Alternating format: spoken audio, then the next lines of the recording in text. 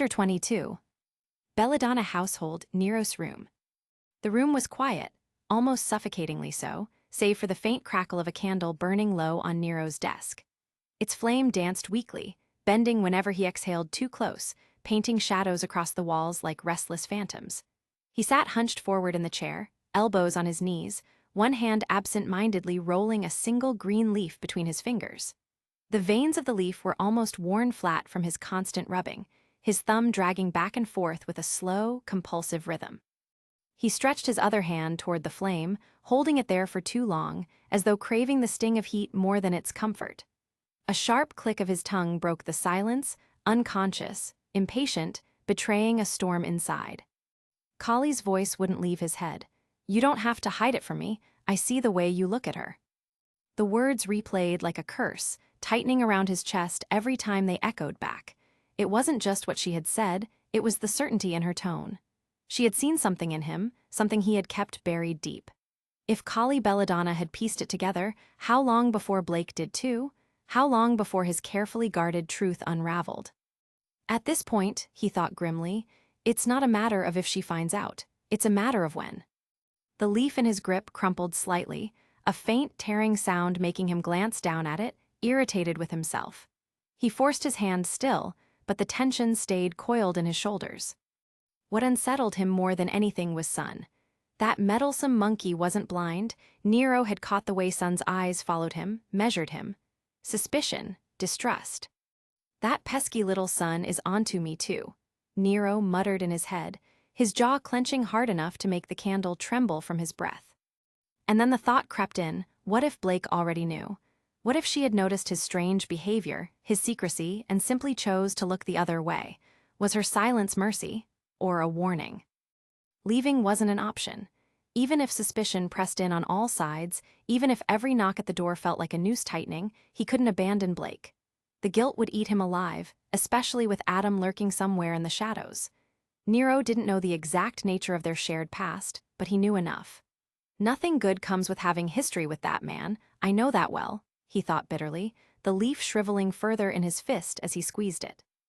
And then came Ilya, always watching, always judging. Who was she really to Blake, and why did her presence needle at him so badly?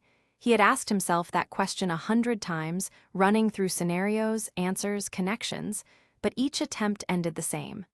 Nothing, only silence. "I could ask Blake," he admitted inwardly, "but she'll dodge like always." A sudden knock shattered his thoughts. The sound reverberated through the room, louder than it should have been, rattling the candle wax. Nero froze, then ground his teeth, irritation flaring white-hot.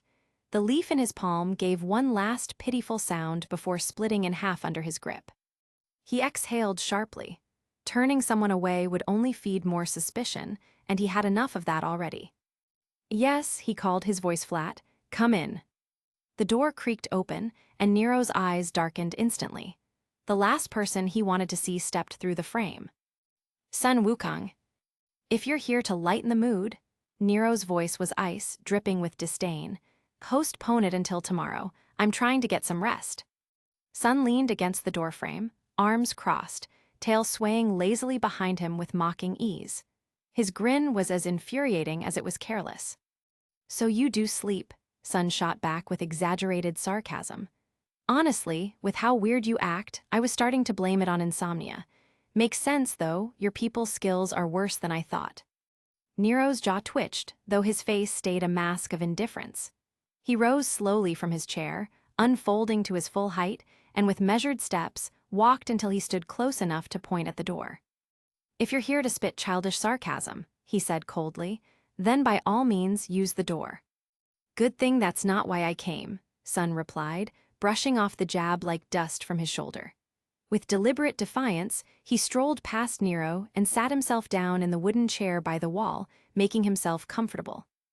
Outside in the hallway, Blake padded quietly past with a glass of water in her hands. She stopped dead in her tracks when voices carried through the slightly open door. At first, she moved to intervene, but then Sun's tone sharpened and her steps faltered. She stayed, hesitating, her ears twitching toward the sound. Inside, Sun leaned forward in his chair, his grin fading to something harder. "Why exactly are you here, Nero?" Nero's stare was flat, unreadable. You and I both know you're secretive, Sun pressed, his voice lowering, and the only one who knows those secrets is you. Silence. Nero's arms crossed over his chest, the candlelight etching sharp shadows across his stern expression. Sun smirked. So you sneak into the Belladonna house, act like a ghost, and we're just supposed to believe you're harmless. Please, you're about as trustworthy as a snake in a rabbit den. Nero's lips twitched into something that might have been a smile, though it held no humor. Secrets? Really? You came all the way to my room in the dark of night to gossip like a little girl. That one hit, but Sun didn't back down. He stood, closing the distance, eyes locked with Nero's. The tension between them was palpable, thick enough that Blake outside gripped her glass tighter. And you, Sun said sharply, jabbing a finger toward Nero's chest, are the last person I want around Blake. Blake's eyes widened in the hall. Nero arched a brow, his posture easing mockingly, unfolding his arms. And who exactly made you the authority? You're not her father, not her mother, not her brother. He ticked them off on his fingers, deliberately slow, until he finally smirked. Not even her sister. Sun's fists clenched. You're nothing, Nero finished. Check again, Sun shot back, his voice rising. Because I am her closest friend right now, closer than you'll ever be. That stripped the smirk clean off Nero's face. His expression hardened, eyes narrowing. Do you want to know why? Sun pressed, his voice burning hotter now. Because you're secretive, you're untrustworthy, suspicious. Who's to say you're not just another white fang spy, like the one you beat up the other night? The air between them sparked with hostility. Nero's face betrayed nothing, but inside he seethed. This bastard is trying to push me over the edge. He forced his breathing steady, though his fists itched to strike. What's your angle here, Sun? Nero asked finally, voice low. Is this about Blake's safety, or is it jealousy? The word hit like a blade. Blake's breath caught outside the door. Sun scoffed, but it came out harsher than he intended. Jealous of you. Nero tilted his head, nodding once, deliberate. Sun barked a laugh. Please, don't flatter yourself. He stepped closer, nose to nose now. But since we're on the subject, tell me straight, do you like Blake? Nero's composure cracked. His eyes widened ever so slightly, a rare tell, but enough for Sun to notice. I heard you talking with Mrs. Belladonna, Sun pressed, his words now knives. Blake's knees nearly buckled in the hallway. She clutched her glass of water so tightly she thought it might shatter. Sun, don't push him, Blake said in her mind, but that didn't suppress the amount of worry she felt. Nero froze, time stretched thin, every second dragging like an hour. His silence said more than denial ever could. I knew it, Sun said coldly. If you don't like her, then why are you here? Nero's eyes sharpened, the mask snapping back into place. His voice was calm, but it carried the weight of a threat. I never said I didn't. Sun's breath hitched, anger flashing across his face. What? The words had barely left Nero's lips before Sun's composure snapped. He glared at him, chest heaving, the realization dawning with fury. Competition, that's what this was. Without another word, Sun spun on his heel and stormed out, the door slamming so hard the candle's flame nearly died. Blake darted back into the shadows of the hall, hiding herself just in time as Sun passed, his footsteps echoing like gunshots on the floorboards. Her hands shook violently around the glass of water, threatening to spill. Her wide eyes shimmered in the dark, and she clamped her free hand over her mouth to silence her ragged breathing. What is going on? She thought, her heart hammering. Inside, Nero shut the door slowly, his face stone but his hands trembling with restrained rage. He looked down at the crumpled leaf in his palm, nothing but torn veins and dust now, then summoned a brief flare of heat through his gloves. The fragments incinerated instantly, curling into ash. He stared at the small pile on the desk, his reflection flickering in the candle's flame. Ash scattered and weightless, just like the trust I've left in ruins. Patch Sheriff's Office, morning. Patch's sheriff's office was no grand fortress of law, just a squat, two-story building tucked on the edge of the town square, its walls a patchwork of pale stone and weathered timber. The creak of its front porch echoed with every step of passing boots, and the faint clang of the old bell over the door sang out whenever it swung open.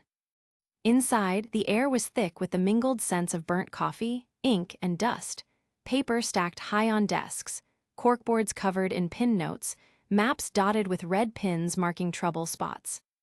Deputies moved with a kind of lethargic rhythm, shuffling reports, muttering over witness statements, the calm of a slow morning in a quiet town. That calm shattered the moment Taeyang Xiaolong walked in. He carried the heavy crate in his arms like it was a sack of grain, but the set of his jaw and the hard fire behind his eyes made it clear this wasn't just another errand. His boots struck the wooden floor in sharp, deliberate thuds, drawing the attention of half the room before he even reached the front desk.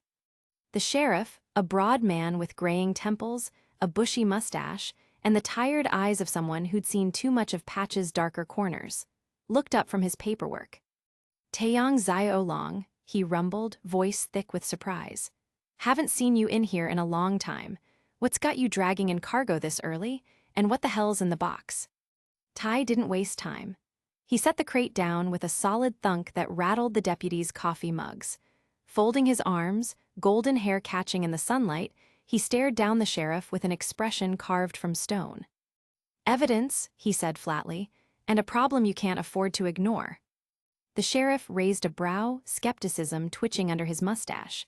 But when Tai pried the lid off, the casual air in the room collapsed. Inside, iron shackles still caked with grit, blindfolds neatly coiled, coarse ropes tied into practiced knots, and cloudy glass vials that seemed to hum with something wrong, something chemical and sharp. The deputies crowded closer. One muttered a curse low under his breath. Another instinctively stepped back, as though afraid the contents might reach out and grab him.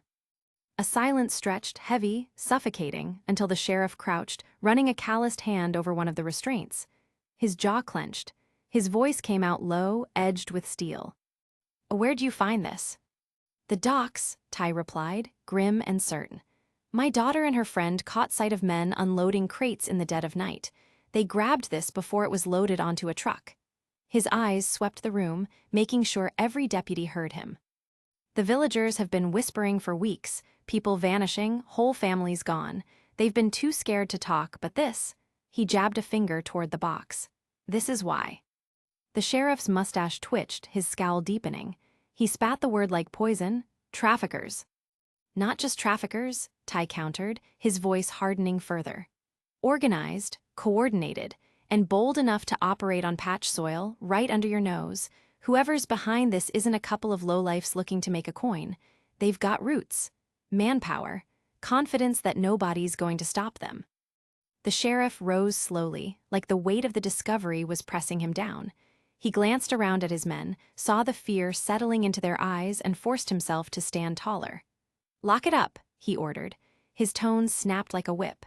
"Evidence room, now. No one touches it without my approval." Two deputies moved quickly, as though afraid lingering near the crate any longer might stain them. They carried it out like it was explosive, their shoulders stiff, their knuckles white.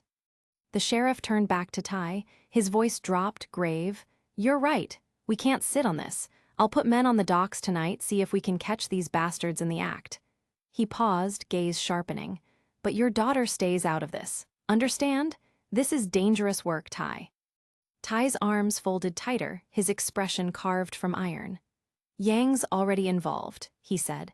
"She and Davy found that crate, and they know the docks better than anyone right now. You want results? You'll need every pair of eyes you can get." A muscle in the sheriff's jaw ticked. Everything in him screamed to shut Tai down, to keep kids out of a fight that belonged to professionals. But the look Tai gave him, unyielding, fierce, the look of a father who knew his daughter would walk into fire whether he allowed it or not, stopped him cold. Finally, after a long beat, the sheriff grunted. "Fine, but shadows only. They keep their distance, no heroics. If things get ugly, they fall back. I won't have children's blood on my conscience." Tai gave a single, deliberate nod. "Fair enough, just be ready. These men won't go down easy." The sheriff extended his hand, rough and scarred. "Then we meet them head-on. Tonight, we put an end to this." Tai took his hand, the shake firm, weighty. For a moment, it felt like steel locking into place. Two men, both fathers, both unwilling to let monsters prey on their home.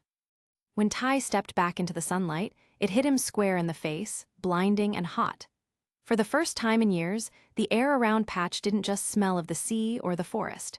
It smelled of war. And this time, it wasn't Grimm. Patch Talong house, backyard training grounds. The afternoon sun dipped low, painting the grass in a soft gold. Yang sat cross-legged in the backyard, absent-mindedly running her fingers through Zway's fur. The little corgi's tail wagged happily, tongue lolling, oblivious to the storm brewing in his owner's head. But Yang wasn't at peace. Her fists clenched the grass beneath her fingers, then relaxed. Over and over, her mind replayed that moment in the alley, the warmth, the pressure, the surprise, that kiss. It hadn't felt like a cover, not to her. It had been too full, too intentional. And if there was one thing Yang Xiao long hated, it was not knowing where she stood. Was it a trick, a distraction, or was he actually? Her thoughts cut off at the sound of footsteps, steady and familiar. Even before he rounded the corner, she knew.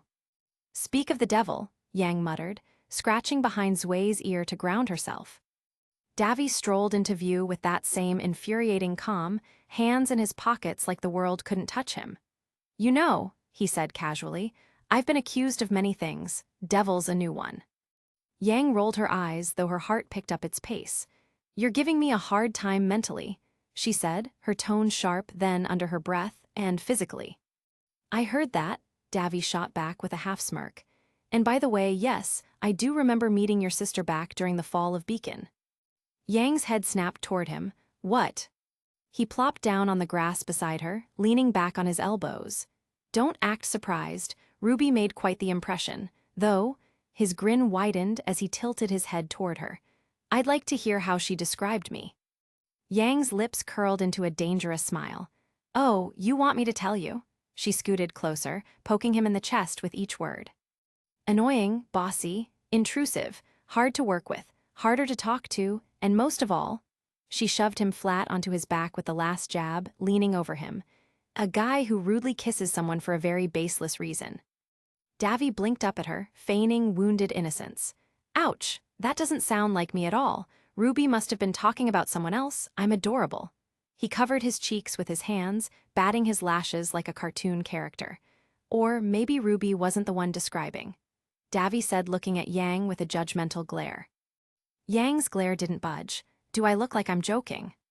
He sighed, sitting up and brushing grass from his shirt. Okay, I get it. But why are you so upset? We've already been over this, why drag it out? He shot her a pleading look. Can't we just let yesterday's problem stay yesterday's problem? Yang's voice dropped low, steady. You don't get it. Davy groaned, throwing his hands in the air. Is it because it was your first kiss or something? The silence that followed was deafening. Zway tilted his head, whining softly. Davy's eyes widened. Wait, you mean, oh no. Yang's stare darkened, her lilac eyes burning like twin flames. Okay. Davy held his hands up in surrender, leaning away from her glare. Look, I'm sorry, all right? I wasn't thinking. It was reckless. Stupid. Totally my bad. Yang said nothing, watching him squirm. He scratched the back of his neck, muttering, besides, since we don't have feelings for each other, it means nothing. Just one kiss. Won't happen again. Then his tone shifted, mischievous and probing, as he leaned closer. Unless, his finger pointed straight at her chest, you do have feelings for me. That was the last straw. Yang's fist whipped out faster than lightning, connecting squarely with his jaw. Her fist cracked against his jaw, sending a sharp jolt through the air, the sound cutting through the backyard like thunder. Davy yelped as he toppled backward, sprawled out flat on the grass, hands clutching his face. Yang stood over him, finally smiling, rolling her shoulders loose. Ah, been wanting to do that since yesterday. Davy groaned, muffled through his palms. Sure, anything that helps you through this rough phase of yours. He peeked at her with one eye, jaw throbbing. You know, you hit harder when you're flustered. Yang smirked down at him, hands on her hips. And you talk too much when you should shut up. Zway barked once, wagging his tail as if he agreed with her, and Davy looked at him sternly. Even you too, Zway. Yang just stared at Zway and Davy, but her smirk faltered. No matter how hard she tried to shove it away, one question burned louder than the rest. Had he really meant it? The thought clawed its way back, hotter than her temper. Was it like he said, just a kiss? Or had the feelings she felt during the kiss just her imagination fooling her? Dunshari, a small village in Vacuo night. The room was suffocating. Not from heat, Vacuo nights were cold, the desert air seeping through cracks in the clay walls, but from the silence pressing against Alice's ears. Her heart drummed, her jaw clenched so tight she thought her teeth might crack. Where was this picture taken? The venom in her voice was sharp enough to draw blood. The old couple flinched at the sound. "Look, young woman," the grandmother stammered, her hands fluttering nervously over her apron. Her lips tried to form a calm smile, but it quivered and died on her face. "Yes, please, dear," the grandfather added, though his voice was gravel and worry. He motioned stiffly toward the sofa, his every movement weighed with caution, as if he feared she might shatter at any second or explode. "There's no need for hostility. Sit. We can discuss this properly." Alice didn't move at first, her golden eyes locked on them like twin blades. But then, slowly, she stalked toward the sofa, her boots making soft thuds against the floorboards. She sat, rigid as stone, her hand white-knuckled around the photograph. The grandmother retreated only to return almost instantly with a tray, the porcelain cups rattling faintly against one another from her trembling grip. The kettle hissed faintly, releasing the scent of herbs, warm, calming to most. To Alice, it was suffocating. The cups were set down, tea poured. The old woman pushed one toward Alice, her hands shaking. "Please," she whispered, "drink." Alice didn't so much as glance at it. "Don't stall," she said coldly. "Tell me where this picture was taken." The grandfather lowered himself into his chair across from her, his bones creaking as if the very weight of the conversation had aged him further. His lined face looked heavy under the lantern's glow, but there was a sharpness in his eyes, a wariness honed over years of silence. "You must understand," he began slowly, "this isn't a story we share lightly." Alice snapped forward, slamming the photo against the low table. The wood groaned beneath the blow, tea sloshing in its cup. Her voice was a knife. "I don't care how lightly you share it. Stop dancing around and tell me." The grandmother's lips pressed thin. She exchanged a long, hesitant look with her husband. Then, folding her trembling hands in her lap, she whispered words that hit Alice like a bullet to the chest. "The woman in that photo, she is our daughter." The world tilted. Alice's lungs locked, her throat closing as she stared at them, at the trembling lines in their faces, at the photograph on the table. "Your daughter," her voice was barely a breath. The man gave a single, firm nod. "Yes, our only child, we lost her many years ago." Alice's grip tightened on the photo until the edges bent. Her chest burned. Her voice was raw when it forced its way out. "And the house, the study in the background, whose was it?" The grandmother's bitterness seeped through the cracks of her trembling voice. "It wasn't ours. It belonged to a man, a so-called friend." The word dripped with venom. The grandfather leaned forward now, elbows on his knees, his fingers lacing together tightly. "We never approved of him. He was dangerous, controlling. We told her to stay away again and again, but she didn't listen." His gaze fell to the floor, shadows deepening across his face. She chose him. Alice's pulse thundered in her ears. Her father's study, her mother's face. Puzzle pieces fell too fast, too sharp. They cut her as they locked into place.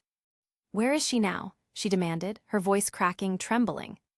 The silence that followed was worse than any denial. The old woman lowered her gaze, tears clinging to her lashes. We don't know," she whispered. "After she left with him, she never came back. That picture is the last piece of her we have."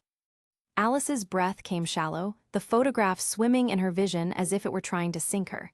She had proof. She had connection. She had nothing. Her voice dropped, ragged, softer, but no less fierce. "What was his name?" The air itself seemed to freeze. The lantern flame flickered, elongating their shadows until they stretched like phantoms across the walls. The grandmother's lips pressed shut. The grandfather's jaw worked, grinding as if chewing on broken glass.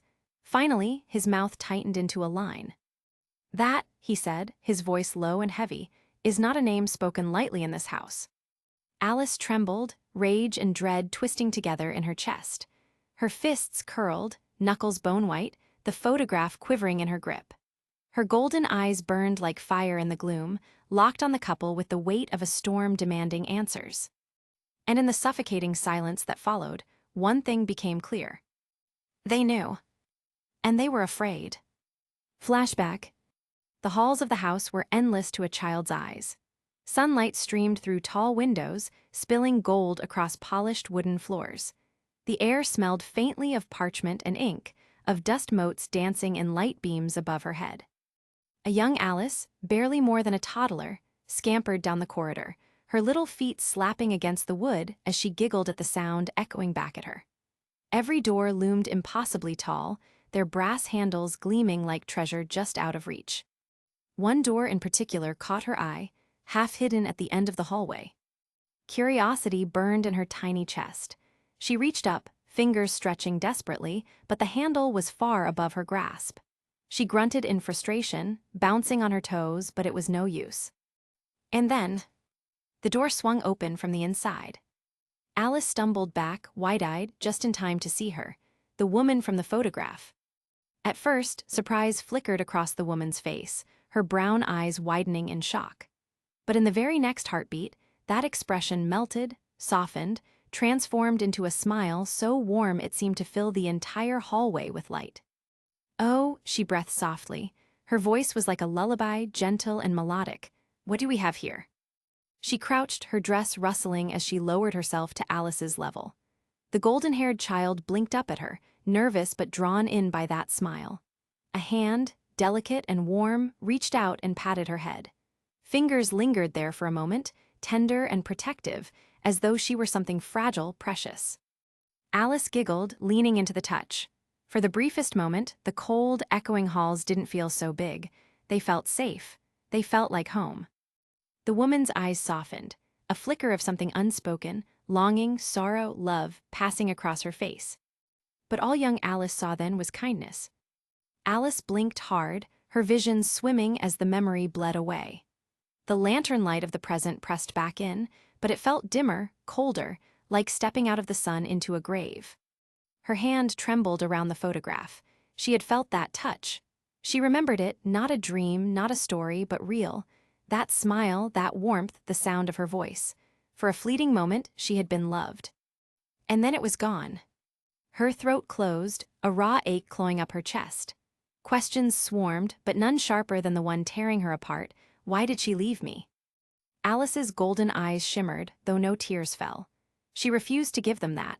Instead, her jaw locked, her lips pressing into a thin, unyielding line. The old couple sat across from her, silent and afraid, their tea untouched. They were watching her, measuring her reaction, perhaps dreading it. She leaned back slowly, shoulders tense, the photograph quivering as she stared down at it. Her mother's face smiled up at her, forever frozen in that moment of warmth Alice could no longer trust. Her voice, when it came, was a whisper sharpened to a blade. "She touched me, she knew me. Don't you dare tell me that was the last piece you have of her." Atlas, SCHNE Manor. WSS Room. The wind outside howled against the frosted windows, rattling the panes like a caged beast desperate to be free. Inside, Weiss sat alone in the center of her immaculate room, the silence thick around her. Mia Tenester was planted firmly in the polished marble floor, its blade glowing faintly as glyphs shimmered outward in a careful, deliberate circle. Weiss's breathing was slow, steady, her eyes narrowed in focus.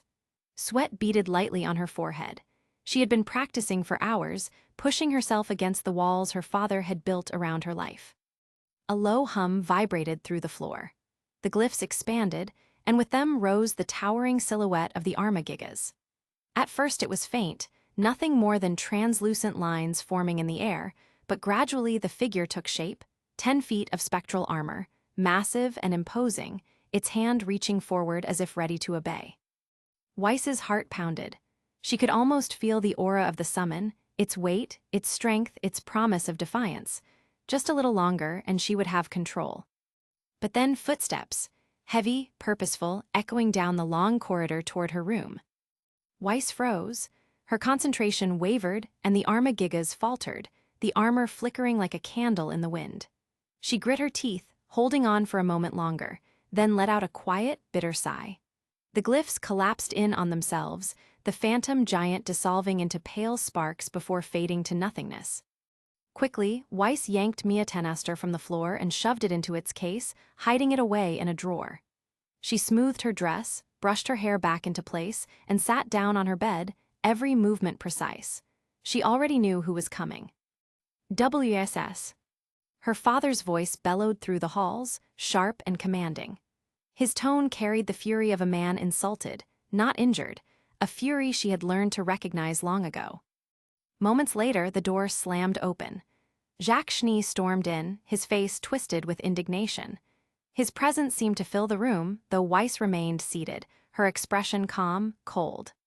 "You could at least knock, father," she said, her tone flat as steel. He ignored the remark, marching straight up to her, his finger stabbing the air inches from her face. "You, child, are becoming a handful," he spat, his voice reverberating off the walls. Weiss didn't flinch. "Am I? Do you have any idea how much your little display just cost me?" Jacques thundered, his composure unraveling with each word. "And I'm not just speaking of Leon, though you've wasted plenty of that too." "My display?" Weiss arched a brow, her icy blue eyes locking on his with unyielding disdain. "Do you mean my refusal to let you parade me around like some trained pet?" Jacques' jaw clenched, his face reddening. "Your stunt put a dent in the Schnee name." "The name you married into," Weiss cut in smoothly, her tone like a blade drawn across glass. Jacques froze for the briefest second before his face hardened further. "Watch your mouth, child," he hissed. "You've been erratic, insolent, this rebellion of yours, it doesn't become you. It seems even after Beacon's fall you've learned nothing." At the mention of Beacon, Weiss's composure cracked. Her breath hitched, her eyes widening. For a heartbeat, she was back there, in the chaos, the screaming, the flames. The memory tore into her like a blade, and Jacques smiled faintly, seeing her weakness. "I knew I never should have let you go to that damn school," Jacques said, his voice dripping with self-satisfaction. "It filled your head with nonsense, independence, ideals, friendship." "Just the thought of such things make my blood boil," Jacques said, clearly mocking Weiss. "You are a Schnee, and Schnees don't concern themselves with such petty behaviors." Weiss's hands trembled in her lap, her nails biting into her skin as she struggled to contain the fire boiling in her chest. "This behavior is unbefitting of you," Jacques continued, his voice lowering but no less cruel. "And I hope, Weiss, that now you see why you were stripped of your title. Your brother is the heir this family needs. You are a liability." He turned sharply on his heel, his footsteps heavy as he strode toward the door. "Perhaps one day you will come to accept your place." The door slammed shut behind him. Weiss sat frozen on her bed, the silence crashing down around her like ice. She remembered the slap he gave her, but this pain went deeper, heavier. She pressed her hands to her knees, trembling, not with fear, but with rage. Her father's words replayed in her head, cutting deeper with each echo. Liability, erratic, unworthy. And then, as the storm outside wailed against the windows, Weiss whispered to herself, her voice firm, final. "I've had enough, I'm leaving." Her eyes fell to the drawer where Mia Tenester rested, and the image of the fading Arma Gigas lingered in her mind. This time, when she summoned it, she swore it would not vanish. This time, it would fight with her. And she would fight for freedom. Energized, Belladonna House. The warm glow of the full moon spilled through the wooden slats of the Belladonna porch, bathing everything in a warm, bittersweet light. Cicadas hummed softly in the distance, blending with the rhythmic crash of waves against Menageries' shore. Blake and Son sat across from each other, their tea untouched, the silence heavy yet familiar. "You know, I miss the old days," Son finally said, his voice casual but touched with a rare gravity. His eyes lingered on the fading horizon as if trying to capture a time long past. Back before all this being hunted, chased, and dragged into white fang messes. Blake's ears twitched, though her gaze remained downcast. "Me too," she murmured, almost to herself, her fingers curled into fists on her knees. "Not a day goes by that I don't think of RWBY. Weiss," she faltered, her throat tightening. There was one name she hadn't dared to say aloud in months. Her lips trembled. Yang. The single word hung heavy in the air, more painful than any silence. She took a deep, shaky breath, and for a moment the mask of composure cracked, revealing the guilt buried beneath. Sun glanced at her, his usual grin replaced with something softer, more serious. You know, Blake, I bet she's doing well. Yang's tough, tougher than most people give her credit for. Blake's jaw clenched. That doesn't change the fact that I left. Her voice wavered, edged with shame. I ran away like a coward, when they needed me most. Blake, Sun's tone carried both frustration and care. He leaned forward, resting his elbows on his knees, searching her face. You've got to stop beating yourself up over this. You can't keep punishing yourself forever. He reached out, tentatively, resting a hand on her shoulder. Honestly, I have no doubt Yang would protect you again, without hesitation. Blake shook her head, shutting her eyes tight as if to block out the comfort. You don't get it, Sun. Her voice rose, sharp with agitation. I wasn't protecting anyone. I was running away. I abandoned them. You're wrong, Sun shot back, his voice more firm now, not giving her the chance to sink deeper into self-loathing. Don't say that about yourself. Don't drag yourself down and push others away when they're trying to help. That's not fair to them or to you. Blake opened her mouth to protest, but Sun didn't let her. He leaned in closer, his golden eyes burning with sincerity. You can't make choices for other people, Blake. Yang chose to fight for you. RWBY chose to trust you. Weiss chose to stand with you. That means something. You've got to let people in. Because we care for you, whether you want us to or not. Blake's breath hitched. She turned away, her throat tight, emotions threatening to spill over. For the first time in a long while, she almost let herself believe his words. Almost. Then she froze. Out of the corner of her eye, she caught it, a figure standing in the shadows of the marketplace across from the Belladonna home. A slim build, perfectly still, the glint of amber eyes just visible beneath a white fang mask. The sight sent a jolt through her chest like a blade of ice. Azealia. Her voice was barely above a whisper, but it carried enough venom and pain to shatter the fragile moment. In one fluid motion, Blake shot to her feet, Gamble's shroud flashing into her hand with practiced precision. Without hesitation, she vaulted over the low railing of the porch, landing light on her feet among the plants below. Blake, wait, Sun shouted, instantly in motion. He spun his staff into position and leapt down after her, his movements quick and agile, dust-charged energy already sparking at his weapon's tips. The girl in the mask darted away, weaving effortlessly through the narrow alleys and scattered stalls of menagerie. For a fleeting instant, Blake saw her hesitation, the way Ilya lingered just long enough for Blake to see her, to know it was her, before vanishing into the gathering shadows. Blake's heart pounded, fury and heartbreak colliding as she gave chase. The sound of Sun's footsteps echoed behind her, his presence steady, unyielding. The warm light of the golden hour bled into the encroaching night, as if the world itself was holding its breath for the confrontation to come. The fight Belladonna House. Ilya darted across the walls like liquid shadow, her body blending into the wood and stone with seamless shifts of color. The faint glint of her whip flashed, then disappeared again into the dark. Blake's ears twitched sharply, her eyes sweeping the room, but Ilya was fast, too fast. Come out and fight fair, Sun shouted, frustration rising as he spun his staff to keep his guard up. A whip lashed out from nowhere. It coiled around his side mid-spin and discharged in a crackling surge of electricity. Sun's body convulsed violently before he was hurled back against the wall, dust scattering as his back struck wood. Sun, Blake's cry was sharp with panic. Ilya landed between them, whip in hand, electricity humming with every subtle twitch of her wrist. Her mask caught the dim light, but her burning amber eyes were exposed, fixed, unyielding, and filled with bitterness. You don't belong here, Ilya spat, her voice trembling with fury. Neither of you, you think running away made you better than us, Blake, that it absolves you. Blake's chest tightened at the words. She lunged forward, Gamble's shroud flashing in a deadly arc. Her strikes were fluid and precise, each swing aimed not to kill but to break through Ilya's defenses. Ilya countered, her whip crackling as it met the blade, sparks dancing in the air with every impact.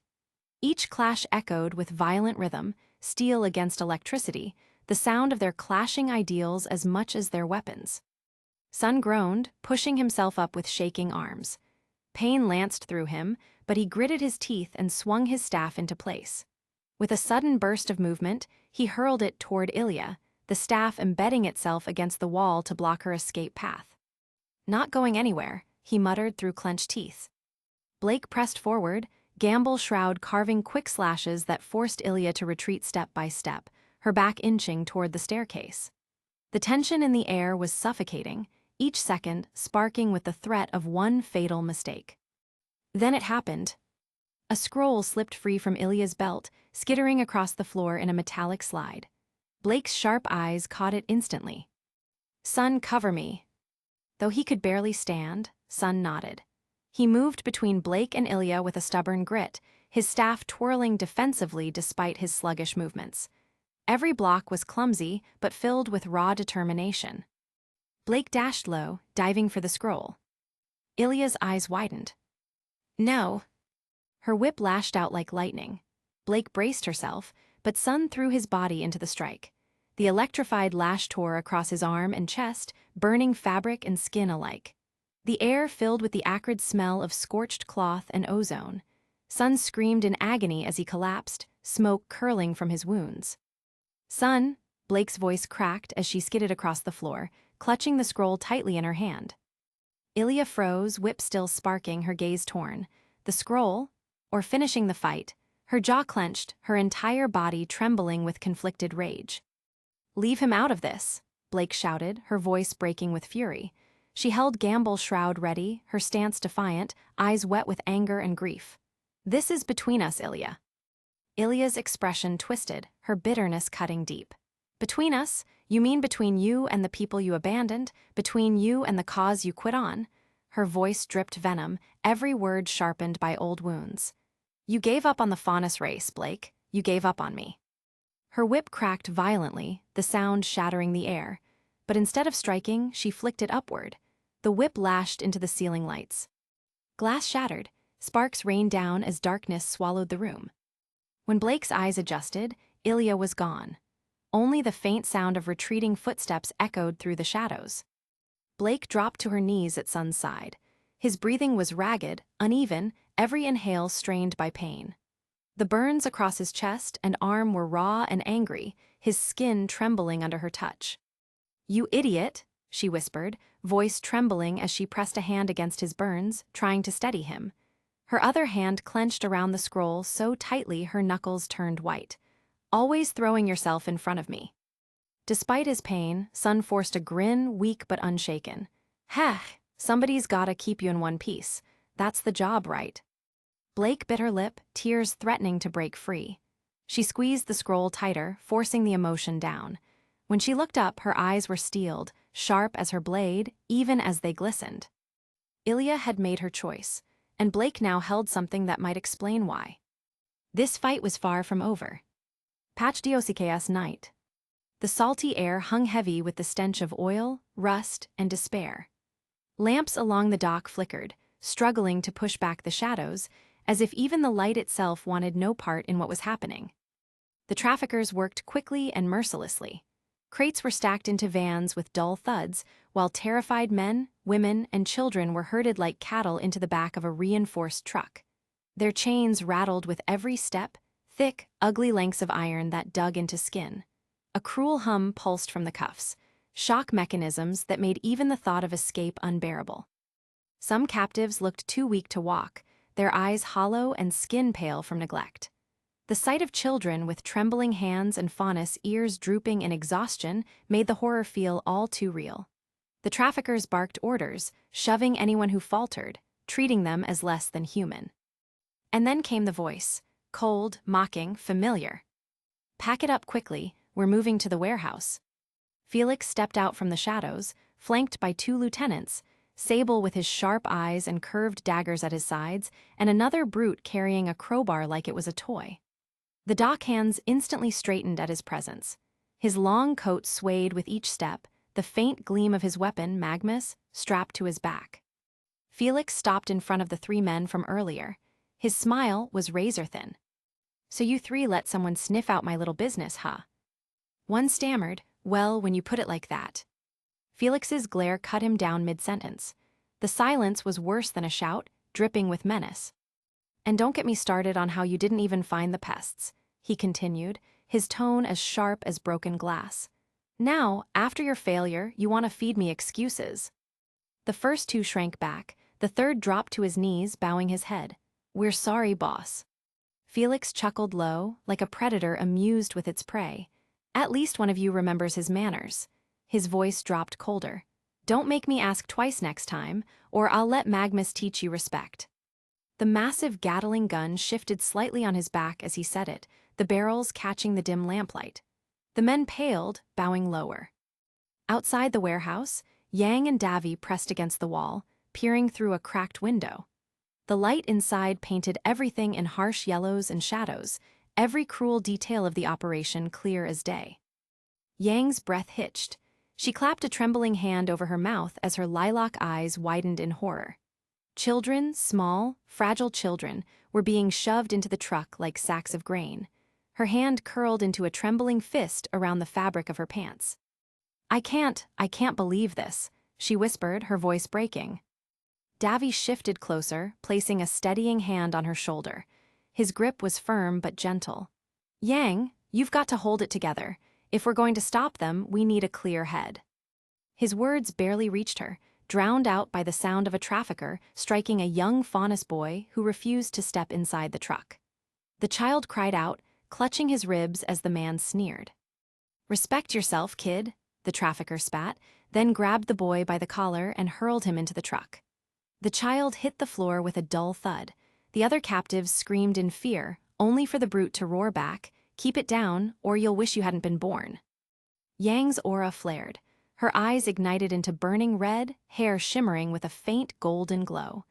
The urge to smash through the glass surged through her veins like fire. She pulled her fist back. But Davy grabbed her wrist and pulled her back. "Yang, stop." Her eyes locked onto his, wild and furious, trembling with rage. "Deep breaths," he urged, holding her steady. His tone was calm, commanding, but not unkind. She bit down hard, the glow in her eyes dimming back to lilac. "Deep breaths, Davy, now isn't the time for breathing. People are suffering in there." "And if we charge in blind, more will suffer," he shot back, his voice low but sharp. "We wait for the sheriff, reinforcements. We need to be smart about this." Yang shook her head, her voice trembling with fury. "And when will that be, huh? When another child gets beaten? When someone dies?" She jabbed a finger at the window. "You know as well as I do, the mayor's been turning a blind eye. Who says the police are even coming?" The raw truth in her words hit Davy like a stone. He exhaled slowly, eyes narrowing. "Damn it, you're right." He looked back through the window and froze. His heart sank, his fists clenched. Felix." Yang glanced at him, confused. "What about him?" "That's Felix," Davy said, his voice low and bitter. "I've fought him before, and last time, during the fall of Beacon, I left him unconscious in the chaos. I'm surprised he's even standing." Yang cracked her fists together, fire blazing back into her voice. "Then he'll be easier to knock down again." Davy shook his head. "No, you don't understand. He's dangerous. Smarter than he looks, if he's running this." His words trailed as the weight of it settled in. Inside, another cry rang out as a trafficker shoved a woman too roughly into the truck. Yang's eyes glowed red again, her aura surging like a storm barely contained. "That's it," she growled. "I'm done waiting." Davy's own energy flared to life. He drew Imperial Blade, the weapon humming as arcs of crackling energy gathered along its edge. His jaw set, his gaze locking on Felix. "As much as I hate to say it, you're right, we can't let this stand." He tightened his grip on the blade. The air around him thrummed with power. "Let's get them." Without hesitation, Davy smashed the window with the flat of his sword, glass shattering across the floor below. He vaulted through, landing in a crouch. Energy rippled along Imperial Blade, a warning hum that silenced the room for a heartbeat. Yang followed, gauntlets snapping into place with a metallic shunk. Her fists glowed faintly in the low light. Davy straightened, his voice calm but carrying like thunder. "There's no easy way to say this, but you just ordered a beating from the two of us." Yang smirked, her red eyes burning. "And trust me, you're not ready." The warehouse erupted into chaos. Thugs surged forward, weapons flashing, pipes, knives, clubs raised high. Yang roared, punching the floor with a gauntleted fist. The shockwave blasted through the nearest crowd, hurling men backward like rag dolls. She snatched a swinging chain from above, swinging it in a wide arc that slammed 3 traffickers against a stack of crates, wood splintering on impact. Davy wove through the opening, imperial blade gleaming. He kicked over a crate to block 2 attackers, then drove the weapon into the concrete with a sharp thrust. Blue-white energy rippled outward in a shockwave that leapt through the iron chains strewn across the floor. Sparks erupted, racing up the metal links, and one thug screamed as the charge tore through his chest, dropping him twitching to the ground. "Consider yourself discharged," Davy muttered, yanking his blade free. A man lunged at him with a crowbar. Davy twisted, pressing the steel flat against imperial blade. The instant the metals touched, he pulsed raw energy into the crowbar. The shock flung the trafficker backward, smoking, into a stack of barrels. Yang slammed her fist into another's gut, grabbed his collar, and headbutted him so hard he crumpled. She laughed breathlessly. "Energy plus idiots with metal weapons? That's cheating." "That's efficiency," Davy corrected, slashing another chain loose. The hook swung down like a pendulum, flattening 2 men beneath it. The traffickers tried to rally, but the warehouse itself became a weapon against them. Yang used crates as shields and battering rams, smashing heads against wooden lids and shoving men inside before sealing them in. Davy turned every chain, nail, and scrap of steel into conduits of lightning, weaving through the brawl like a storm given form. But then the air shifted. A deep whir rolled through the warehouse. The traffickers stilled, retreating instinctively as Felix strode into the open, Magnus clutched against his chest. Its barrels spun with an eager growl, light glinting off its steel fangs. Beside him, Sable emerged from the shadows, whip uncoiled, her eyes bright and predatory. Felix's voice was a growl. "You just don't know when to stay dead, Davy." He pulled the trigger. Magnus roared. The world became thunder and fire. Bullets tore through crates, splinters erupting in clouds. Chains snapped, barrels burst. Yang dove behind cover, Ember Celica raised to shield her face as rounds ricocheted.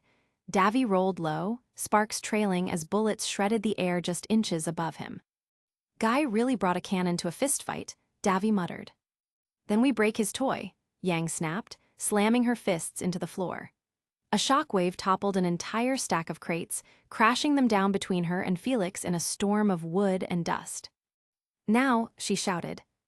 Davy darted through the smoke, thrusting Imperial Blade into a pulley overhead. Energy surged, glowing chains snapping white-hot before crashing down. Felix's men scattered, some crushed beneath the rain of molten iron. But Felix only sneered. He nodded once to Sable. Her whip lashed out with a crack, smashing a lantern overhead. Felix's semblance pulsed like a wave through the building. One by one, lanterns dimmed, their flames snuffed, plunging the warehouse into choking darkness. Only the moonlight through broken windows remained. Yang's fists sparked, firelight from Ember Celica spilling faint orange against her face. Cowards hiding in the dark. "Correction," Davy said softly, his blade glowing faint blue. "Predators." Felix's laughter echoed in the shadows, low and cruel. Then Magnus roared again, muzzle flashes sparking through the dark like lightning from hell. Sable's whip cracked against the ground, forcing Yang and Davy to scatter deeper into the gloom. By the time the gunfire ceased, the back doors were wide open. Felix and Sable's silhouettes slipped into the woods, vanishing into the black. And then... sirens. Red and blue lights spilled through the shattered windows, sirens wailing across the docks. The pounding of boots shook the floor as patch police stormed the building, shouting orders. "Hands up, drop your weapons." Panic broke the traffickers' ranks. Men dropped their pipes and knives, raising trembling hands as officers swarmed, slamming them into the ground and zip-tying wrists. "Clear the building," a sergeant barked. Yang and Davy crouched behind a shattered crate. A deputy's flashlight found them. "You too, hold it right there." Yang's eyes flashed red as she grabbed Davy by the wrist. "Not now, Felix is getting away." Davy's grin was sharp, wild, the hum of Imperial Blade still hot in his grip. "Then let's hunt." Together, they bolted through the rear doors, vanishing into the tree line. The warehouse fell behind in a storm of sirens and shouting, but the night ahead was darker still, Felix's semblance waiting for them among the woods like a trap. Chani, small village in Vytal. Alice stared at the old couple as though their wrinkled faces were masks hiding some grotesque truth. A hollow, sarcastic laugh escaped her lips, sharp enough to make the old woman flinch.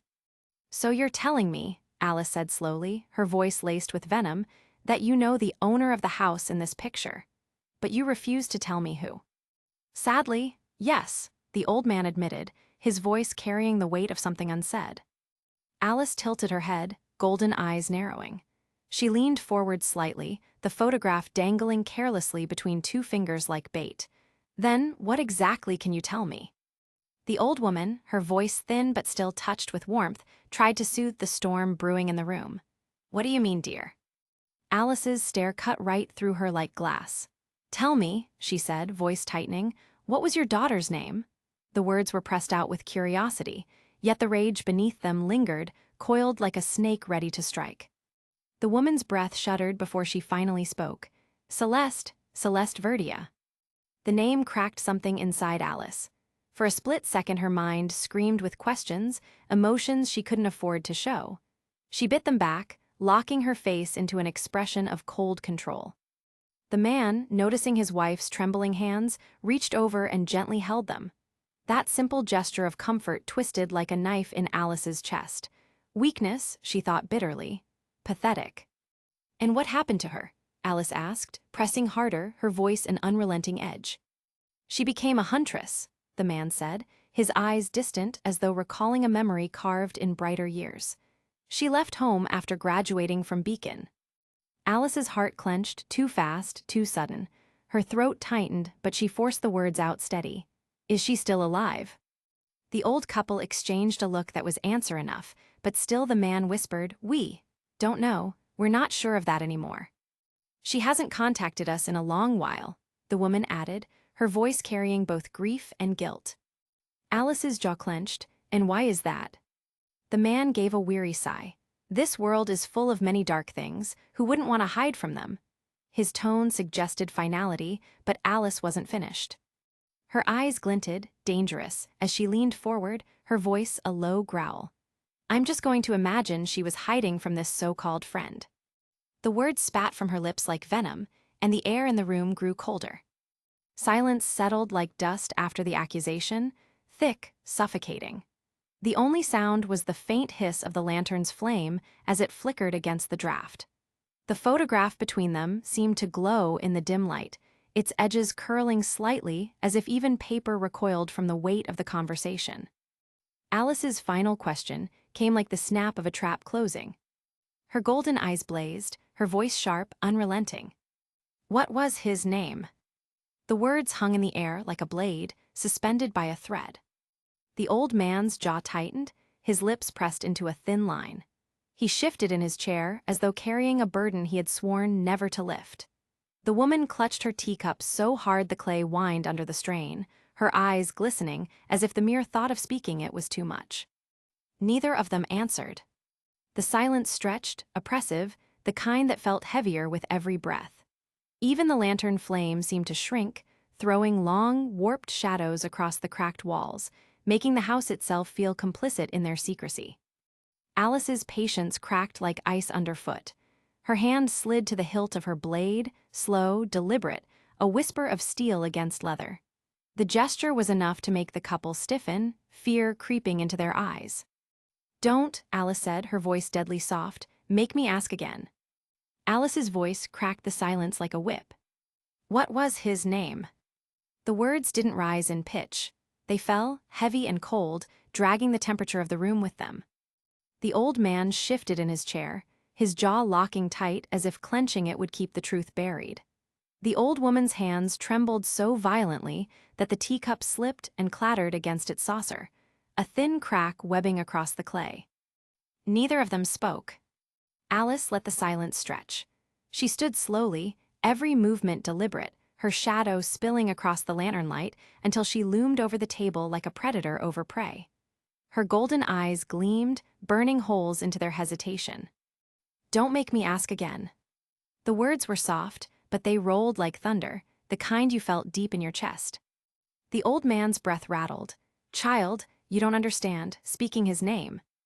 "Don't you dare patronize me," Alice cut in, her tone snapping sharp enough to make the woman flinch. "You think I don't understand? I've lived with his shadow my entire life. I've bled under it." The photograph in her hand quivered as her grip tightened, crumpling the edge. She placed it on the table, not gently, but with a snap of her wrist that rattled the cups again. And then, with a slow exhale, she drew one blade. The steel whispered free of its sheath, and in a single, calculated strike she brought it down flat across the table.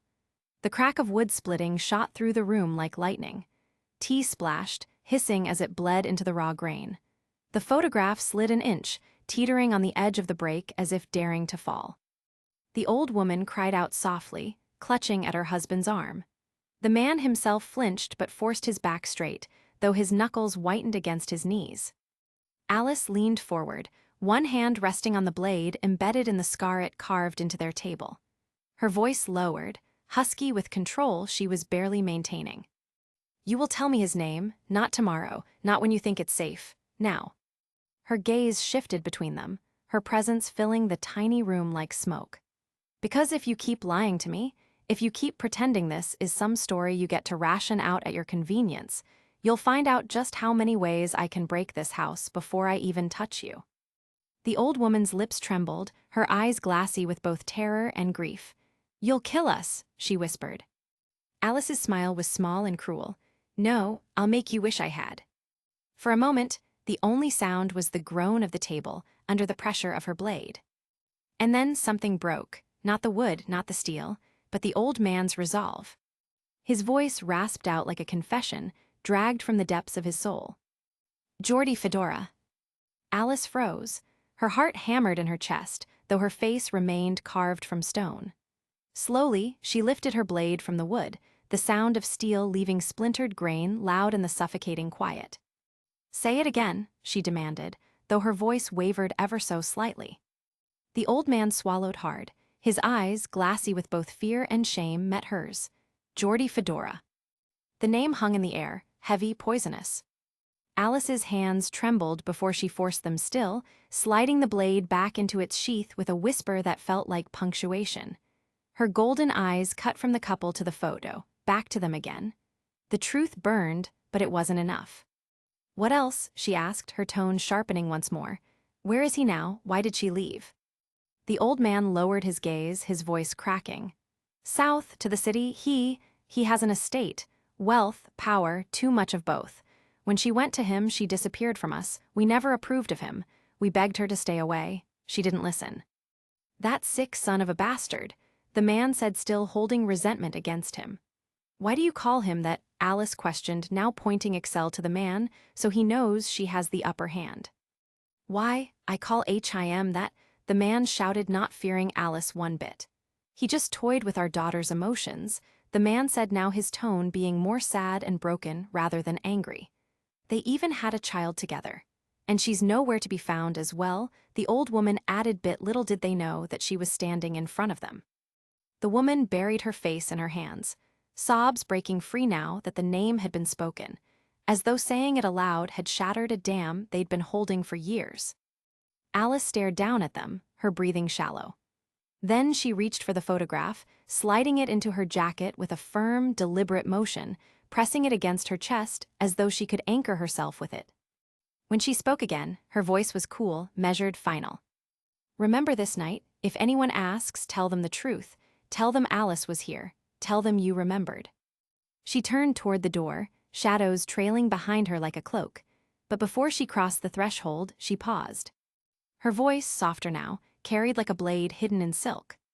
"And by the way," she glanced back, her golden eyes gleaming in the lantern light, "I'm Geordie Fedora's daughter. I'll leave you to figure out the rest." The door closed behind her with a hollow thud.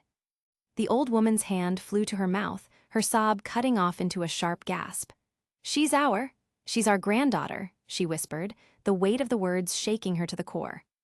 The man sat rigid, his face pale, his eyes fixed on the scar Alice's blade had carved into their table. Neither spoke again. But in their silence, the truth echoed louder than any scream. Chapter 23. Atlas SCHNE Manor. Guest house. Weiss stormed into the dimly lit guest house with an air of purpose. Her heels clicked sharply against the polished marble floor, echoing like the beat of war drums in the suffocating silence. Eden was sprawled on the armchair by the fireplace, shackled by circumstance if not by chains. His sharp green eyes flicked up at her entrance, and his face lit with something halfway between amusement and relief. Whether that brightness came from needing her knowledge of the manor or simply her company was unclear. But his first words made his thoughts lean one way. "Looky who's here," Eden drawled with his usual bite, tossing a half-eaten apple core into the fireplace. Weiss ignored the jab. Her voice was sharp, resolute. "Talk all you want, Eden. I'm leaving this place, and I was wondering if you're coming with me, unless, of course, you're comfortable living as a prisoner, not that it would surprise me." She folded her arms, her tone cutting. "But trust me when I say this, things will only get worse if we stay." Eden's grin sharpened, his chair creaking as he leaned forward. "Finally speaking my language." He tapped his finger against the armrest, as though he'd been waiting for this. "But the real question is, why? Why would the Schnee princess want to run away from her own palace, from Daddy's mansion of marble and lies?" The words hit Weiss like a slap. Her breath caught, a flicker of shock breaking through her composure. But just as quickly, her face hardened like ice. "You're not ready to know," she said coldly, turning to leave. Her heels clicked once, twice. "Wait," Eden's voice was softer, though no less edged. She stopped but didn't turn back. "How?" he asked. "How are we going to do this? These halls are crawling with guards. Every door, every passage watched. And more importantly, where do we go after? Because you know as well as I do, Jacques Schnee doesn't let his property escape without sending wolves on the hunt." Weiss slowly turned, her eyes blazing. "Trust me, I already have that covered." Before she could explain further, the door cracked open. Weiss's heart skipped, her mind racing with the possibility of Jacques or one of his men catching her here. But relief washed over her when Klein slipped inside, balancing a tray of food. "Miss Schnee," Klein's voice wavered, caught between surprise and habit. He set the tray on the table and straightened, his gaze flicking from Weiss to Eden. "Forgive me, but what are you doing here?" "Apparently not giving me space to eat," Eden muttered bluntly, leaning back in his chair. Weiss stepped forward, urgency in her tone. "Klein, I need your help." The butler froze, the words landing heavier than any command. He searched her face, noting the fire there, the resolve. Slowly, his features tightened with quiet determination. He gave the smallest of nods. "Whatever you need, Miss Schnee, I am yours to command." Weiss's chest loosened for the first time that night. For a moment, she looked almost comforted, as if the weight wasn't solely on her shoulders anymore. But Eden, as always, refused to let the moment sit. He waved his hand dramatically. "Right, heartfelt trust, shared glances, beautiful stuff. But can we maybe not plan my jailbreak on an empty stomach? Seriously, I can't eat with this many people watching me." Weiss snapped her head toward him, eyes narrowing. "Was now really the time to run your mouth, Eden?" Yes, it was," Eden replied, smirking. He picked up a piece of bread from the tray as if to prove his point. "Because unlike some of us, I haven't been raised on silver platters and private chefs. I'm starving." Weiss rolled her eyes so hard it almost hurt. Unbelievable. Klein sighed softly, shaking his head at Eden's antics.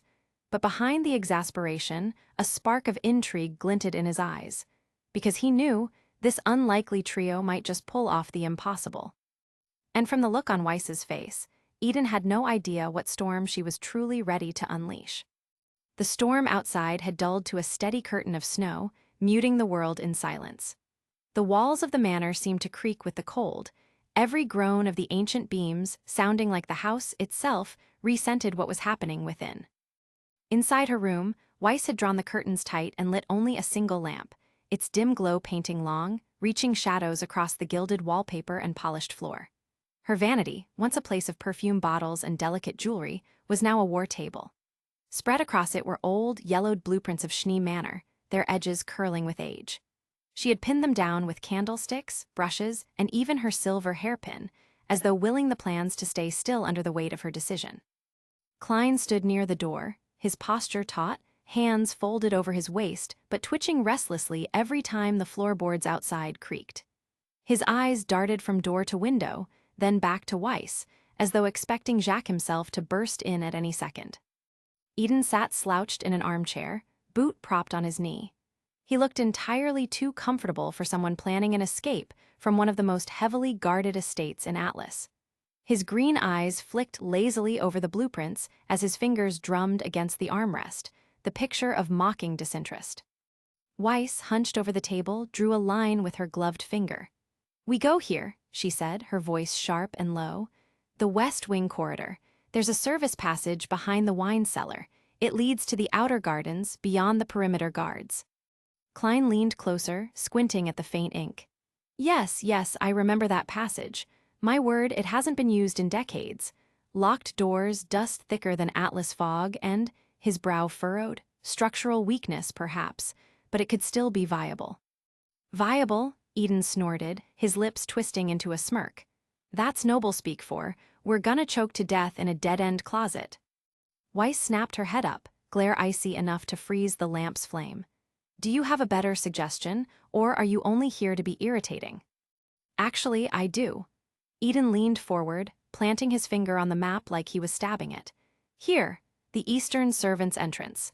It's closer, less winding, and doesn't involve crawling through some dusty tomb your family forgot existed. That door is guarded, Weiss shot back instantly. Always, Father keeps his eyes on every main exit. You want to waltz right into Atlas rifles the moment we step outside. Eden's smirk deepened. At least it's straightforward. Better than trusting your memory of Grandpa Schnee's secret tunnels. Her jaw clenched, one hand tightening over the hilt of Mia Tenester's case at her side. This isn't a game, Eden. Never said it was. He leaned back, crossing his arms. But I don't plan on trusting my neck to your rich girl nostalgia. Passages collapse, locks rust shut, guards don't. Klein, sensing the tension building like an avalanche, stepped forward with his hands raised as though calming a pair of sparring lions. Please, both of you, squabbling won't free either of you. Focus. Weiss drew a long, sharp breath through her nose. She turned back to the table, tapping the blueprint again. That passage empties near the greenhouse. Fewer guards. If we move quickly, we'll have cover in the snow. It is the safest option. And the slowest, Eden countered without hesitation. How long will it take? 10 minutes? 15? That's all the time your father's lackeys need to realize the golden girl is missing. And when they do, they won't stop until they drag us back. Which is why we create a distraction, Weiss replied coolly. Her hand slid a candlestick to another part of the plan, pinning it down with a decisive clink. The guards here rotate patrols every hour. Klein can trigger something pots, a broken wine rack, anything loud enough to pull them off course. That buys us our window. Klein straightened his bow tie nervously, but a spark of loyalty shone in his eye. I may be able to arrange that. A scene in the kitchens, perhaps. Enough clamor to occupy them, but not enough to rouse suspicion immediately. Eden tilted his head, skepticism plain. So while he's banging pots and pans, we're crawling through cobwebs, praying the ceiling doesn't collapse on our heads. He gestured with an open hand. Tell me again how this is better. Weiss's eyes locked on his, her voice dropping to a near hiss. Because unlike you, I know this house, and I know my father. He expects boldness. He prepares for boldness. He never bothers with the forgotten corners he considers beneath him. That's why we'll succeed. The silence that followed was sharp enough to cut. Weiss's refined poise squared off against Eden's reckless defiance, the two of them caught in a battle of wills neither wanted to admit was necessary. Finally, Eden leaned forward, his smirk fading into something harder, more dangerous. Fine, we'll try it your way, but if that tunnel's blocked, we make a run for the eastern door. No debate. Weiss held his gaze, her chin tilting upward, defiance in every line of her posture. Then, with the faintest twitch at the corner of her lips, she nodded once. Agreed. Klein exhaled, shoulders sagging with visible relief. Good, then it is settled. Midnight tomorrow, when the storm is thickest and the guards are at their weakest, I'll handle the distraction. Weiss rolled the blueprints with meticulous care, her movements deliberate. Yet her fingers trembled, only slightly, but enough for Eden to notice. Klein excused himself quietly, promising to prepare what he could. The moment the door clicked shut, Eden pushed out of his chair and leaned over the table, green eyes narrowing on Weiss. "Better hope this works, Snowflake," he said, voice softer but edged. "Because I don't plan to rot in your father's cage another night." Weiss met his stare head-on, blue eyes like cut ice. "Then don't slow me down." For the first time, Eden chuckled, not cruelly, not mocking, but almost amused. "Guess we'll see who slows who." Outside, the storm roared against the manor's walls. Inside, 3 conspirators had sealed their pact. The escape was no longer a question of if, but of how much chaos would be left in their wake. Energized, Belladonna House. The curtains were drawn, dimming the menagerie sun into a muted amber glow. The room was still, heavy with the faint scent of herbal poultices and burnt cloth. On the futon, Sun lay motionless, his chest and arm bound in careful layers of bandages. The faint red scorch marks peeking through the wrappings told the story of the electricity that had ripped through him. Blake hadn't moved for hours. Her chair was pulled close, her knees nearly pressed against the bedding, her posture taut as though the smallest shift might break him. Her amber eyes clung to him, unwilling to close even for a moment. Guilt gnawed at her, merciless, unrelenting. A low groan broke the silence. Sun's eyelids fluttered, his lashes flicking as though weighed down by lead.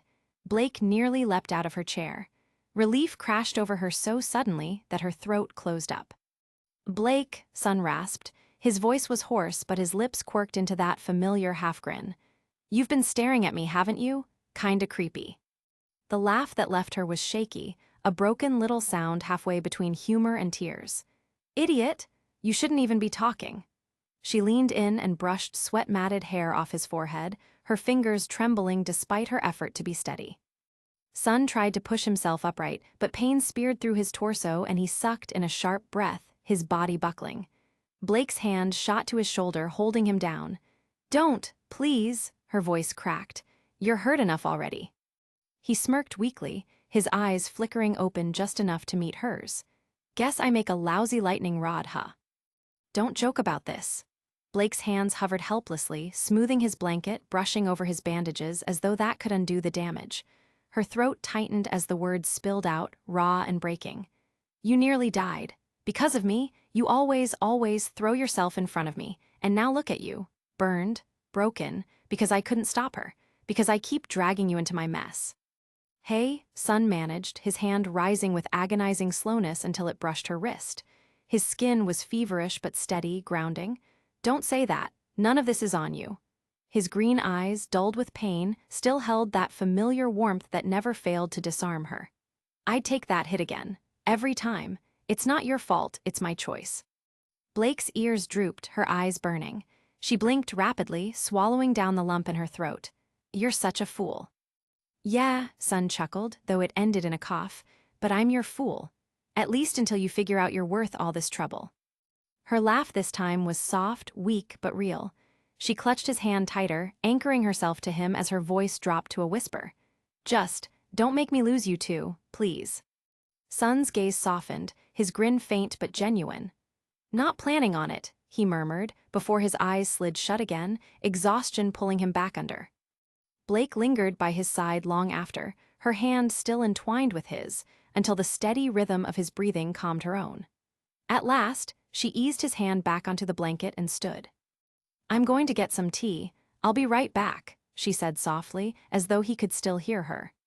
"Sure, Blake," Sun mumbled with a lopsided smile, his eyes closed. Even half-conscious, he couldn't resist the grin. She caught it before she left the room, her chest tightening in both warmth and guilt. The hallway outside was cooler, quieter. She slid the door shut gently behind her and turned, only to freeze mid-step. Nero stood there. He leaned against the far wall, arms folded, expression unreadable, his dark eyes steady and unflinching as they locked onto her. No words, no movement, just that blank, piercing stare that seemed to strip away every defense. Blake's breath caught. For a moment, neither of them spoke. All she could do was meet his gaze, caught in a silent standstill, her guilt pressing down heavier than ever beneath the weight of his eyes. Vytal Desert, outside Unrestricted. Alice's boots dragged through the sand, every step sinking as though the desert itself wanted to hold her back. The horizon stretched empty and endless, a sea of dark dunes lit silver by the pale moon. The quiet was suffocating. No whispers of wind, no calls of nocturnal creatures, only the crunch of her footsteps and the thunder of her own thoughts. Her chest tightened, her hands shook. What did I just do?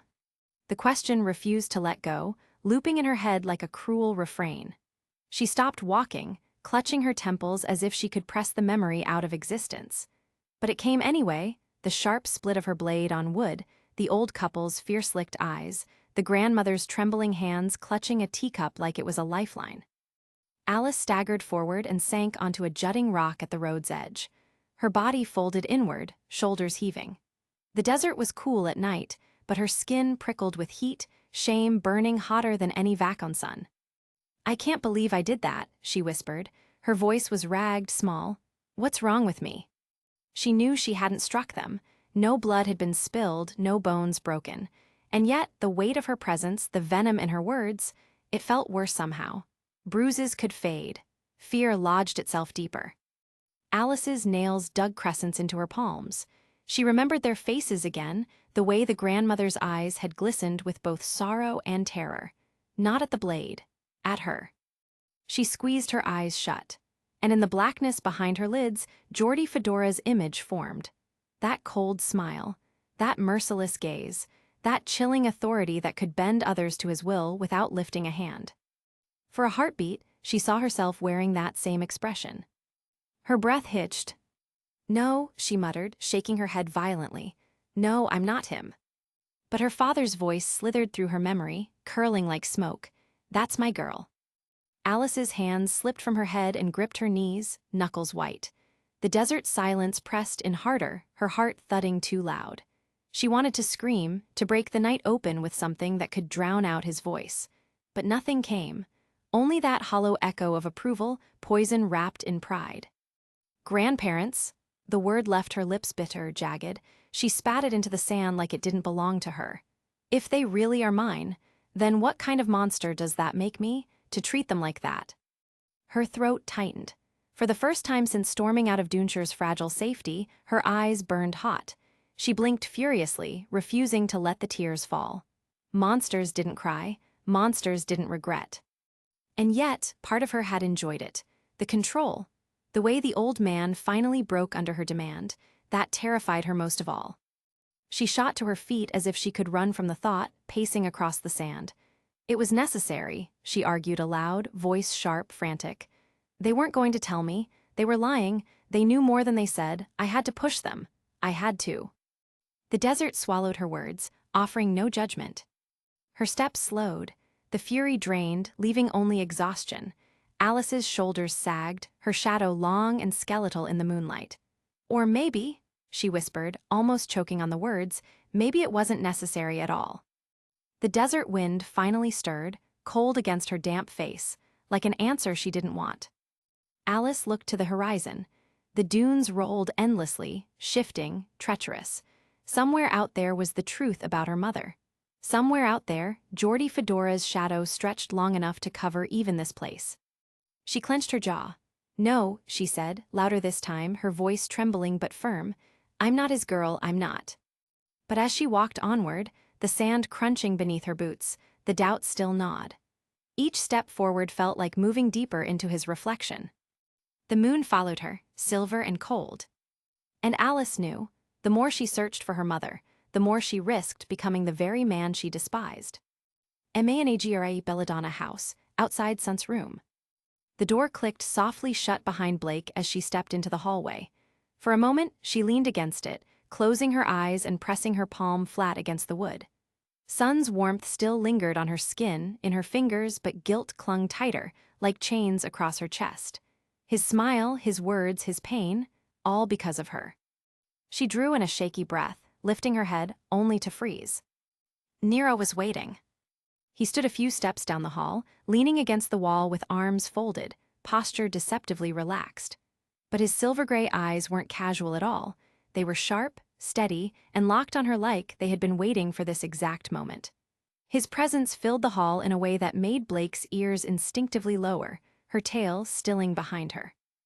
How much did you hear? she asked, voice cautious, almost dreading the answer. Enough. His voice was calm, even, but there was no warmth in it, only the kind of blunt honesty that cut deeper than anger. You're still doing it. Running, hiding behind guilt instead of facing what's in front of you. Blake's jaw tightened. She turned her head, unable to bear the weight of his stare. Her arms wrapped around herself as though she could fold in small enough to escape it. You don't understand. Every time I let someone close, they get hurt. Sun, my team, Yang, the name caught in her throat like glass. Her chest heaved once before she forced the words out. It's better if I keep my distance.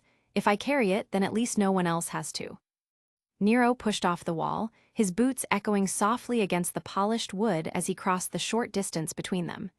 Each step was unhurried, deliberate, until he stopped just in front of her. His presence loomed, not heavy, but solid, like stone that would not be moved. You really believe that? His tone didn't rise, but the weight behind it made her flinch. Because from where I stand, all I see is someone too scared to let people stay. You think pushing them away protects them. It doesn't. It just leaves everyone alone, you and them too. Blake's throat ached. She blinked rapidly, but the burn in her eyes only grew sharper. She shook her head, hugging herself tighter. I'm trying, I really am, but I can't just flip a switch. I'll do my best, that's all I can promise. Nero's expression softened just enough to be noticeable, though his voice stayed steady. Your best starts with letting someone stand beside you. Before she could react, he reached forward and pulled her gently into his chest. Blake's eyes widened. She went stiff, arms still trapped at her sides. Her heartbeat stumbled painfully as his arms folded around her, not tight, not crushing, but steady. Firm enough to make it clear he wasn't going to let her slip away. Her breath caught in her throat. What are you doing? She whispered, shocked at how small her voice sounded. Showing you, Nero said quietly, his chin brushing the top of her head, that you don't have to carry it alone, even if you fight me every step of the way. The warmth of him, the steadiness, contrasted so violently with the storm in her chest that it left her reeling. Blake trembled, her hands hovering uselessly at her sides. She wanted to push him away. She wanted to melt into him. She did neither. Instead, she stood frozen, ears flat, her breath unsteady against his chest. What neither of them noticed at first was Kali. She had rounded the corner with a tray of steaming tea balanced carefully in her hands, intending to deliver it to her daughter and son. But she stopped dead in her tracks when she saw them. Her golden eyes widened, her lips parting soundlessly. For a heartbeat, she was stunned. Her Blake being held like that, standing so rigid in Nero's arms. Then her expression softened. The surprise gave way to something gentler, warmer. A quiet smile tugged at her mouth, pride and relief mingling in her eyes. She lingered a moment, then silently backed away, setting the tray down on a nearby table. As she turned, she whispered to herself, "About time," before slipping out of sight. Blake, still stiff, finally found her voice again, though it wavered, broken, and small. "I don't deserve this." "Maybe not," Nero said, his hold steady, unshaken. "But you need it." For the first time in a long while, Blake didn't argue. She simply let the words hang in the quiet, the weight of them pressing against her heart. Finally, Nero loosened his arms and stepped back. The absence of his warmth hit harder than Blake expected, like stepping out into a winter breeze after standing too close to the hearth. Her body swayed instinctively toward the space he had occupied, and the moment she realized it, she forced herself half a step back, clutching her elbows tight against her ribs as if to build a wall out of her own arms. Her face burned, her ears twitched low, angled in a way that betrayed everything she tried to hide. She drew in a sharp breath, but her voice betrayed her anyway. "You shouldn't do that," she murmured, soft, broken between protest and confession. Nero didn't flinch, he didn't even blink. His silver-gray eyes held her like a tide, calm on the surface, but impossible to resist. "And you shouldn't keep running," he replied without hesitation, his voice carrying that infuriating steadiness. "No edge, no judgment, just fact. Looks like neither of us is listening." Blake's lips parted, but nothing came out. Her throat constricted with words she couldn't form, excuses that fell apart before she could shape them. Sun was lying behind that door. Yang's broken face seared across her memory like a scar she couldn't touch. Adam's shadow lingered still, coiled around her ribs like barbed wire. Every choice, every mistake, pressed down on her until it felt like her body might crack under the weight. Her arms folded tighter around herself, hands curling in like claws that wanted to dig into her skin. For a moment, the hallway seemed too narrow. The faint scent of tea, Kali's tea, still lingered, forgotten in the air, but it was drowned beneath the rush of her pulse in her ears. Nero sighed softly, the sound almost swallowed by the silence between them. It wasn't a sigh of frustration or anger. It was the quiet exhale of someone who had been patient too long, someone who had seen her bury herself deeper each day. "One day," he said, his voice low, even steady, "you're going to have to believe you're worth being fought for." The words sank like stones into her chest. Blake's breath caught, sharp, as if she'd been struck. Until then, he moved past her, his steps deliberate, each one echoing faintly against the wooden floorboards. As he brushed by, his shoulder grazed hers, barely a touch, but enough to steady her posture before she toppled too far into her spiraling thoughts. "Besides, trust me when I say it is very hard to hurt me," Nero said with a warm smile. The warmth of it lingered long after he had stepped away. Blake turned slightly, almost despite herself, watching him retreat down the hall. His figure was backlit by the dim lantern glow, tall and unshaken, leaving her with nothing but the hollow rhythm of his footsteps fading into the house. Her chest felt tight. Shame wrapped around her ribs, but alongside it, dangerously close, something else flickered. Something she hadn't let herself feel in a long time. Something that looked suspiciously like hope. Her hand drifted toward Sun's door, fingers brushing the polished wood. She paused, catching sight of her own reflection faintly mirrored in the dark surface. Her golden eyes stared back, rimmed with exhaustion, shadowed with guilt. But not empty, not completely. Her throat worked, dry and fragile. She swallowed, whispering to the reflection, "I'll try." The words trembled uncertain, and she couldn't say who they belonged to: Nero, Sun, Yang, or herself. Maybe all of them. The handle was cool beneath her palm, her fingers trembling as they curled around it. She hesitated for just a breath longer, the silence of the hallway pressing in on her. Inside, the soft rhythm of Sun's breathing waited, a steady anchor. Outside, Nero's words lingered in the air like the echo of a vow she hadn't meant to hear, but couldn't unhear. And for the first time in a long while, Blake wondered if carrying a shadow by her side wasn't such a terrible thing after all. A warehouse in Patch, escape into the WODS. The warehouse doors slammed open with a metallic shriek, hinges rattling as Felix and Sable bolted into the night. The moon was thin but sharp, cutting pale streaks through the canopy beyond the docks. The woods were alive with sound, branches snapping, gravel scattering, the ragged breath of men who ran as though chased by fate itself. Davy and Yang burst from the warehouse a heartbeat later, shadows stretching long in the silver light. They were close enough to see Felix's coat whip around corners, Sable's silhouette moving in lockstep like a loyal shadow at his master's side. Yang grinned through her ragged breath, ember silica already glowing faintly on her arms. "They're not even fast. If we push, we'll catch 'em before the docks." "Don't get cocky," Davy muttered, tightening his grip on Imperial blade. The weapon hummed faintly, blue arcs sparking as it synced to his aura. His eyes flicked to the trees. They were already twisting deeper into the forest, where Felix's semblance made the shadows seem thicker, heavier, more alive. "That one's slippery. He'll try something." And as if to prove him right, Felix slowed. His run faltered into a frustrated stomp as he turned, eyes flashing with indignation. His breath hissed like a kettle boiling over, his pale features twisted into fury. "Erg," Felix groaned, dragging a hand down his face. "What have I done in a past life to deserve this child ruining everything?" His words echoed through the trees, dripping with venom and self-pity. He spun on his heel toward Sable, lips curling in disdain. "You, fight them, slow them down." Sable didn't flinch, didn't question. His hand went immediately to his sidearm, drawing it with a crisp motion. "Yes, sir." He fired blindly into the woods, the gunshots cracking sharp against the stillness. Sparks spat from bark, bullets ricocheted off stone, and the acrid smell of gunpowder seeped into the night air. Davy reacted instantly, slamming Imperial blade down and dragging its energy outward. A translucent dome flared around him and Yang, bullets ricocheting harmlessly off the curved barrier. Each impact rang like hail on glass.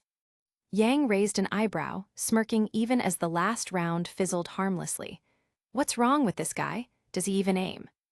Davy didn't bother hiding his grin. Bright one, isn't he? Guess Felix isn't hiring for brains. Felix scoffed, already backing into the thicker shadows of the woods.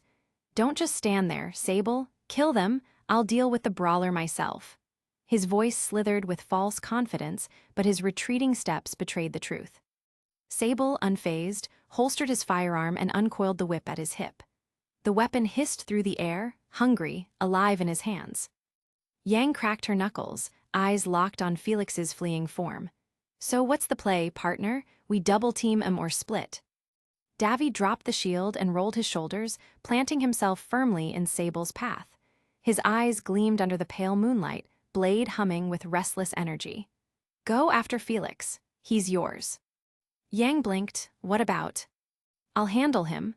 Davy's tone was sharp, final. He lifted Imperial blade, sparks tracing along its edge. Besides, this is your fight. That bastard owes you blood. Don't let him slip away. Yang's hesitation melted into a fiery grin. She clapped a hand on Davy's shoulder, eyes blazing with that trademark confidence. Don't get yourself killed, blue spark. Davy smirked, only if you leave me bored. With that, Yang turned and sprinted into the shadows, her hair a streak of gold as she gave chase after Felix's fading silhouette. The crackle of ember silica lit the woods like distant fireworks, her pursuit marked by bursts of gunpowder and defiant laughter. Sable stepped forward to block Davy's path, whip coiling and uncoiling like a serpent. His eyes, cold and unreadable, never strayed from his opponent.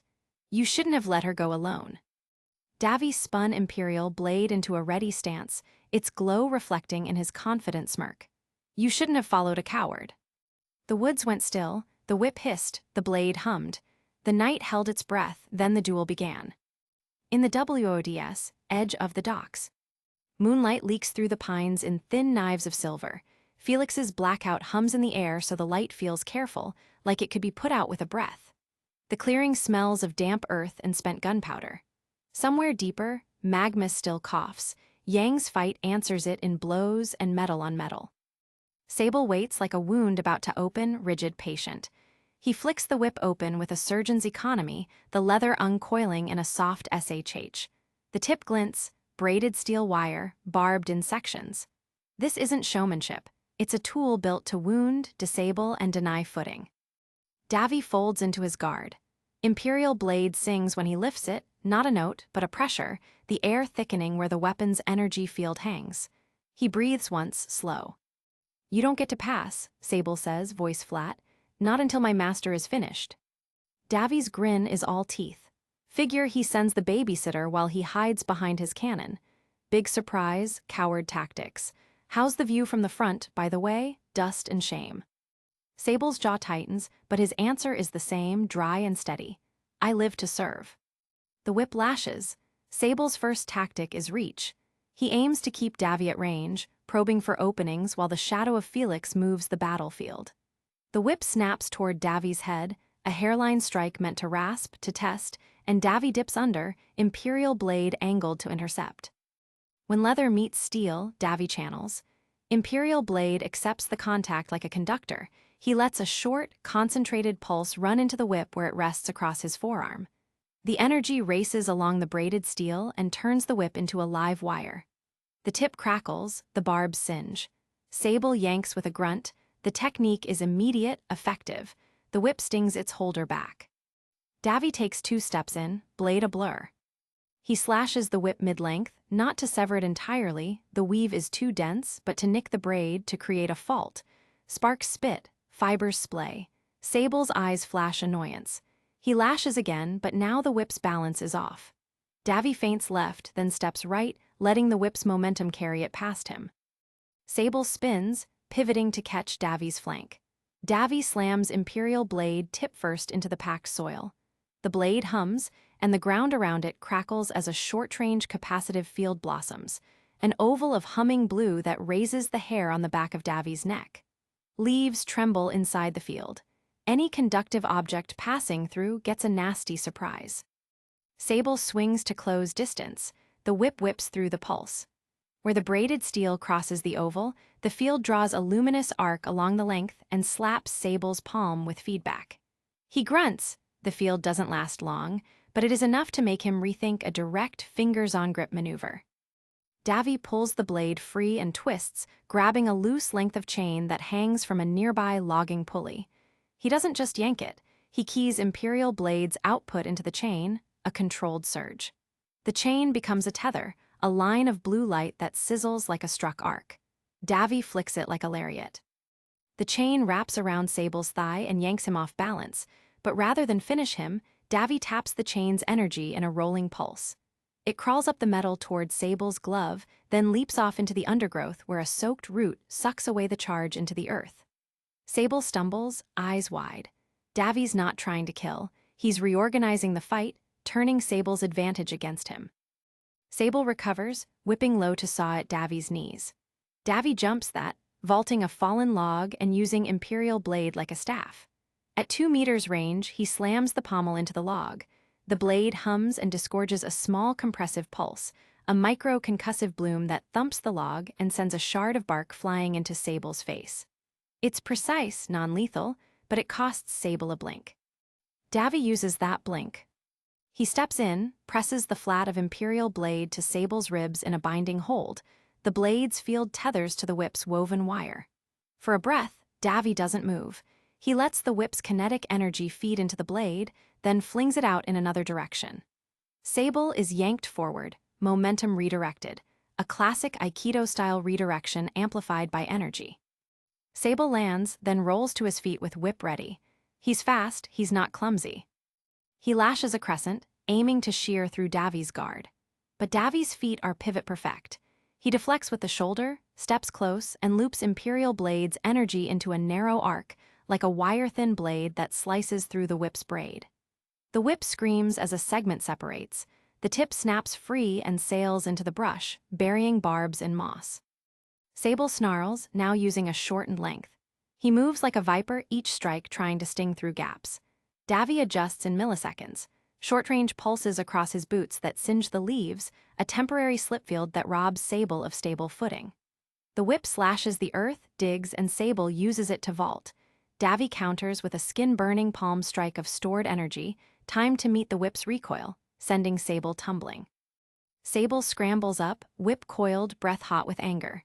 Davy wipes a smear of bark dust from his jaw, grinning despite the fight. "You know," he says mid-block, "Felix is a coward. Sends you forward to get your hands dirty because he loves his cannon more than his crew. He'll run when the real heat comes." Sable's response is cold and unshakable. "I live to serve." Davy's grin hardens. He fuses blade energy into a small field, then throws the blade end first like a spear, not to impale, but to anchor. Imperial Blade jabbed tip first into the base of a fallen pine where roots go deep. The air around it crackles like a wire waiting to snap. He slams both hands on the haft and channels a rolling surge. The surge travels from tip to guard, down into the root system tapped by the blade, and then Davy taps the field. He reverses polarity in microseconds. The energy that had trickled into the ground becomes a recoil wave that folds back along the same route and explodes in a nearby radius, a directed pulse that slams into Sable like a pneumatic wall. Sable is slammed backward into a moss mound, breath knocked out of him. Leaves rain down. Davy doesn't wait. He moves in with a flurry of measured strikes, not sloppy flailing but precise, surgical hits that force Sable to bail out defensively. Every time Sable brings the whip, Davy either interrupts the attack with a pulse or cheap strings the whip to the environment so it tangles. Sable, blood leaking from a torn palm, lashes with a last furious arc. Davy parries and then throws a final trick. He slams Imperial Blade into the earth, channels a thin lattice of energy that spins up like a cage, high-frequency bars 2 meters apart that hum and shimmer. It's not a permanent prison, but it's enough. The lattice locks around Sable's body and coils of whip like a capacitor net, dampening motion and shorting the whip's length wherever it crosses. Sable snaps the whip, tries to cut through the lattice, sparks fly where metal meets field, but the weave holds. The whip sears, then goes limp as power drains into the net. He tries to rip free, muscles screaming, but Davy's lattice is a perfect combination of geometric locking and energy bleed. Sable falters, exhausted, face pale. Davy steps in, imperial blade at his throat. "You can keep living to serve," he says low and steady, "or you can stop serving a monster tonight." Sable's shoulders sag. "I live to serve." He looks broken but not repentant. The oath is a wound and a chain. Footsteps crash through the brush, flashlights stabbing circles of white. Shouts, "Police!" on the ground. Officers pour into the clearing like tidewater. They move fast, professional. Sergeant commands, "Suspect down, hold him." Davy releases the lattice. 2 deputies collapse to Sable with cuffs and a practiced efficiency, pressing him face first into the dirt. Sable offers no resistance. His eyes flick briefly to Davy, then to the trees, as if expecting Felix to come back and sweep him up. The deputies read him like a dangerous thing, slamming shackles onto wrists, fishing a blanket from a kit to wrap a bloody hand. Davy steps back, breathing heavy. Imperial blade hums, cooling. He doesn't gloat. The fight's taste is iron in his mouth. He knows what comes next. He watches the officers run checks, secure the containment, radio in the capture. He hears, distant and ragged, another symphony of violence, Yang and Felix. Magnus spikes like a beast in pain. Yang's laughter bucks off bark with every bellow. Davy lets the officers handle Sable. "You've got him," he tells the sergeant, voice low. "I'm going after Felix."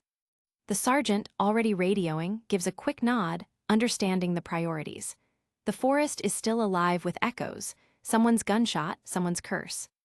Without waiting for permission, Davy turns and vanishes deeper into the trees, imperial blade cutting a thin blue trail through the dark. He runs on the scent and sound of combat, the accelerated rhythm of a hunt.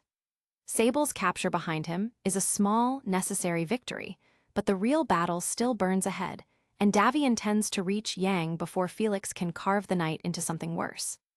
Vytal Desert, outside Unshari. The desert was endless.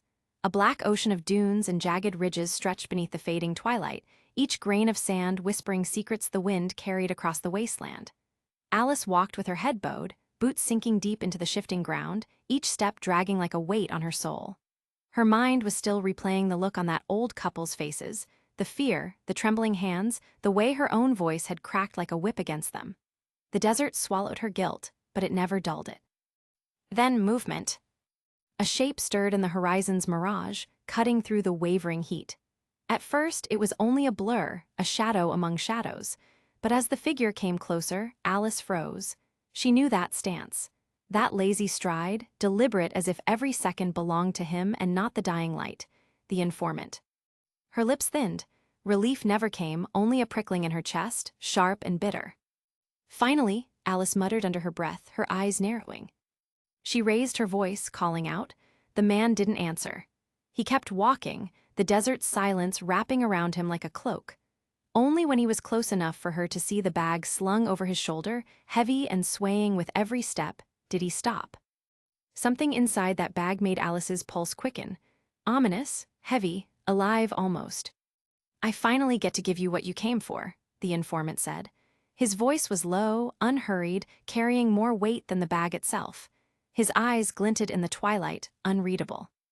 "And yes," he added before she could speak, "the letter reached the right man." Alice tilted her head, suspicion creeping in.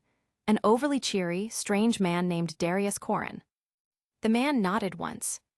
Her arms folded across her chest. "Then we can cut the chase. Give me what I came for." Instead of answering, the informant dropped the bag at his feet. The dull thud echoed in the silence like a heartbeat against stone. His face was carved into calm neutrality, but when he finally spoke, his tone carried the sharpness of a blade. "Remember, Alice, there's no going back after this." He stared at her, unblinking, as though trying to peel away the layers of her resolve. "Do you really wish to proceed?" Her jaw tightened. She remembered the old couple. She remembered the look in their eyes, the way she had seen her father's reflection in herself. For the briefest moment, hesitation flickered. Perhaps this was the edge of the cliff, the point where she could step back, breathe, and live without tumbling deeper into Geordie's shadow. But then she clenched her fists, fire in her chest. "No, I've already gone too far to turn back now." Her voice cut like a shard of glass.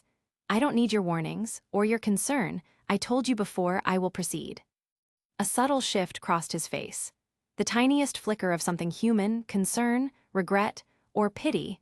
Alice blinked, and it was gone, buried beneath that blank mask.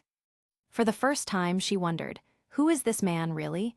Could he be tied to my parents, to my mother's disappearance, to Geordie? The questions scratched at her, but there were no answers. The informant knelt and pulled the bag open. Alice leaned closer, her breath catching. Inside was not treasure, not a book, not some sealed scroll of truths. It was a blade. Small, unassuming, no larger than a dagger. Its steel was worn with age, but its edges still gleamed sharp enough to spill blood. At first glance, it looked almost plain until her eyes fell on the hilt. Her heart stopped. A crest, etched into the metal, worn smooth by time, yet unmistakable. She had seen it before, on the walls, the doors, the hearth of the house she once called home. A house she had lived in as a toddler, before memory became exile. It must be his, Alice whispered, venom and awe tangled in her voice. The informant, unmoved, struck his gauntlets together. Fire dust ignited, a sharp hiss filling the air before a small, controlled flame flared to life between them. The desert night flickered in orange glow, shadows stretching across Alice's face. There are coordinates hidden within, he said. Heat the weapon and they'll reveal themselves. He extended the blade toward her. Do the honors. Alice knelt by the fire, the dagger trembling in her grip, not from weakness, but from the storm clawing inside her chest. She held the weapon above the flame, and the steel flushed red with heat. Slowly, agonizingly, the hilt began to shift. At first it was only a shimmer, like mirages in the dunes. Then faint lines began to bloom across the metal, glowing as if the dagger itself bled secrets under the flame's caress. Letters, numbers, clearer with each passing second until they etched themselves into permanence. 23.7867S, 57.0467W. Her breath hitched. The dagger burned in her hand, but she didn't flinch. She knew what those numbers meant.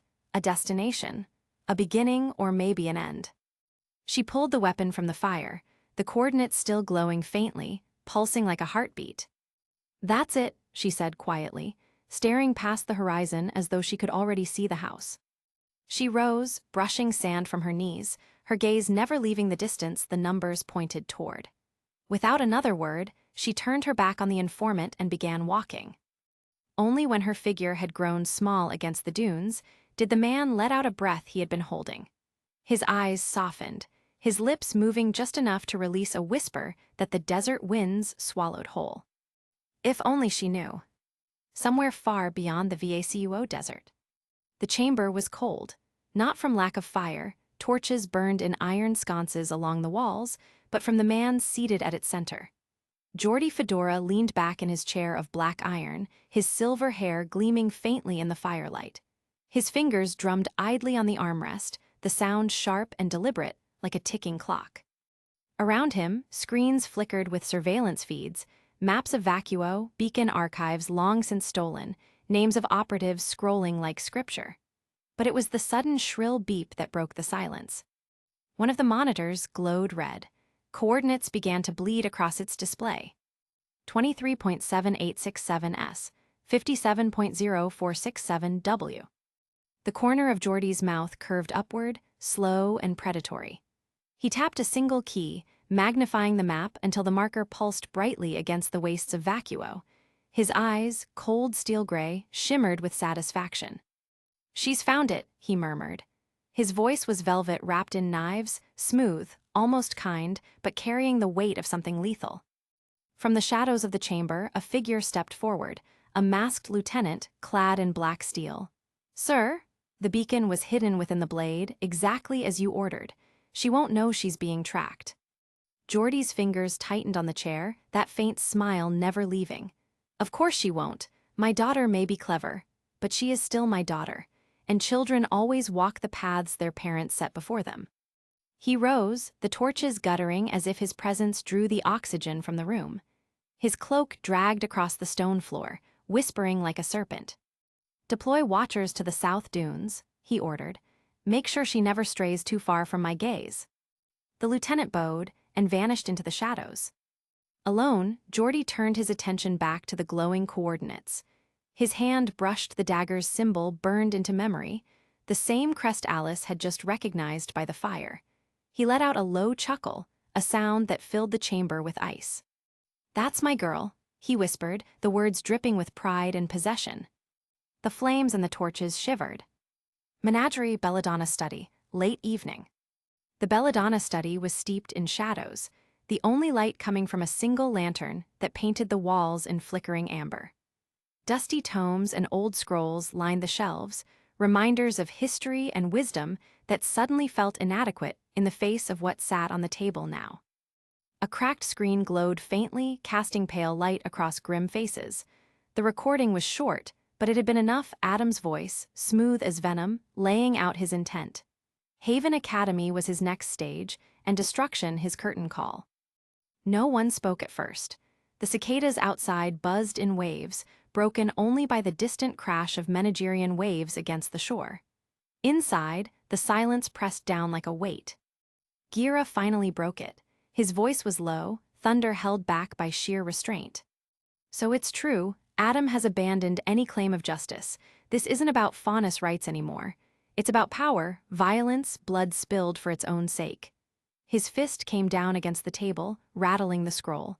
"Haven won't stand a chance if we do nothing." Kali, sitting beside him with her usual poise, didn't flinch at his outburst. Instead, her golden eyes moved to her daughter, steady and unblinking. "This is what you feared, isn't it, Blake?" she asked softly, though there was an edge under her words. That he would not stop, that every step forward only made him more dangerous. Blake's ears drooped, her amber eyes cast downward. "I should have seen it. I should have done more before it came to this." "Blake," Son leaned forward from his chair, green eyes warm but firm. "Don't, you've already carried more than enough. Adam's path is his choice, not yours. You tried to stop him. That matters." Blake clenched her fists, frustration sparking in her chest. "Matters how? He's stronger now than ever. Every time I fight, he slips further out of reach, and more people get hurt." Before Son could answer, Nero's voice cut in, smooth and quiet but sharp enough to silence the room. "Counting isn't enough," he said, tapping the scroll with one finger. "You don't measure men like Adam in effort. You stop them or they burn everything down. This isn't just a threat, it's a blueprint. He means to turn Haven into an inferno, and when it falls, the panic will ripple across all of Remnant. That's exactly what he wants." Gira turned toward him, brows knitting. "You speak as if you know him." "I don't need to," Nero replied flatly. His silver-gray eyes caught the lantern light, cold steel against fire. "I've seen men like him before, leaders who build their power on fear. They only stop when someone forces them to." The words hung in the air, heavy, undeniable. Even Son had no quick retort. Kali, always the one to soften the sharpest edges, laced her fingers neatly on the table. "Then the question becomes, what will we do? Menagerie has stayed apart from the world for so long. But if we remain silent now, Adam's chaos will spread unchecked. Silence will not save us." Her gaze slid to Blake, all eyes followed. Blake felt the heat rise to her cheeks, her throat tight. She looked down at her hands, trembling slightly against the table's edge, before forcing herself to lift her chin. "We go to Haven," she said firmly, though her voice shook. "We warn them, tell them everything Ilya gave us. If we get there in time, we can stop Adam before he makes his move." Gira leaned back slowly, the wooden chair creaking under his weight. His jaw was tight, torn between his duty as Menagerie's leader and his fear as a father. "The journey is dangerous. Adam has eyes everywhere. Even here, to betray him openly, would paint a target on all of us."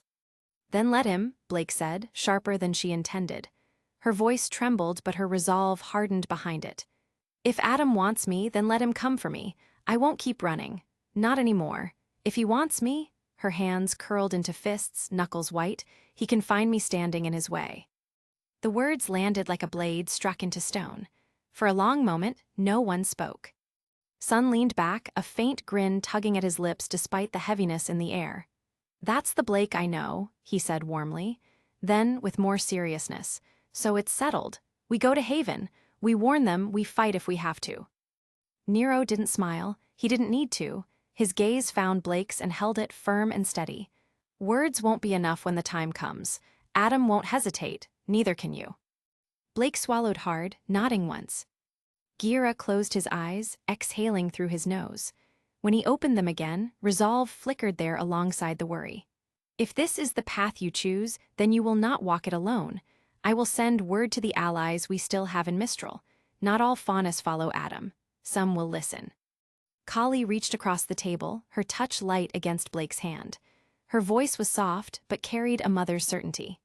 And no matter how dark this road becomes, Blake, remember, you are not alone. Not anymore, not ever. Blake's lips trembled, her throat thick with unspoken emotion. She gave the smallest nod, squeezing her mother's hand in return. Then it's decided. We warn Haven. We stop Adam. Gira shut off the scroll, dimming its poisonous glow, but the echo of Adam's voice still clung to the air. Outside, the cicadas hummed louder, the sea crashing like distant drums. Inside, 5 figures sat in lantern light, bound by shared resolve. The shadows on the walls seemed taller now, darker, but so too was the flame that had been lit among them. For the first time in a long while, Blake Belladonna did not feel alone standing against Adam's shadow. Patch WODS night. The forest was alive with the sounds of pursuit, Yang's boots pounding against the soft undergrowth, the snap of twigs under her weight, the distant echo of Magnus' retreating growl. Moonlight filtered through the trees, but Felix's semblance dimmed it, leaving shadows that seemed to twist and pulse. Every step felt like running through a living painting of darkness and silver. Yang's chest heaved as she fired Embercelica, the twin gauntlets sparking and cracking with energy. Bullets tore through the air, whistling past leaves and branches, but Felix moved with unnatural precision. He ducked low, rolled through a bramble, and emerged grinning. Each dodge was effortless, taunting her, making her blood boil. She lunged, feet skidding on loose dirt. A powerful leap, her fist arcing through the air, and it connected solidly with his back. Felix stumbled, crashing into a tree, the bark splintering beneath him. Yang skidded to a stop, fists raised, chest rising and falling with each breath. "Tired of runnin'," she said, a smirk curling her lips despite her exhaustion. Felix's laugh was low, mocking, almost musical. "Running, me? My dear girl, I'm simply stretching my legs. Besides, it's far more entertaining watching you flail around in the dark." Yang's eyes narrowed. "Don't push it. I will wipe that smirk off your face." She cracked her neck, the movement crisp, deliberate, like a predator sizing up its prey. Felix stepped closer, each movement deliberate, almost languid. "You know," he said, voice smooth as silk, "you look an awful lot like someone I used to know." Yang's brow furrowed. "Is that so? Well, that must mean the person was good-looking." Her tone dripped with sarcasm. "And not to sound judgy, but I doubt you've ever actually known anyone like that." Felix tilted his head, eyes glinting in the dim light. "Oh, how surprisingly wrong you are," he said, mock offense in his tone. "Because it's someone we both know." He took a deliberate step back, flipping a switch on Magnus, letting it spin lazily in his hands, the metal barrels catching the faint moonlight like liquid silver. Yang tensed, readying herself. "Who?" Felix's grin widened, teeth catching the silver shadows. "Her name, wasn't it Raven Branwen?" he said, voice slow, deliberate, as if savoring each syllable. Yang froze mid-step. The air around her felt heavier, the forest suddenly more oppressive. Her knuckles clenched around Embercelica, the metal biting into her palms. What do you mean?" she asked, voice low, almost a whisper. "Oh, don't look so surprised," Felix said, sidestepping as he fired a quick spray of bullets toward her. The shots tore through the dirt and bark, forcing her to roll aside. "I've known her for a long time. Let's just say, she and I have our understandings." Yang rolled to her feet, firing back, the gauntlets blazing. "What the hell are you talking about?" Felix's laughter echoed, blending with the night sounds. He ducked behind a tree, letting a chain of bullets ping harmlessly against bark. "I suppose it's not fair to spring family history on a child mid-chase," he said, mockingly gentle. "But it seems the truth always finds its way out. You'll see, little Branwen, you and I are more connected than you realize." Yang's fists sparked as Embercelica charged, fire dancing along her arms. Every movement radiated determination. "Connected? Don't you dare use her name to scare me." Felix tilted his head, his eyes glimmering in the dim, unnatural light of his semblance. "Oh, I'm not here to scare you. Not yet. I'm here to remind you how fragile your little world really is." A branch snapped nearby as Yang surged forward, dashing through the dimmed forest. Felix sidestepped with ease, barrels spinning lazily, letting a stream of bullets rip through the underbrush where she had been. Each shot shredded the terrain, carving deep gouges into the mud and scattering leaves like confetti. "And now," Felix said, voice soft and mocking, almost intimate, "let's see if you can fight without that comforting little childhood fire burning behind you." Yang growled, sparks flying along Ember Celica, her eyes locked on him. "I don't care who you know or who you've worked with. I'll end this." Felix laughed again, a chilling, melodic sound that rolled through the woods. "End this? Oh, you misunderstand, my dear. This is just the beginning." The forest air was sharp with cold, mingled with the scent of gunpowder and smoke from scattered lanterns that still flickered in the distance. Moonlight barely pierced the shadows as Felix's semblance dimmed everything else around them. Every step Yang took seemed swallowed by the creeping darkness, but her eyes blazed with lilac fury.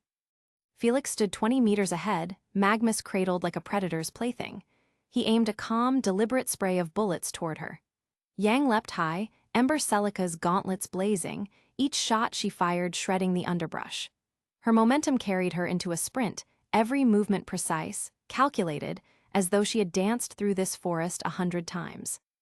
"You think darkness can save you?" she shouted, landing a spinning kick that cracked a tree trunk near Felix. Splinters flew. Felix smirked, spinning Magnus lazily, letting the bullets sing past her shoulders. "I don't need darkness to save me, little Branwen. Darkness is just a friend, one Raven taught me to cherish." Yang's fists sparked with Ember Celica's heat. "Raven, stop using her name," she roared, charging him. She closed the distance, slamming a gauntlet into Magnus. Sparks erupted, barrels spinning wildly, but Felix's grip was steady. He swung the massive weapon backward like a club, forcing Yang to somersault away, landing nimbly on a fallen log. "Predictable," Felix taunted. "She always worried about others first, just like you." Yang's fury surged, flames along her arms licking Ember Celica. She shot a rapid burst, then vaulted into a spinning aerial strike. Her fists collided with his armor-like shoulder pads, sending a shockwave that rattled the forest. Felix staggered, but only slightly. "Keep running your mouth, Branwen," Felix said, a faint sneer twisting his features. Raven, she's done far worse than you imagine, betrayed, fled, survived, just like you might." Yang faltered mid-leap. Her mind flickered with memories of Raven, fractured, complicated, unresolved. Her swings became less precise, her steps slightly off. She gritted her teeth, trying to ignore the gnawing frustration in her chest, but Felix noticed. A rapid spray of bullets forced her to dive behind a mossy boulder. She kicked it toward him in frustration, but Magnus's sheer weight and his calm reaction let him twist aside, laughing softly. "You always carry fire, Branwen, but sometimes fire burns you from the inside first." Yang's breathing grew ragged. Her strikes, normally devastating, started to misfire, each missed blow echoing in the forest. Felix moved with unnerving ease, weaving around her attacks, each step whisper quiet. "You see," he said, sidestepping a lunging punch, "we used to mean something once, and she left. You think your anger makes you stronger, but it only blinds you. How long before you realize your rage won't be enough?" Yang's hands shook, Ember Celica's barrels trembling. Her control slipped, sparks misfiring into the mud, the forest illuminated in jagged bursts of light. Her anger, once a weapon, now threatened to consume her. "Yang," a calm, steady voice called from the edge of the shadows. Davy burst through the underbrush, imperial blade glowing faintly with energy. He didn't hesitate, charging with precision. A slash of energy met Magnus's massive barrels, sending Felix staggering back from the shockwave. Sparks rained from the collision, the forest echoing with the metallic roar. Felix snarled, swinging Magnus wildly, but Davy was already moving, parrying, redirecting, channeling Imperial Blade's energy into the surrounding trees. Branches snapped, vines whipped forward, and the forest itself became an extension of Davy's offense. Yang regained her footing, breathing hard. Davy's timely intervention gave her a moment to calm her mind.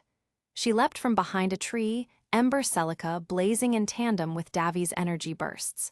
Together, they struck with coordinated precision.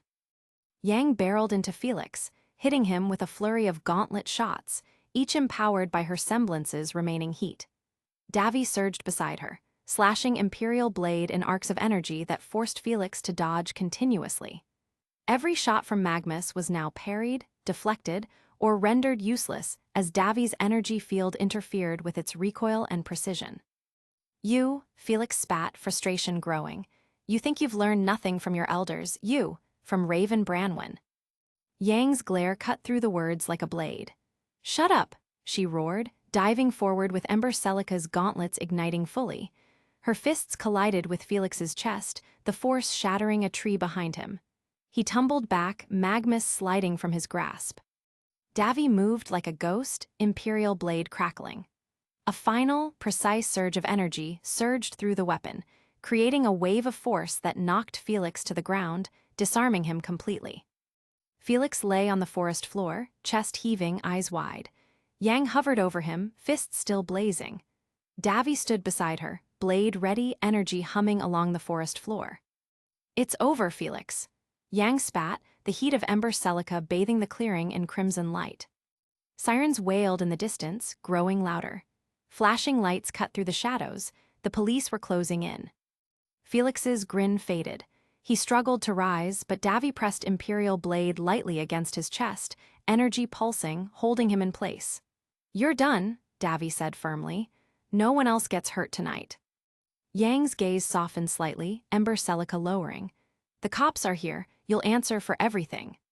Felix glared one last time, but the sound of boots crunching on leaves and officers shouting ended the standoff. He knew he had no escape. Together, Davy and Yang stepped back, letting the law handle what remained. The clearing was quiet now except for their breathing, the hum of Ember Celica dying down, and Imperial Blade's faint glow fading with the moonlight. Yang exhaled, finally releasing the tension in her shoulders. "Thanks," she muttered to Davy, who smirked but said nothing. Davy nodded. "We make a good team." The forest held its silence once more, broken only by the distant wail of sirens, and the night finally began to feel like it belonged to them again. Nero is making some progress with Blake, albeit a little tiny bit weird, and the fact that Kali is unexpectedly keeping tags on them. Nero's part of Volume 4 will mostly follow canon, but don't be surprised when I surprise you. Eden and Weiss 8, finally making plans to leave Jacques and his forceful control with the help of Klein. And finally, our mainest main character Davy and his path with Yang. Things have been going smoothly with them, and when I mean smoothly, I mean very smoothly. They are almost done with their current human trafficking arc, but in About T, pit another spin on this arc to enter into the arc where Yang starts finding Raven. So before I go, I will remind you to follow, favorite, and review all of my stories. And I have this new one coming up, and it's called RWBY. Convergence, be sure to follow that story too. Peace. Chapter 24. The Schne Manor. The corridors of Schnee Manor were silent except for the occasional echo of a servant's hurried footsteps and the whisper of the icy wind rattling the windows. The storm outside battered against the glass, its moan seeping faintly into the cavernous hallways, but within the manor it was a different storm. A quiet, suffocating one. Weiss and Eden slipped through the halls like shadows, their steps muffled against the ornate carpets. Every creak of the wooden floor felt louder than thunder, each flicker of a lantern flame threatening to expose them. Weiss moved with practiced grace, her every motion careful, deliberate, a dancer who knew this stage too well. Her fingers brushed the cold wallpaper now and again, as though refamiliarizing herself with the walls of a prison she'd once called home. Eden trailed behind, shoulders tense, mismatched eyes darting across doorframes and alcoves like a cornered animal. Where Weiss carried poise, he carried defiance. His posture screamed mistrust, every movement sharp, coiled, ready to strike or flee. "Stay close and don't drag your feet," Weiss whispered, her voice soft but commanding. "Oh, forgive me, princess," Eden muttered back, his tone dipped in sarcasm. Some of us weren't raised to glide down hallways like we're rehearsing for a ballroom gala. Weiss nearly shot back, her jaw tightening, but she forced the retort down. This wasn't the time. They rounded a corner. Suddenly, the muffled rise of voices slipped through the walls. Weiss froze mid-step, pressing herself against the wall. Eden mirrored her instantly, his gaze narrowing, body taut like a drawn bowstring. "I've had enough of this, Jack," came the voice of General Ironwood, sharp and unyielding. It carried the weight of authority, anger sharpened to steel. "You've let your greed and cowardice dictate Atlas policy long enough. You think our enemies will wait for you to balance your accounts." Jacques' reply was slick, venomous, every word oiled to slide under the skin. "You mean your enemies, General. Atlas doesn't need a war-hungry soldier parading his army through Mantle, bankrupting the kingdom. Your enemies aren't the only threat to our stability, your obsession is." Weiss' chest tightened, breath-catching. She remembered this confrontation. She had overheard it once before, but this time there was a difference, a sharper edge. Ironwood's fist slammed against wood Jacques' desk, perhaps. The crack made Weiss flinch. "And what about the boys?" Weiss' eyes darted sideways. Eden had gone utterly still. His mismatched eyes glimmered in the dim corridor light, but there was a fire in them, banked and dangerous. "You've been hiding him here like some liability," Ironwood pressed on, fury dripping from his voice. "Do you realize what it means if our adversaries learn of him? His bloodline, his father's treachery, and what he knows. He carries information that could." Jacques chuckled bitterly, cutting him off. "The boy is of no concern. He's broken, just like his father. Easier to keep him here, under my roof, than to let him roam free, drawing eyes where we don't want them." "So you're implying your icy mansion is more secure than an Adaljan prison cell?" Ironwood shot back. The words stabbed into Eden like knives. His fists clenched so tightly his knuckles whitened, veins rising against his skin. His breathing turned uneven, ragged, until his voice spilled out, low, venomous, meant more for himself than Weiss, yet she heard every syllable.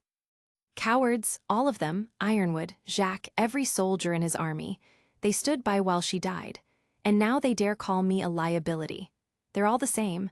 Ironwood, Winter, Atlas, every last one of them." Weiss' eyes widened at the sheer venom in his tone. She wanted to snap back, to defend Winter at least, her sister who had sacrificed so much. But before she could gather words, Ironwood's voice cracked sharp again from behind the door.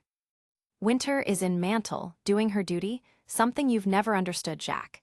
She'll do what's necessary when the time comes." "You've successfully turned one of my own daughters against me," Jacques spat back, dripping contempt. Weiss' blood ran cold. Winter, in Mantle, relief and dread tangled in her chest, relief that her sister was alive, dread that she was entangled in Ironwood's machinations. The shuffle of heavy footsteps cut through the argument. Weiss' heart jolted into her throat.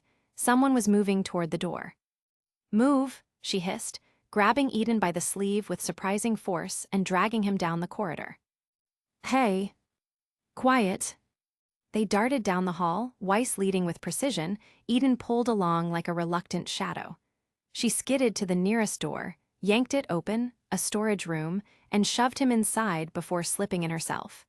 She closed the door with a muted click just as the knob of Jacques' study rattled. Inside the cramped, dark space, Weiss pressed her back against the door, her hand still locked on the handle. Her knuckles turned pale. Eden's breath was hot and sharp beside her, their shoulders nearly brushing. Ironwood's footsteps echoed into the hall. They paused, a silence stretched like a knife's edge. Eden leaned close, his voice little more than a growl. "And you still think your Atlas soldiers are heroes? That sister of yours is no different, just another cog in their machine." Weiss squeezed her eyes shut, her stomach twisting. His words cut deep, more than she wanted to admit, but not now, not with Ironwood only steps away. "Not a word," she whispered, her tone ironclad. They stood frozen, every second stretched unbearably long. At last, the footsteps moved past, Jacques' muffled grumbling following after. Silence fell again, thicker than before. Only then did Weiss release the handle.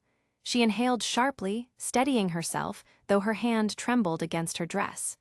Eden muttered something more under his breath, the words lost to her ears, but she ignored him. Her mind reeled, Winter in Mantle.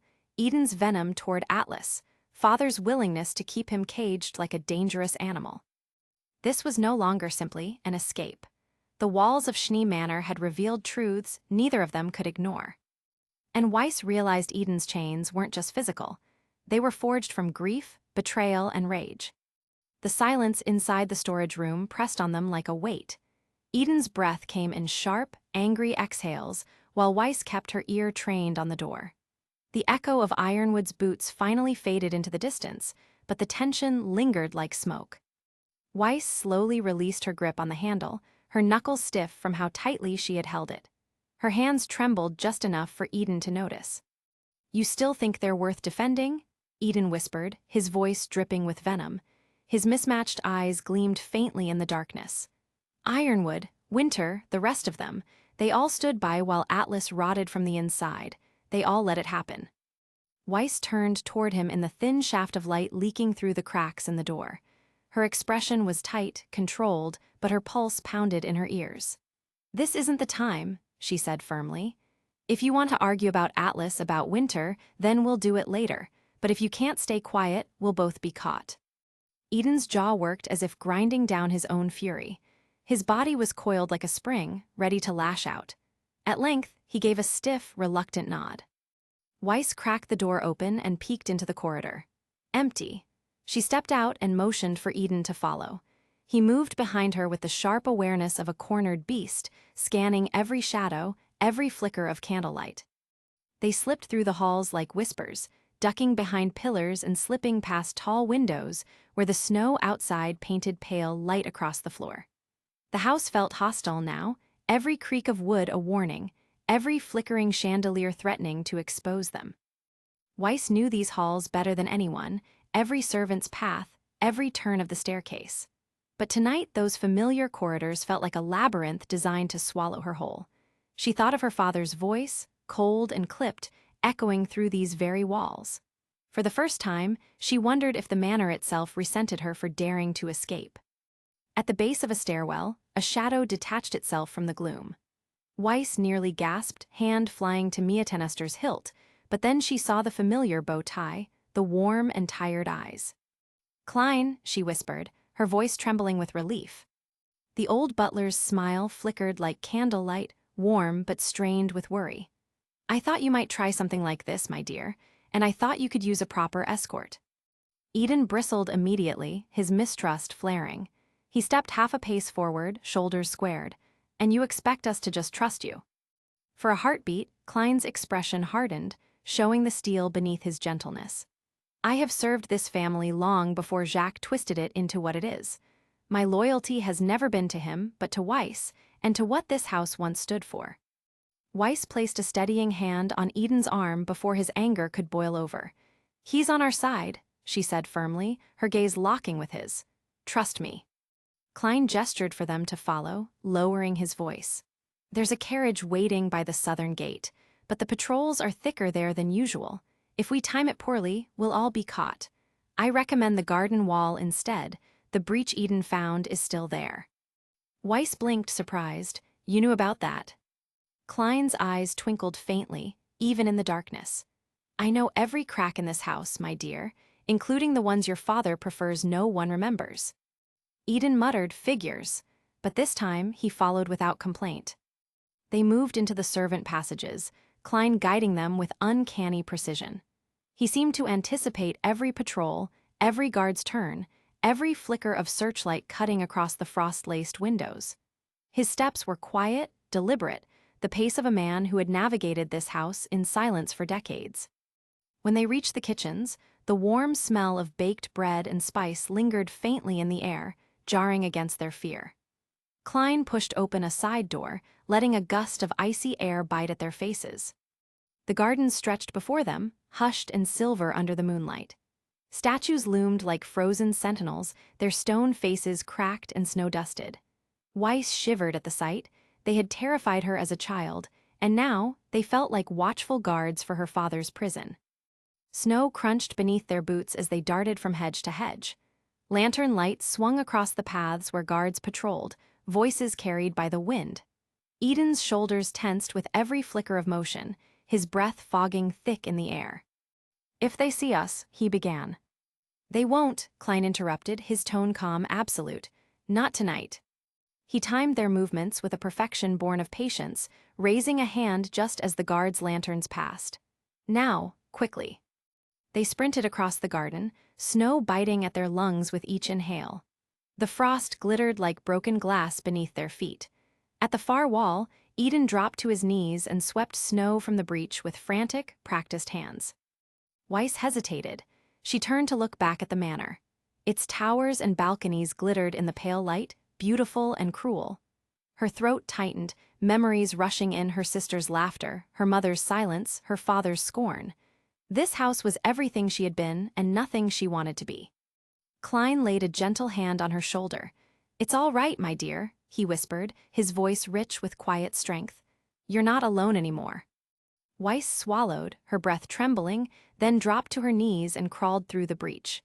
The rough stones scraped her arms, ivy tearing loose in brittle strands. She tumbled into the snow on the other side, gasping in the frigid air. Eden followed, dragging himself through the stone until he spilled onto the ground beside her. He didn't waste time. He immediately scanned the tree line, his body taut with suspicion. Klein was last. Despite his age, he slipped through with surprising agility, dusting off his coat as though he'd simply stepped through a doorway. The three of them crouched together in the shadow of the outer grounds. The manor loomed behind them, silent and glittering, like a cold jewel set in ice. "We did it," Weiss breathed, her voice caught between disbelief and relief. Eden gave a bitter laugh. "No, we just got started. Atlas won't let either of us walk free. Not me, not you, not while Ironwood and your father breathes." Weiss turned sharply, stung by his words. She wanted to protest, to defend Winter at least, but Klein raised a hand, silencing the brewing storm. "Save your strength for the road," he said, his voice carrying a quiet authority that brooked no argument. "The city will not be forgiving if it catches you unprepared." He pointed toward the distant tree line where a carriage waited, cloaked in shadow, the faint outline of a driver hunched against the cold. "Come, before the night grows thinner."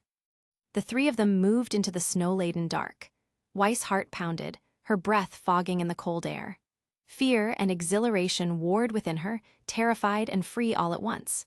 Eden's hatred burned beside her like a storm cloud, while Klein's steady presence was their anchor.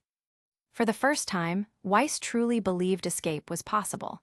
And for the first time, Eden believed he wasn't escaping alone. Atlas SDRETS, the carriage. The carriage wheels groaned over the packed snow, each turn of the axle swallowed by the vast hush of the forest. The last glow of the Schnee Manor flickered faintly between the trees, a jewel of ice and shadow receding into the distance. Inside, the air was thick with unspoken thoughts. Weiss sat in her corner, posture perfect but fingers laced tightly in her lap, betraying the storm inside her. Across from her, Klein sat composed, though his keen eyes never stopped scanning the frostbitten darkness through the small window. He leaned slightly on his cane as though it were simply habit, not necessity. Eden was beside Weiss, shoulders pressed back against the seat, arms folded across his chest. His mismatched eyes glimmered with a restless energy that bordered on fury. For long minutes, only the muffled crunch of hooves and the creak of the wheels filled the silence. The steady rhythm should have been soothing, but it wasn't. Every bump, every shift of the carriage seemed to hammer home the danger pressing in on them. Klein finally broke the quiet. His voice was low, measured, but edged with the weight of finality. "The safe house lies not far from Mantle, a modest cottage on the eastern fringe of the outer district. Remote, quiet, nearly invisible to prying eyes if you know the way." Weiss leaned forward, the stiffness in her shoulders softening slightly at his words. "You've thought this through." Klein smiled faintly, though his eyes did not. "My dear, I have been preparing for this moment far longer than you realize." His gaze shifted from her to Eden. "You'll be safe there, both of you." Eden gave a bitter laugh, short and sharp. "Safe, in Mantle, with Ironwood's dogs crawling through the streets and Jack breathing down every servant's neck?" He shook his head. "There's no safe in Atlas." Weiss shot him a glare, ready to scold him for his cynicism, but Klein raised a hand gently, steadying the air. "Perhaps not safe forever, but safer than the manor, and sometimes safer is enough." Weiss opened her mouth to respond, but the sudden buzz of a scroll cut her off. Klein's hand dipped to his coat, retrieving the device with the smooth, almost imperceptible hesitation of a man who already knew what he would find. The pale glow illuminated the furrows of his face, deepening as his eyes scanned the message. His lips pressed into a thin line. Weiss sat forward, her chest tightening. "What is it?" Klein closed the scroll slowly, almost reverently, as though sealing something heavy away. His sigh misted faintly in the chill. "It's Whitley. He's looking for me." Weiss felt her heart lurch. "Whitley. If I don't return soon," Klein continued, voice quiet but firm, "he will notice. And when he notices, Jacques will notice. And when Jacques notices, he will put the pieces together. He will think of you, Weiss. He will think of your absence." Weiss's composure cracked, her breath hitching as panic bled through.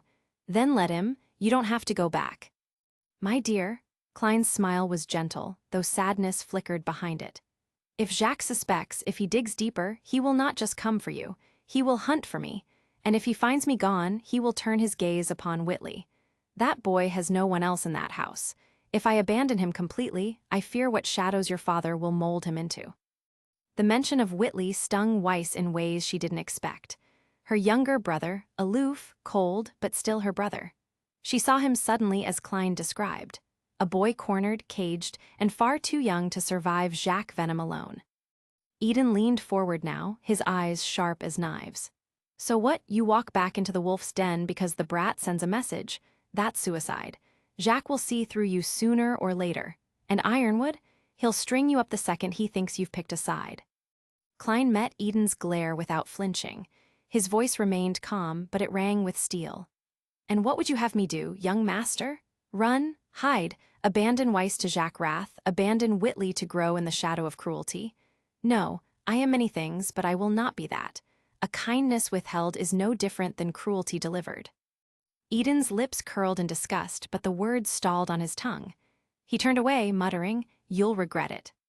Weiss's hand darted forward before she even thought about it, seizing Klein's gloved hand in both of hers. Her eyes shimmered, her voice trembling. "Please, don't leave us, don't leave me, not now." For a moment, the heiress vanished, and in her place was a girl clinging desperately to the one person who had ever shown her unconditional warmth in that house. Klein's hand squeezed hers gently, steadying her trembling grip. "My dear Weiss Schnee," he said softly, "you are braver than you know, and you are not alone, you never will be again." The tears that stung her eyes nearly broke her composure. Without thinking, Weiss leaned forward and wrapped her arms around him.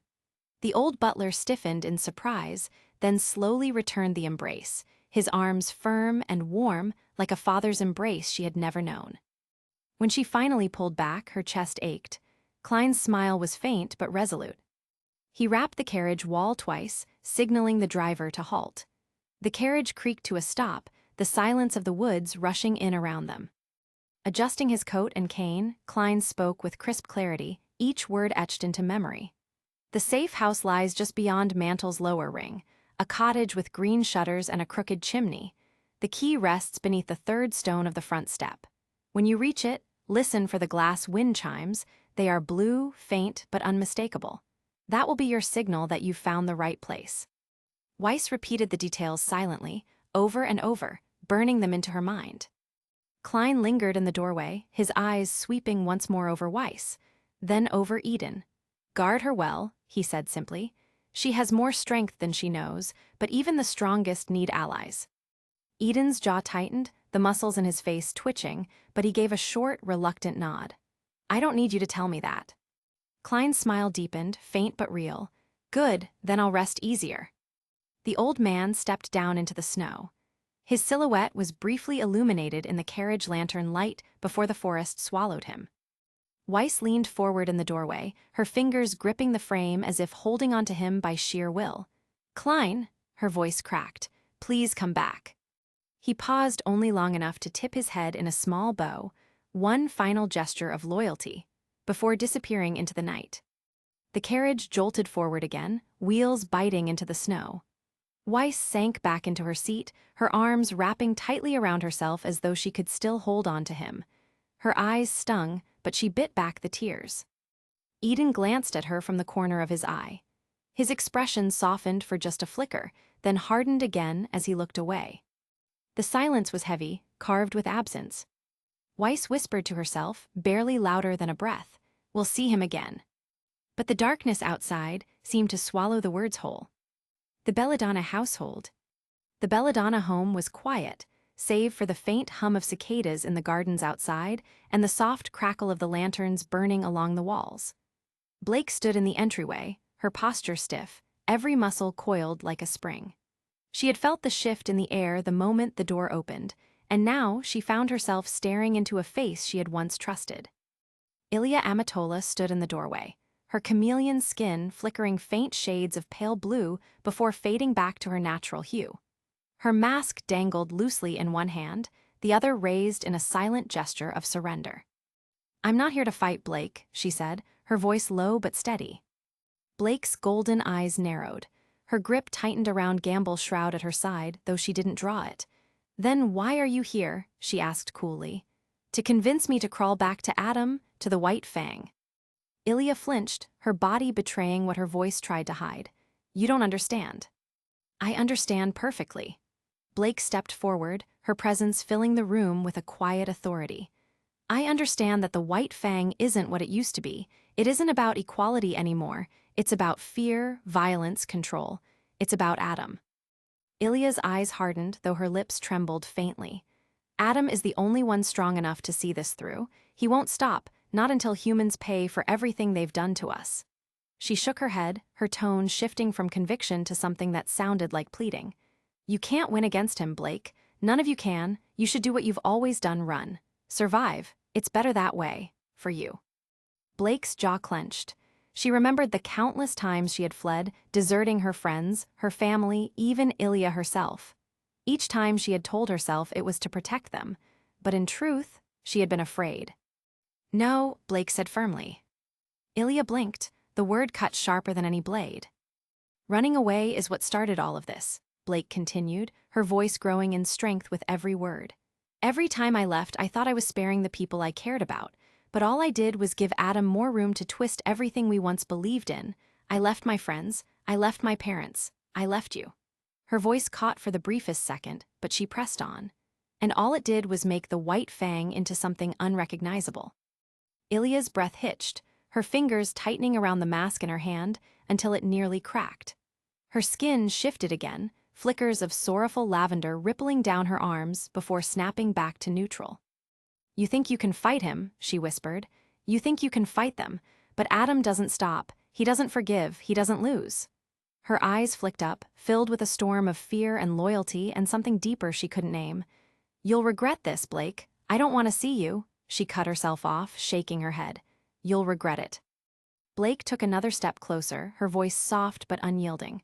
"Maybe I will, maybe I'll get hurt, but at least I'll be standing for something real. For the Fang we used to dream about. For the people who believe change doesn't have to come through hate and blood." She tilted her head, searching Ilya's face.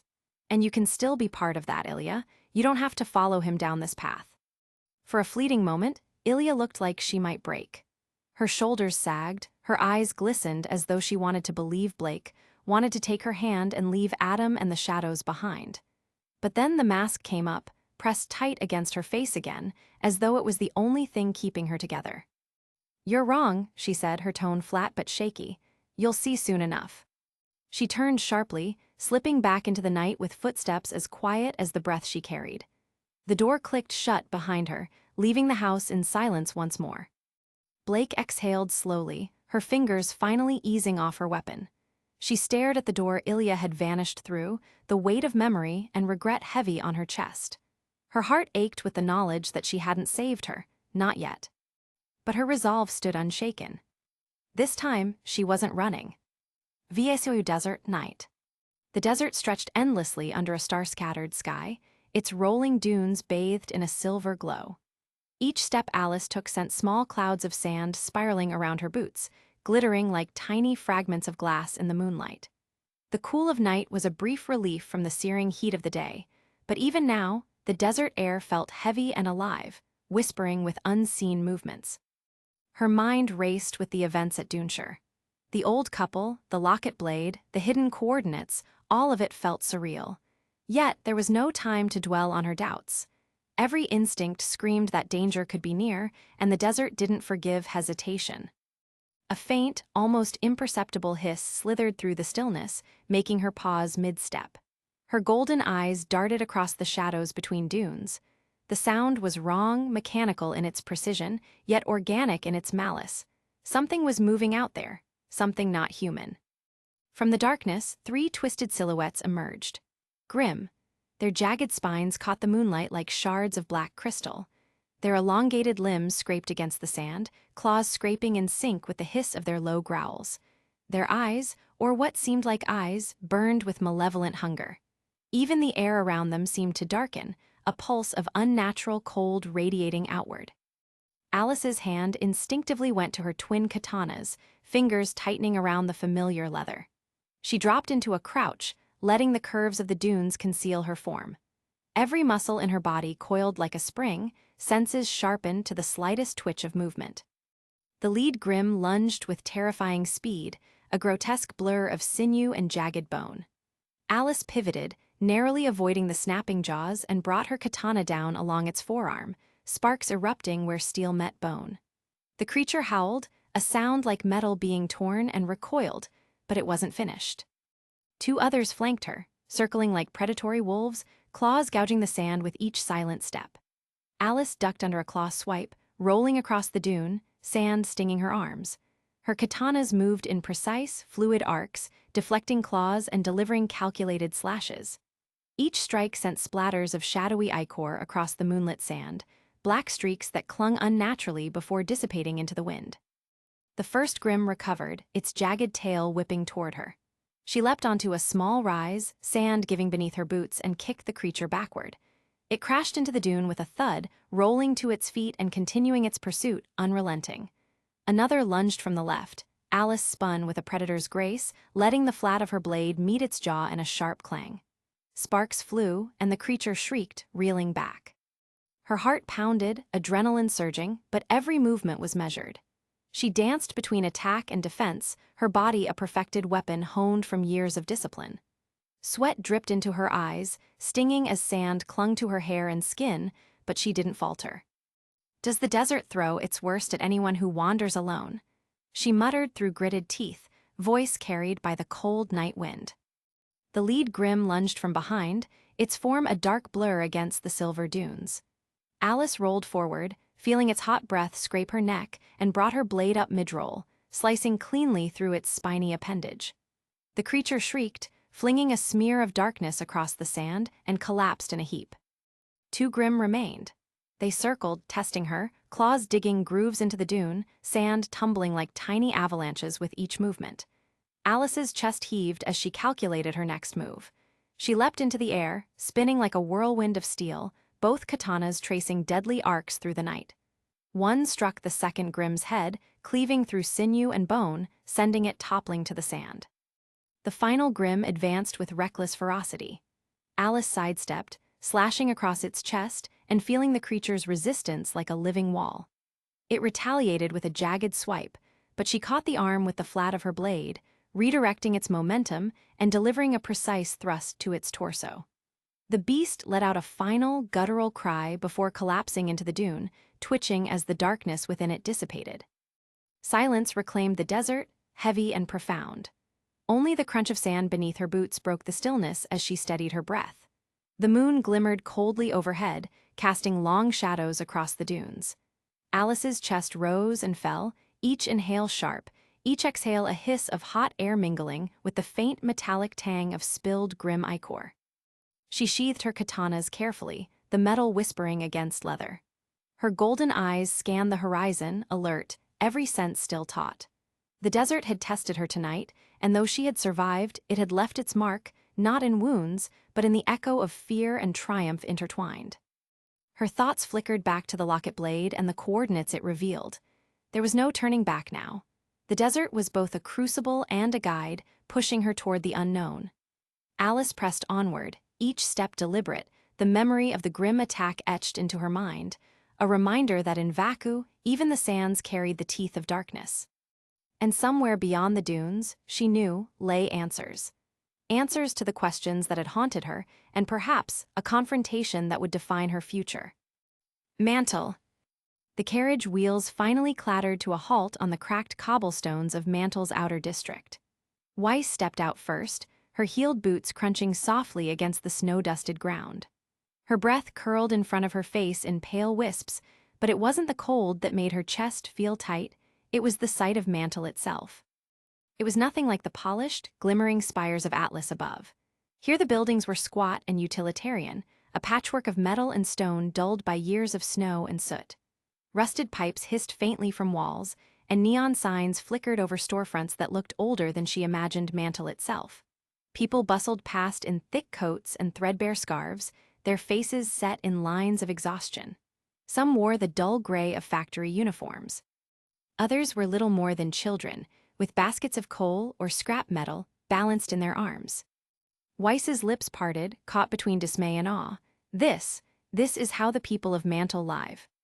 Eden climbed down beside her, his eyes sweeping the streets not with shock, but with a familiarity that unsettled her. He shoved his hands into his coat pockets, the tension in his jaw sharpening the angles of his face. HMPH, exactly what I expected, he muttered.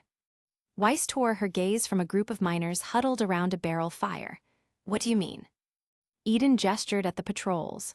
Atlas officials stood on nearly every corner, rifles slung over their shoulders, faces hidden behind visors. Their presence was suffocating. This place is crawling with those Adaljan bastards, Eden spat, the words dripping with venom. Weiss blinked at his hostility. Why do you even hate them so much? She asked, her voice low but pressing. Back at the manor, I heard you mutter those awful things about Winter, about General Ironwood. Eden's eyes darkened, though he didn't look at her right away. He stepped forward, boots crunching against ice, his voice sharp enough to cut through the noise of Mantle's streets. Who wouldn't hate them? They strut around like saviors, but they're just bullies with a badge. Weiss stiffened. Bullies? You mean the same men and women who train and fight for years, who put their lives at risk to protect people? That finally made Eden turn, his stare burning straight into her. His lips curled with bitter amusement. Protect people? Do you really believe that fairytale, Schnee? They don't care about protecting anyone. All they want is power. To oppress, to control, to keep people like this.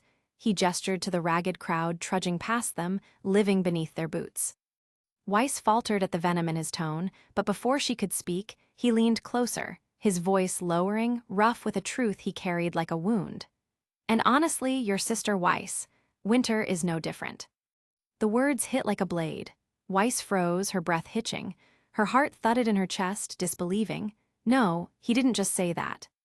Her shock lasted only a heartbeat before it burned into fury. Her hand moved before her mind caught up. Slap. The sound cracked sharply in the cold air, loud enough that a passerby turned before quickly ducking their head and scurrying away. Eden's head snapped to the side, his cheek blooming red where her palm had struck. Weiss's voice trembled, not with weakness but with rage.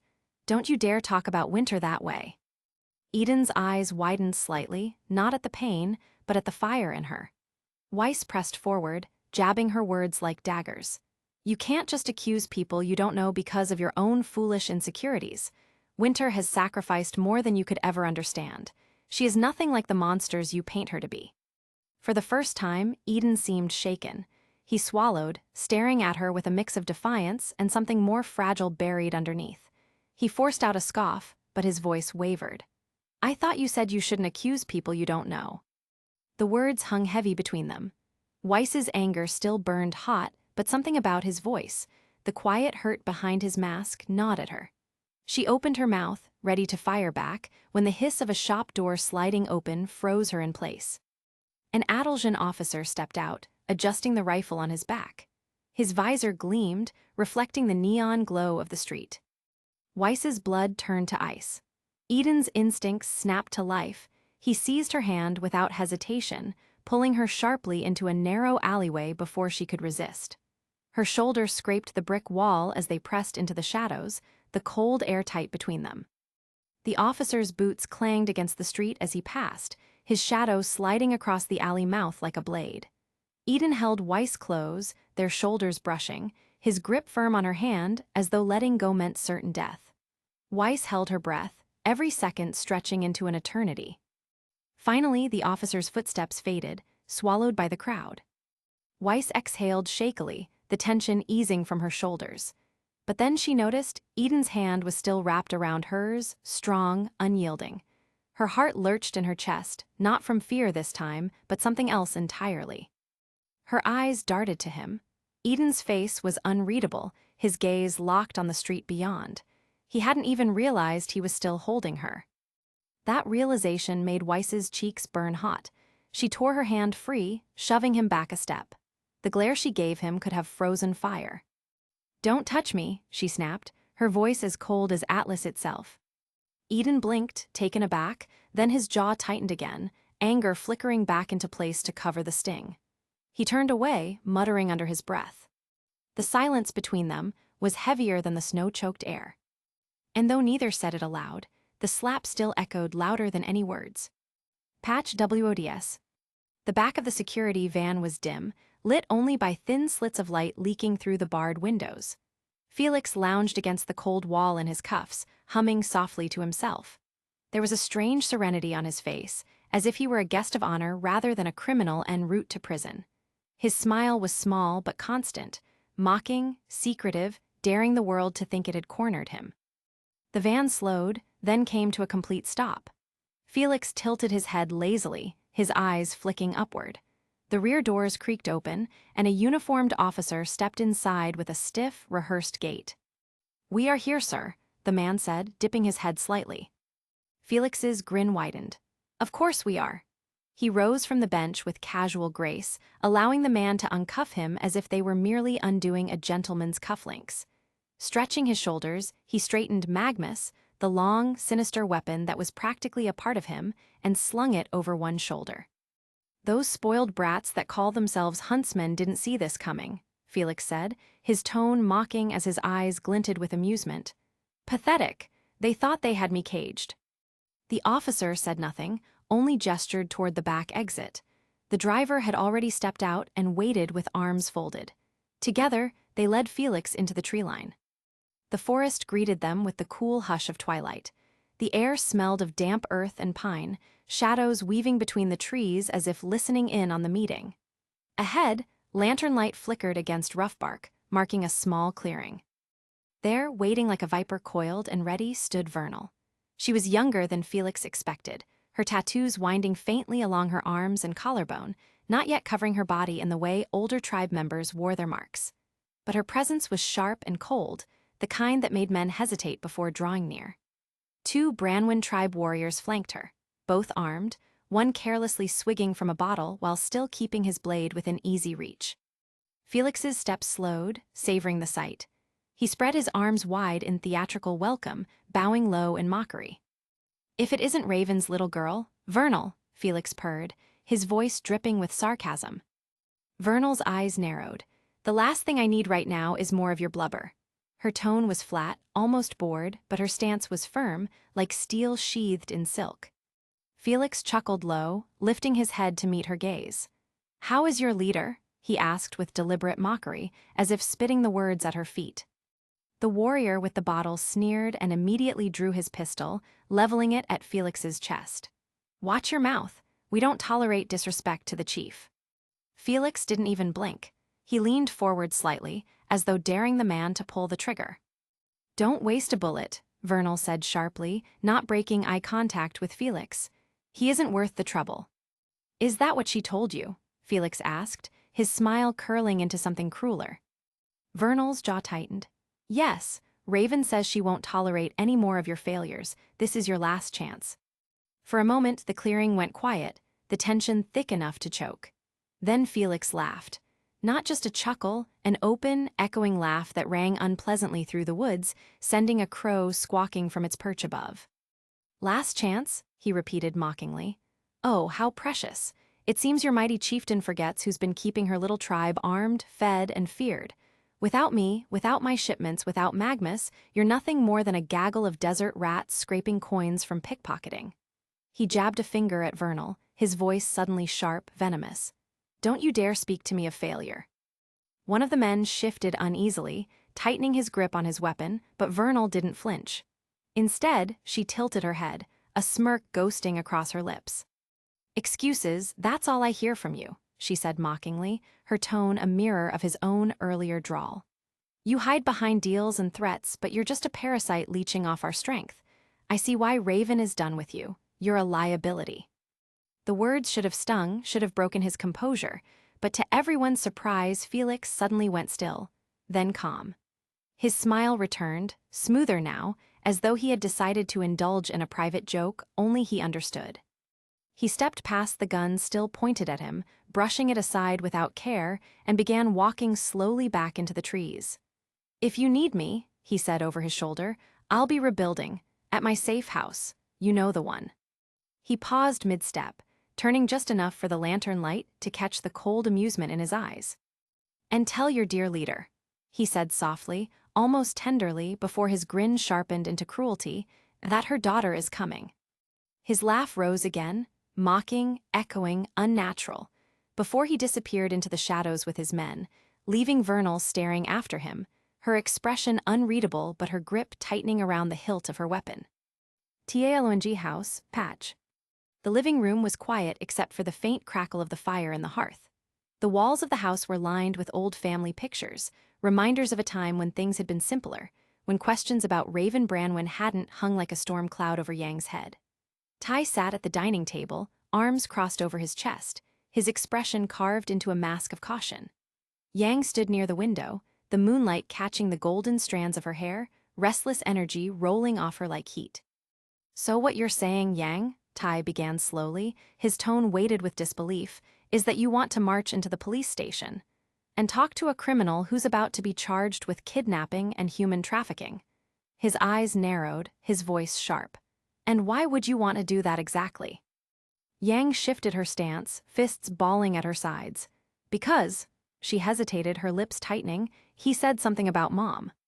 The words dropped between them like a stone into still water. Tai blinked, stunned into silence.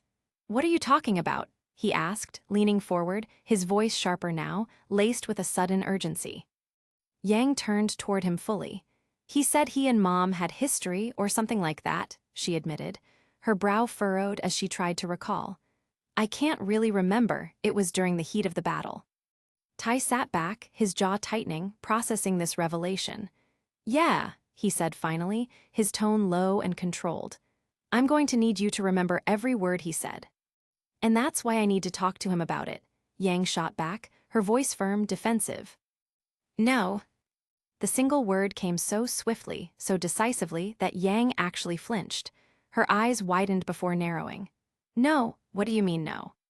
"I mean," Tai said bluntly, rising from his chair to face her head-on, "you are not going to see that criminal." Yang's fists clenched tighter. "You and I both know that's not the reason you don't want me to see him." Tai pinched the bridge of his nose, exhaling. "Seriously, Yang, he is a dangerous man, even if he's being guarded and monitored 24/7. He trailed off, staring into the fire as if searching for words. "There's no telling how many strings he still has to pull." Yang didn't let up, her violet eyes burning into him. "That's not what I meant, Dad." She took a step forward. "Why don't you want me to see Mom?" The question hit Tai like a physical blow. He froze, then slowly lowered his hand, meeting her gaze. For a long moment, he said nothing. Then, with a heavy sigh, he turned away and leaned against the back of the couch. "Because," his voice faltered, breaking for a fraction of a second before he steadied it, "because I know what you'll be, disappointed." Yang's expression softened, then hardened again. "I'm only trying to spare you that, Yang," Tai continued, his tone weary, his shoulders sagging under invisible weight. "And honestly," he lifted his head slightly, eyes searching hers, "is finding Raven really worth it?" Yang scoffed, tossing her head back. "Disappointed? I already know she's some gang leader." Her words were laced with sarcasm, but her voice cracked faintly. "What could I possibly find that's worse than that?" Tai turned back to her, his face grim. "A lot. You could discover a lot worse." Her lips parted, but no words came.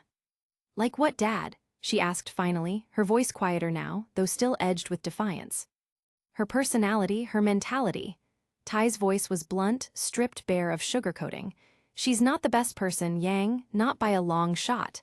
He shook his head, gaze dropping. You're better off not knowing too much about her, honestly. The fire popped in the silence that followed. Yang crossed her arms, her jaw tight. So that's what you're going to do, huh? Deny me the chance to see my mom, and why exactly? She didn't wait for an answer. Because you don't know if she's the best person or not, or is it just easier for you to pretend she's gone? Ty's head snapped up at that, and for the first time in the conversation, there was real anger in his eyes. But then it softened into something else, resignation, maybe even sadness. Finally, after a long, strained silence, Ty sighed heavily and rubbed the back of his neck. You know what, Yang? He stepped closer, his tone shifting, firmer but not unkind. You can go meet Felix, but... Yang's eyes lit up with a flicker of hope, though she braced herself for the inevitable condition. Ty paused deliberately, letting the silence stretch, making sure she understood the weight of his next words. Take Davy with you. He's a real pain in the ass, but at least I know he won't let you do something reckless. A smile tugged at the corner of Yang's lips, though it was small and fleeting. Thanks, Dad, she said softly. Ty nodded, though his eyes lingered on her with the haunted look of a father who knew he had just opened a door he might never be able to close again. On the road patch, the roar of Bumblebee's engine ripped through the quiet countryside roads of Patch, scattering birds from treetops and rattling loose leaves along the dirt shoulders. The late afternoon sun slanted between the trees, turning Yang's hair into a comet tail of gold whipping wildly behind her as she leaned into the wind. She looked alive, adrenaline burning in her lilac eyes. Davy, however, looked like death warmed over. His arms were locked around Yang's waist in a vice grip, his face twisted in sheer panic as the bike hurtled around another bend. Where am I supposed to hold on? He screamed, his voice cracking as the engine nearly swallowed him whole. Yang laughed, the sound bright and wild over the growl of the bike. To dear life, maybe. Davy's stomach flipped as she leaned harder into the curve. You could at least show some compassion in my final moments, since you're the one causing them. Yang's grin widened. Quit whining, softy, you'll live. By the time she cut the throttle, Davy was half convinced his soul had already left his body. With a flourish, Yang swung Bumblebee sideways, gravel spraying in a shimmering arc as the tires screeched to a halt directly in front of the Patch police station. She hopped off in one smooth motion, pulling off her helmet like she'd just stepped out of an action movie. Davy slid off a beat later, stumbling forward before collapsing flat onto the cobblestones. This is, without a doubt, the most traumatic experience of my life. His muffled groan into the ground was pitiful. Yang smirked down at him. Come on, drama queen, if I wanted you dead, you'd know. With a playful step, she straddled his collapsed form and headed toward the station doors. Inside, the station was bedlam. Phones rang unanswered, radios buzzed with overlapping voices, and the normally tidy front desk was buried under a landslide of scattered papers. Two officers nearly collided in the hallway, each shouting updates at the other. The air was thick with tension, anger, fear, confusion. Yang slowed, her brow furrowing. What the hell happened here? Davy brushed himself off, scanning the room with a sharper eye. Looks like someone lit a fire under the whole department, and then tossed in a hornet's nest for good measure. At the far end, a heavy-set man in a tailored suit stood like a storm cloud at the center of the chaos. His face was crimson with fury, his booming voice cutting through the noise as he tore into two pale, trembling officers. Listen here, you CLOWNS. His finger jabbed the air like a spear. You just let one of, if not the most, dangerous men in Patch escape because of your incompetence. The officers stammered excuses, shuffling back under his glare. Yang and Davy exchanged a wary look before Yang strode forward, boots clicking sharply on the tile. Excuse me, Yang called out, voice slicing through the room like a blade. Mind telling me what's going on here? The man froze mid-rant, his chest still heaving. Slowly, his scowl softened as his gaze shifted to her. With a curt wave, he dismissed the officers. You're dismissed. They scattered like startled birds. He turned back, his eyes narrowing on Yang with calculating interest. You must be Taeyong Zio Long's daughter. Yang straightened, caught off guard. Yeah, Yang. Yang, he repeated, rolling the name on his tongue before giving a sharp smile, a strange contrast to his earlier fury. His gaze slid to Davy. And you are? Davy, he replied evenly, not blinking under the scrutiny. Just a friend. The man gave a slight nod of approval. Well then, Miss Zio Long, what brings you here? Yang crossed her arms, her patience already thinning. I came to talk to Felix, to clarify something. The name cracked something in the man's expression. A tiny twitch at the corner of his eye, a subtle tightening of his jaw. He sighed, fingers brushing over his temple as if warding off a headache. Yes, about that, he began carefully. Yang's eyes narrowed. About what? He never arrived, the man said at last, voice low but steady. Felix's escorts were compromised. Somewhere between the docks and here, he escaped. The words hit Yang like a punch. She blinked, then snapped upright, fury boiling over. What? Her shout rattled the windows, silencing the entire room. Heads turned. Radios crackled and died under the weight of her voice. Davy stepped in immediately, his hands raised like a shield between her and the mayor. Yang, calm down. How can I be calm when a trafficker is back out on the streets? Yang spat, her eyes burning hot with barely restrained rage. The mayor adjusted his tie, unnervingly composed. Miss Zio Long, we already have our officers combing through every corner of Patch. He won't get far. That's not good enough, Yang snapped, fists curling tight enough that her knuckles whitened. Davy placed a hand on her arm, grounding her. His voice was firm but quiet, meant only for her. We'll find him, Yang, we will, but not like this. The mayor gave a final curt nod, his tone hardening. Stay out of this, both of you, this is official business now. Without waiting for a response, he turned and strode into the back offices, leaving Yang trembling with frustration. Yang whirled toward the exit, ready to storm out, when something tugged lightly at her hand. Instinctively, she spun around, her temper still flaring. And froze.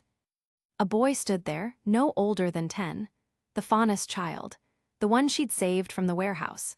His wide amber eyes shimmered with nervous gratitude, his cat-like ears twitching as he struggled to meet her gaze. Hi, he said softly, almost swallowed by the chaos around them. Hi there. Yang's rage drained in an instant, her features softening. Hey, kid. I just wanted to say thank you, the boy said quickly, voice trembling but determined. You saved me and my mom. If it wasn't for you, I don't even want to think about what would have happened. His small fists clenched at his sides as if warding off the memory. Yang crouched to his level, her tone gentler now. I'm just glad you're safe. The boy nodded, ears drooping. We lived in Mistral, not rich, but we were fine. Then one day they came, right into our house. Broad daylight, just dragged us out like we were nothing. His voice cracked. Yang frowned. Mistral. Yeah, his gaze dropped to the floor. Kidnappers happen in Mistral, but not like that, not so bold. Before she could press, his mother's voice called across the room. The boy turned, but Yang gently stopped him with one last question. Wait, do you know who took you? Davy touched her shoulder. Yang, maybe now isn't. They called themselves, the boy swallowed hard, the Branwyn tribe. Time froze. Yang's breath hitched, her vision blurred as the name slammed into her chest. Davy's eyes went wide, but Yang's face, her face was stone. Rage simmered beneath the surface, her entire body trembling. The boy bowed awkwardly, oblivious to the storm he'd unleashed. Thank you again. Then he hurried back to his mother's side. Yang stood rooted, her fists shaking. The name echoed in her skull, suffocating her. Yang, Davy's voice was low, steady, but edged with worry. Are you all right? But Yang couldn't answer. Not when she knew exactly who was behind this. Vytal at the mansion. After hours of trudging through the endless dunes, Alice finally stopped dead in her tracks. Her blue eyes widened, catching sight of the silhouette half buried in sand, a mansion, or at least what remained of one. The walls, once proud and tall, now sagged under the weight of years, their white plaster dulled to a sickly gray. Shattered windows gaped like empty eyes. Time had gnawed at the structure, but not enough to erase its shape entirely. Her throat tightened. She had found it, the place she had been searching for, the place she had once called home. The desert wind whispered across the dunes as Alice approached, the long shadows of night stretching like fingers toward the ruined building. Every step closer made her chest heavier. A flood of half-buried memories surfaced, blurry fragments of warmth and fear, laughter and scolding. The air felt charged, as though even the ghosts of her childhood were waiting for her to step inside. She pressed her palms against the massive front doors, their paint long since peeled away. The wood groaned in protest, letting out a low, warping creak as it swung open. The sound was loud in the silence, almost accusing, and Alice winced. Dust swirled in the stale air as the hinges surrendered, granting her entrance into the hollow carcass of her old home. The foyer stretched before her, dim and faded. Cobwebs clung stubbornly to the corners. Her boots echoed faintly against cracked tiles. Her gaze snagged on a hallway to the right. She knew that hallway. The memory rushed forward before she could stop it, a much smaller Alice running down it, giggling, her tiny footsteps chased by a shadowy figure. Her mother. Alice swallowed hard and turned her head, forcing the memory back into its cage. She followed the path anyway, stopping before a half-ajar door. She hesitated, her hand trembling just slightly before she pushed it open. The smell of stale air greeted her. The room beyond was neither filthy nor pristine. It looked simply abandoned. Furniture draped in thin layers of dust. Curtains that hadn't swayed in years. A mirror cracked along one side. Her eyes burned as she realized she had stood in this room before, years ago, staring up at a woman with a warm smile. Alice shut her eyes. It hurt too much. She pulled the door closed, letting it thump quietly into place.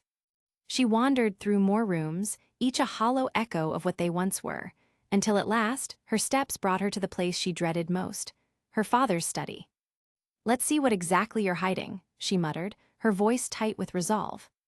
The door loomed before her, cold, heavy, and metallic, out of place compared to the rest of the house. She braced herself and shoved, her muscles straining until the weight finally gave way. The door yawned open, and what awaited her made her breath catch. The study was immaculate. Where the rest of the house had succumbed to dust and neglect, this room gleamed with eerie neatness, as though someone had been maintaining it. Not a single speck of dirt clung to the floor. The desk was polished to a mirror sheen. The bookshelves were neatly aligned. Alice stepped inside, each movement slow and wary. Her eyes fell upon the desk and froze. There, carved into the wood, was a black sun crest. Bold, intricate, unfamiliar. Its lines twisted into a symbol she didn't recognize, and yet it thrummed with significance. "What?" she whispered, fingertips brushing over the grooves. Her heart pounded faster. This wasn't her father's crest. It wasn't the same mark etched into the dagger the informant had given her. This was something else, something older, something hidden. Her stomach sank. If this wasn't his, then whose was it? Her gaze shifted, and then she saw it. Tucked behind one of the towering bookshelves, half concealed, was another door. Unlike the others, this one was locked tight, its frame perfectly flush with the wall as though it wasn't meant to be noticed. Alice's pulse quickened. Of course he'd hide something, of course. She crouched, inspecting the lock, and the realization hit her like a blade through the chest. It bore the same shape, the same patterns, as the hilt of the dagger. Her eyes widened. Her mind replayed the journey that had brought her here, the coordinates, the cryptic warnings, the weapon pressed into her hands. Every step, every breadcrumb had been laid for her. Her lips twisted into a scowl. He's been dictating my every move. She rose to her feet, holding the dagger tightly, her golden eyes gleaming in the dim light. The weight of it pressed against her palm like a brand. "He thinks he can control me," she hissed, her voice echoing in the empty room. "But he hasn't seen anything yet." Mantle. The streets of Mantle stretched ahead of them, dimly lit by the flickering glow of neon signs and the occasional overhead spotlight. The snow was thinner here than in Atlas proper, trampled into gray slush by boots and carts.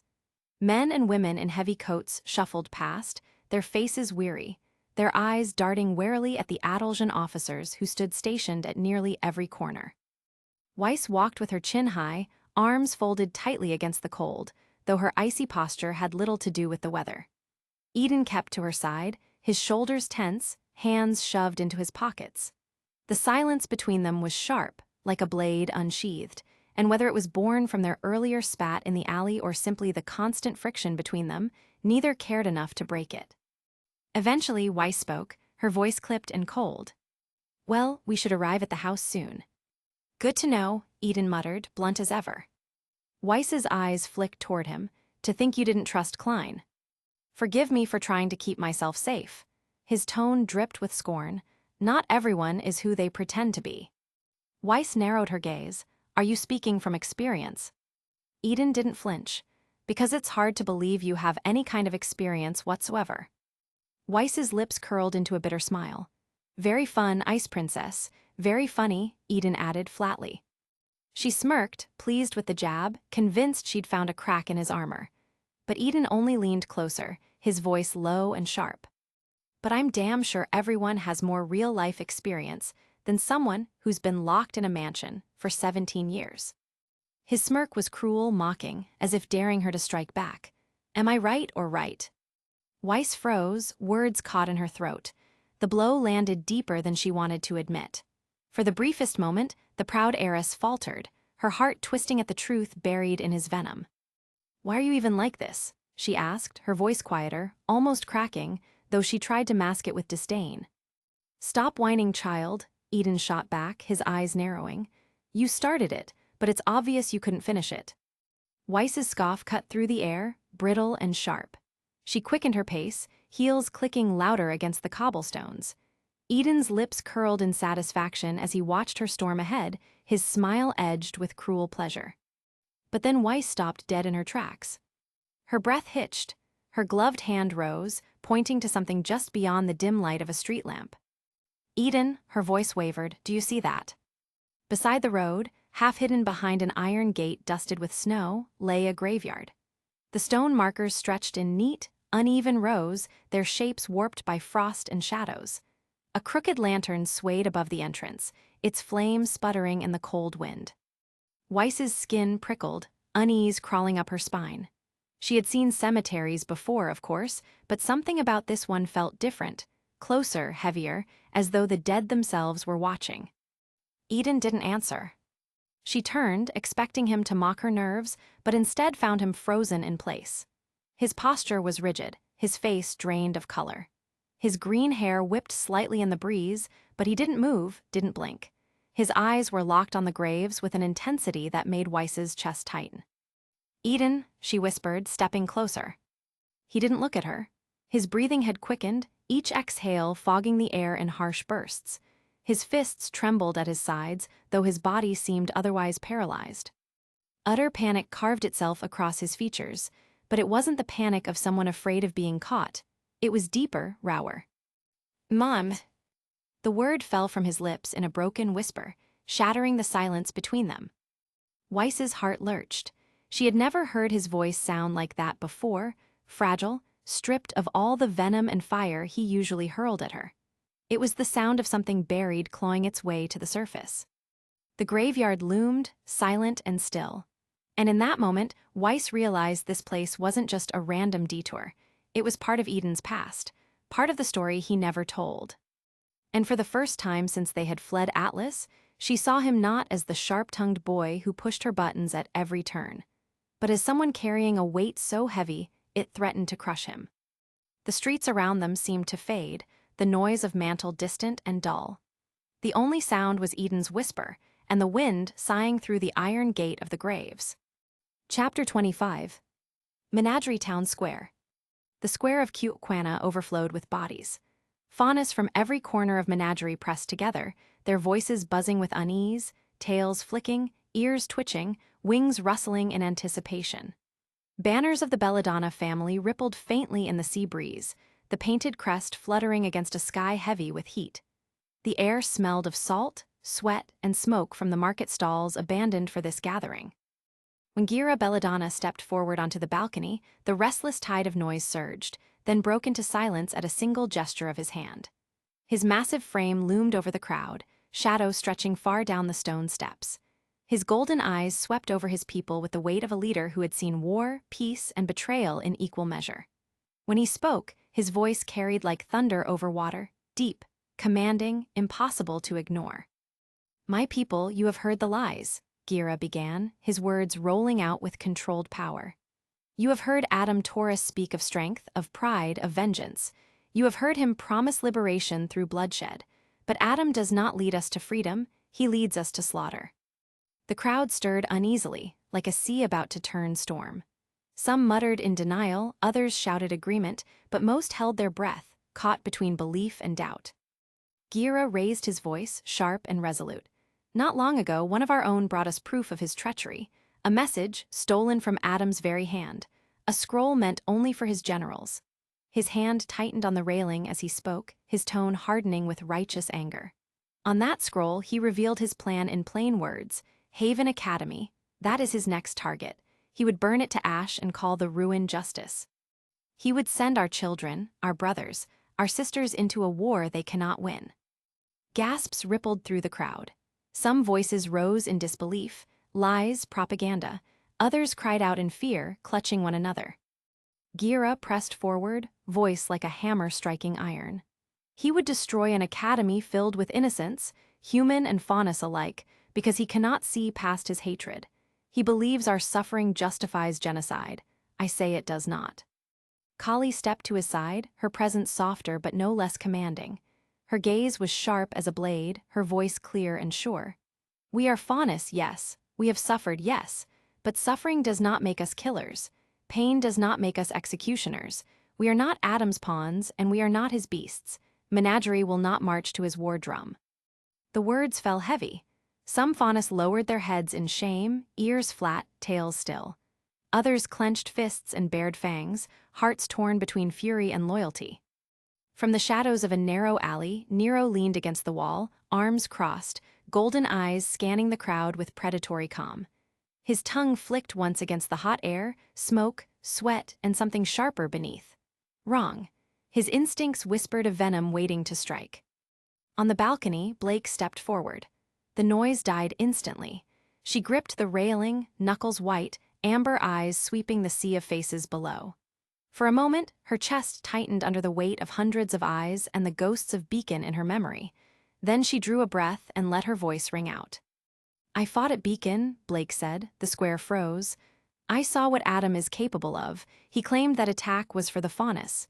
He claimed it was for equality, but I was there. I saw what he really wanted. He wanted destruction. He wanted death. He wanted fear. Her voice wavered once, but she steadied it with force of will. I saw friends fall. I saw children hunted. I saw Atlas soldiers and Veil students alike cut down while Adam laughed. That was not justice. That was not liberation. Murmurs rose, but Blake pressed on, her eyes blazing now. Adam Taurus does not speak for the White Fang, he does not speak for Menagerie, and he does not speak for me. The square erupted into a storm of divided voices, cheers of support clashing with angry jeers. Blake raised her chin, refusing to flinch. I will not let him destroy another school. I will not let him spill more blood in our name. He has twisted our cause, our pain, into an excuse for terror. And I will stop him, even if I must stand against him alone. The crowd roared, some shouting her name in admiration, others cursing her as a traitor. The air crackled with division, the square poised on the edge of violence, a single spark away from chaos. In the alley, Nero's eyes narrowed. There, movement too smooth, too deliberate, slicing against the tide of restless bodies. A flicker of blue skin, a glare sharp enough to cut. Ilya Amatola. She slithered through the third row, gaze locked on the balcony, hand already brushing the hilt of her weapon. She's here, Nero murmured, voice low and calm. Sun appeared at his side, trying to look inconspicuous. He followed Nero's line of sight toward the balcony and grinned faintly. Yeah, Blake's killing it up there. Not Blake, Nero's voice was steel. Ilya, third row left side, she's going to move. Sun frowned, squinting into the crowd. All he saw were horns, feathers, twitching ears, restless faces. He shook his head. I don't see anything. Of course you don't. Nero's tone was sharp now, cutting. You never see until it's too late. Sun bristled. And what's that supposed to mean, huh? That your optimism blinds you, Nero said flatly. While you're busy believing in everyone, some of them are drawing knives. Sun clenched his fists, jaw tight. You think you're so much better just because you. Before he could finish, a voice tore through the air. Blake Belladonna. Every head snapped toward the sound. Ilya stood atop a cart, her weapon flashing in the sunlight, her face twisted with fury and grief. You're the traitor here. The square erupted into pandemonium. Cries of alarm, shouts of rage, the pounding of feet as the crowd split in chaos. Some rushed to Ilya's side, others pushed away in fear. Her words lashed through the square like whips, venomous and unrelenting. She defended Adam, accused Blake of betrayal, painted Haven's fall as righteous justice. "Damn it," Sun muttered, finally spotting her, his face darkened. "You weren't kidding." "I rarely do," Nero said coldly, unreadable as stone.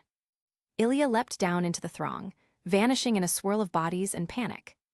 "Come on, we can't let her get away," Sun shouted, already forcing his way through the mob. Nero lingered for a heartbeat, glancing back at the balcony. Blake stood braced against the railing, her jaw set, her eyes blazing even as the crowd threatened to tear itself apart. She looked every inch her father's daughter, unyielding, resolute. Then Nero melted into the chaos, following Sun's path with strategic silence. Talong house, kitchen. The house was quiet, too quiet for Yang's restless mind. The kind of quiet that pressed down on her chest and made every thought echo louder than it should.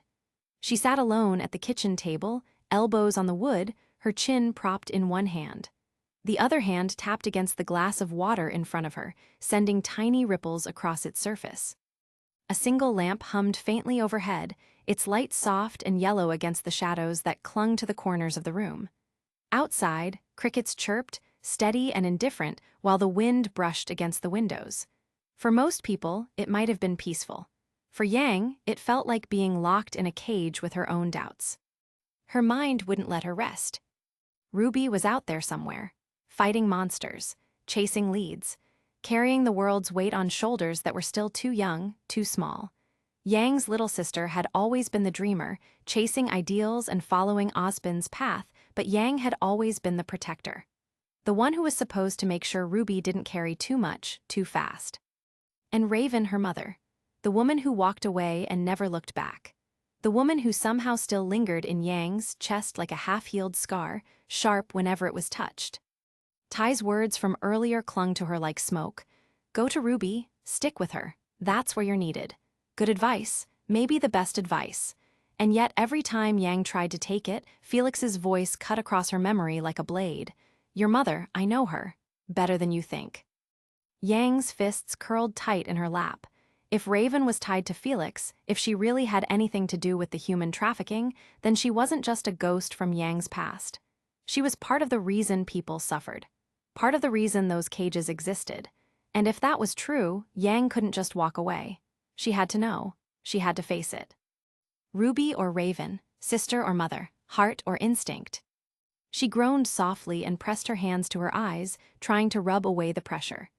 The silence closed in heavier, suffocating. That was when a voice cut through. Well, would you look at this? The mighty Yang Xiao Long, single-handedly glaring her glass of water into submission. Yang dropped her hands with a tired sigh. Davy leaned in the doorway, arms crossed, his smirk pulling at the corner of his mouth. The firelight from the living room flickered against him, making his sharp features stand out. Not now, Davy, she muttered, too drained to play along. He ignored her, sauntering in like he owned the place. I mean, I knew you were strong, but this, sitting here, radiating brooding energy so hard the kitchen feels like a funeral, that's next level. He pulled out the chair opposite her and dropped into it, sprawling back with casual arrogance. Really setting the mood in here. Yang shot him a sideways look. I said not now, I'm not in the mood for your crap. That's the thing, Davy said smoothly, propping his boots on the edge of the table. You're never in the mood for my crap, which is tragic, honestly. It's good crap. Despite herself, Yang snorted a small laugh through her nose, but it faded quick, leaving her shoulders heavy again. She leaned back and stared at the ceiling. I mean it. I've got too much on my mind. Yeah, no kidding. Davy leaned forward, resting his elbows on the table. His joking edge softened, though his mouth still curved in that half-smile. You look like you're stuck between two doors. One says RWBY, the other says Raven, and you're trying to kick them both down at once. Her jaw tightened. You don't get it. I think I do, his tone sharpened. And I think Ty's right, you go to RWBY, end of story. Yang's glare snapped to him, golden eyes burning. It's not that simple. Sure it is. Davy folded his arms across his chest. RWBY's your sister. She's been with you your whole life. She's family. She's here now, and Raven?" He scoffed, shaking his head. "She's a ghost who shows up when it suits her and vanishes the second things get hard. Why would you chase that?" Yang slammed her fist lightly against the table, rattling the glass. "Because Raven is connected to Felix. Don't you get it? He's still out there, trafficking people, hurting them. And if my mother is tied to him, if she's part of this, then I can't just ignore it. We could stop him." Davi's eyes narrowed, his voice losing all humor. "So what? You're going to risk everything chasing after the woman who abandoned you, just because some sleazebag dropped a few cryptic hints? Meanwhile, RWBY is out there fighting for something that actually matters, and you'd rather chase the ghost." Yang's hands curled into trembling fists, her voice cracked with frustration. "You don't understand. This isn't about me wanting answers. This is about justice. Felix needs to be stopped, and Raven is the lead we have. She's the trail." "This isn't about justice," Davi shot back, his words sharp as a blade. "This is about you still hoping Raven has something to give you, but she doesn't. She never has, and she never will." He leaned forward, his eyes locking hard with hers. "RWBY is real. Raven is nothing but a stranger, and you're choosing the stranger." The air between them felt like it could ignite. Yang's chest heaved, her eyes blazing with anger and hurt, all tangled together. The words broke out of her before she could stop them. "Easy for you to say, you don't care about your mother." The silence hit like an explosion. Davi froze, all the color drained from his face as if Yang had sucked the air out of his lungs. His usual sharp expression fell away, leaving only something hollow and raw. His mouth parted slightly, but no sound came out. His eyes flickered with a pain so naked that Yang felt her own stomach drop. Her anger faltered instantly, guilt rushing in like a flood. "Davi, I didn't." She reached a hand out, but the words stuck, breaking in her throat. She shook her head hard, unable to handle the look on his face, and stormed toward the door.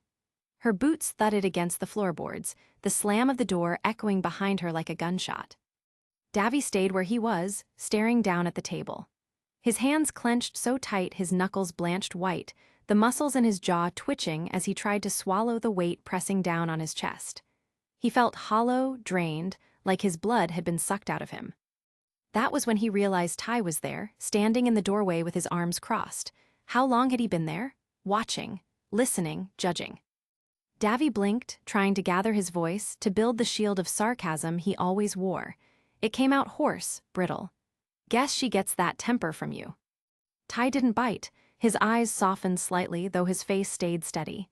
"She's hurting," he said quietly, "and so are you." Davi looked away, his throat tight, unwilling to let another word out. The lamp buzzed above them. The house fell into silence again, heavier now, like even the walls felt the weight of it. Vytal Fedora House. The dagger slid into the groove with a muted click. The sound echoed like a heartbeat in the stillness. A breath of stale, ancient air spilled from the wall, dry and heavy, carrying with it the musk of dust and stone long undisturbed. As the mechanism shifted, stone ground against stone, and the hidden door yawned open with a sigh as if the house itself exhaled a secret. Alice stepped back, blades in hand, shoulders tense. Every nerve braced for an ambush, but nothing leapt out. No traps, no Grimm, only silence, so deep it pressed against her ears. She pressed forward. The passage was narrow at first, a dark throat of stone swallowing her whole. The torchlight from the study barely followed her in, its glow smothered by the gloom. Her boots crunched on grit, each step loud in the suffocating quiet. Then, abruptly, the space widened, and Alice stepped into a vaulted chamber that smelled of ash and parchment. Her eyes caught at once on the crest. The black sun. An echo of what she had seen carved into her father's study table. But here it wasn't crude or improvised. It was deliberate, refined, perfected. A polished sigil, engraved into the far wall so deeply it seemed to pulse faintly when her torchlight brushed against it. Her breath caught in her throat. The walls around it were alive with carvings. Shapes. Clawed beasts she recognized instantly. Wolves, stags, birds, but twisted, their natural forms corrupted by lines of energy etched in violet. Their eyes were gouged deep, inlaid faintly with crystal that caught the light like a glimmer of menace. She had fought them before, in Atlas, strange, savage things the soldiers dismissed as failed experiments. But here they weren't failures, they were holy. Alice's jaw tightened, her fingers tightening around the hilt of her weapon, so it wasn't coincidence. Father knew, he always knew. She forced her gaze from the walls and strode toward a desk half buried in dust. The wood creaked as she shoved aside clutter, papers brittle and yellowed with age, their ink faded into smudges. She rifled through them with quick, impatient hands, pages scattering to the floor. Maps, letters, sketches of weapons laced with violet flames. She tossed them aside until one scrap made her pause. A map. Faded, incomplete. Its lines were ghostly, but there, a bold circle in heavy black ink around a patch of desert. Vacuous wastes. No names, no landmarks, just the faint suggestion of structures half lost to time. Her chest thudded, heavy with something between dread and exhilaration. An academy, out here. She nearly missed the book buried beneath the stacks. Its leather cover was cracked, curling at the edges. A faint symbol, too worn to make out, pressed into the spine. She pulled it free, dust clouding into the air around her, and flipped it open, expecting more maps, more notes. But instead, she found words. Flowing, deliberate handwriting, not instructions, not plans. A story. Alice's lips moved almost on their own, her voice low in the still chamber as she read aloud. The Forgotten Daughter. Long ago, before kingdoms were named and huntsmen were sworn, there was war. A mother of monsters, Salem, raised legions of shadow to devour the light. A father of champions, Ozma, reborn again and again, raised warriors to strike her down. They clashed as fire and storm, love and hatred, and in their wake the world itself trembled. It is said that in one such battle, their fortress burned. The air choked with ash as Ozma's blade cut through Salem's sorcery. Stones fell, banners curled to blackened cinders, and both armies believed the keep was lost, along with all who dwelled inside. But in the heart of that ruin, a single child crawled from the smoke. Neither wholly of Salem, nor wholly of Ozma, she was both heir and exile. Her skin was marked by the fire, her soul scarred by her parents' fury, yet she did not perish. Immortality, like a curse and a gift, bound her flesh to the world. The girl wandered. For years she hid in caves, deserts, and forests, surviving on scraps and whispers. She bore no master's name, only silence and a hunger for truth. The Grimm did not devour her, the relics did not burn her. She was something apart. Legends say she found a fragment of the fire that had consumed her home. It burned not red, nor gold, but violet, an ember neither of light nor of dark. From it, she drew her power. With that flame, she forged weapons that drank the purple glow, and she seeded beasts that bore her mark, creatures not quite grim, not quite natural, but something in between. And so she walked her own path. Neither mother's general, nor father's knight. Neither savior, nor destroyer. She gathered those who would listen, and taught them to fight not for Salem's endless hunger, nor Ozma's endless cycle, but for a world free of both. Her voice was iron, her will unbroken, her academy hidden from all but the worthy. Few remember her name, and fewer still speak it aloud. But some whisper that when the war between shadow and light burns hottest, the daughter will rise again, not to join her parents, but to end them both. Alice's voice faltered, her fingers trembled as she closed the book. The silence pressed in heavier than before, the chamber suffocating with meaning. Every wall, every carving, every page spoke the same truth. Her father hadn't just been wandering the world. He had been following something. He had been preparing her for it. And now so was she. She tucked the map into her belt, slid the dagger back into its sheath, and cast one last glance at the black sun crest glowing faintly in the dark. Her thoughts churned, sharper than the blades in her hands. What the hell, what even is this? Who is Ozma? Who is Salem? The chamber offered no answers, only the promise of a path her father had carved long before she was ready to walk it. Alice squared her shoulders, turned, and left, the legend burning in her mind like violet fire. Mantle Graveyard. The graveyard lay quiet beneath the weight of the full moon.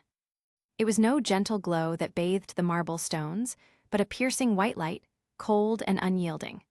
The moon loomed fat and swollen above the tree line, its pale face casting long shadows that stretched across the earth like skeletal fingers.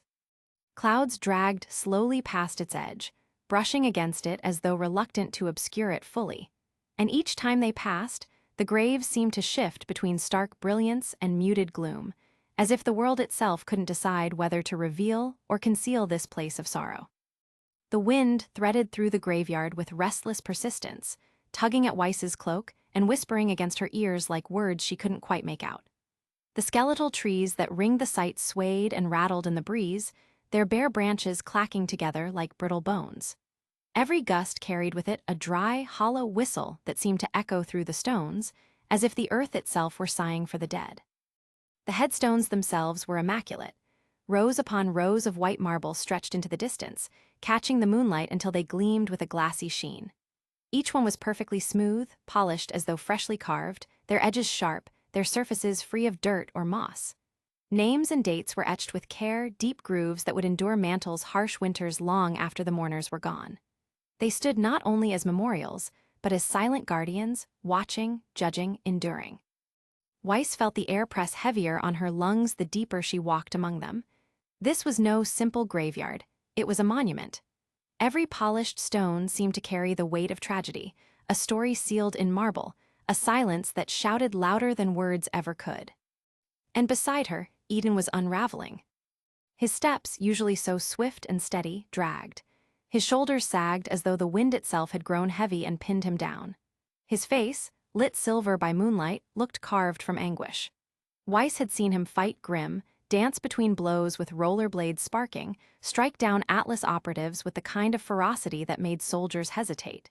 She had seen him sneer through pain, taunt enemies even as his body bled. But she had never seen this. Never seen him stumble like a man trapped in a nightmare he couldn't wake from.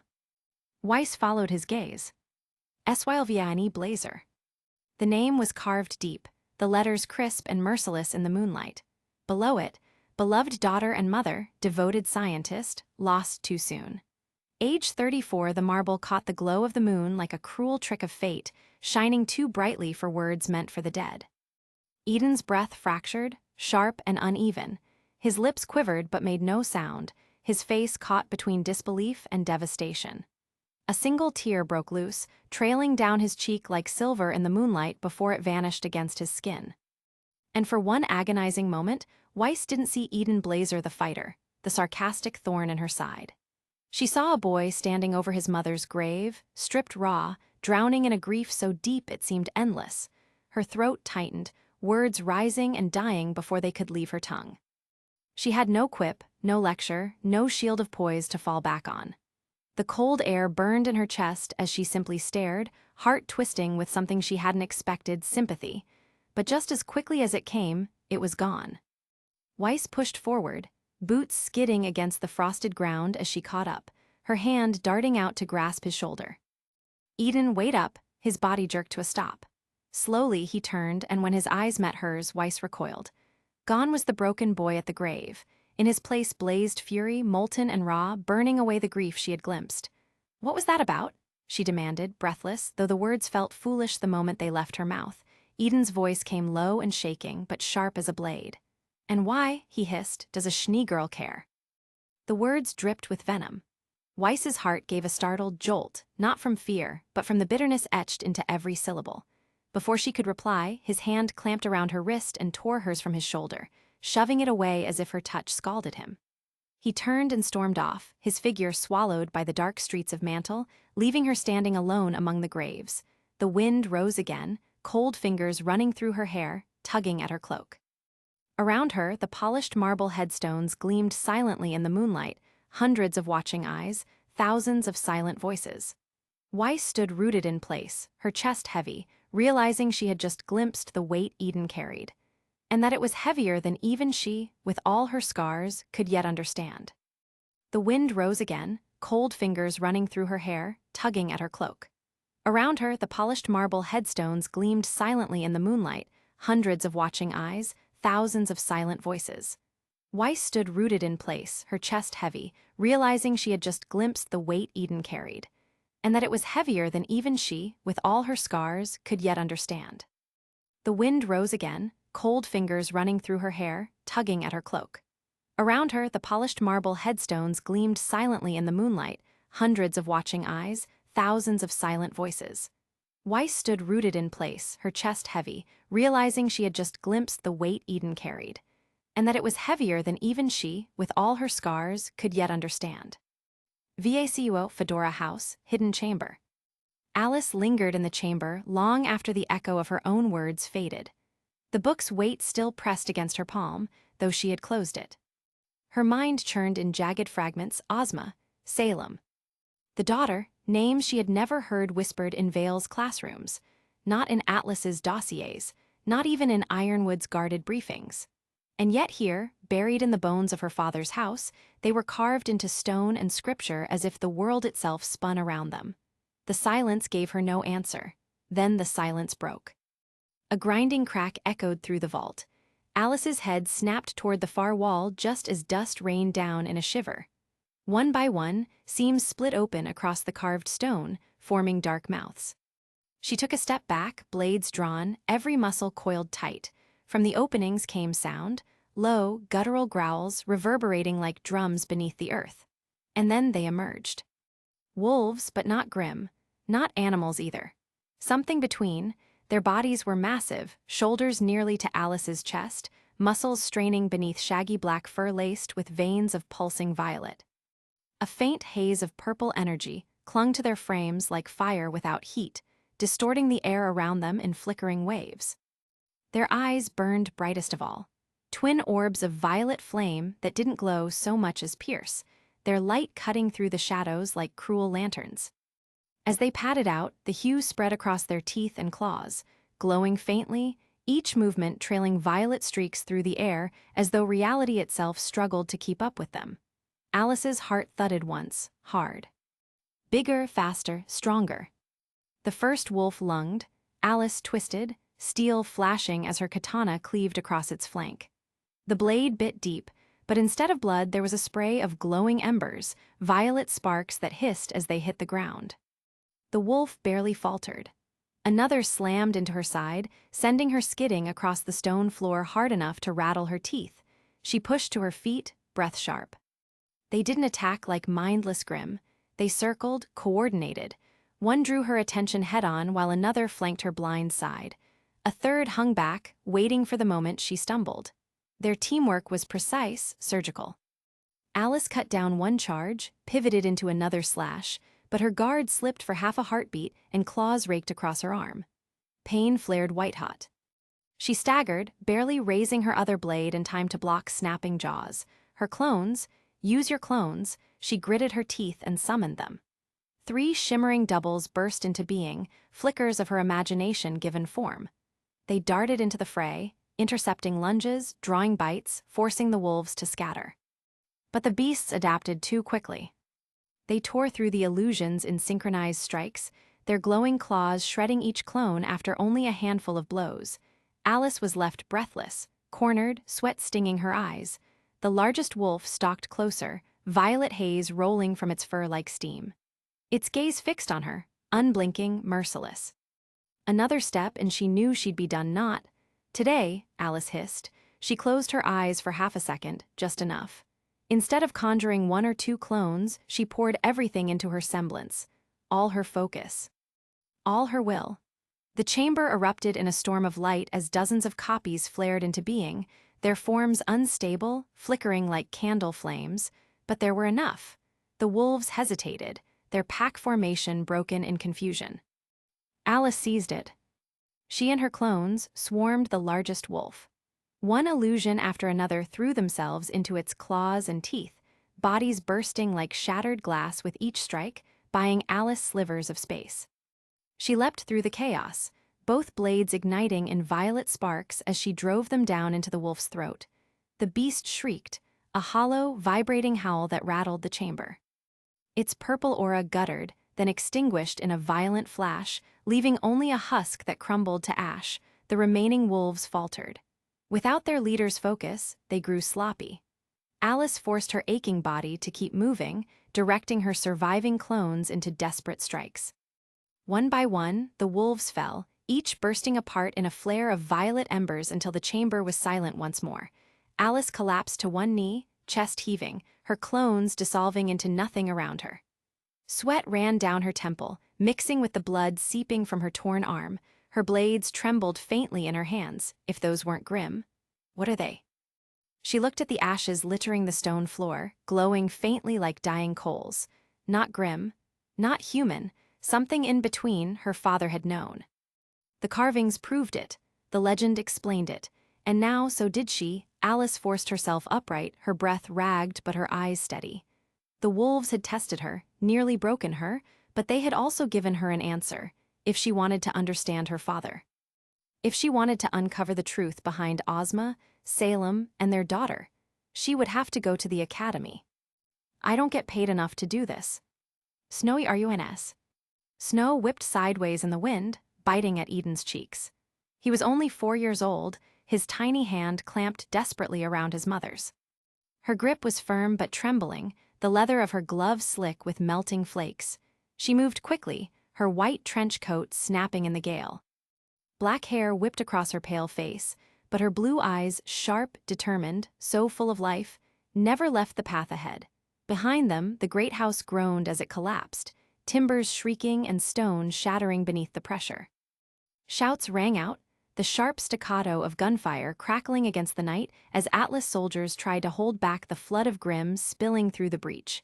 Civilians poured into the snow, voices breaking with panic. Eden stumbled in the drift, but his mother pulled him upright, urging him forward, her warmth the only anchor in the chaos. Then the air shifted. A man in fine clothes emerged from the wreckage, his coat trimmed in fur, his posture commanding even as terror painted his features. A councilman, his escorts flanked him, rifles raised, but Grimm swooped and struck. Claws raked, shots rang, screams cut short. In moments half the guard was gone, their bodies strewn across the blood-stained snow. The remaining leader barked sharp orders, his voice like a gunshot. Fall back, fall back. Protect the councilman. The line of soldiers pivoted, not toward the civilians. Not toward Eden and his mother, but toward the single trembling man. Atlas Steel closed ranks around him, their rifles flashing as they pushed him through the crowd, their formation cutting like a knife. Moments later, a transport van roared to life.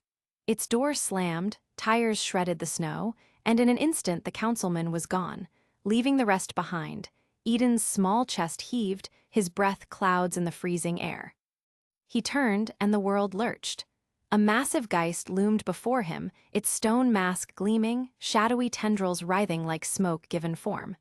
Its hollow eyes bored into him, and for one suspended second Eden couldn't breathe. The Geist lunged. A shriek split the air. Not his, hers, Sylvain Blazer threw herself between the creature and her son. The blow struck her squarely, hurling her into the snow with a sickening crunch. Her coat bloomed red, the white devoured by blood. Mommy. Eden's scream ripped through the storm. He dropped to his knees beside her, his tiny hands clutching desperately at her shoulders. Tears streaked his face, freezing before they could fall. Her breath came ragged, blood flecking her lips. She reached for him, her gloved hand trembling as it brushed his cheek. Her voice was weak but clear, cutting straight into his heart. Run, Eden. He shook his head wildly, sobbing. No, no, Mommy, please, get up. Run. Her hand pressed firmly against his chest, shoving him back with the last of her strength. Her eyes, still sharp even in pain, locked on him one final time. Live, and then the world broke, sound vanished. The screams of civilians, the gunfire, the roar of Grimm, all of it dissolved into numb silence. Eden's small legs carried him forward through the snow, away from the collapsing house, away from her. His vision blurred, his chest burned, but he didn't look back. Darkness swallowed everything. SAFEHOSE. Eden jolted awake with a violent gasp, his chest convulsing as though he had been drowning. His hands clawed at the sheets, trembling, his breath ragged and uneven. Sweat clung to his skin, chilling him as harshly as mantles cold. The room was dim, moonlight spilling faintly through a frosted window. His pulse thundered in his ears, the nightmare still clinging to him, and his breaths grew shorter, sharper, until it was no longer just fear, it was a full panic attack. His chest locked, his throat burned, and no matter how hard he tried, he couldn't drag in enough air. Eden? The soft, urgent voice cut through his frenzy. Weiss sat upright in the cot beside him, her eyes wide, hair mussed from sleep but her composure rattled with worry. She reached out, hesitation flickering in her hand before resolve steeled it. "Eden, look at me." Her tone was firm, commanding, but lined with something gentler, concern. She leaned closer, her hand hovering near his arm, ready to steady him if he let her. "Breathe, just breathe." Eden's gaze snapped toward her, wild and unfocused. For a moment, it seemed like he couldn't even see her, like he was still trapped in the snow, in the blood, in the moment he had lost everything. Weiss didn't flinch. She held her ground, blue eyes locking with his. "You're here, you're safe. Just breathe." Slowly, painfully, Eden's chest began to steady. His breaths were still harsh, but less frantic, less broken. His hands shook as he dragged them down his face, covering his eyes as if to block out the ghosts still lingering in the corners of his mind. Weiss remained by his side, silent for a beat, simply watching him, and for once her sharp tongue held nothing but patience. Her heart lurched. Menagerie Town Square. The crowd split like a wound around Ilya as she stood atop the cart, whip coiled tight in her hand, chest heaving with rage. Her blue skin glistened with sweat in the relentless sunlight, eyes shining with anger and grief. For a heartbeat, the square held still, thousands of eyes pinned to her, ears twitching, tails lashing in anticipation. "My parents worked in a Schnee Dust Company mine." Ilya's voice rang out, trembling yet piercing like steel struck on stone. Day after day, night after night, they dug deeper.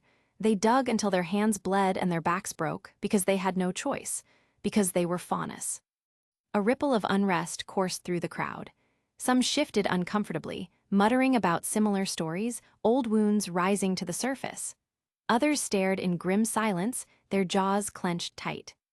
Ilya's face twisted, the pain raw in her voice. And when the tunnels collapsed, when the company cut corners to save Leon, who paid the price? Did the Schnees? Did the overseers? Her voice cracked with fury. "No, my parents did, my mother, my father, buried alive while the humans turned their backs." She raised her whip, pointing it at the balcony like an accusation. No one was punished. No one cared. The crowd erupted, angry shouts, fearful cries, and murmured prayers all blending together. Some bowed their heads, remembering their own scars at human hands. Others raised fists, shouting Ilya's name. "And you," Ilya's trembling hand pointed toward the belladonnas, her voice thick with grief and venom. "Your family sat in that house, preaching peace while my parents rotted under stone. You call yourselves leaders, but you've done nothing. Nothing but beg for scraps from humans who will never see us as equals." Gira's face darkened, but he held his silence jaw tight. Kali's hand pressed against his arm, steady and sorrowful, but even her eyes shone with unspoken guilt. "If we don't act," Ilya continued, her voice breaking into a near scream, "if we don't take this fight into our own hands, nothing will change. The humans will keep their chains on us. They will keep burying us while you stand here asking for respect that will never come." The words fell like sparks onto dry wood, igniting the crowd into chaos. Some shouted their support, voices hoarse with fury. Others cried out for reason, hands raised to calm their neighbors. The square became a storm, tails lashing, wings flaring, fists slamming against the air as arguments tore through the masses. Blake's throat tightened, but she stepped forward, her voice rising above the noise. "Ilya, please, I know your pain, I share it. I know what Adam promised you, but his path will only lead to more grief, to more lives buried beneath rubble." Ilya's whip cracked, silencing her words. "Don't you dare," she screamed, voice raw. "Don't you dare speak of them. You don't know what it's like to lose everything. To have hate burn inside you every day and be told to swallow it, to smile, to wait. Adam gave me a place when this world gave me nothing. You'll never understand." For one breathless moment, silence fell. Then Ilya dropped into the crowd like smoke dissolving into the wind. "Guards after her," Gira's voice bellowed like a drumbeat. Sun was already moving, vaulting over startled Faunus. He bounded across shoulders and stalls, flipping through the air with urgency, but the crowd was too thick, too volatile. Shouts of fear and anger drowned out orders. Tails and arms lashed out, some to help, others to push him back.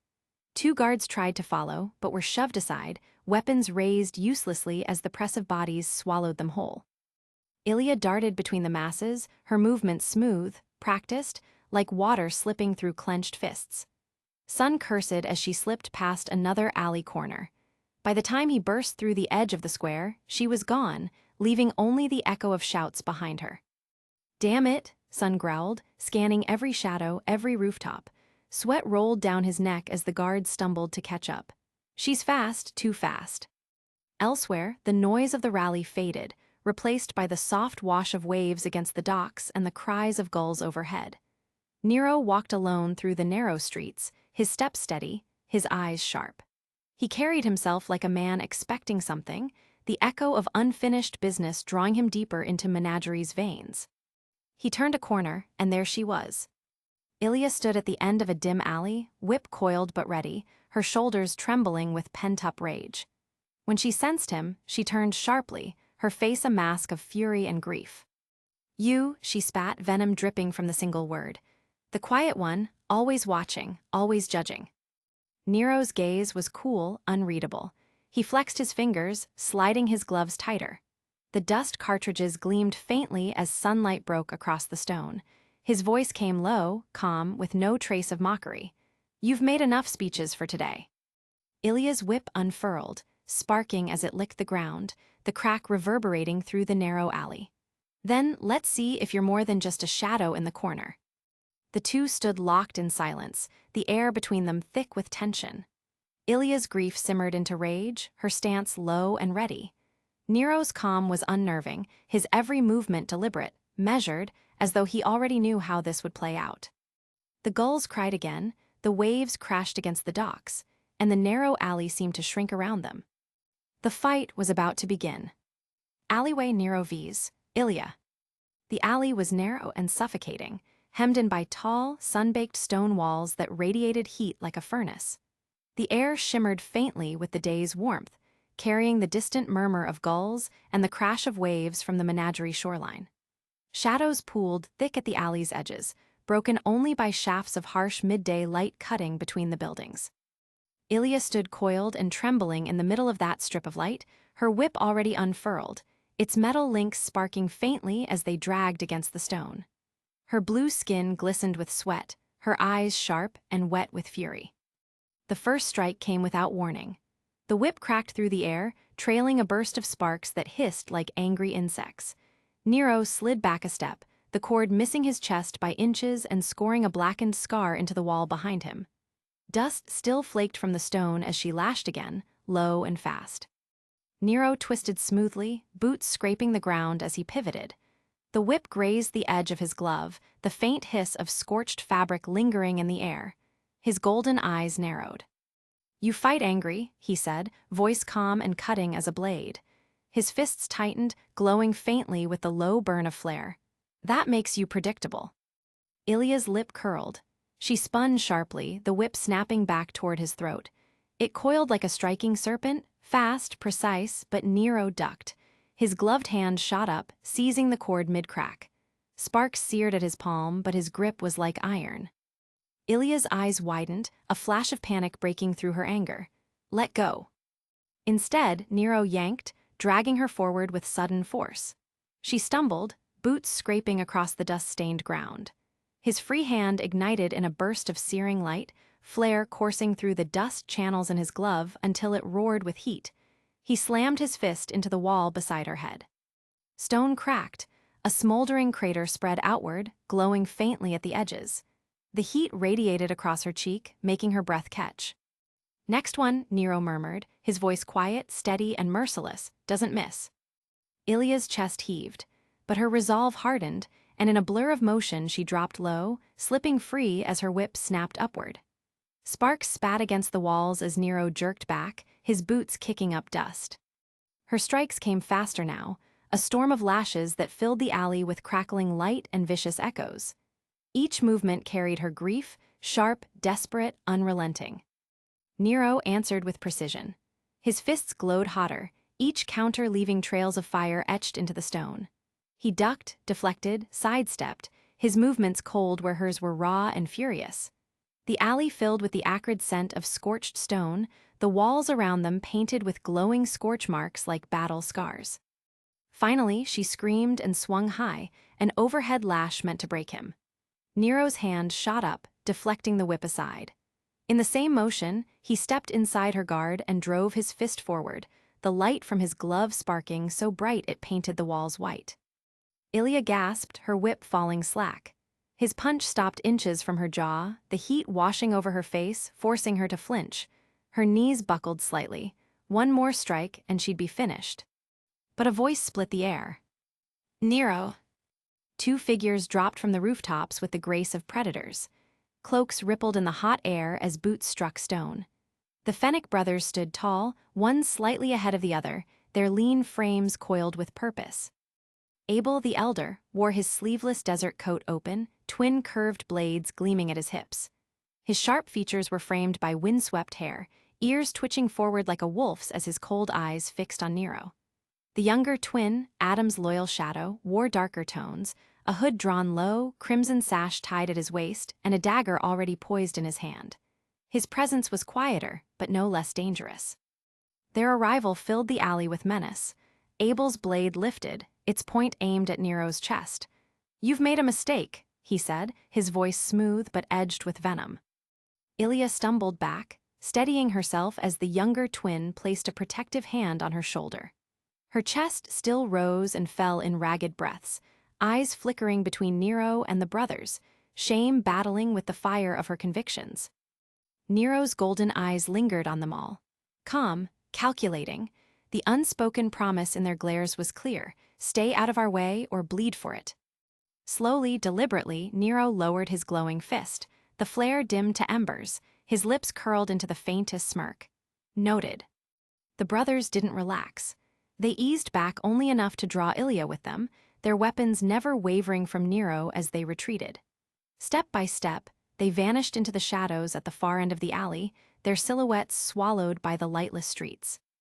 All that remained was the acrid stench of burned stone and the glowing scars Nero had left behind. Moments later, boots pounded into the alley. Sun skidded in, sweat dripping down his brow, his tail lashing with tension. Two guards followed, armor scuffed and faces pale from the chase. "Where is she?" Sun barked, chest heaving. His eyes darted around wildly. Nero leaned against the scorched wall, brushing ash from his glove with deliberate slowness.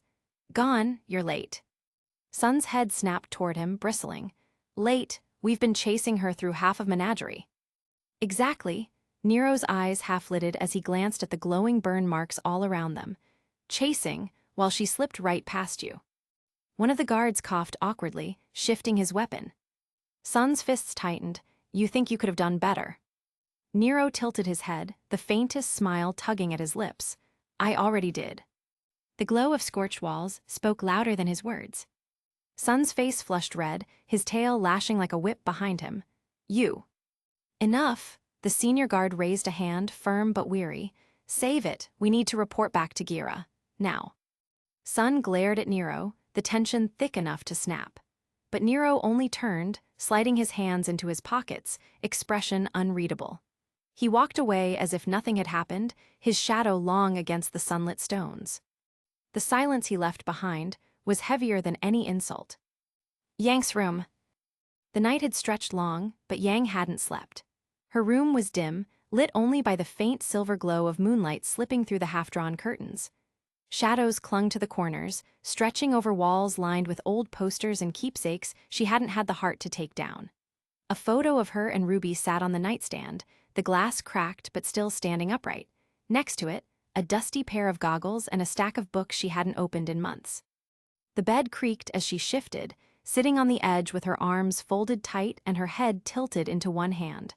Her golden hair fell loose around her face, strands slipping forward as if to hide her expression. She stared at the floor, at nothing, eyes unfocused. The anger from earlier had long since burned out, leaving only guilt, thick and sour in her chest. She couldn't stop replaying the moment, couldn't erase the way Davi's face had gone pale when she'd lashed out at him. Those words had flown out of her like shrapnel, sharp and reckless. "You don't care about your mother." And she'd seen the way it struck him, the blood draining from his face as if she'd torn something raw out of him. She hadn't meant it, not really. It was just heat of the moment, frustration boiling over. But it didn't matter, because once the words were out, there was no pulling them back. The image of him sitting frozen at the table, hollow-eyed and silent, had etched itself into her mind, refusing to fade. Yang buried her face in her hands and groaned quietly. Why did I say that? Why can't I ever stop myself before I cross the line? RWBY would have found the right words. Tai would have been patient. But Yang, she only knew how to hit hard, and sometimes her fists weren't the weapons. A soft knock broke through her thoughts. Yang's head jerked up, her pulse quickening. For a moment she thought of pretending to be asleep, but she knew better. Davy wasn't the type to walk away after one knock. She sighed, brushing her hair back from her face. Come in. The door creaked open, and Davy stepped inside. He lingered on the threshold, leaning against the frame with a practiced casualness, his arms crossed. But something was missing, the sharp grin, the usual sarcasm ready to bite. His posture looked more like armor than confidence. After a beat, he closed the door gently behind him and stepped further in. Yang's voice came out low, hesitant, almost small. Listen, about earlier, I didn't mean to. Don't worry about it. Davy cut her off with a raised hand, his tone lighter than she expected, almost dismissive. I triggered that temper of yours after all. I don't even know what I expected would happen. Yang blinked, caught off guard. She'd been bracing herself for anger, for him to throw her words back at her. But instead, he brushed it away like it was nothing. The apology she'd been rehearsing withered on her tongue. Davy stepped further into the room, glancing briefly at the posters on her walls, the photo on the nightstand, before scratching at the back of his neck. Look, I still think RWBY's the smarter path. I won't lie about that. His voice was steadier now, though his eyes kept drifting, unable to hold her gaze for long.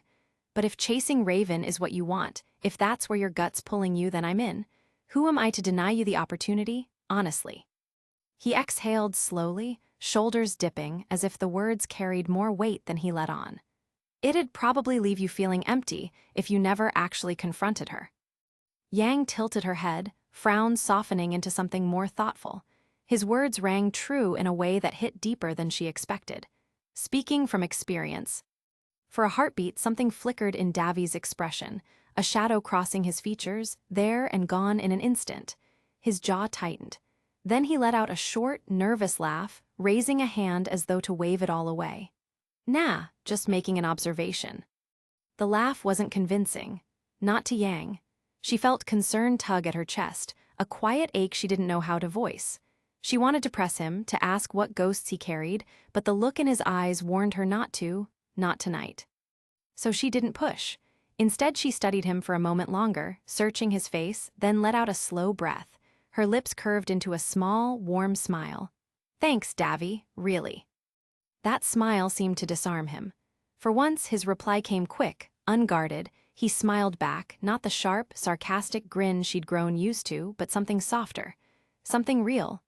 And for the first time since the argument, the air between them felt lighter, the weight in her chest easing just a little. Yang is still kicking herself over lashing out at Davy. She's starting to realize words can hit just as hard as fists, and not always in a good way. But she also showed growth tonight by listening instead of just blowing up. Progress, even if it stings. But on the bright side, she knows she hurt Davy deeply even though he waved it off. Which is a good thing, I guess. Davy. Classic Davy, cracks a joke to cover the bruise, pretends he's fine, but you can tell there's a storm underneath. When Yang pressed him, we got a glimpse of it dudes carrying some heavy ghosts. He won't spill yet, but the cracks are showing. And these cracks will set up trouble in the future for his relationship with Yang, which will affect both him and Yang, but of course most especially him. Because he can't just always pretend everything is fine, can he? Nero are smooth, calculated, and one bad day away from setting Menagerie on fire type of person. His fight with Ilya showed the gap between control and chaos, and he owned that alleyway until the Phoenix jumped in. And that little rivalry brewing with Sun? Oh, that's gonna blow up soon, because it's only getting worse by the day. We can see Ilya stopping the Menagerie and Lightning event, with although sad but factual reasons why the people of Menagerie should follow Adam, or at least, not follow the Belladonnas. Just like it is in the original RWBY series. Alice is going through a very rough patch right now. Over in Vacuo, she just fought wolves that aren't Grimm and barely survived. Her semblance got pushed way past its usual limits, but she proved she's tougher than she gives herself credit for.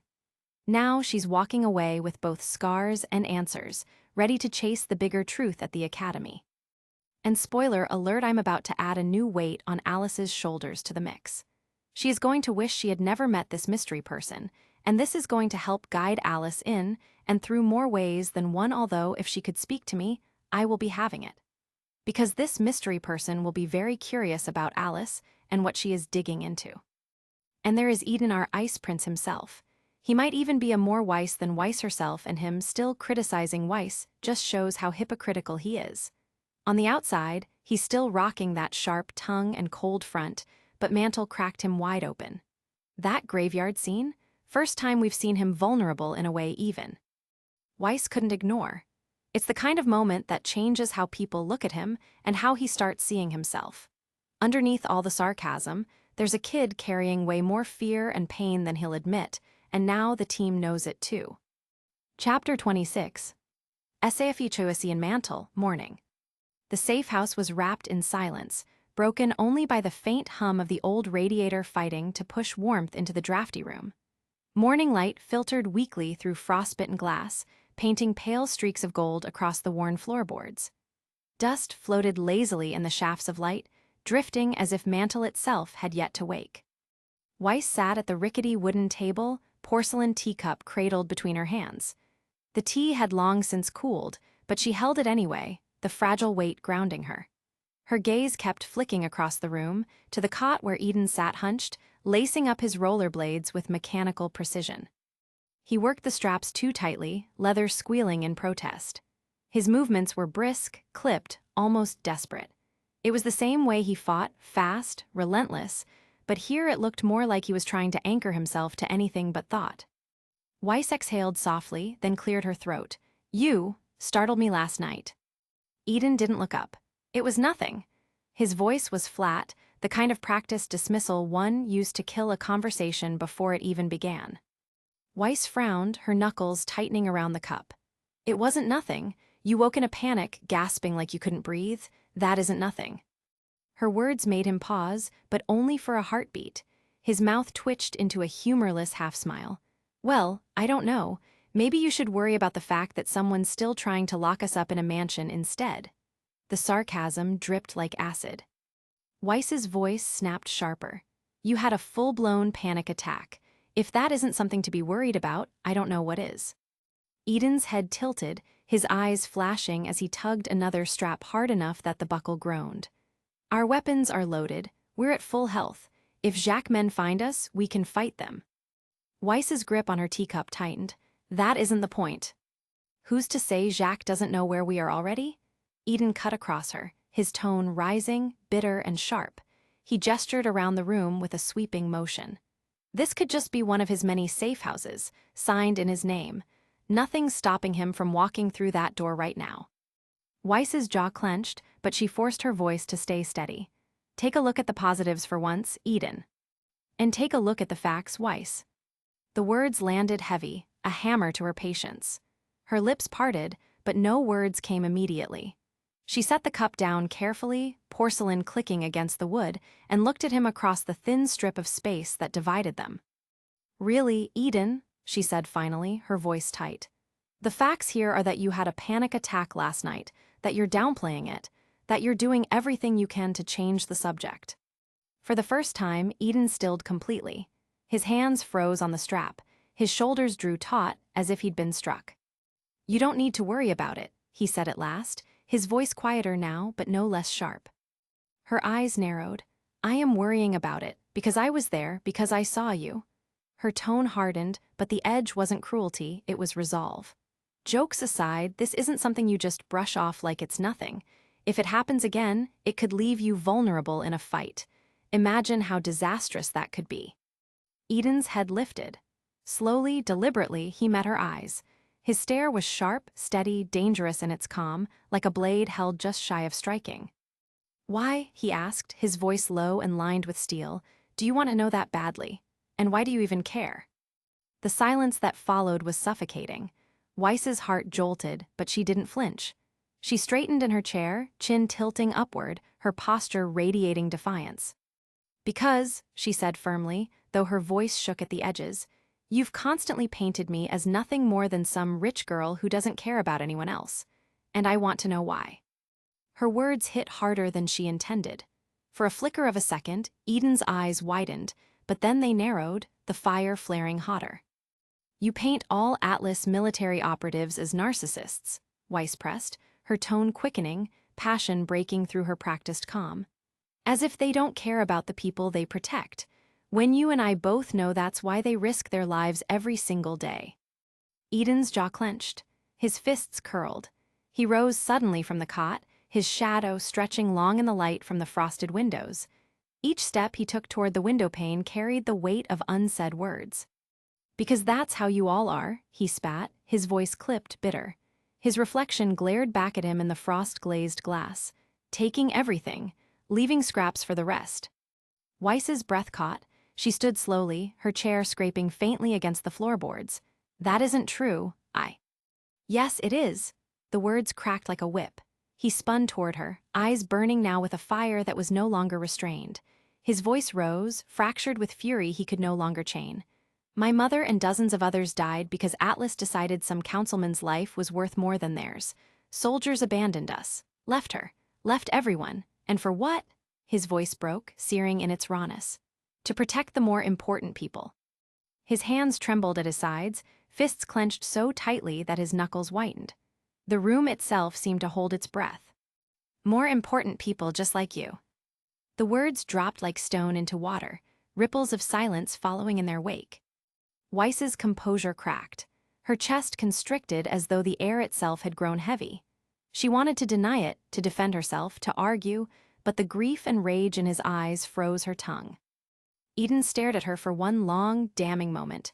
Then he turned sharply on his heel. The door rattled as it slammed behind him, the echo reverberating through the safe house like a cannon blast.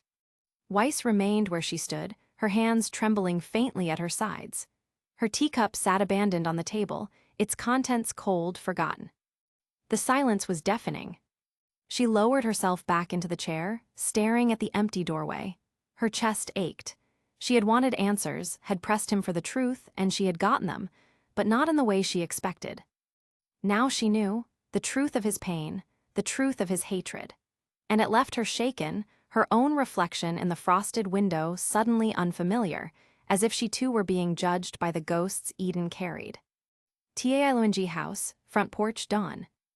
The morning air was sharp and cool, carrying the scent of pine and damp earth. Mist clung low to the grass, curling lazily along the edges of the yard like it was reluctant to let go of the night. The sky was painted in streaks of lavender and pale orange, the sun still crawling toward the horizon. Yang wheeled her motorcycle out of the shed, the bike's golden finish catching the fragile light and scattering it in glimmers across the yard. Every sound felt louder in the quiet, her boots crunching against gravel, the squeak of the kickstand, the low growl of the engine when she tested the throttle. She rolled her shoulders, her golden hair spilling loose around her face as she tugged her gloves tight. Behind her, Davy trailed with his usual cocky swagger, though there was a restless energy about him, like he was waiting for the other shoe to drop. His arms were folded across his chest, but his eyes kept darting toward the porch, the windows, the tree line. Paranoid vigilance wrapped in casual bravado. You know, he said, leaning lazily against the side of the bike, most people wait until after breakfast before deciding to run away from home. Yang shot him a sideways glance, arching a brow. Most people don't have my bike. Taché, he smirked, dragging a finger down the polished metal of the frame. Still feels like a crime, though, leaving this poor thing out in the cold every night. She likes the fresh air, Yang retorted, swinging a leg over the seat with practiced ease. Better than listening to you snore inside. Snore, Davy scoffed dramatically, pressing a hand to his chest. I don't snore, I breathe with intensity. Yang actually laughed at that, shaking her head. Sure, keep telling yourself that. For a moment, it almost felt like a normal morning, just banter, just noise to keep the silence at bay.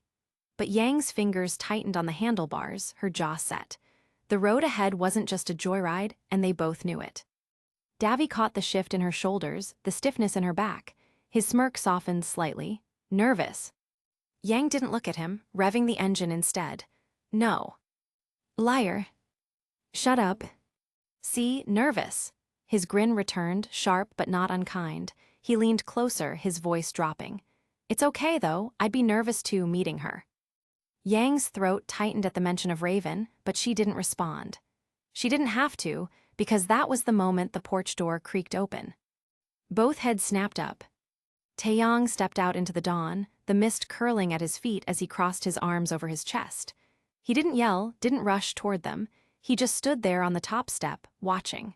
His face carried no anger, only that familiar weight Yang hated, disappointment laced with quiet worry. Where do you think you're going? Tai asked. His voice was calm even, but it pressed down on Yang's shoulders heavier than steel. Her fingers froze on the throttle. For all the fiery confidence she'd built to fuel this decision, the sound of her father's voice cut straight through it. Davy straightened at her side, glancing between them. For once, he didn't have a joke ready. Tai stepped down a stair, his expression softening as his eyes flicked between Yang and Davy. Are you headed after RWBY, or... He hesitated, the pause thick with old scars. Are you going to her? The question lingered like the mist, heavier than the morning air. Yang swallowed hard. She forced herself to meet his eyes, forced herself to let her shoulders rise in defiance even as her chest ached. I'm going to see Raven, she said, voice firm but quiet. Tai didn't move. The silence that followed stretched long enough to make Davy shift in his seat, his hand tapping against the bike frame. Yang braced herself, jaw tight, ready for the argument she knew was coming, ready for him to tell her no. But instead, Tai let out a long, weary sigh. It sounded like it carried years of regret. You know, I've stopped you from seeing your mother before. I thought I was protecting you. His eyes lowered, his voice thick with something Yang couldn't name. Maybe I was just protecting myself. Yang's breath caught. She hadn't expected that.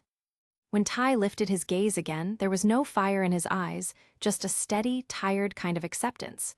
He stepped down to the bottom of the porch, one hand resting lightly on the railing.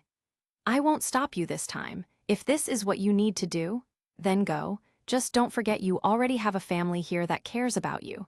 Don't lose sight of that. Yang blinked against the sting behind her eyes, her throat tight.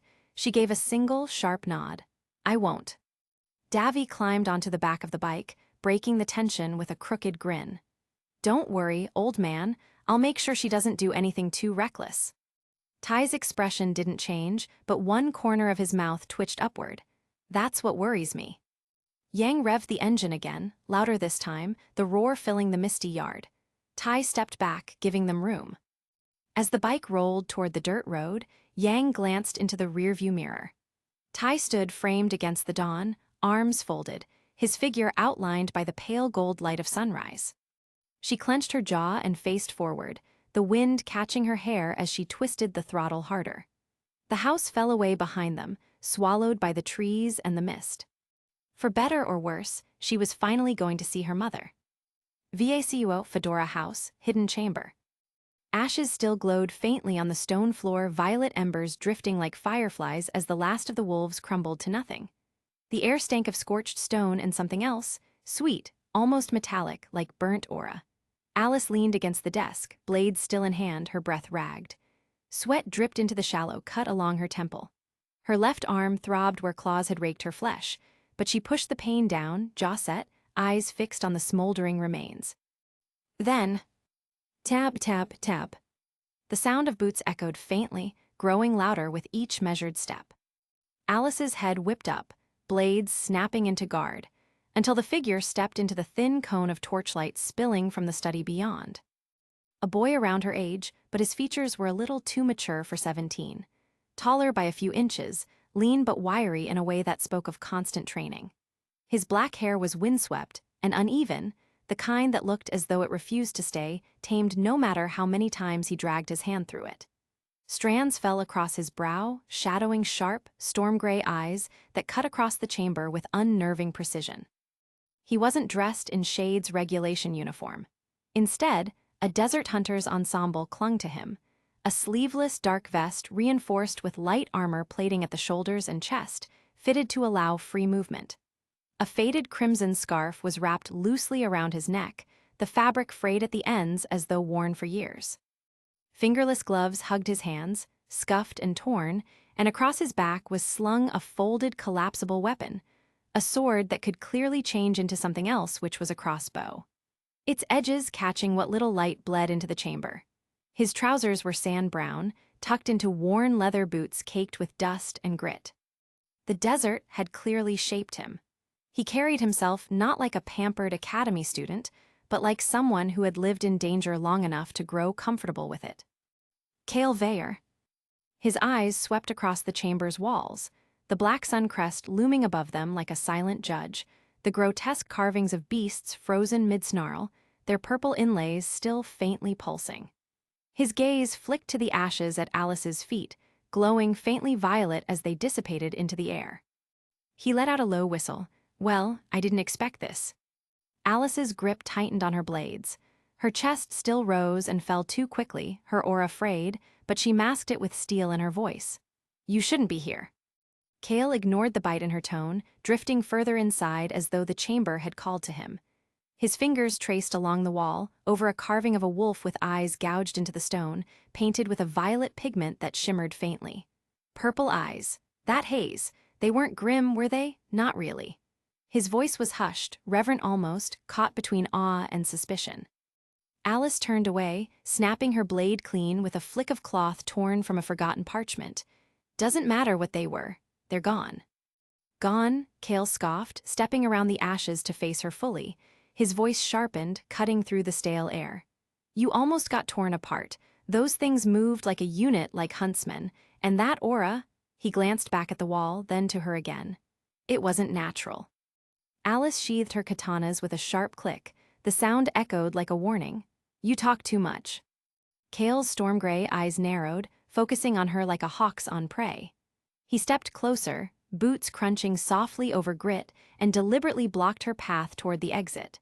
The chamber's shadows pressed in around them, the torchlight flickering over stone beasts and warped runes. "You've got answers," Cale said. His voice was calm, but there was a heat behind it, a restless urgency. "Don't play dumb. What is this place? Why did those things come crawling out of the walls?" Alice arched an eyebrow, lips curling into a sharp edge of a smirk. "I think the real question we should ask here is why a shade student is snooping around an old house." Her tone dripped with disdain, deliberately cruel. Cale's smirk mirrored hers as he tilted his head, stepping closer still until their eyes locked. His presence was steady, unflinching. "I could ask you the same thing." Alice's eyes narrowed. "I'm in no academy, but you," she paused, gaze hardening into something that threatened to cut. "You should be with your team, defending a village from Grimm." Cale gave a short laugh, though it was humorless. For a heartbeat, his expression went blank, unreadable, like a mask slipping into place. Then he leaned forward just enough that his words were low and sharp. "My team," he said with a scoff, the smirk returning. "Aren't I protecting the people by doing this?" The confidence in his voice lingered in the air, but Alice felt a sting beneath it, a hollow note, as though the word team had hit somewhere raw. Her jaw tightened. She brushed past him, trying to shoulder her way toward the doorway, but Cale didn't miss it. The flicker in her expression, the kind that only comes when someone is guarding a truth too carefully. "Fine," Cale said, his voice dropping to a deliberate hush. "Then let me ask you this." Alice stopped. The chamber seemed to stop breathing with her. "Was it about the legend of the lost daughter?" The word struck her like a blow to the chest. She stilled, shoulders tense, one hand twitching toward the hilt of her blade. Her pulse thundered in her ears, drowning out the crackle of torchlight. Behind her, Cale smirked faintly. He didn't press forward, didn't raise his voice. He didn't need to. The glint in his storm gray eyes said enough. "So I'm right." Alice's back remained to him, her face hidden in shadow. She forced her breathing steady, jaw locked, masking the storm raging in her chest. But for the first time since the fight, no sharp retort came. Only silence. Menagerie small restaurant, evening. The sun had begun to dip behind the horizon, bathing Menagerie in soft amber light. Lanterns flickered to life one by one, casting the narrow streets in gold and shadow. The air smelled faintly of spices and sea salt, the chatter of families drifting on the evening breeze. Blake sat at a corner table of a small, open-air restaurant, her arms folded on the wooden surface, chin resting against her wrist. Across from her, Sun slouched comfortably, tail curled lazily around the leg of his chair. Their plates of food sat barely touched, steam rising into the air before fading into nothing. Blake's eyes lingered on the parchment scrolls stacked between them, the lists of signatures. Her amber gaze was heavy, tired. She had hoped for more names. Instead, the pages seemed too thin, too light for the weight they were supposed to carry. Sun followed her gaze, drumming his fingers against the table. Not as many as we wanted, huh? Blake sighed softly, her voice low. Not nearly enough. Menagerie is full of fear. Fear of Adam, fear of choosing the wrong side, and I can't blame them. I was afraid too once. Sun tilted his head, studying her face. The fading light caught her features, softening the lines of weariness but not hiding them. Was this about him? About Adam? Her shoulders stiffened, but she didn't turn away. Instead, her voice came even, though touched with bitterness. Adam and I, we weren't together, not like that. What we had wasn't love, it wasn't even close. Sun leaned forward, brows lifting curiously. Then what was it? Blake's eyes darkened, reflecting both the lantern glow and memories she'd rather not revisit. Spite. That's all Adam is, that's all he's ever been. He doesn't fight because he wants freedom. He doesn't fight because he wants peace. He fights because he wants humans to suffer, because he wants everyone to feel the same pain he carries. Her voice faltered for a moment, softer. And for a long time, I thought I could change that. That maybe I could balance his anger with reason. But you can't reason with someone who's built entirely out of hate. The words lingered heavy in the air. Sun scratched the back of his neck awkwardly, trying to break the tension. Guess everyone's got their thing, huh? Blake blinked at him. What do you mean? Well, take Ruby, Sun said, leaning back with a small smile. She's innocence, right? Always seeing the good in people, even when they don't deserve it. That's her thing. Blake couldn't help the faint curve of her lips. Yes, innocence fits her perfectly. And Yang, Sun continued, a flash of admiration in his grin, she's determination. Gets knocked down, gets right back up, fists blazing. Can't keep her down no matter what. Blake said, a glimmer of pride in her eyes. Got it, Sun said with a wide smile on his face. And Weiss, Sun asked. Blake's smile turned wistful. Freedom, even if she didn't realize it at first. She fought her way out of a gilded cage and chose her own path. That's who she is. The silence after that was gentler, filled with the weight of memories both painful and precious. Sun leaned forward again, his grin taking on a playful edge. Okay, then what about me? What's my thing? Blake arched an eyebrow, a spark of amusement breaking through her solemnity. Do you really want to know? Of course I do, he gestured to himself with mock pride. Come on, I've got to be something good. Her lips curved into a small, teasing smile. Warmth.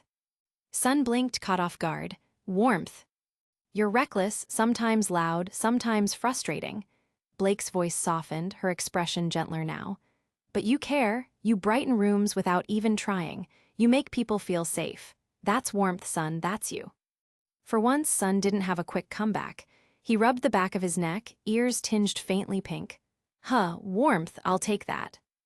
Blake's smile faded slowly as her thoughts drifted again. I don't know where Ilya stands. I understand her pain. She lost her parents because of human greed. She was angry, alone. Adam gave her a place when the world gave her nothing. Blake's gaze dropped to her hands. But anger isn't enough to build a future on. It only eats away at you until there's nothing left. I understand where she's coming from, but I can't follow her there. The restaurant's noise dimmed for a moment, the hush between them filled only by the clatter of dishes and the faint call of gulls outside. Sun studied her carefully, his expression thoughtful. Okay, he said at last. So if Adam is spite, Ruby is innocence, Yang is determination, Weiss is freedom, and he grinned faintly. Warmth, then what about Nero? What's he got? Blake hesitated, her eyes flickering as if searching inward for an answer. She drew in a slow breath, her lips parting. Nero is. A shadow fell across the table. Nero stood there, silent as ever, his golden eyes glinting in the lantern light. His expression was unreadable, but his voice cut sharp as glass. What was that, Mr. Wukong? Sun froze mid-grin, eyes wide. Blake's breath caught. The stack of scrolls between them suddenly felt very small compared to the weight of Nero's presence at their table. The road to the tribe, early morning. The road ahead was little more than a dirt path carved through the endless forests of anima, winding between towering pines that reached for the sky like blackened spires.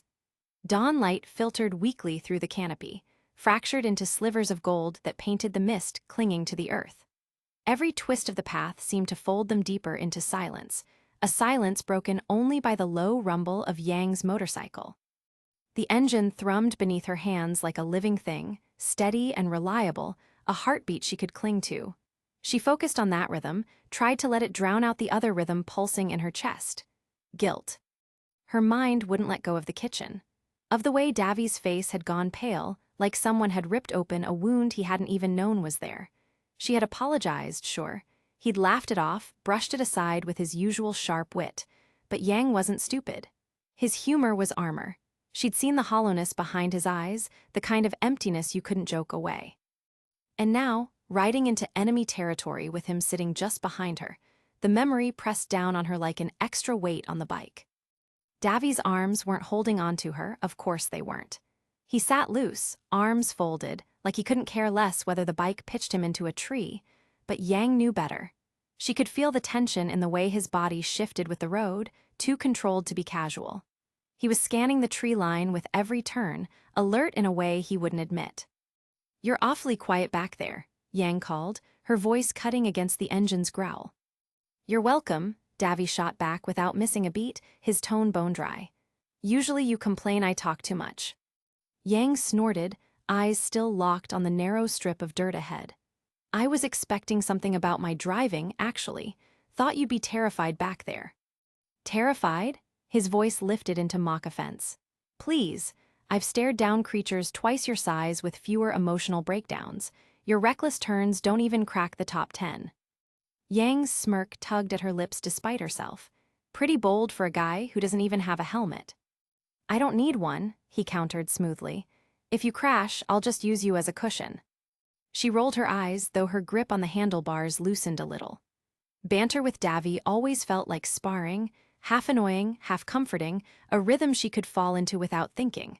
But unlike sparring, silence followed between the lines, thick and heavy. Because beneath it all, Yang's thoughts were spiraling.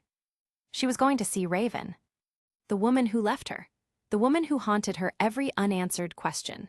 17 years of anger and longing crammed into one road leading deeper into the woods.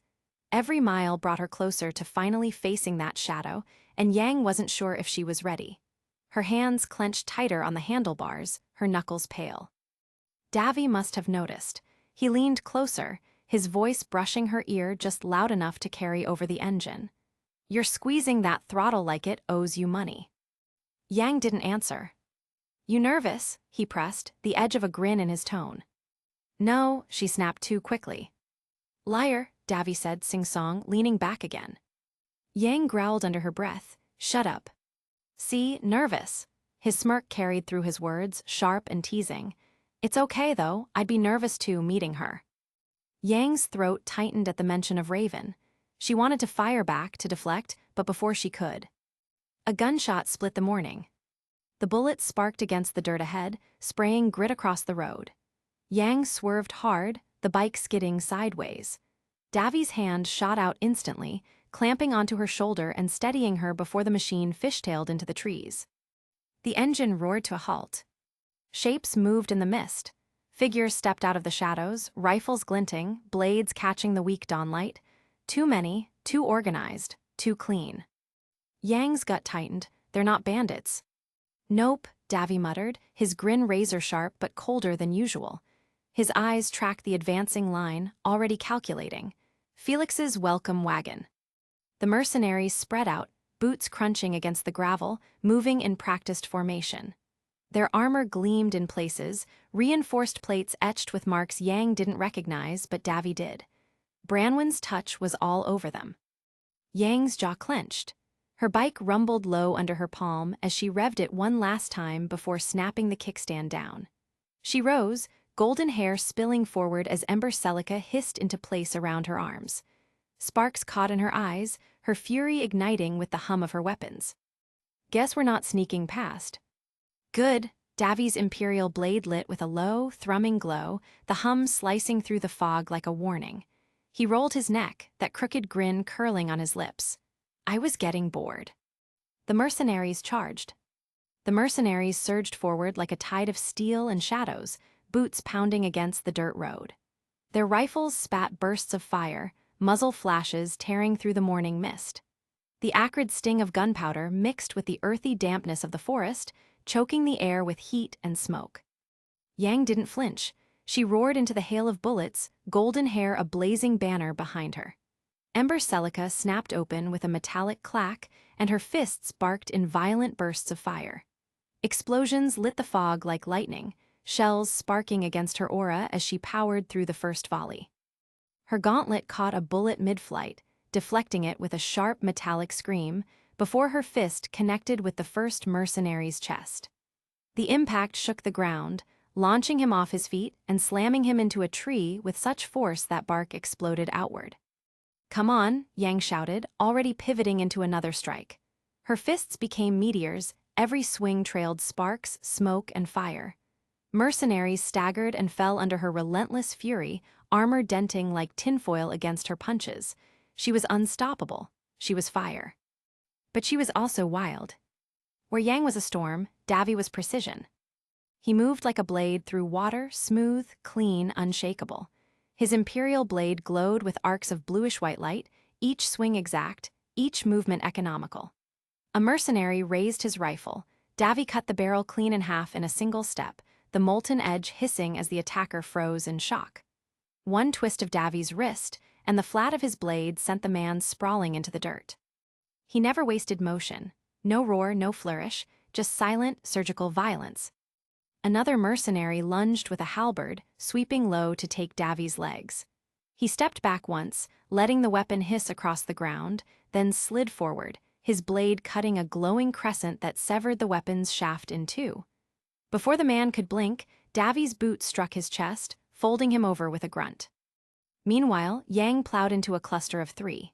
Ember Celica thundered, sending shockwaves through their formation, and her aura flared bright as sparks flew around her. She tore through them with brute strength alone, fists pounding into helmets and chests until armor plates caved and soldiers dropped. Yang behind, Davi's voice cut sharp through the chaos. But she was too far gone in her fury.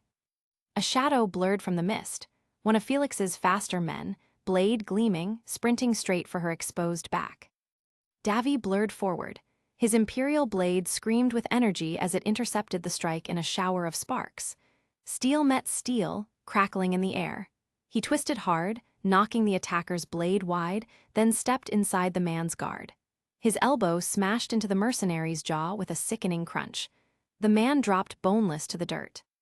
Yang spun, hair whipping, eyes wide at how close it had been. Davi didn't speak. He just turned his head and his eyes locked on hers, sharp, cold, stern, a silent warning.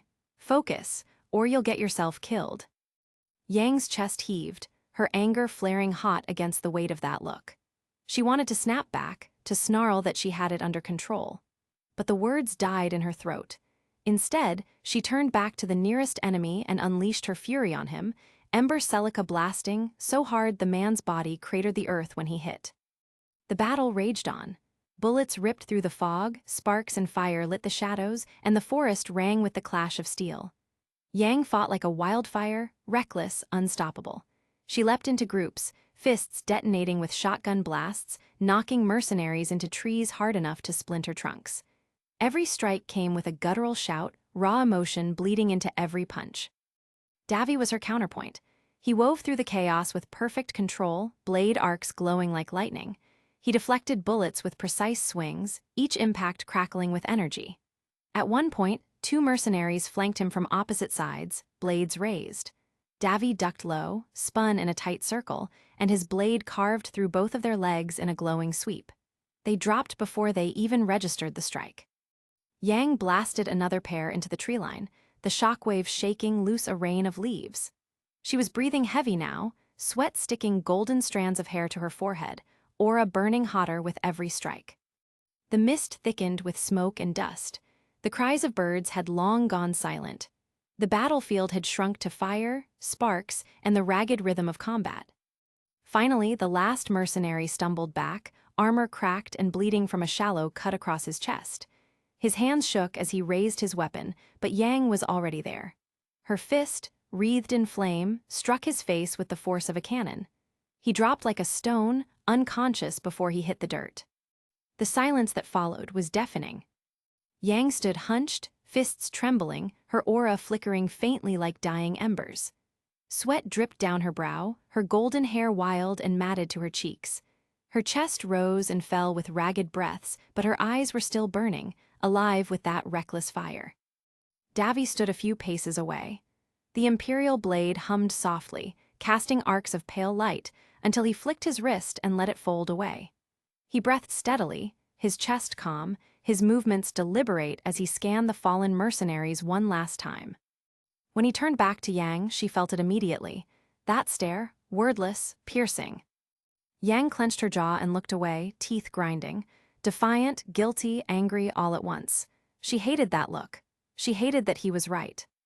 But she couldn't deny it. They had won, but it hadn't been cleaned.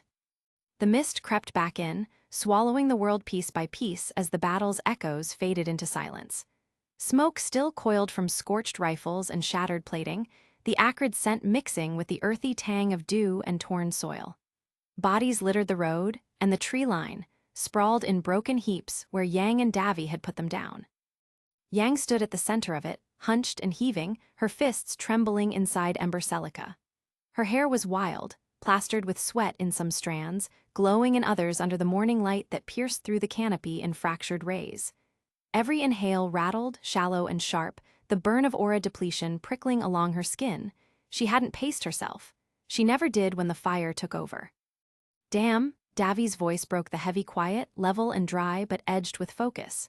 He stood a few paces away, blade already retracted, movements efficient where hers were ragged. He nudged one of the rifles with his boot, eyes narrowing at the sleek plating across its frame. These aren't bandit toys. Advanced shielding, custom stocks, Branwyn hands are all over this. Yang only half heard him. Her eyes darted between the bodies, the fog, the faint shadows of trees that seemed to lean closer. She was still wound tight, every muscle coiled, her aura still glowing faint and unstable around her fists. She wanted another target. She wanted to keep moving, to burn out the ache clawing inside her chest. And then, from the tree line, came the sound. A cough, wet, ragged, deliberate. Both their heads snapped toward it. One mercenary hadn't stayed down. He slumped against the rough bark, helmet cracked open across the brow, blood crusting his cheek.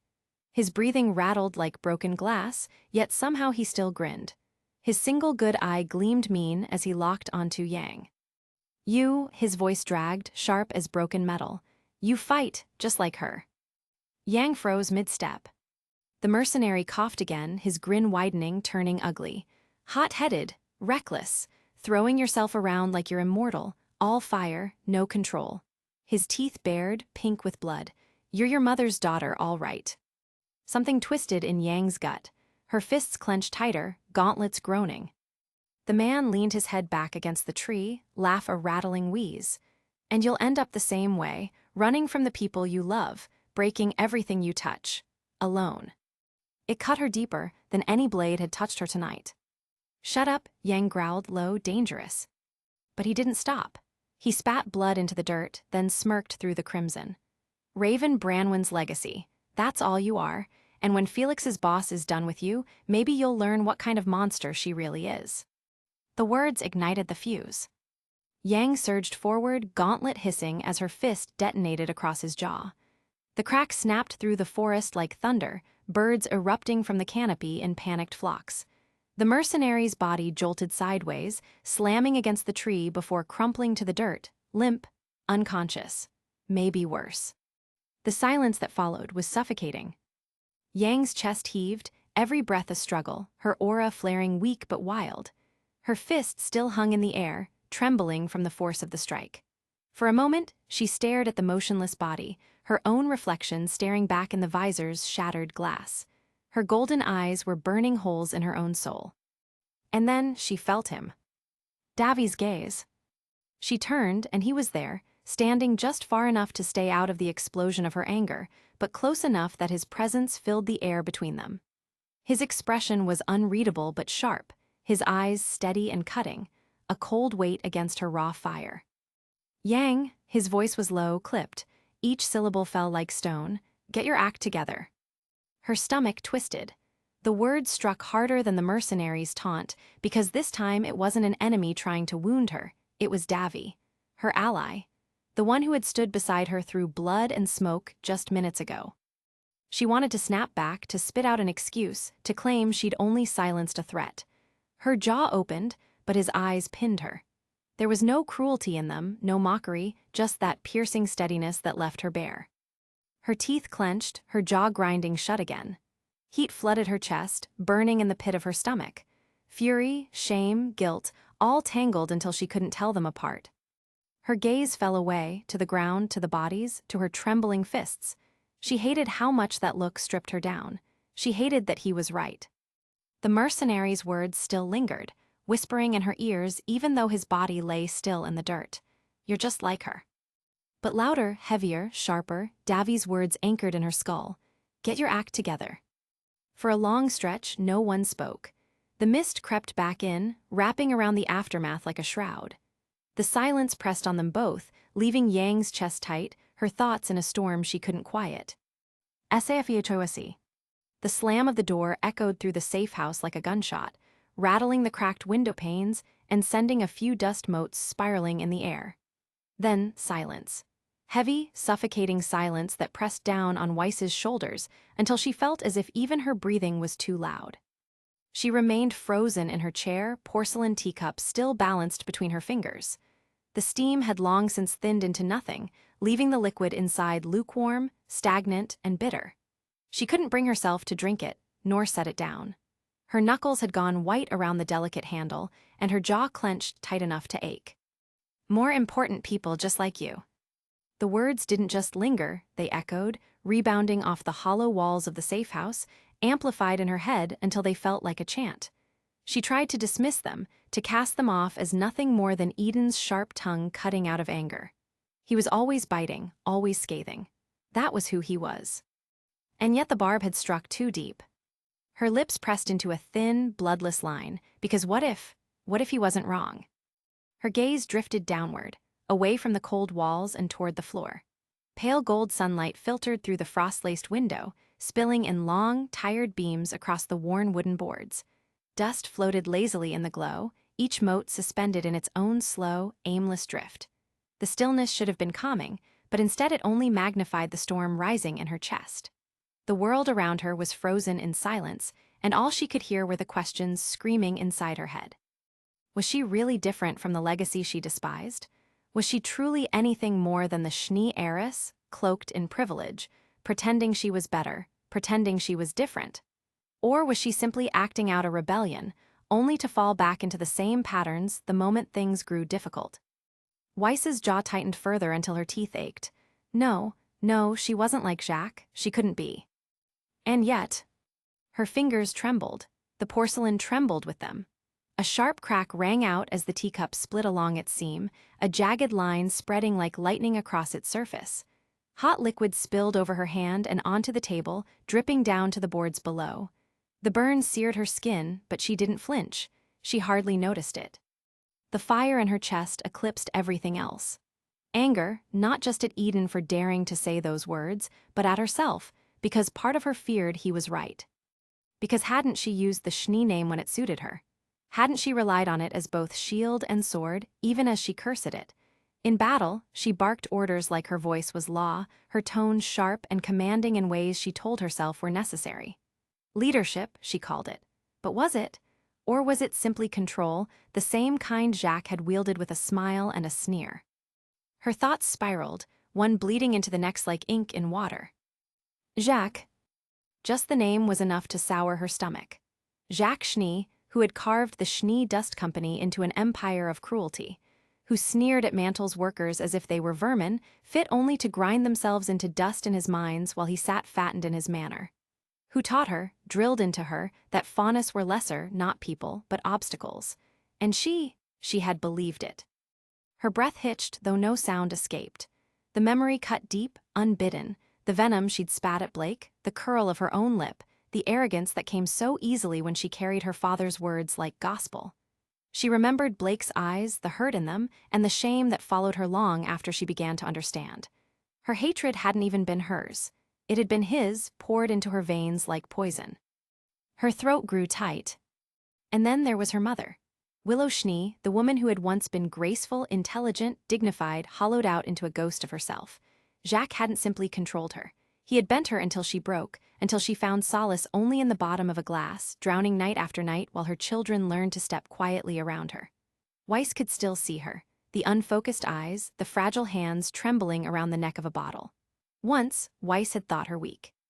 Now she saw the truth, that Jacques had stolen her strength piece by piece, leaving her caged in her own despair. Weiss hadn't seen her in years, but the memory lingered like frostbite, sharp and permanent. Her stomach twisted. Was that to be her future? To let herself be bent, broken, reshaped until all that remained was a shell bearing the Schnee name? A commander who controlled, a woman who hid behind status, a hollowed-out shadow who told herself it was all for the greater good. Her hand unclenched slowly, the broken porcelain sliding from her fingers. The shards clattered against the table and rolled into the pool of spilled tea, the sharp edges catching the sunlight and gleaming like fragments of ice. She leaned forward, staring at the reflection warped in the liquid surface. Her own face stared back, fractured and distorted by the cracks of porcelain. For a moment, a fleeting, terrifying moment, she thought she saw Jacques staring back at her through her own blue eyes. Her breath caught in her throat. "No," she whispered, the word rasping raw against her lips. It wasn't loud, wasn't fierce, but it carried the weight of a vow. Her features hardened, though faint tremors betrayed her. Eden's words had cut her open, yes, but they had also reminded her of who she could not, would not, allow herself to become. She was not Jacques, she was not her father's heir. And yet, as she sat in the silence, the golden light stretching across the ruined tea and broken porcelain, one shadow lingered stubbornly in the corners of her mind. What if Eden was right? Mantle Asterites. The cold bit at Eden the moment he stepped outside, sharp as teeth, the kind of chill that didn't just sting the skin but burrowed beneath it, rooting itself in bone and marrow. Mantle had always been colder than Atlas, not simply in temperature, but in spirit. Even the air seemed reluctant to move, weighted by something heavier than frost. The streets stretched before him in uneven lines of stone and metal, a city stitched together by necessity rather than pride. Patches of snow clung stubbornly to gutters and doorsteps, shoveled aside in crooked heaps that had already iced over. Smoke curled lazily from chimneys, thinning into the gray morning sky, while the wind carried the faint mingling of coal, ash, and bread baking somewhere unseen. Every sound seemed muted, as though the frost had a way of swallowing noise. The clatter of boots, the squeak of cartwheels, the low murmur of voices. Eden lowered himself onto a weathered wooden bench at the edge of the street. The old planks sagged under his weight, creaking like tired bones. He leaned forward, elbows on his knees, and dragged both hands down his face, groaning into his palms. He'd said too much. The thought slammed into him, harder each time it circled back. Too much to her. The words echoed in his skull like the toll of a bell, again and again. His chest tightened until it ached. He hadn't wanted Weiss to know, hadn't wanted anyone to know, especially not her. She was the last person he should have opened up to, and yet anger had boiled over, spilling truths he had buried for years. Now they hung between them like jagged glass, and he felt stripped bare. Exposed, raw. Plain. Vulnerable. The word itself burned. He hated it, hated the way it made his skin crawl. Vulnerable was weakness, and weakness was death. He had lived by that truth since the night everything was torn away, since the night his mother. His throat clenched. Eden shook his head sharply, as if the motion alone could cut the memory free before it rooted itself again. He leaned back against the bench, head tilted, eyes darting to the street. Anything to stop thinking about it. The people of Mantle moved quietly, as though silence was safer.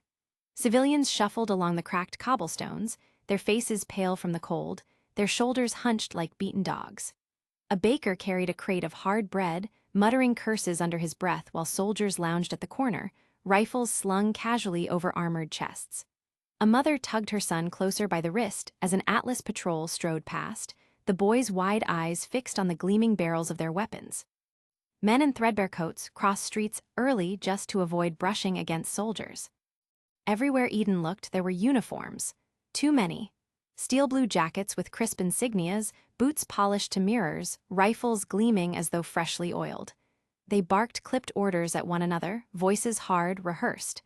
They stood in knots at every street corner, their formation not unlike a cage, a constant reminder of who was in control. To the casual eye, they looked unshakable. But Eden's lip curled, a sneer ghosting across his face. There are so many of you here now, he thought bitterly, watching the patrol vanish into the crowd. But when we actually needed you, you were nowhere to be found. His jaw tightened until it throbbed. The thought scraped against his mind like shards of glass, feeding the simmering anger in his chest. He let it burn for a while, let it course through him until his pulse beat in his temples. And then, unbidden, another thought pushed through. Was I too harsh? The memory of Weiss's face flickered against the back of his eyelids. Not proud, not smug, not even cold. She had looked at him with something else, something almost fragile. Shock, hurt, a genuine attempt to understand. The memory unsettled him.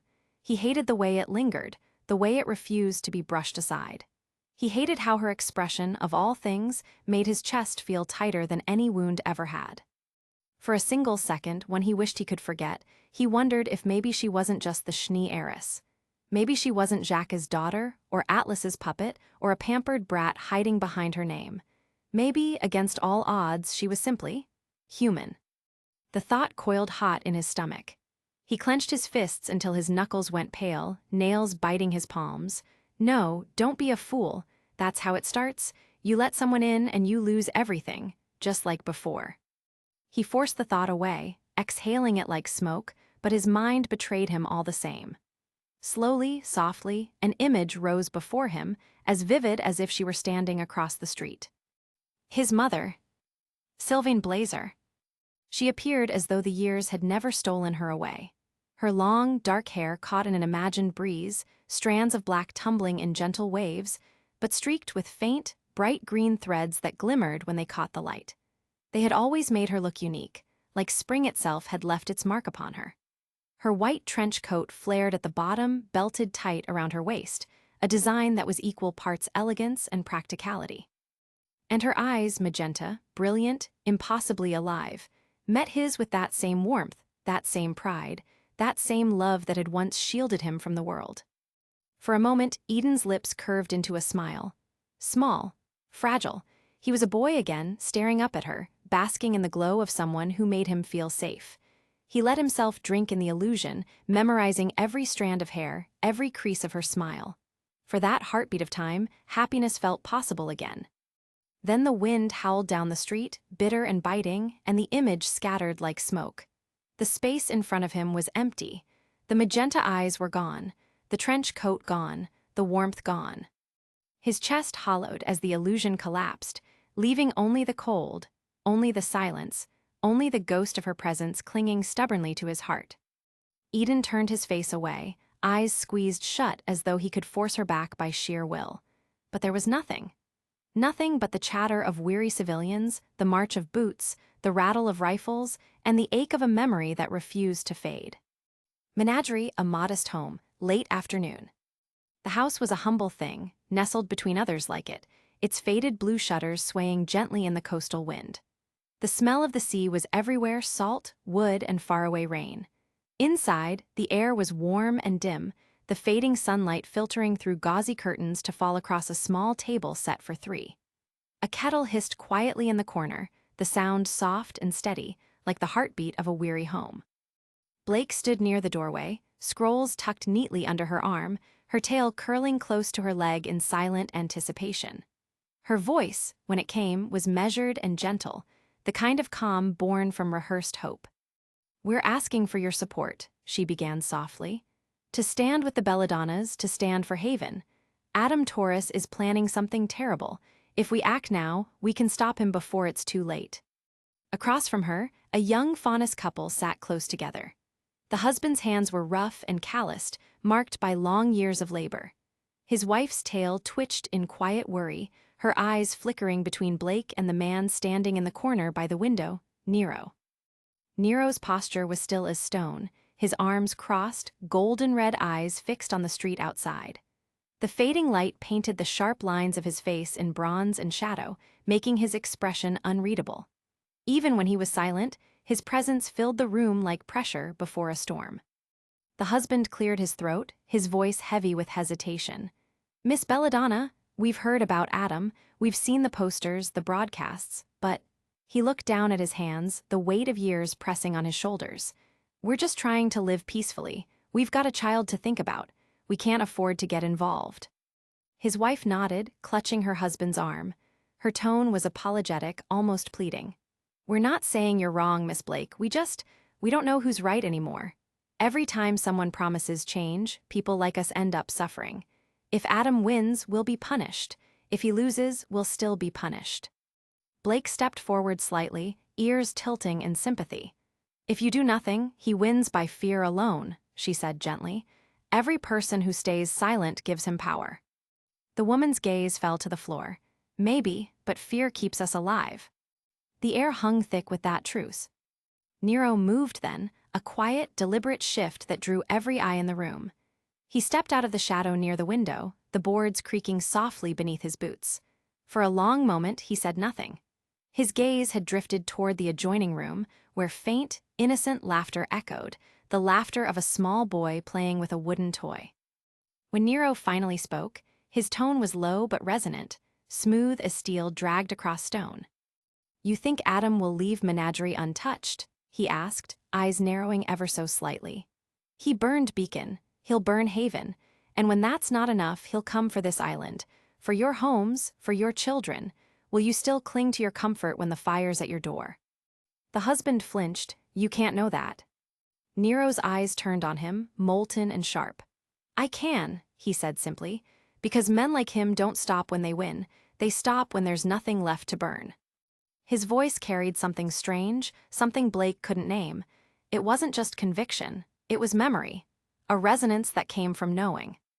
Blake looked at him from the corner of her eye, unease stirring in her chest. The way he spoke of Adam wasn't the way others did. It wasn't fear. It wasn't disgust. It was familiarity, intimacy, as though he had seen the same darkness in himself once, or perhaps had stood too close to it. Her thoughts twisted silently. Has Nero fought someone like Adam before, or does he know him?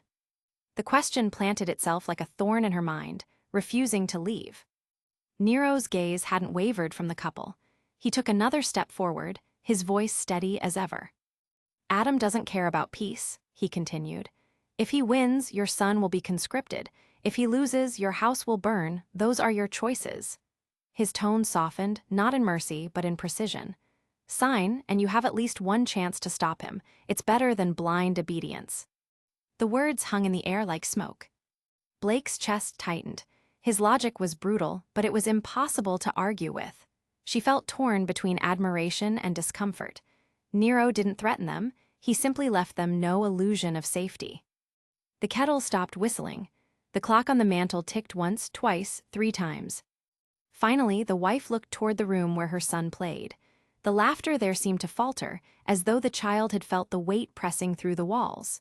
She swallowed hard, then reached for the parchment. Her hand trembled as she took the pen. Her husband hesitated, then laid his hand over hers, guiding the motion. Together they signed. Blake bowed slightly, her voice quiet. "Thank you, you've made the right choice." But as they handed the parchment back, she saw the husband's fingers shaking, and she wasn't sure if the gratitude in her voice was meant for them or for herself. Nero said nothing. He watched the signed document for a moment, his expression unreadable, then turned away. His eyes flicked once more toward the sound of the child's laughter, his jaw tightening faintly before he stepped outside. The door closed behind them with a muted thud. Inside, the couple sat in silence. The faint sea breeze pushed the curtains inward, rippling the sunlight across their faces. The parchment lay on the table between them. "Did we do the right thing?" the woman whispered. Her husband stared at the paper for a long moment, then rubbed his palms together slowly. I don't know, he admitted, but maybe there isn't a right thing anymore. The kettle clicked as it cooled. The boys' laughter began again, soft, distant, but lighter somehow. Outside, the sun was melting into the horizon, its light a deep, molten gold that bathed the streets of Menagerie. The gulls cried over the water, and the wind carried the faint scent of salt and dust. Blake stopped just beyond the gate, her tail low and tense. The weight of the sign scroll pressed heavy against her chest. "You didn't have to do that," she said finally, her voice sharp, restrained. "They were scared, Nero. You didn't have to push them like that." Nero turned his head slightly, his eyes still following the horizon. "Fear is what Adam feeds on," he said quietly. "If we don't cut through it, he wins before the fight even begins." "That's not cutting through it," Blake snapped, her ears flattened.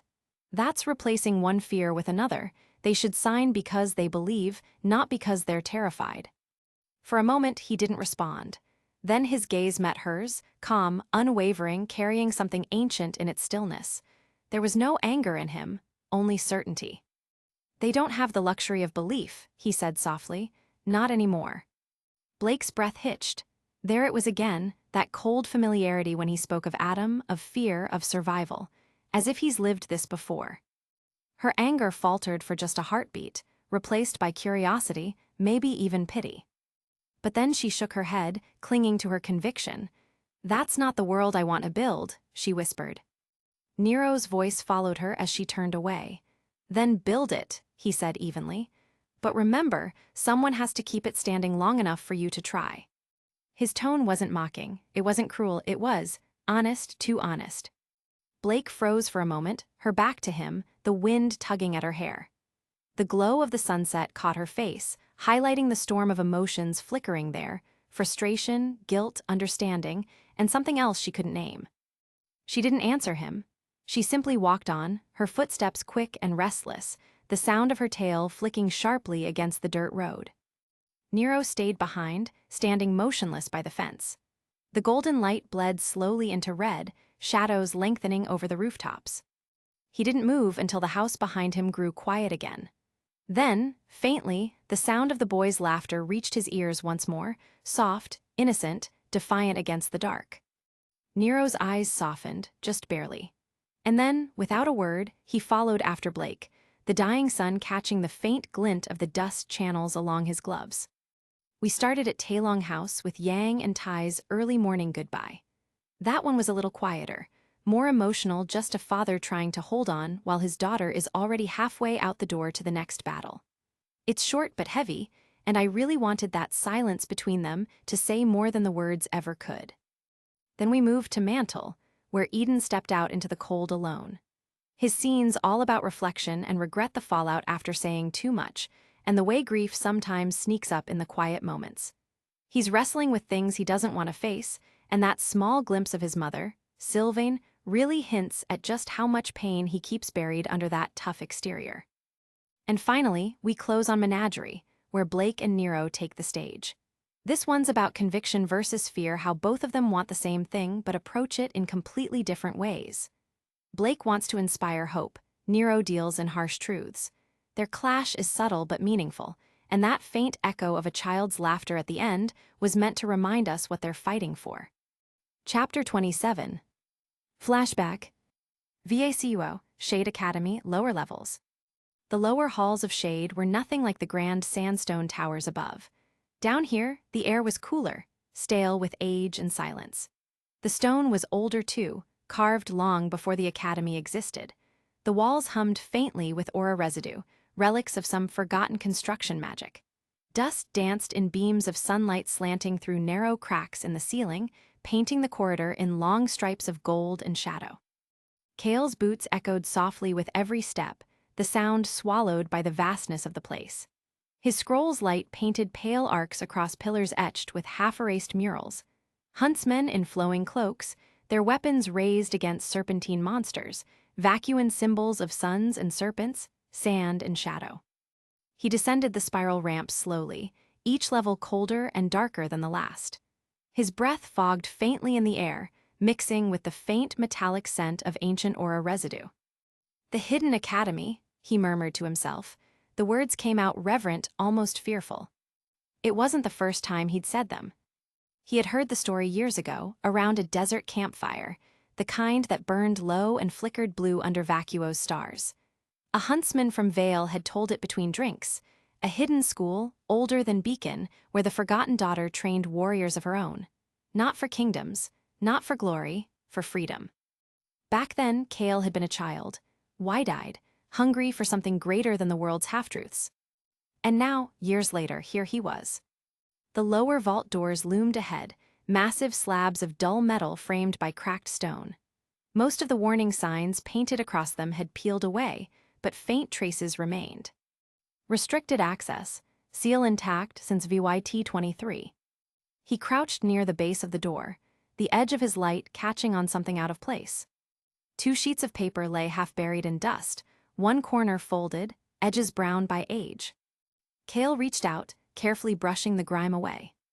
The first page was brittle, the ink faded to brown.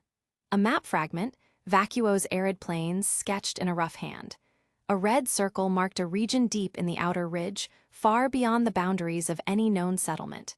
Even from the torn edge, Cale recognized the faint curve of dunes that had no name on modern maps. In precise handwriting across the bottom, someone had written, "Possible site of pre-vital ruins, suspicious aura activity." Cale's pulse quickened. "Ruins," he whispered. "That's it, that's." He turned to the second page, a more formal report this time. The paper was lined, stamped faintly with the insignia of Shade's old exploration division. Most of the text was unreadable, but he could make out enough. Unregistered property, Vacuone Outer Ridge. Believed to belong to 1J Fedora.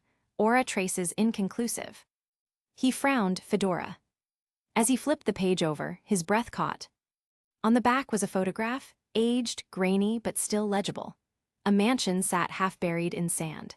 Its sandstone walls were cracked, but elegant, a remnant of some forgotten age.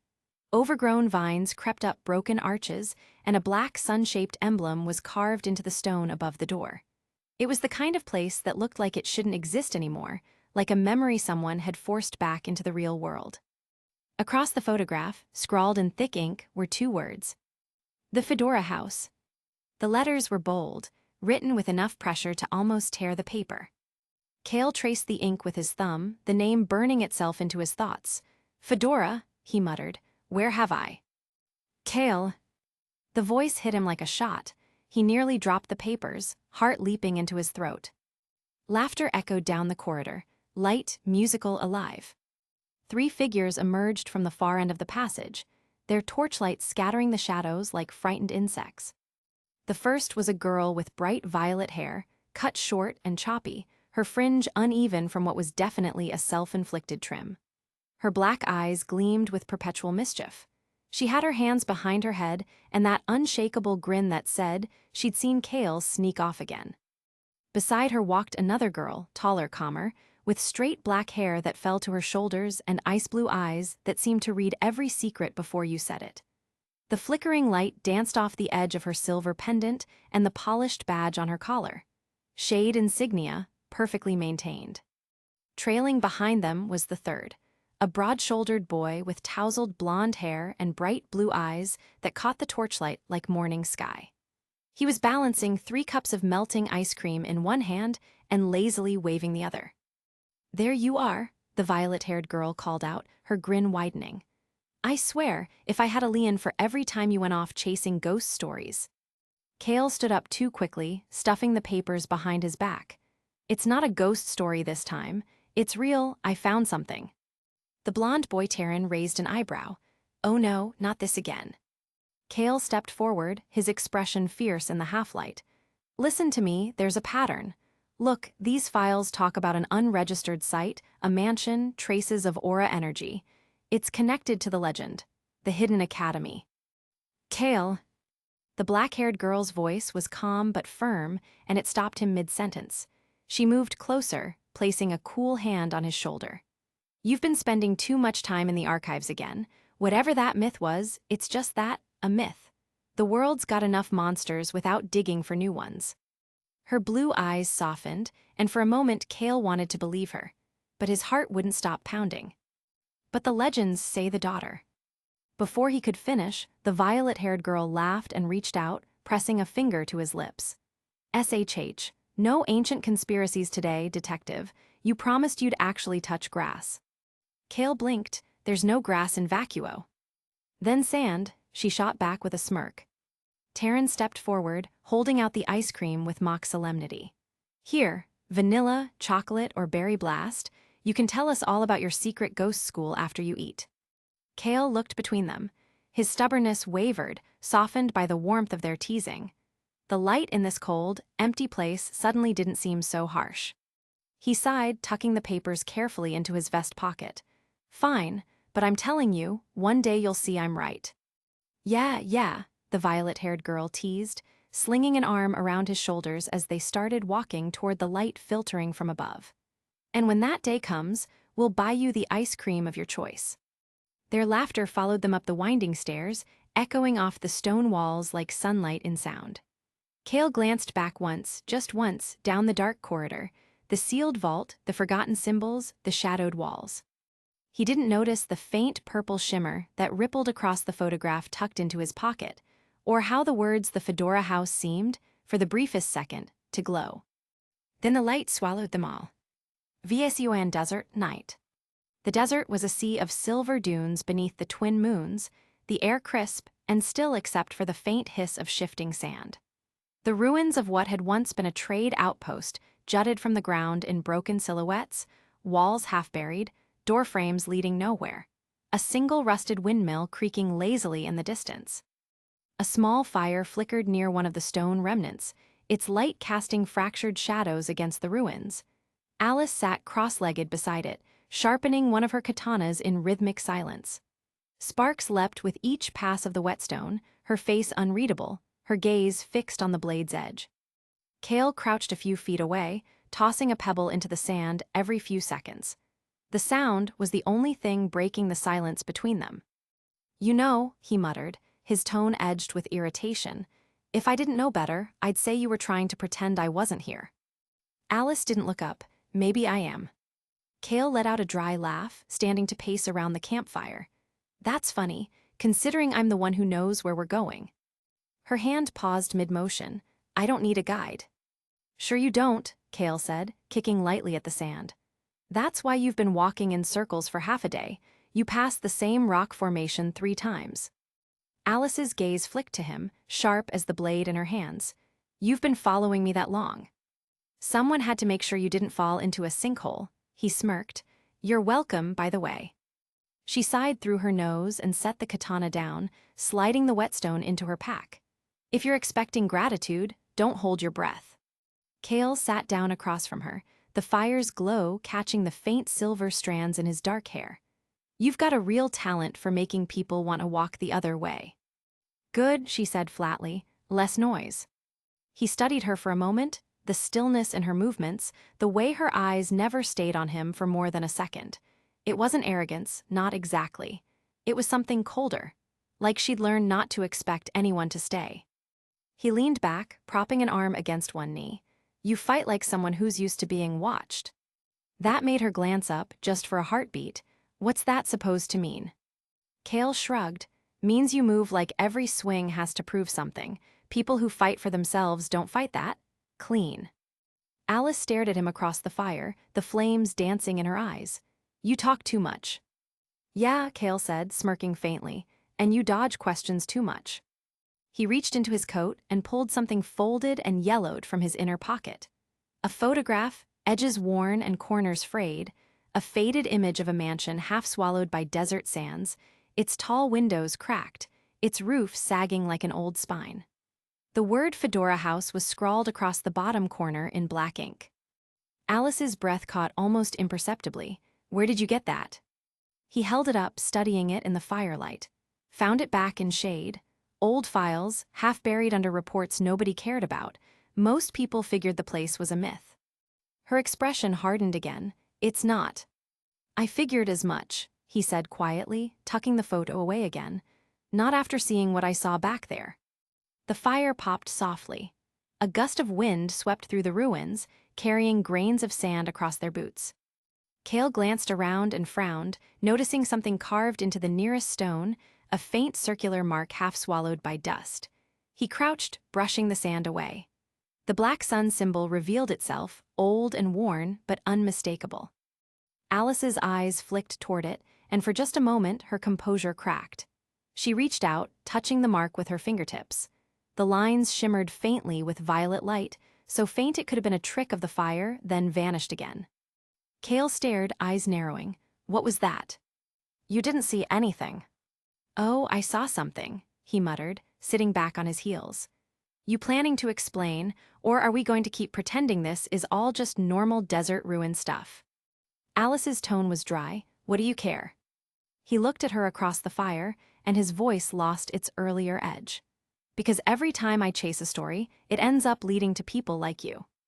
She tilted her head slightly, curious despite herself. People like me.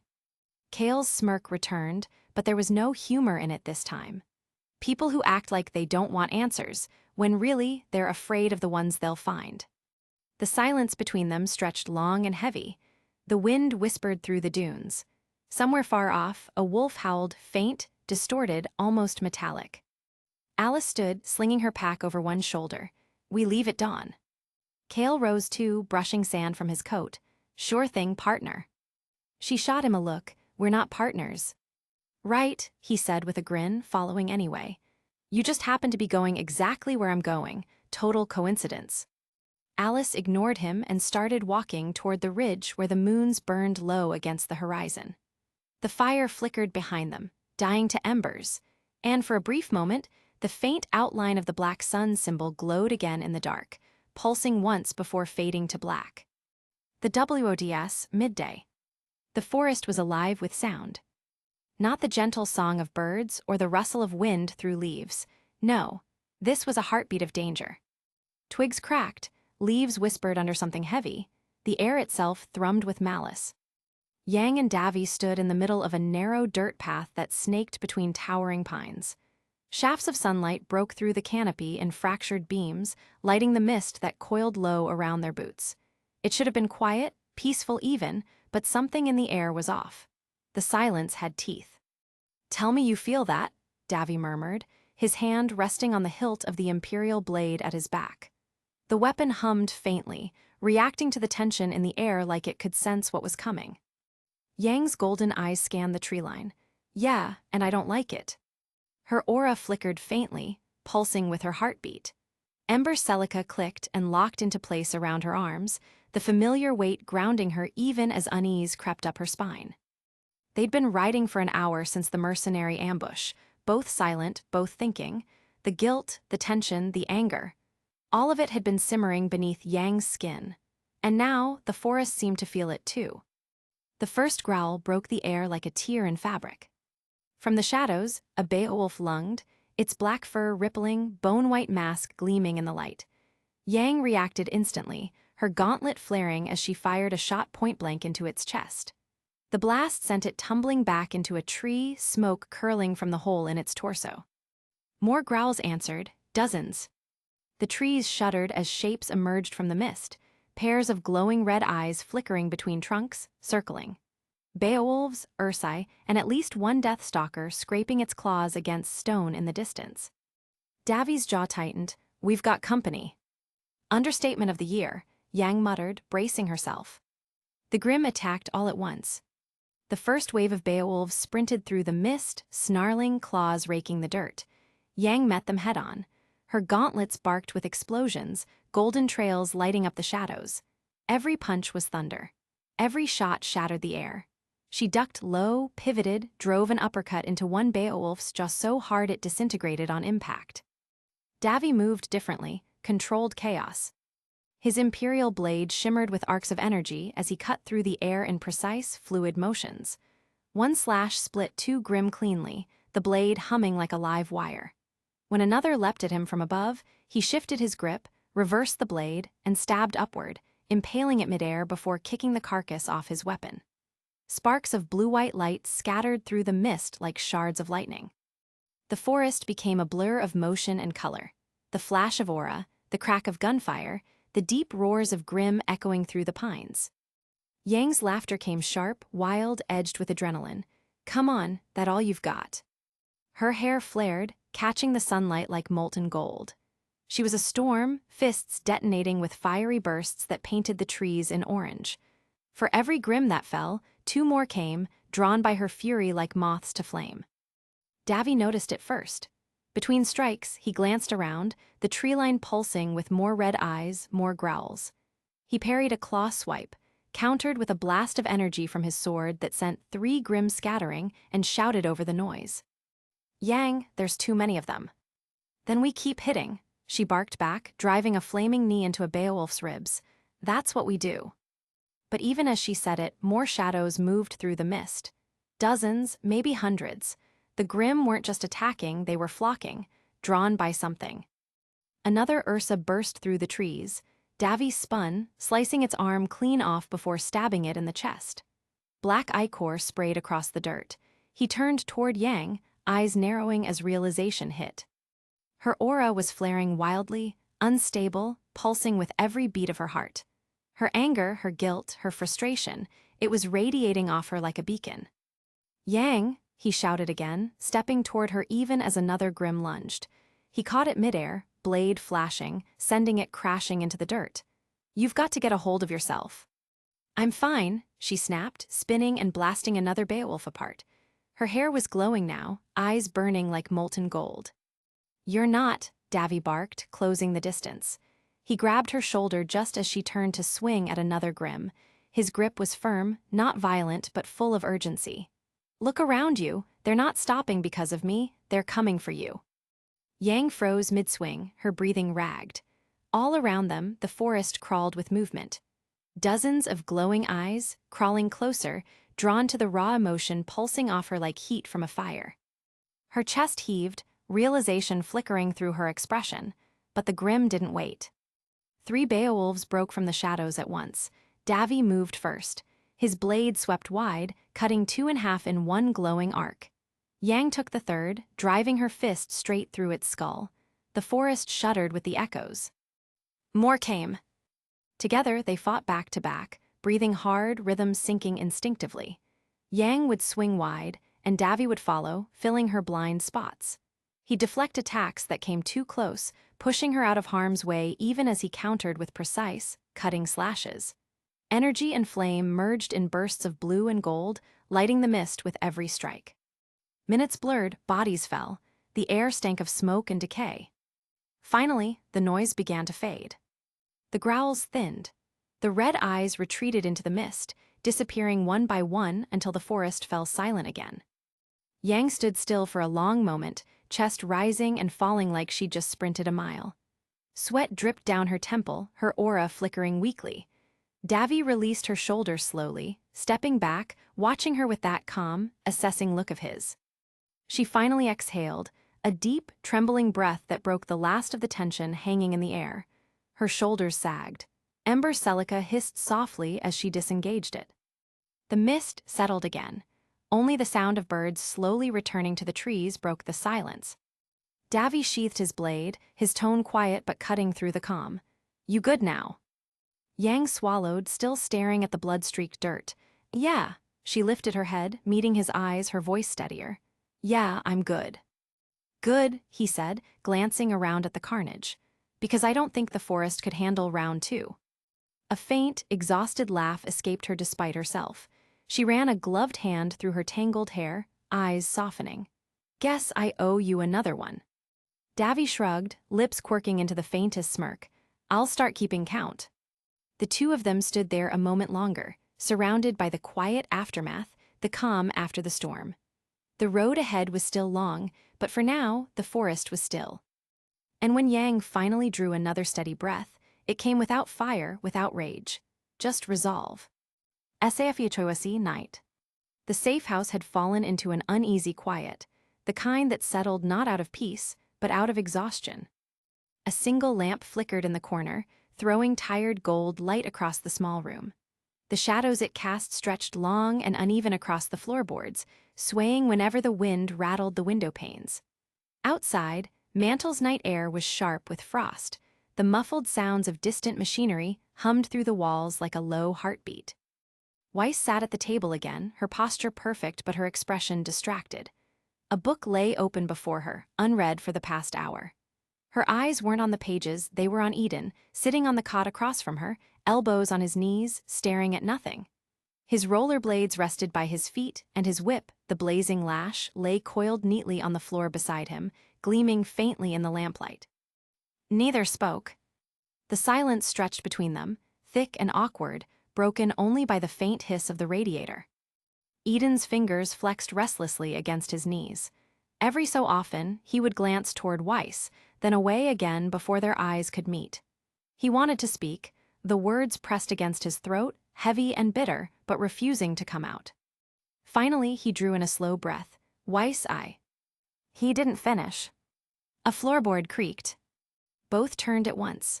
The sound had come from the front door, soft, deliberate, not the random groan of old wood but a step. Then another. Then the faint click of a lock being turned from the outside. Weiss rose instantly, summoning Hiatus with a flash of blue light, the rapier gleaming cold and bright. Eden was already moving, whip in hand, dust segments sparking faintly like embers ready to ignite. The door burst open. 3 figures poured into the room, faces hidden behind black masks with streaks of dull violet across the fabric. Their movements were precise, too fast, too coordinated to be common thieves. Their clothes were tactical, dark coats reinforced with light armor plates, and in their hands, weapons that shimmered with a sinister purple aura. The first wielded a curved blade, its edge humming faintly like a live wire. The second had a pair of gauntlets pulsing with the same eerie glow. The third, taller, broader, carried something that looked halfway between a staff and a rifle, runes etched along its barrel, glowing faintly beneath the surface. Weiss's eyes widened. These aren't robbers. Eden's grip tightened around his whip. His pulse roared in his ears. The sight of that violet light made his stomach twist. He knew it, he knew that color. His breath caught, and for a moment, the world seemed to tilt. No, he whispered. One of the masked men, the one with the curved blade, tilted his head, as if smiling beneath the mask. His voice came out low and distorted, but smooth. Your father sends his regards, Eden. Weiss turned sharply toward him, her expression flashing from confusion to shock. Your father. But Eden didn't answer, he was already moving. The blazing lash ignited in a streak of fire, whipping across the air with a crack that split the silence. Sparks scattered, searing against the walls as the nearest attacker ducked and countered. The curved blade met the whip midair, a burst of red and violet colliding in a flare of light that shook the room. Weiss darted forward, Hiatus flashing in the lamplight. She switched dust chambers mid-swing, sending a burst of ice crystals across the floor that froze the boots of the second attacker mid-step. The masked figure growled, slamming a gauntlet into the ground, the purple aura pulsing as the ice shattered like glass. Eden moved like a storm. The more his whip struck, the faster he became, movements sharpening, each swing leaving afterimages of orange flame. He was a blur, momentum building with each impact until even Weiss had trouble following him. But then, the tall man swung his staff like a hammer, catching Eden in the ribs. The impact exploded in a flash of violet energy. Eden's body jerked violently. His motion died in an instant, the fire around him flickering out. All the speed, all the energy he had built gone, just like that. He stumbled back, gasping, clutching his side as the purple energy pulsed faintly where the strike had landed. Weiss's eyes widened. Eden. He spat to the side, shaking his head and forced himself upright. I'm fine. But he wasn't. The momentary boost his semblance had given him was gone, drained away by that hit. Still, he raised the whip again, flames flickering weakly as he forced his body to move. The fight raged through the cramped space. Weiss twirled her rapier in a dance of precision, her ice dust creating sharp walls that shattered under the purple glowing strikes. Sparks and frost mingled in the air, a storm of color clashing against the dim gold light. Eden lashed out again, fire searing across the gauntlet user's arm. The man staggered back, cloak singed, but didn't fall. He retaliated with a punch that sent a wave of purple force across the floor, scattering papers and splintering the table into fragments. They were strong, stronger than they had any right to be. Finally, Weiss ducked behind a half-broken wall, panting, her rapier's tip resting against the ground. "Who are these people?" she hissed. Eden's jaw clenched. People who should be dead. Before she could press him further, one of the masked men lunged forward. Eden met him midair, whip wrapping around the blade with a twist of motion so fast it blurred. The whip's dust segments blazed, red and gold. He yanked hard, the blade flew free, spinning across the room, and Weiss was there, using the opening to impale an ice spike through the man's shoulder. The intruder howled, the mask cracking as he dropped to one knee. The leader hissed through his mask, "Enough." With a flick of his wrist, a pulse of violet energy blasted through the room, forcing both Eden and Weiss back. The floor cracked under the pressure, lamps flickering. Weiss barely kept her footing. "Who are you? Who sent you?" The leader tilted his head slightly, gaze fixed on Eden.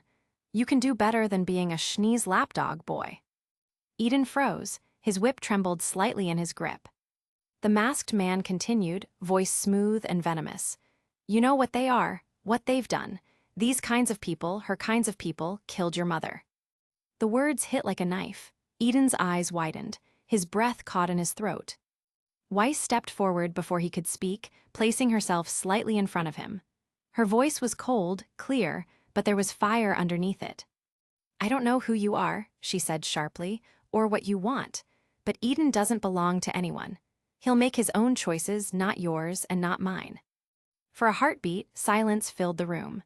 The masked man tilted his head slightly, almost as if amused. Then he gave a low chuckle, distorted through the mask. "Then let's see how long his loyalty lasts." With a sudden burst of violet energy, the three of them vanished, disappearing into smoke and shadow. The silence that followed was deafening. The air stank of scorched dust and ozone. Broken wood and shards of ice littered the floor, the once tidy safe house reduced to ruin. Weiss lowered her rapier, her shoulders trembling from exertion. She turned to Eden, who still stood in the center of the wreckage, his whip hanging limply by his side, eyes wide and unfocused. He wasn't looking at her. He was staring at the door, the one they had come through, as though expecting them to reappear any second. His expression was unreadable, but his hands shook ever so slightly. Weiss swallowed hard. "Eden, who were they?" He didn't answer. Instead, he turned away, shoulders stiff, and muttered under his breath, just loud enough for her to hear. "They said my father." The word father sounded strange coming from him, like it didn't belong in his mouth. And for the first time since they'd met, Weiss saw something behind the sarcasm and anger, something raw and unguarded. Fear. Belladonna household, late evening. The Belladonna home was a quiet fortress of fading light and old memories. The air smelled faintly of sandalwood and sea salt, drifting in from the coast below. Through the open windows, the dying Menagerian sun painted long, gold-red ribbons across the polished wooden floors, catching on the family portraits that lined the far wall. Gira in his prime, Blake as a child clinging to his arm, Kali's smile warm and unguarded. But that same warmth couldn't quite reach the table at the center of the room. Maps, parchment, and half-empty teacups crowded the space between them, symbols of their exhaustion. The ink on the petitions gleamed faintly in the lamplight, some smudged from anxious hands. The shutters creaked softly with every passing gust, a steady, uncertain rhythm, like the house itself was listening. Blake stood at one end of the table, posture straight but trembling with fatigue she refused to show. Her shadow stretched long across the wood, brushing against Son's boots where he stood opposite her. His arms were crossed, tail twitching in restless irritation, eyes glinting with that same fiery stubbornness that had carried him through Beacon, through everything. Kali lingered nearby, the perfect image of composed worry, her hands folded in front of her, eyes soft but watchful. Gira sat at the head of the table, massive hands steepled, his broad chest rising and falling slowly. He was the calm at the eye of a gathering storm. And by the far wall, half lost in the darkness, Nero leaned against the doorframe. Silent still, watching. Only the lantern above them swayed, its flame flickering like the fragile balance of the room itself. Then, finally, the inevitable break.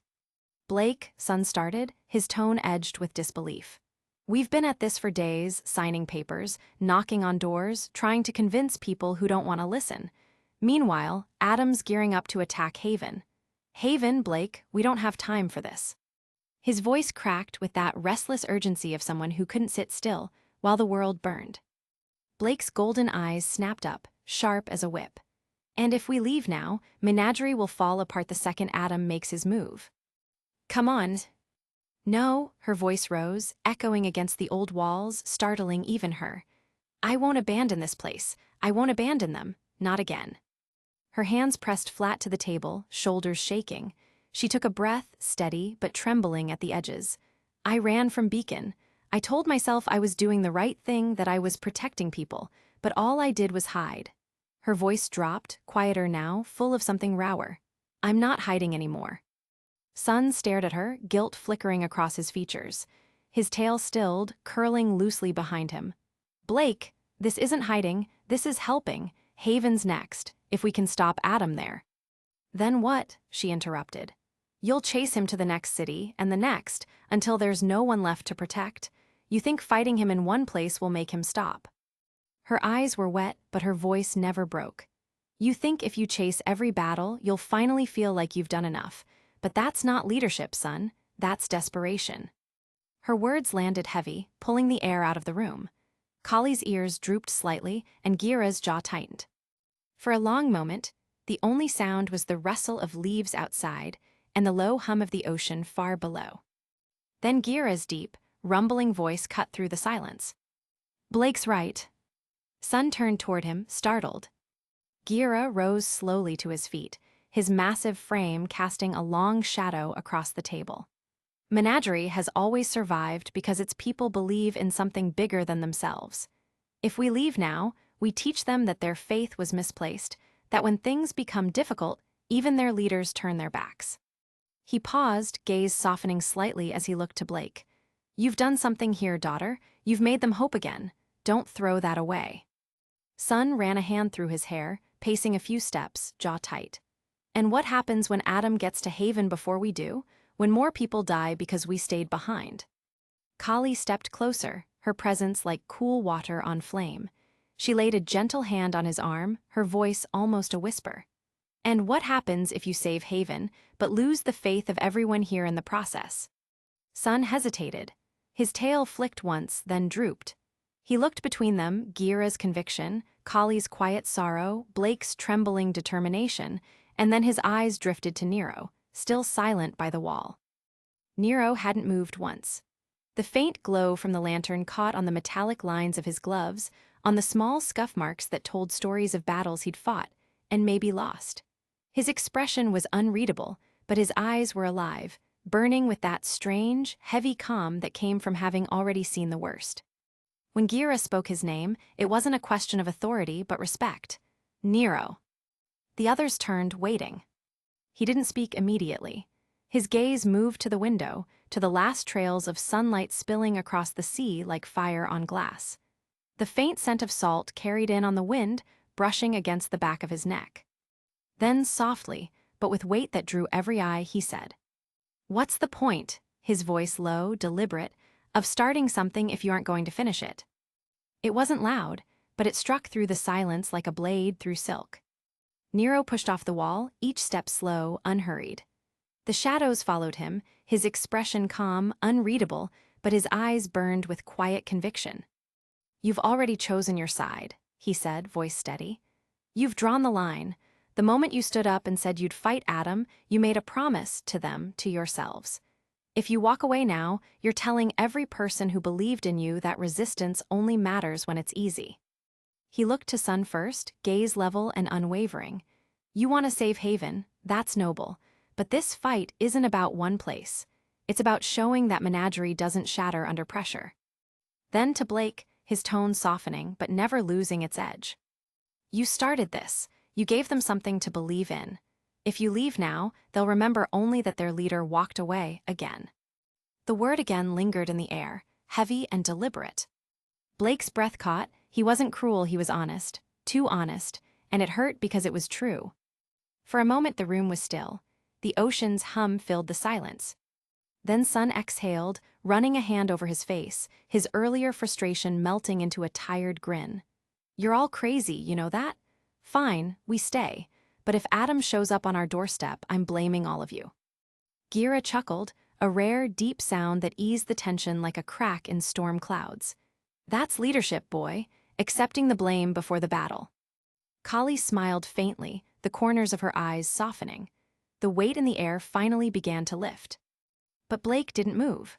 Her gaze lingered on Nero, on the shadowed lines of his face, the steadiness in his voice, the distant look in his eyes that said he'd lost before.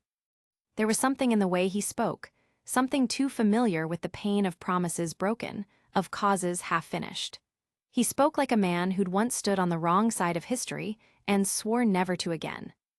As the room fell into a fragile peace, Nero turned back toward the window, where the last rays of sunlight were dying over the sea. His reflection glimmered faintly in the glass, half in light, half in shadow. Blake's hands tightened on the edge of the table, her heart pulling in two directions, admiration and unease. He wasn't just fighting Adam. He was fighting something deeper, something that had carved itself into him long before Menagerie, long before this war. And for the first time, Blake wondered, when Nero spoke about finishing what you start. Was he talking to her? Or to himself? Outskirts of the WODS, nightfall.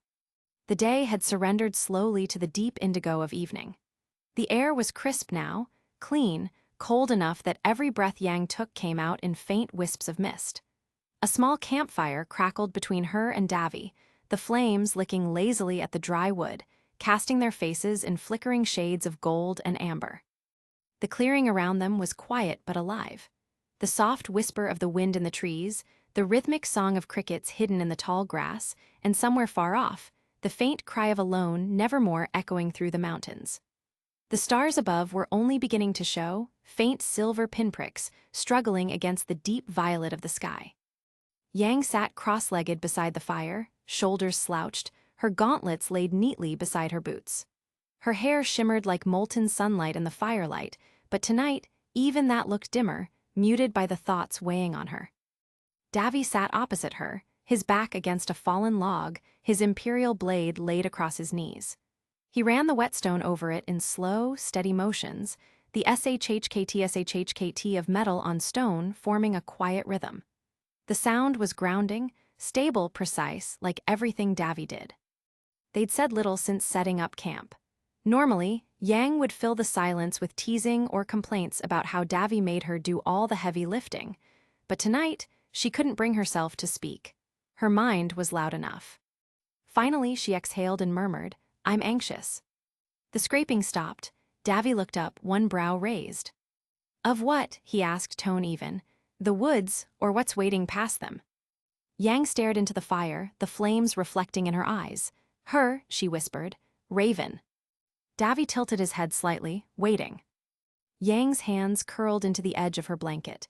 "I've spent half my life hating her, the other half wondering if I was wrong to. Every time I thought about her, it felt like fuel, like I had to prove I didn't need her. But now," she trailed off, her voice cracking slightly, "now that I'm actually close, it's like all that anger's turning into something else. Fear, maybe."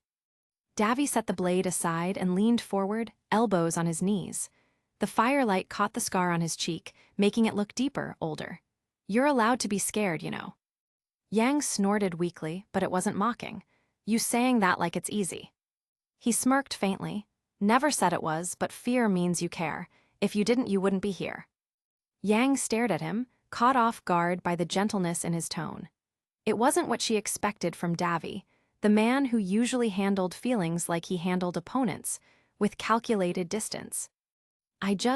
She sighed, raking her fingers through her hair. "I don't trust myself not to mess it up. Every time something hits too close, I just explode. I don't think, I don't breathe, I just react. It's like my anger's driving, and I'm just along for the ride." Davy was silent for a moment, eyes flickering over her face before saying softly, "Then take the wheel back." She blinked. "Breathe," he continued. "You let your fire burn too hot, it eats you alive, but if you control it," his gaze softened, "it keeps you warm instead of burning you." For once, Yang didn't have a comeback. She drew in a long, slow breath, cool air, sharp with pine and smoke, and let it out. Her shoulders eased slightly. "You always sound like some kind of philosopher when you talk like that," she said, smiling faintly. Who knew the brooding swordsman had layers? "Don't spread that around," Davy replied, a ghost of a smirk returning. "I've got a reputation to maintain." That drew a quiet laugh from her, small but genuine. The kind of laugh that carried more relief than amusement. They sat like that for a while, the quiet between them easy now. The fire crackled. The stars grew brighter. For the first time since they'd left Ty's house, Yang felt her chest start to loosen. But her curiosity, always her undoing, started stirring again. She glanced across the flames. "You know, for someone who gives solid advice, you never talk about yourself." Davy didn't look up from the blade he'd started polishing again. "I talk plenty." "Not about you. I prefer mystery." Yang leaned forward, her voice teasing but sincere. "Come on, you've got to have a story. Where'd you even come from? How'd you end up at Beacon anyway?" Davy gave a small, dismissive shrug. "Does it matter?" "Yes," her tone was surprisingly firm. "You've been fighting alongside me for weeks, saving my butt more times than I can count, and I don't know anything real about you. You deflect every time I ask." He smirked faintly, still dodging. "Maybe I'm just that boring." Yang narrowed her eyes. "You? Boring? Please. You deflect worse than Ruby trying to hide the last cookie. And honestly, I want to know you more." For a moment, he almost smiled, but then his gaze dropped to the fire, and something in his posture changed. The playful edge dulled. He went still, eyes shadowed by the firelight. "I don't know," he said finally, his voice lower. Yang blinked. "Don't know what?"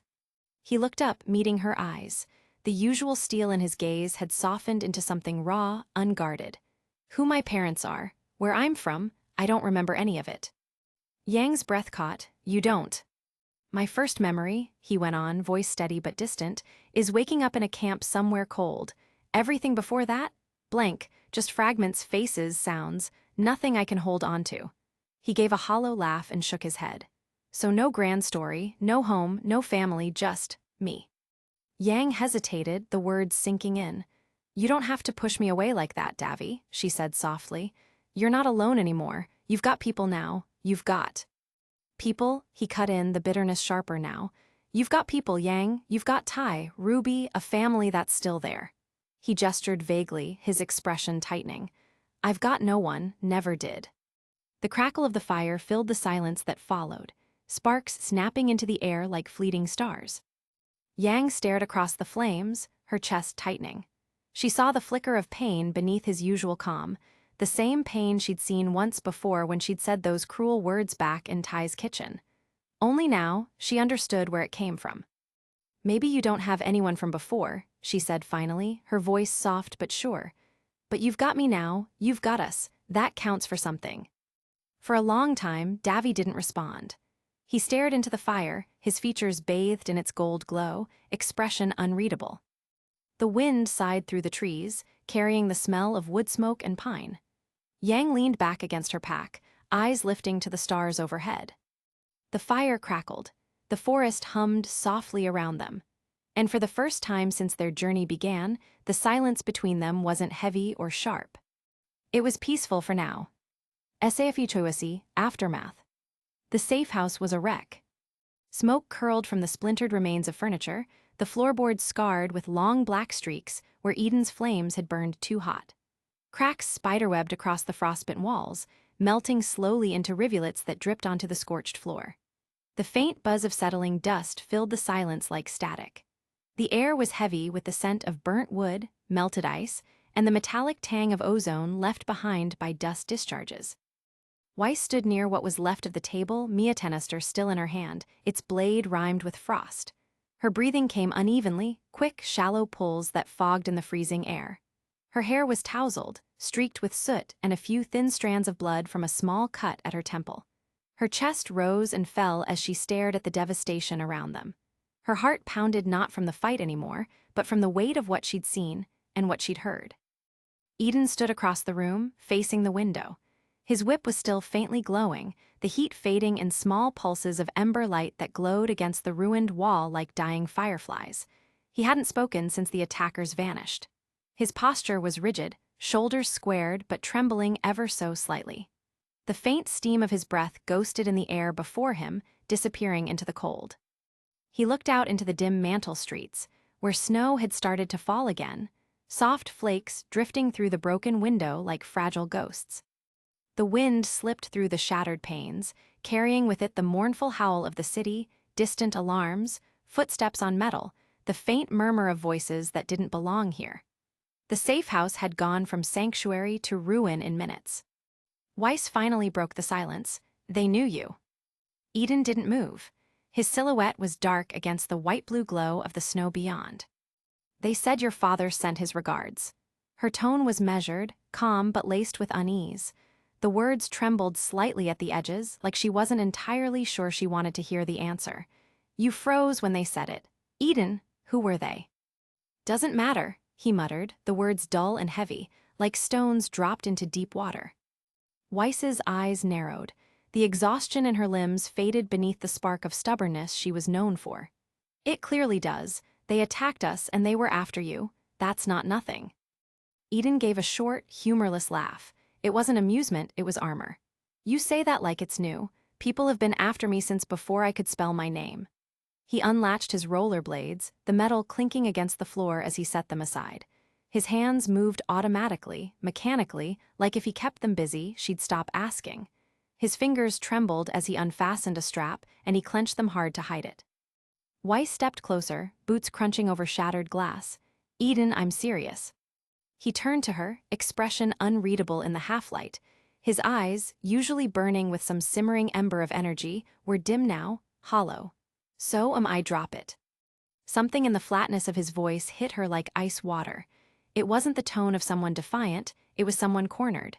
You can't expect me to just ignore what happened, she said, voice rising slightly. Those men weren't random criminals. Their weapons, those symbols, whatever that was, it was organized. They're ghosts, he said, almost absently, staring at the cracked whip handle in his hand. His thumb traced a fracture in the hilt, the faint light reflecting in his eyes. Doesn't matter who they are, what matters is they're gone. Gone, Weiss repeated, incredulous. They attacked us in our sleep, tried to kill you, and you want to pretend it didn't happen. Eden's jaw clenched, his knuckles white around the whip handle. Pretending's what I do best. That stopped her. There was no arrogance in the words, no sharp edge, only exhaustion. It was like a curtain had slipped for a second, revealing something fragile beneath. His voice wasn't strong, it was frayed, like a thread worn thin. But the moment she tried to step closer, he slammed it shut again. You don't get it, Weiss, he said, voice low. You don't want to get it. These people, what they're tied to, it's not your problem, it's mine. It became my problem the second they kicked down the door, she shot back, the controlled anger in her tone barely masking her concern. You think I'm just going to stand here and let you shoulder everything alone? That isn't strength, Eden, that's arrogance. Eden's head tilted slightly, his gaze cutting toward her. You sound like her. Weiss blinked, caught off guard. Her. He exhaled sharply through his nose, realizing he'd said too much. Forget it. No, she said immediately, stepping closer again. Her boots scraped against the charred floor, her voice softer but steadier now. I won't. You keep doing this, building walls, pushing everyone away, acting like if you don't care, nothing can hurt you. But that's not living, Eden, that's running. Running's what kept me alive, he said flatly. The words hung there, heavy and absolute. Weiss opened her mouth, then closed it again. The flicker of pain behind his eyes silenced her more effectively than any shout could. For a fleeting moment, she thought she saw a ghost of someone else there, someone scared, not angry. For a long moment, all she could hear was the faint ticking of the broken clock on the shelf and the slow drip of melting ice from the ceiling. The sound filled the space between them like a fragile heartbeat. Outside, the wind howled through the gaps in the walls, rattling the shutters, carrying whispers of Mantle's unrest. Weiss softened her tone. Eden, who are you running from? He looked down at his hands, flexing them once before curling them into fists. His breath shook. Someone I should have stopped a long time ago. His voice was quieter now, almost a whisper. Someone who doesn't stay buried. She studied him, searching his face for something truth, fear, anything. Your father, she said carefully. A flicker of something passed over his expression. Guilt, anger, regret, it was gone before she could name it. He finally looked at her, and the coldness in his eyes was like a wall slamming down. The warmth, the vulnerability was gone, replaced by that sharp, guarded flame she'd come to know too well. You want answers, Weiss? Here's one. You don't want to know. He turned away, grabbing his coat and slinging it over his shoulder. The fabric was torn at the sleeve, darkened with soot. Get some rest. We move before dawn. This place isn't safe anymore. Eden. Don't, he said, the word sharp enough to cut. He crossed the ruined floor, boots echoing against the burnt wood, and stepped out the door. The chill wind swallowed him whole, slamming the door shut behind him with a hollow thud that echoed through the broken space. Weiss stood there for a long time, staring at the empty doorway, the sound of his retreating footsteps fading into the night. Her hands trembled as she sheathed Miatenaster, the motion slow, deliberate. The faint blue glow of her weapon died, leaving her alone in the half-dark. She wanted to be angry, to shout after him, to tell him he was being foolish, stubborn, impossible. But all she felt was a dull ache in her chest. Because for the first time, she'd seen it clearly, the way his eyes changed when fear replaced fury. The way his silence spoke louder than any scream. And she knew, whatever those masked men represented, they weren't just his enemies. They were his past, and they weren't done with him yet. The wind wailed through the cracks once more, carrying the faintest echo of footsteps and the ghost of firelight fading into Mantle's frozen dark. Menagerie, the lantern scene. Belladonna household veranda, late night. The world was quiet, the kind of quiet that only came when Menagerie slept. The tide whispered against the cliffs below the Belladonna estate, the sound of waves and distant wind weaving together like a lullaby. Lanterns lined the veranda, their soft golden light swaying with the evening breeze. The air smelled of salt and sandalwood, faint traces of the belladonna garden drifting through the open doors. Nero sat cross-legged near the railing, his coat draped beside him, sleeves rolled up. A disassembled pair of dust gloves lay across the wooden floor, polished brass, heat-scored plating, tiny circuits pulsing faintly red with stored energy. He worked in silence, fine tools glinting between his fingers, his expression set in calm concentration. Now and then, a small flicker of fire sparked to life in his palm as he tested the dust channeling. The flame danced obediently at first, then flared unpredictably before fading away. He exhaled, low and tired. "You're supposed to behave," he muttered under his breath, adjusting the dial on the gauntlet. "Not bite. Talking to your weapons now." The voice was warm, teasing, a sound that didn't belong to the night's silence. Nero looked up to see Kali Belladonna standing at the threshold, a tray balanced in her hands. 2 cups of steaming tea sat on it, their aroma soft and floral. She wore a simple robe, her hair tied loosely back, and her smile carried that familiar blend of kindness and sharp perception. "Couldn't sleep?" she asked. Nero gave a half-smile small wry. "You could say that." Kali set the tray down beside him and took a seat, legs tucked gracefully beneath her. The veranda boards creaked softly beneath her weight. The lantern light shimmered across her features, gentle, motherly, but with that knowing glint that made Nero instinctively wary. For a while, they both just listened to the sea. The rhythmic crash of the waves filled the spaces between their breaths. "You work too hard," Kali said eventually, taking a slow sip of tea. "Always fixing something, the gloves, the plans, other people." Nero gave a quiet chuckle. "Can't help it. If I stop moving, I start thinking." "That's not always a bad thing." "It is for me," he replied, softly enough that it almost disappeared under the ocean wind. Kali studied him for a moment, the tired lines under his eyes, the faint burn scars tracing the edges of his hands, the way his shoulders never quite relaxed. She followed his gaze to the horizon, where moonlight shimmered faintly on the water. "You remind me of Gira when he was younger," she said. "He used to sit out here just like this, always thinking about the next step, the next speech, the next burden. The difference is," she smiled faintly, "you look like someone who never got a choice in carrying yours." Nero's jaw tightened slightly. He said nothing. Kali sipped her tea again, then, with that gentle audacity only mothers seem to have, asked, "Tell me something, Nero. do you like my daughter?" He froze. The flame in his hand flared suddenly, uncontrolled, a sharp crack of heat before he closed his fist, extinguishing it. Kali didn't flinch, she only arched a brow, amused. "I'll take that as a yes, or at least a very nervous maybe." Nero cleared his throat, trying to sound unaffected.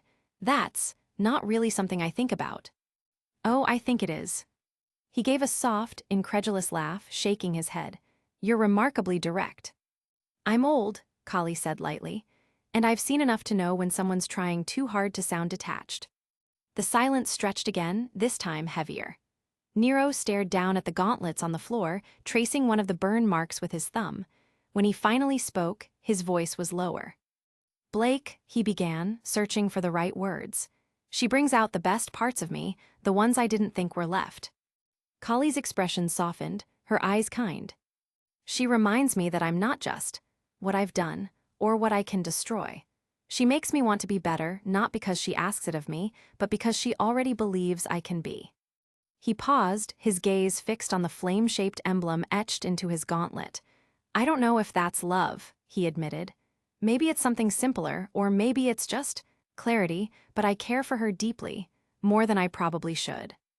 Kali smiled faintly, resting her chin on her hand. "She has that effect on people." Nero's lips curved into a small, almost embarrassed smile. "So I've noticed." They both looked toward the horizon again. The moon was climbing higher now, silver light washing over the ocean. The lanterns swayed, their flames reflected in Nero's eyes like twin suns. After a long silence, Kali spoke again, softer this time, almost like a wish. "She's been through so much. She blames herself for more than she should. But if you can make her feel a little less alone in all of that, then maybe she's not the only one you're helping." Nero looked at her then, truly looked, and for once, the unshakable calm cracked just slightly. There was gratitude there, and guilt, and something achingly human. "I'll do what I can," he said quietly. Kali stood, collecting the empty cups. "That's all any of us can do." She paused at the door, glancing back with a knowing smile. "Just don't burn the house down while you're figuring it out, him." He huffed a soft laugh. "No promises." When she disappeared inside, the veranda fell silent again. Only the ocean and the wind remained. Nero leaned back against the wooden railing, eyes fixed on the sea. He turned one glove over in his hands, the metal catching the moonlight. "She brings out the best parts of me," he murmured, almost to himself. He clenched his fist, and a small flame flickered to life in his palm, steady, gentle, no longer fighting him. It reflected softly in his eyes, and for the first time in a long while, the fire looked peaceful. For a moment there he wondered if vulnerability wasn't as bad as he made it out to be. Weiss Eden, their safe house went boom, and so did their emotional stability. Weiss tried to reason through the ashes while Eden perfected the art of repression. Its guilt, pain, and pride all rolled into one beautifully tragic mess. Nero Kali, under glowing lanterns, Kali asked the question and Nero basically forgot how to function. But he finally opened up about Blake, not quite love, but definitely something tender. Emotional growth unlocked. Yang Davi, a campfire, a quiet night, and two people pretending they're fine. They shared a rare moment of honesty, not fiery but soft. Acceptance over action, and it worked beautifully. Kale Alice, two emotionally unavailable people walk into a desert.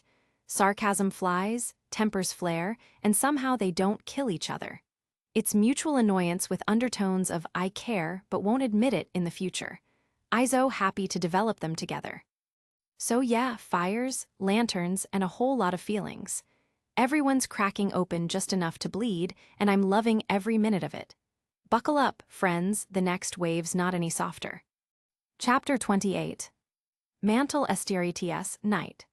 The cold in Mantle didn't just cling to the skin, it seeped into the bones, coiling in every joint until movement itself felt like defiance. The streets were emptying, one by one, as the curfew lights flickered dimly above. A low mist had rolled in, hugging the ground, veiling the cracked pavement and the faint reflections of distant street lamps in thin sheets of frozen water. Eden and Weiss stepped out from what was left of the safe house and into that haunting quiet. The wind screamed through the narrow corridors of the city, dragging fine crystals of snow that sparkled faintly under the weak glow of broken signage. The city smelled of smoke and steel, of fear and fatigue. Weiss walked ahead slightly, her posture poised despite the exhaustion that pulled at her limbs. Her gloved hands were clasped together, and her breath came in short, deliberate puffs that caught the faint light like pale ghosts. Her hair, usually pristine, was dusted with frost, stray strands clinging to her cheeks. Even disheveled, she carried herself like a Schnee, shoulders straight, chin lifted, dignity untouched. Eden walked beside her, collar pulled high, eyes shadowed beneath the flickering lamplight. His whip hung at his side, its edges blackened from overuse, faint curls of heat still rising from the handle. The scent of scorched leather and metal clung to him like smoke. His boots crunched in rhythm with hers, steady but heavy, as if every step demanded more effort than the last. The silence between them stretched long, too long. It wasn't the kind of silence born of peace, it was the kind that carried words unsaid, thoughts half swallowed. Weiss's gaze stayed fixed ahead, her expression calm, but there was tension in the corners of her mouth, in the faint furrow between her brows. Eden could feel it, even without looking. He hated silence, it left room for the past to whisper. They turned down a narrow side street, passing shuttered storefronts whose glass had long since cracked from Mantle's freezing nights. Faded propaganda posters plastered the walls, "Join Atlas, protect humanity." Their edges fluttered in the wind, peeling like old skin. A stray cat darted from a toppled trash bin, disappearing into the fog. Somewhere distant, a siren wailed, long and mournful, before cutting off mid-note. The quiet was almost unbearable when Weiss finally broke it. "I don't need you to tell me everything," she said softly, her voice barely rising above the wind. "But don't do this alone." Eden stopped walking. The words hit him like a physical blow, unexpected, heavy, and frighteningly sincere. He turned his head slightly, eyes narrowing in confusion, not anger. Weiss didn't look at him when she said it. She just kept walking, her words floating behind her like a faint trace of warmth in the cold. He'd expected her to demand answers, to corner him with that Schnee sharpness, to demand logic and reason where none existed. But she didn't. She didn't accuse. She didn't pry. She understood. That was somehow worse. "Don't do this alone." The words echoed again, each repetition softer, like a whisper that refused to fade. Eden's shoulders tensed. He wasn't sure what unsettled him more, the sincerity in her voice or the fact that some part of him wanted to believe her. He told himself not to, he couldn't afford to. But his mind, traitorous as ever, began to wander. He thought of the way Weiss had stood beside him during the fight, not flinching, not running. The way her eyes had blazed with focus, not fear, even when everything burned. He thought of her standing there after the masked men vanished, demanding answers not for herself, but because she was worried. Maybe she wasn't the Schnee heiress he'd always imagined her to be. Maybe she wasn't just a symbol of Atlas privilege wrapped in poise and silver hair. Maybe, just maybe, she was someone who understood what it meant to lose, to carry too much and keep walking anyway.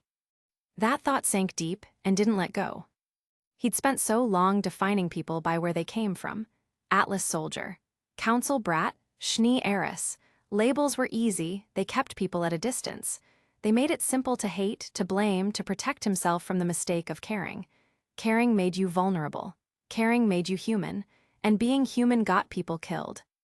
He tried to shake the thought off like frost from his coat, but it clung stubbornly. Her words wouldn't leave him. "Don't do this alone."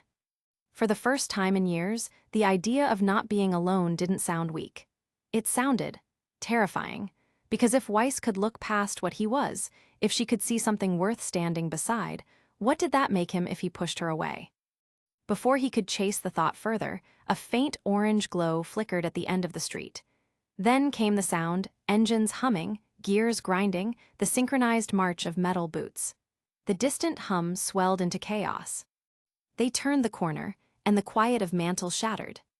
The streets ahead were flooded with Atlas patrols. Steel blue armor gleamed under the harsh lights of bullheads circling overhead.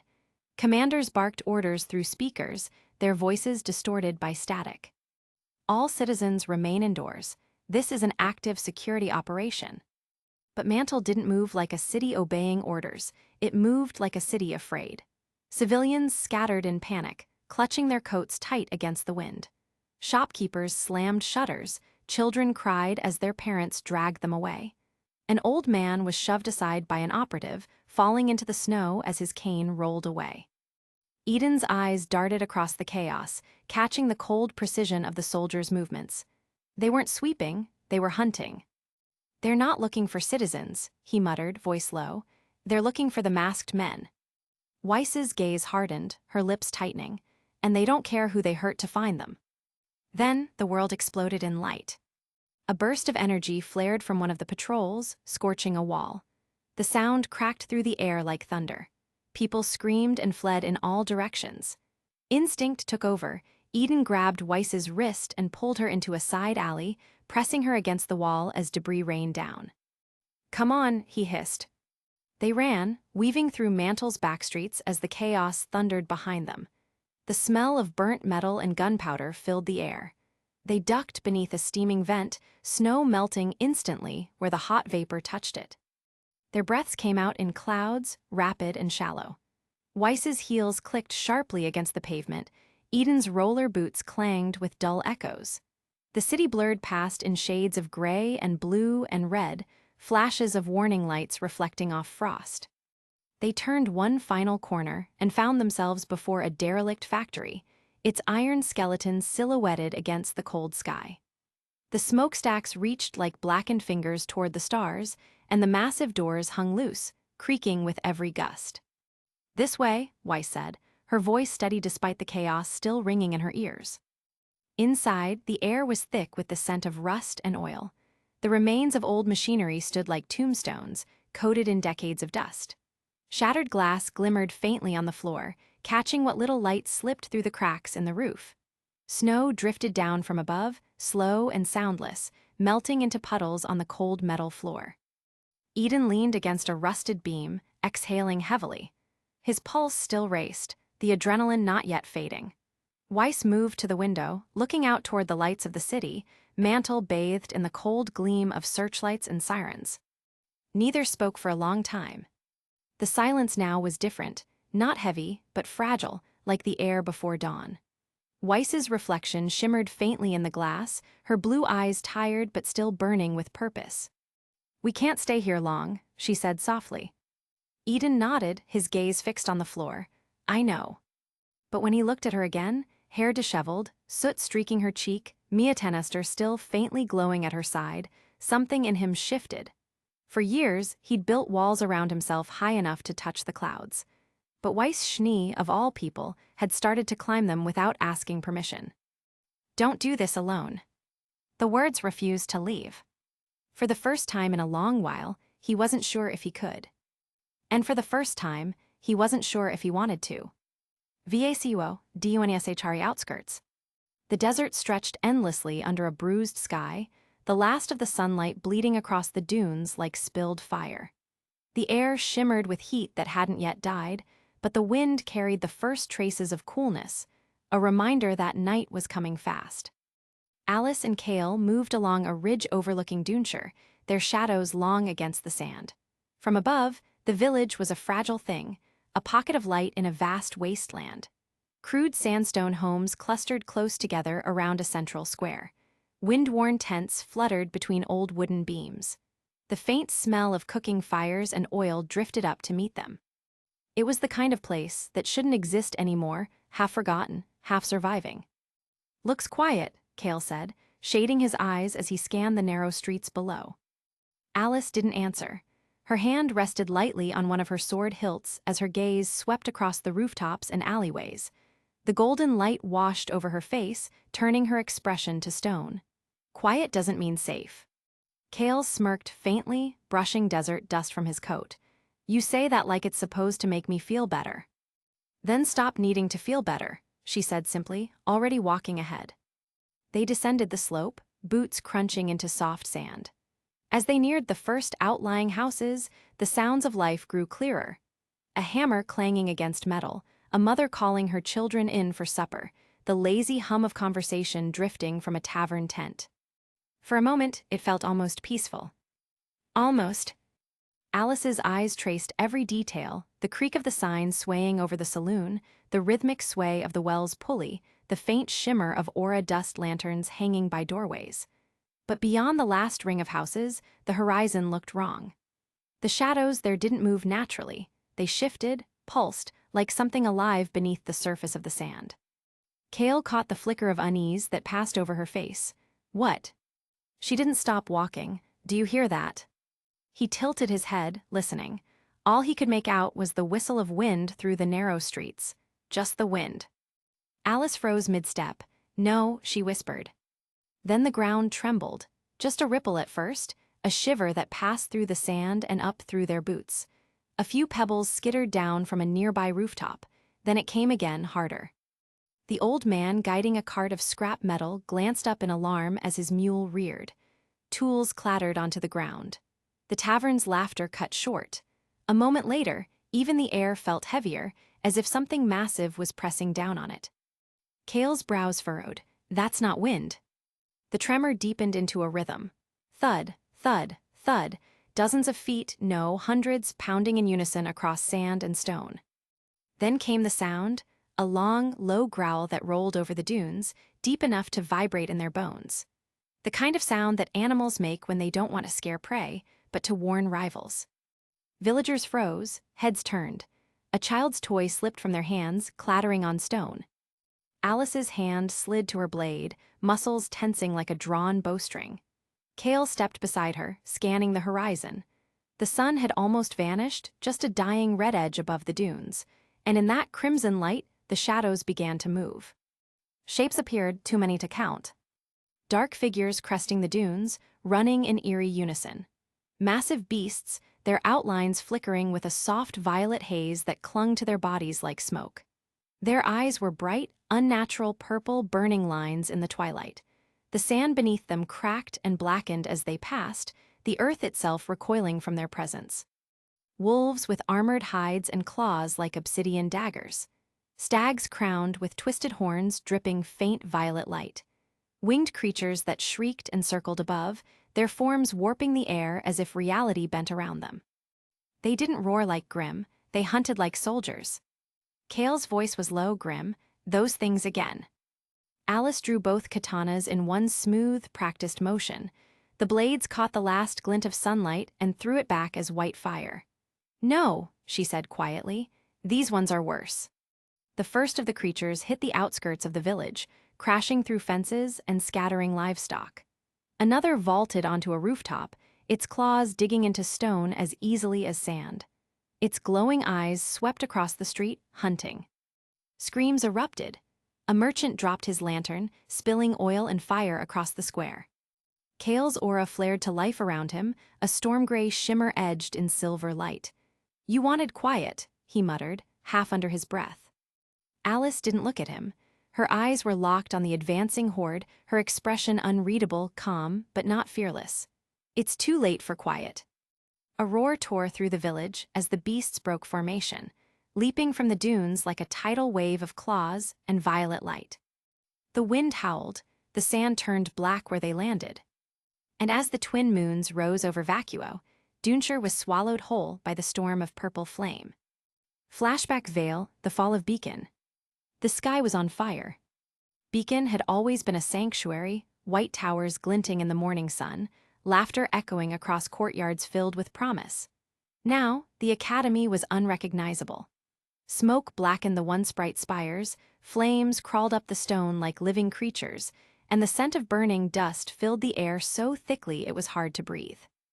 Kale Veyer ran through the chaos, scroll clutched in a trembling hand, boots pounding against cracked stone. The city of Vale below was burning, the academy above it was dying. Kale! The voice burst through his earpiece in a wash of static and screams.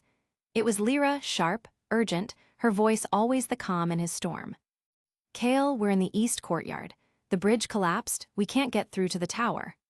Static crackled again, then another voice, Terran's, rough and winded. We've got Grimm all over. Urin's holding the line, but we need you now, man. We can't hold them forever. Kale's chest clenched. I'm coming, just stay there, stay alive. Don't take too long, hotshot. Urin cut in, her tone forced brave, the same teasing warmth she always used to mask fear. "You still owe me lunch after this." The transmission fizzled, the line went silent. Kale stared at the scroll for a heartbeat too long, willing it to reconnect. The sound of an explosion ripped through the air behind him, snapping him back. He shoved the scroll into his coat and sprinted harder, heart hammering like a war drum. The world around him was collapsing. Once, these hallways had smelled faintly of polished stone and training dust. Now they reeked of smoke, melted glass, and ozone. Flames licked at banners depicting Beacon's crest. The white walls were cracked and stained black. Every few steps, the ground trembled beneath his boots from distant detonations. He turned a corner and nearly stumbled over the body of a mechanical Adeljan knight, its chest plate split open, sparks flickering weakly inside. A student's shattered weapon lay beside it, its edge warped by heat. Kale forced himself not to look too closely. He didn't have time, not now. His aura pulsed faintly around him, silver light threading through the soot. It responded to every heartbeat, every spike of fear. Outside, the sky was painted red and gold, the sun swallowed by smoke, turning day into an imitation of sunset. Shadows danced across the academy as flames devoured the western tower. A nevermore screamed overhead, its shadow gliding like a curse over the crumbling courtyard. Kale's lungs burned. His throat was dry from ash. He couldn't tell if the ringing in his ears was from the explosions or his own pulse. He rounded another corner, and the world erupted. A Beowulf burst through a shattered wall, claws glowing crimson from the heat. Kale barely had time to raise his arm. His instincts took over, and with them, his semblance. Silver energy detonated from his body like a wave. The force knocked the Grimm backward, slamming it into the rubble. Lightning arced across its body, searing through its black hide until it dissolved into smoke. Kale stood in the aftermath, chest heaving, every nerve burning. His aura flickered wildly, uncontrolled, unstable, feeding on his emotions. He hated that about his semblance. It wasn't something he could simply command. It was a mirror of what he felt: fear, anger, despair, and right now, it was tearing at his focus. He moved on, forcing himself through the wreckage. The corridors were choked with dust. He passed by a classroom with its roof torn open, desks scattered like bones. A student crouched in the corner, clutching a wounded teammate, whispering something Kale couldn't hear over the roar of fire. He wanted to stop, to help, but the memory of Lyra's voice pushed him forward. "East Courtyard, the bridge collapsed. We can't hold them forever." He turned into the central plaza, or what was left of it. The great statue of the four huntsmen that once stood proud was cracked down the middle, one of its stone figures missing entirely. The fountain had run dry, replaced by pools of ash and shattered glass. Kale stumbled forward, scanning the chaos for a familiar face. The fighting was everywhere, students clashing with Grimm in frantic, uneven rhythm. Aura bursts flashed in colors across the smoke, red, gold, blue, each one a life trying desperately not to end. A girl with short orange hair screamed as a nevermore swooped low, its wings cutting through what remained of a bridge. Kale reacted without thinking, firing a blast of aura lightning from his palm. The energy struck its wing, throwing it off balance, giving her time to run. He didn't stop to see if she made it. He couldn't afford to. He pressed onward, breath coming in short, ragged bursts. His heart felt like it was trying to tear its way out of his chest. The eastern side of the courtyard loomed ahead, half buried under collapsed towers. Flames and dust made it almost impossible to see. Kale slowed, eyes scanning every gap in the wreckage. Lyra, Taryn, Urin. No answer, only the sound of crumbling stone and distant thunder. He was about to move again when a voice, faint and broken, came through his earpiece. Not words this time, just static and what sounded like someone screaming his name. Then it was gone.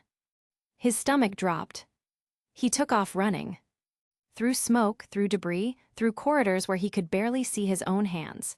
The walls shook with each impact outside. Dust rained from above like ash snow.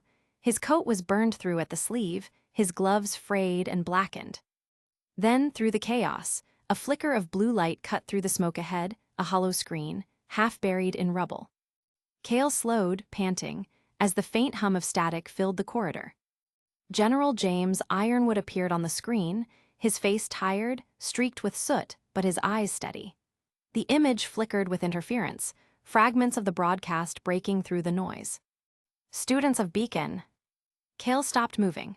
The voice carried more weight than the explosions outside. "This is General James Ironwood. I will not order you to stay." The words echoed through the broken hall. Around Cale, a few surviving students looked up, dirty, shaking, eyes wide with exhaustion. This battle may already be lost. But for those who still wish to fight, for your friends, your families, your homes, this is your choice. The general's image shook as the tower behind him quaked, sparks raining down. "Stand, fight, be huntsmen." The transmission ended, leaving only the crackle of fire and the whine of distant engines. Cale stood frozen for a moment, staring at the empty screen. His heart pounded against his ribs. All around him, the last fragments of hope were rearranging themselves. Some students cried, others screamed, others picked up their weapons and ran back into the flames. He wanted to move, but his body felt like stone. His throat burned with something heavier than smoke. "I'm trying," he whispered, the words breaking apart in the air. "I'm trying to find them." He turned toward the ruins of the East Wing and ran again. The sound of his boots hitting the floor echoed like gunfire. He pushed through the smoke, leapt over a fallen support beam, and ducked beneath collapsing ceilings. His aura flared every few seconds, involuntary, each pulse a burst of light in the suffocating dark. For a moment, it almost felt like the world was ending around him, and maybe it was. The air was too hot to breathe, the ground shook under every step, and yet all he could think of were their voices. Lyra's calm focus, Taryn's sharp humor, Urin's boundless confidence. His team, his family. He couldn't lose them. Not like this. Flashback Vale, the fall of Beacon. The eastern wing of Beacon was no longer a building. It was a scar. Walls that once held classrooms and banners were ripped open to the sky. The floor was littered with glass and fragments of old stone. Every gust of wind carried sparks and ash, the world outside roaring like a furnace. Cale slowed as he entered, squinting through the haze. His heartbeat thundered in his ears. Every instinct screamed that he was close, he could feel it in his chest, a pull that had nothing to do with direction or sight. "Lyra, Taryn, Urin," his voice echoed through the ruins, thin against the wind. "Answer me." No response, just the faint groan of bending metal. He pressed forward, his boots crunching over broken tile. The air here was heavy, thicker somehow, full of heat and grief. Bits of fabric fluttered in the air, pieces of uniforms, cloaks, banners burned to nothing. He passed a shattered wall that looked out over the lower courtyards. The sight made him stop. Below, Vale was burning. Streets once filled with music and trade were rivers of fire. The skyline glowed red beneath a sky of black. From this height, Cale could see Grimm moving through the smoke, the sinuous shapes of Deathstalkers, the shadowed wings of Nevermores, the crawling tide of Beowulfs. It looked endless. For a brief second, he couldn't breathe. He remembered his first day at Shade, when his headmaster had stood on a similar-looking terrace and said, "You are the protectors of humanity's future." Now humanity's future was burning. He turned away. He couldn't afford to stop, not when his team was still out there. As he moved deeper into the ruins, the silence became worse. He passed signs of battle, slashes on the walls, scorch marks, patches of silver and violet aura residue. Each trace hit him like a blow. They had been here. Cale knelt beside a shattered column, running his fingers over a patch of glowing residue. Lyra's aura always had a faint shimmer, almost like starlight. Even now, it glowed faintly in the ash. "Lyra," he whispered. Then a sound. Faint metallic, something shifting under rubble ahead. Cale's heart jumped. He ran toward it, nearly tripping over a collapsed beam. The air shimmered with heat and dust stung his eyes, but he didn't care. He reached the edge of the courtyard and stopped. At first, it didn't look like anything, just a mound of stone, twisted steel, and the remains of what used to be a staircase. But then, beneath it, he saw a glint of metal. A weapon. He froze. It was half buried, but he recognized the shape instantly. A curved chakram, split down the middle, its edge still faintly glowing with residual aura. Taryn's weapon. No. He was moving before he realized it. He dropped to his knees beside the rubble, his hands digging into the debris. The stone was hot enough to burn, but he didn't feel it. He heaved one block aside, then another. Every movement sent pain shooting through his shoulders. Every breath tasted like ash. Come on, come on. He tore at the rubble with his bare hands, his gloves shredding apart. Dust filled his lungs, making him cough violently, but he kept digging. His aura flared and crackled, silver lightning streaking across his arms as if his own soul were trying to escape his body. Then the stone shifted. A beam collapsed with a hollow thud, and Kale stumbled back as the rubble gave way. He blinked through the smoke. And there they were. Lyra, Taryn, Urin.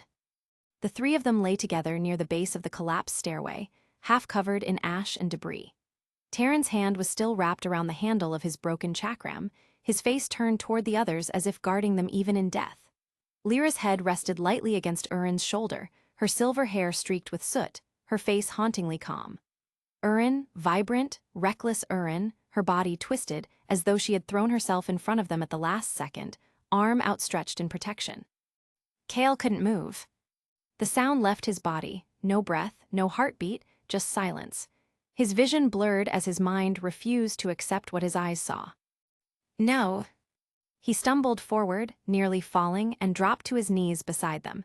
His fingers trembled as he reached out to touch Lyra's shoulder. She was still warm. That warmth broke him. The realization hit with the force of an explosion. His breath caught, and the world came apart. His hands shook violently as he pressed them against the ground, his shoulders hunched as if the air itself had turned heavy. I should have been faster, he whispered, voice raw. I should have been here. The words cracked apart in his throat. I promised you. His semblance ignited again, uncontrolled. Silver energy erupted from his body in waves, arcing across the courtyard, lighting the ruins with an otherworldly glow. The lightning tore through the air, splitting the ground with shallow cracks. The heat of it scorched his sleeves, but he didn't care. Tears cut clean lines through the soot on his face. His breathing came in uneven, broken gasps. He wasn't even sure if he was crying or choking anymore, maybe both. He felt everything at once, grief, guilt, fury, all twisted together into something hollow. He stayed like that for what felt like hours, though it was probably minutes. Time didn't exist anymore. The sounds of battle faded into a dull hum like distant thunder. Eventually, the light of his aura began to fade. The silver shimmer around him flickered, then dimmed to nothing. The silence that followed was unbearable. Kale lifted his head slowly. His vision was blurred from tears, his hands streaked with dust and ash. He looked at them, really looked, memorizing every detail as if refusing to let time take them too. Lyra's calm eyes that never stopped planning. Taryn's smirk, always one word away from laughter. Urin's wild grin, fearless even when it shouldn't be. Gone. He reached for Taryn's chakram, still half buried beside him. The metal was cracked, its edge burned through, but it still glowed faintly, a ghost of his teammate's aura. Kale brushed the ash away with shaking hands, then tucked it into his coat. A keepsake, a promise. He didn't say goodbye. There were no words that would have mattered. When he stood, something inside him felt different, quieter, but not at peace. It was like a part of him had been carved away and left here in the ruins. The fear that had driven him moments ago was gone, replaced by something colder. He turned toward the heart of Beacon. The central tower loomed ahead, its upper half collapsing in slow motion as flames swallowed it whole. Red light spilled across the courtyard, painting everything in the colors of fire and blood. Kale watched it fall. The sound was deafening, a roar that seemed to shake the air itself. He didn't flinch. His hands, still trembling, clenched into fists. He felt the weight of Taryn's broken weapon against his chest. Never again, he whispered. The words were quiet, but they felt absolute, like a vow carved into stone. He turned away from the wreckage. Behind him, the flames rose higher, consuming what was left of Beacon's eastern wing. His shadow stretched long and jagged across the cracked tiles. Every step away from that courtyard felt heavier than the last. He didn't look back. By the time he reached the outer walkway, the wind had picked up. Ash drifted through the air like snow, soft and endless. For a fleeting moment, he imagined it was peaceful, the same way winter mornings used to be, when his team would sneak onto the rooftops to watch the sunrise before class. Lyra always brought tea, Taryn always complained, and Urin always laughed until they all forgot why they were tired. He blinked, and the memory vanished in the smoke. The world below him was chaos, explosions blooming across Vale, the horizon lit with red fire. He could hear sirens, the distant hum of airships, and the faint, echoing screams of civilians. Cale walked until he reached the edge of the broken bridge, where Beacon's insignia lay cracked and half-buried. He stopped there, staring out over the burning city. The wind pulled at his coat, carrying sparks and ash past his face. His expression was unreadable now, no fear, no tears, just a steady, haunted calm. "Never again," he said once more, softer this time. The words vanished into the wind. He turned and walked away, descending into the smoke and fire below, leaving behind the last fragments of the person he used to be. And as Beacon burned, Cale Veyer's old self burned with it, the last light of who he was, fading into the ashes of a war he could never forget. The forest trail midday. The sun hung heavy above the forest canopy, its light fractured through layers of mist and emerald leaves. Shafts of gold drifted between the branches, dancing across the uneven road below. The air smelled of damp moss and rust, tinged now by something harsher, something foreign. Yang slowed the bike to a crawl, the rumble of the engine fading to a cautious hum. The sound of wheels crunching over loose stones echoed briefly before dying into silence. Her brow furrowed, nostrils flaring. "Davy," she muttered, glancing at him in the mirror, "you smell that." He leaned forward slightly from the backseat, eyes narrowing as the wind shifted. The faint curl of smoke slithered through the air, dark, oily, and unmistakably metallic.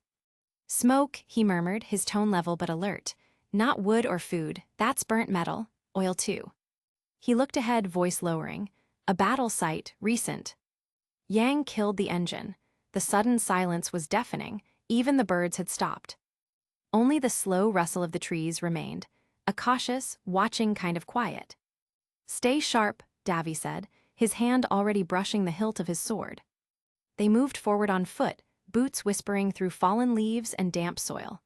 Sunlight speared through the canopy, scattering gold and shadow in a restless pattern. The smell of smoke grew stronger as they advanced, mingling now with the faint iron tang of blood. Then through the veil of trees, they saw it. A caravan, stranded in the center of a clearing.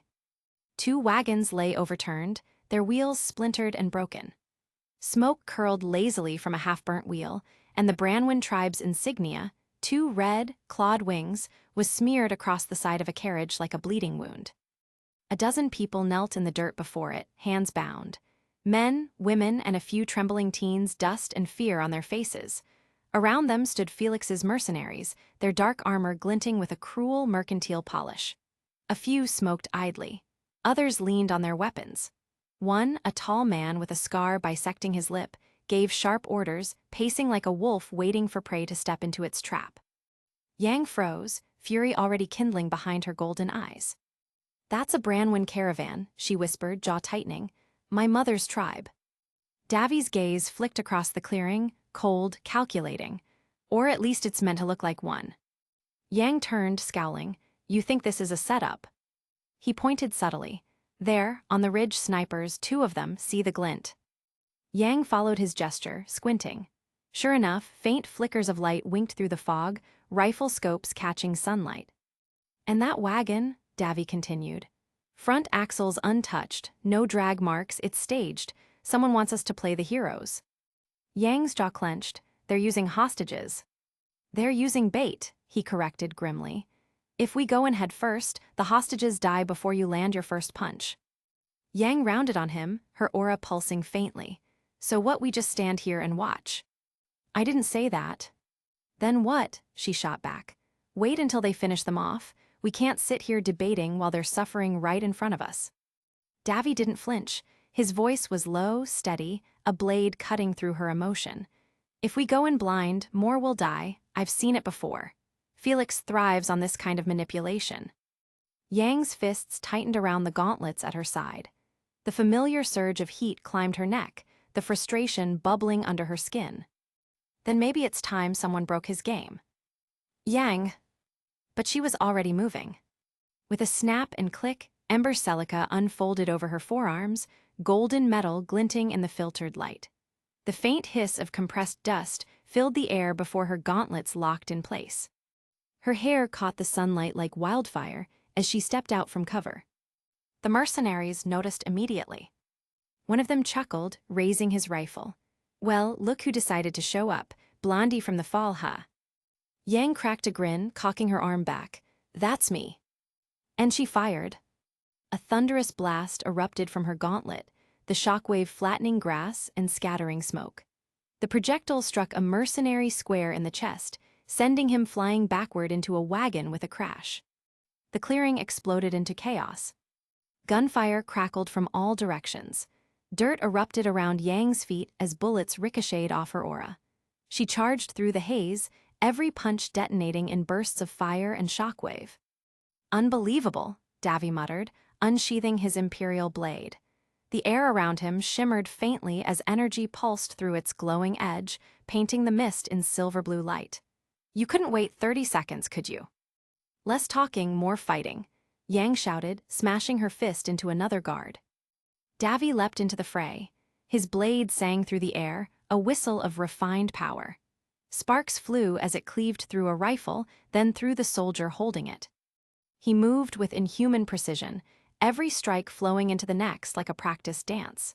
Parry, spin, slice, disarm. His sword left afterimages of blue light trailing through the air, each one followed by the thud of another mercenary hitting the ground. Snipers, he barked, spotting the flash of movement above. Yang looked up, already priming her gauntlets. I got them. She launched herself upward with a double blast, rocketing off a tree trunk into the ridgeline. She landed hard, a shockwave rippling through the leaves. Two startled snipers turned too late. Yang's gauntlet cracked across one's jaw, then fired point-blank into the other's chest, sending both tumbling down the slope. Davy cut through the lower ranks below, his blade flashing like a beacon in the smoke. A merc swung a machete toward him. Davy ducked, pivoted, and drove a glowing strike across the man's chestplate, slicing through steel like butter. Yang dropped back into the fray beside him, landing in a spray of dust and embers. Miss me, she called. Only when you're quiet, Davy replied dryly, deflecting two incoming bullets with a single sweep of his blade. The air shimmered around him as each round dissolved into motes of blue light. They fought as opposites in perfect rhythm, Yang's explosive, wild fury and Davy's disciplined precision interlocking like gears in motion. She would break the enemy's formation, he would clean the edges. She created chaos, he restored order within it. One mercenary tried to use a hostage as cover, pressing a pistol to the terrified woman's head. Davy saw it, moved before Yang could blink. A blur of light, a flash, and the pistol clattered to the ground, split in two. The merc didn't even realize it until Davy's pommel cracked against his temple.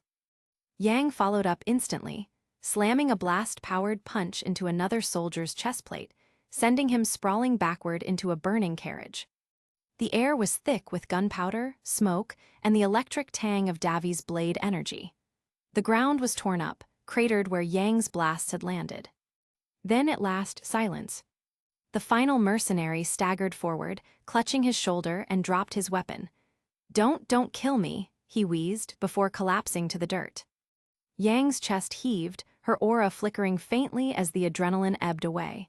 She brushed a lock of hair from her face, smirking despite the exhaustion. And that's how it's done. The hostages, still trembling, began to rise, rubbing their wrists as Yang quickly broke their bindings. Their thanks came in hushed, hurried tones, eyes darting toward the unconscious mercenaries as if afraid they might rise again. Davy stood watch, sword still faintly glowing. His eyes swept the tree line for movement before he finally allowed himself to exhale. Yang turned toward him, grinning, cheeks flushed with victory. Well, she teased, who was right after all. Davy's expression barely shifted, but the faintest smirk tugged at the corner of his mouth. Right, he said dryly, but reckless. Yang chuckled, cocking a hip. Wouldn't be me if I wasn't. He shook his head, cleaning the blood from his blade. "One day, Blondie," he muttered, "that attitude's going to get us both killed." Yang looked at the freed people around them, exhausted, relieved, clutching each other amid the broken wagons. The forest wind stirred again, soft and cool, carrying the fading scent of gunpowder away. "Yeah," she said quietly, her grin softening into something almost wistful. "But today isn't that day." The sunlight broke through the canopy just then, scattering gold across the clearing. The mist began to lift, the forest breathing again as peace returned. Among the wreckage and ruin, Yang and Davy stood side by side, bruised, battle-worn, but unbroken. For a fleeting moment, the road ahead didn't feel so hopeless. Just endless and waiting. Menagerie Market Square, twilight. Menagerie's market was quieter than usual. The sun had dipped beneath the horizon, painting the streets in dusky orange and violet, while the scent of salt and spice lingered in the air. Stalls that once brimmed with life now stood half-shuttered, their canvas awnings fluttering in the evening breeze. Merchants spoke in hushed tones, glancing over their shoulders as though shadows carried secrets. Blake Belladonna stood at the edge of the square, scroll in hand, surrounded by a small circle of faunus, dockworkers, craftspeople, and traders who had dared to stay and listen. Their eyes were wary, darting between her and the corners of the emptying street. She spoke softly, but her words carried. Menagerie doesn't have to live in fear. The white fang isn't what it used to be, it's been twisted. Adams turned it into something cruel, but we can take it back. We can stand for something better. A long-eared faunus woman stepped forward, her voice trembling. "And what if he finds out? What if his followers come here?" Blake hesitated for just a breath. She could feel the fear beneath the woman's question, the weight of it pressing on everyone present. Then she said firmly, "If we do nothing, he'll come anyway." Murmurs rippled through the group. A few nodded. Others looked away, unable to meet her eyes. From somewhere beyond the crowd, a familiar voice slipped through the air, low, smooth, and threaded with sorrow. "And if you fight back, you'll just give him reason to strike harder." Blake froze. The crowd parted as Ilya Amatola stepped from the shadows of a narrow alleyway. Her chameleon skin shimmered with faint hues of gold and blue from the lantern light, but her eyes, dark and fierce, never wavered from Blake's. "Ilya," Blake said quietly, lowering the scroll, "you shouldn't be here." "Neither should you," Ilya replied, her voice sharp as the edge of her whip. "You left, Blake. You turned your back on us, on everything we stood for. And now you're back, talking about unity, about peace," she laughed bitterly. "You sound just like your parents." The crowd instinctively drew back, tension thickening the air. Blake's ears flicked, her gaze steady. "Peace isn't weakness, Ilya. It's courage. I'm not fighting against the white fang, I'm fighting for what it used to be." Ilya's expression flickered, pain ghosting behind her anger. "You don't get to say that. You don't know what it's like out there anymore. The looks, the whispers, the jobs we don't get because of what we are." Her voice cracked, the heat in her words tempered by grief. "My parents died in a mine collapse because the company refused to repair safety rails, and when they were gone, no one cared. No human was punished. No one even said their names." The silence that followed was suffocating. Blake took a slow step closer. "I'm sorry, Ilya, I truly am, but vengeance won't bring them back. It'll only make more families suffer." Ilya's jaw trembled. "You sound just like them, the ones who sit in their homes pretending the world's already fair. You think the humans will ever accept us if we just ask nicely." "I think," Blake said softly, "that we have to give them a reason to." Ilya's eyes hardened. "The world doesn't need reasons, Blake. It needs reminders, and Adam's going to give it one." A cold weight settled in Blake's chest. "What do you mean?" Ilya's hand went to her whip, the faint hum of electricity crackling in the air. "You'll see soon enough, but you should know this, the white fang has already chosen its path, and if you stand in Adam's way," her eyes glinted wetly, "you'll be treated like the humans you protect." Before Blake could respond, Ilya struck the ground with her whip. A flash of light and smoke erupted, blinding the onlookers. When the haze cleared, she was gone. The crowd erupted in murmurs, fear, confusion, anger. Blake stood in the center of it, eyes fixed on the spot where her old friend had been. The faint smell of ozone still hung in the air. She didn't realize she was shaking until her hands tightened around the scroll, crumpling the parchment edges. One of the younger faunists stepped forward timidly. "Miss Belladonna, was that true about Adam?" Blake took a long, trembling breath before she looked at him.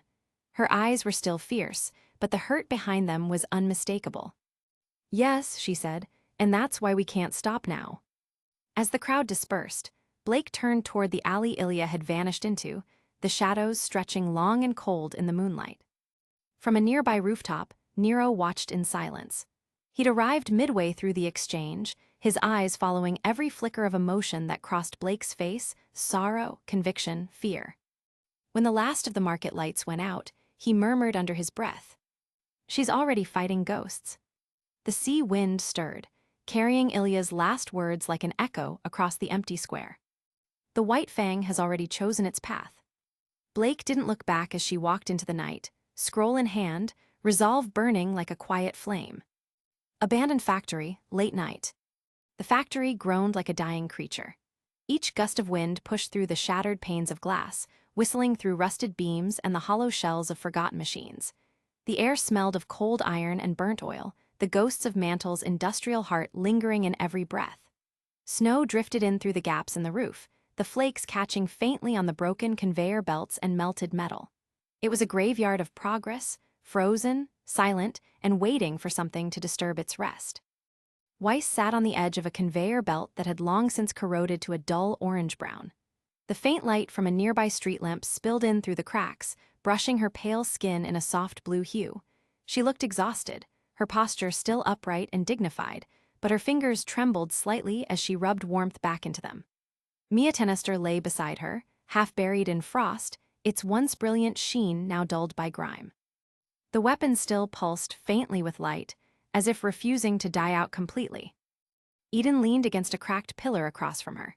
His coat clung damply to his shoulders, the tips of his hair still glistening with melted snow. His whip hung loose from his hip, faintly charred from the last fight, and his eyes, sharp and restless, stared out through the broken doorway where pale flakes tumbled in. The faint, distant sounds of Mantle's unrest still reached them. Muffled shouts, the metallic ring of boots on pavement, the far-off whine of bullhead engines cutting through the night. Neither spoke. The silence was heavy, not peaceful, but dense and uncomfortable, thick enough to feel between them. The wind filled the gaps between words they hadn't yet said. It howled through the hollow space like a reminder that even walls couldn't keep the world out forever. Finally, Eden's voice cut through the quiet. "We can't stay here." It wasn't loud, but it carried through the air like a verdict. Weiss looked up sharply, startled by how abruptly he'd spoken. His expression was grim but tired, his usual sharpness softened at the edges.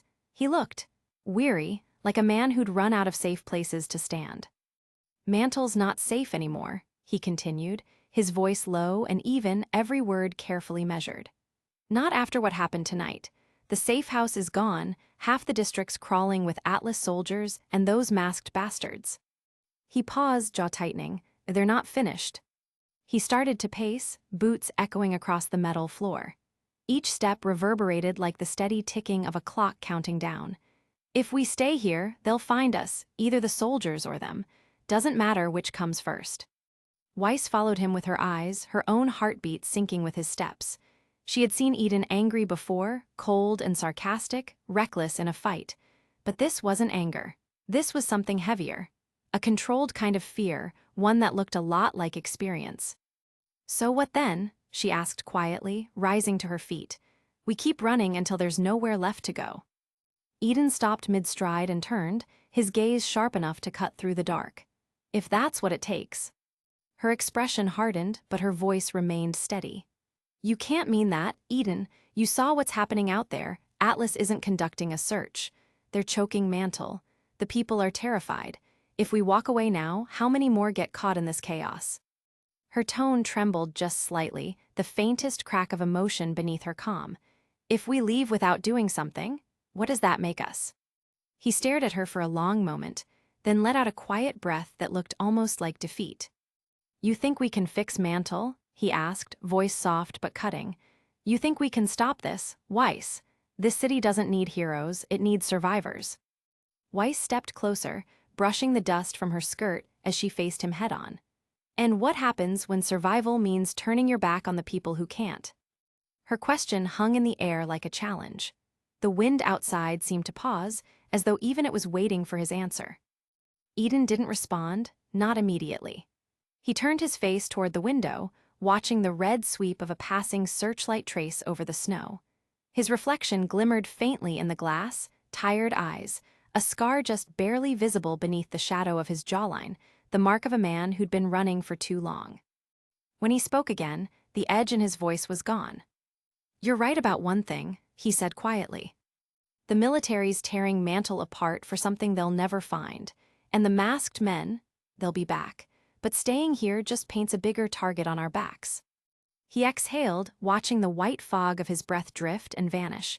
"We need to move, somewhere they won't think to look." Weiss crossed her arms, her tone even but curious.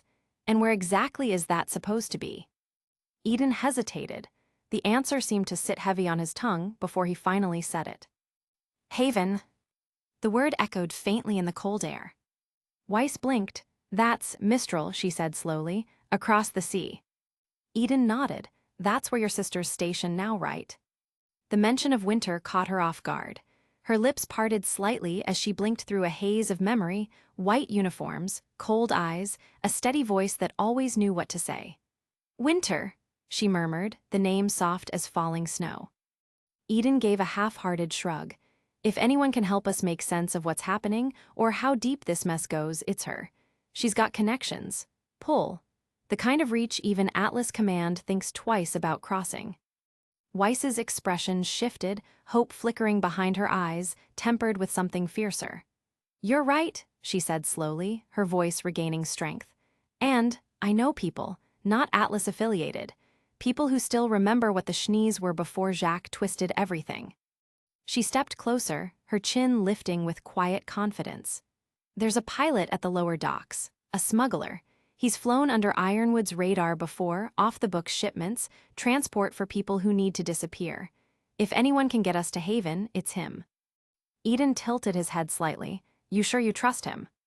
Weiss gave a faint smirk, the kind that didn't quite reach her eyes. "I don't have to trust him, I just have to pay him." The smallest smile tugged at the corner of Eden's mouth, real though faint. He studied her for a moment, and something changed behind his eyes. It wasn't mockery this time. Not the usual smirk, not that sharp edge he wore like armor. Just understanding. He almost said it. The teasing quip rose to his lips out of habit, the familiar way he kept her at arm's length. The little Schnee princess is finally coming of age. But the words stopped halfway up his throat. Because when he looked at her now, Weiss wasn't just the Schnee heiress playing at being a huntress. She wasn't the privileged girl from Atlas who had everything handed to her. She was standing in front of him, soot-streaked, tired, her hands trembling faintly from exhaustion, but still there, still unbroken, still fighting. And for the first time, Eden didn't want to push her away. He didn't want to hide behind sarcasm or walls or the convenient lie that she couldn't possibly understand. He saw her, not as the heiress, not as a soldier, but as Weiss. Someone who had lost things too, someone who had every reason to quit and yet refused to. His chest tightened with something unfamiliar, something uncomfortably close to admiration. So instead of teasing her, he just smiled softly and said, "Then we move at dawn." Weiss met his gaze and nodded, her expression calm but resolute. The wind outside picked up, moaning through the gaps in the walls like a living thing. The faint orange glow of Mantle's fires shimmered in the distance, reflecting against the snow-covered ruins. The world outside was cold and broken, but here, for the first time in a long time, there was warmth, quiet, fleeting, but real. Eden lingered by the window, looking out over the sleeping city. For the first time, he didn't feel entirely alone in it. And though he'd never say it aloud, Weiss's presence, the stubborn steadiness of it, felt like the only thing keeping the world from falling completely apart. Viesiwo diunesechari. The desert had never been so silent. The sun had long sunk behind the dunes, bleeding its last light across a horizon painted in orange and violet. Now, under the cover of night, only firelight dared to break the darkness. Flickering from the lanterns of Dunshire, a humble village crouched against the endless sands. Wind howled through the streets, carrying with it the smell of metal, ash, and fear.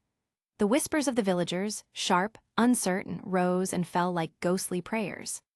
And then the earth trembled. At first it was distant, a dull, rhythmic pounding beneath the sand, as though the desert itself had a heartbeat. But then came the sound, low, guttural, alive. It rose from the horizon in waves that shook windows and rattled bones. Alice's eyes snapped toward the source. Her pupils narrowed to cold slits of amber. She knew that sound. "Them again," she muttered. Kale's hand twitched toward his belt. "Define them." He got his answer when the dunes on the edge of the village exploded. Dozens of creatures erupted from the sands, wolves twisted beyond recognition, their flesh marked by deep, glowing fractures that bled violet light. Winged horrors swooped overhead, their screeches warping the air itself. Deer-like beasts with crystal antlers stampeded forward, leaving trails of purple flame in their wake. The air itself darkened, tainted by their corruption. Every breath burned like smoke and ozone. Alice's expression didn't change. She just tilted her head, the corner of her lip twitching faintly as if this was just another inconvenience. With a sharp flick, her twin katanas unfolded from their compact holsters. Metal sang as the blades extended, the edge shimmering faintly with silver aura. Then, with a subtle twist of her wrists, the handles shifted, rotating on smooth pivots as the swords folded inward and locked again into twin crossbows. The mechanisms clicked into place like a heartbeat. Halcyon twin blades.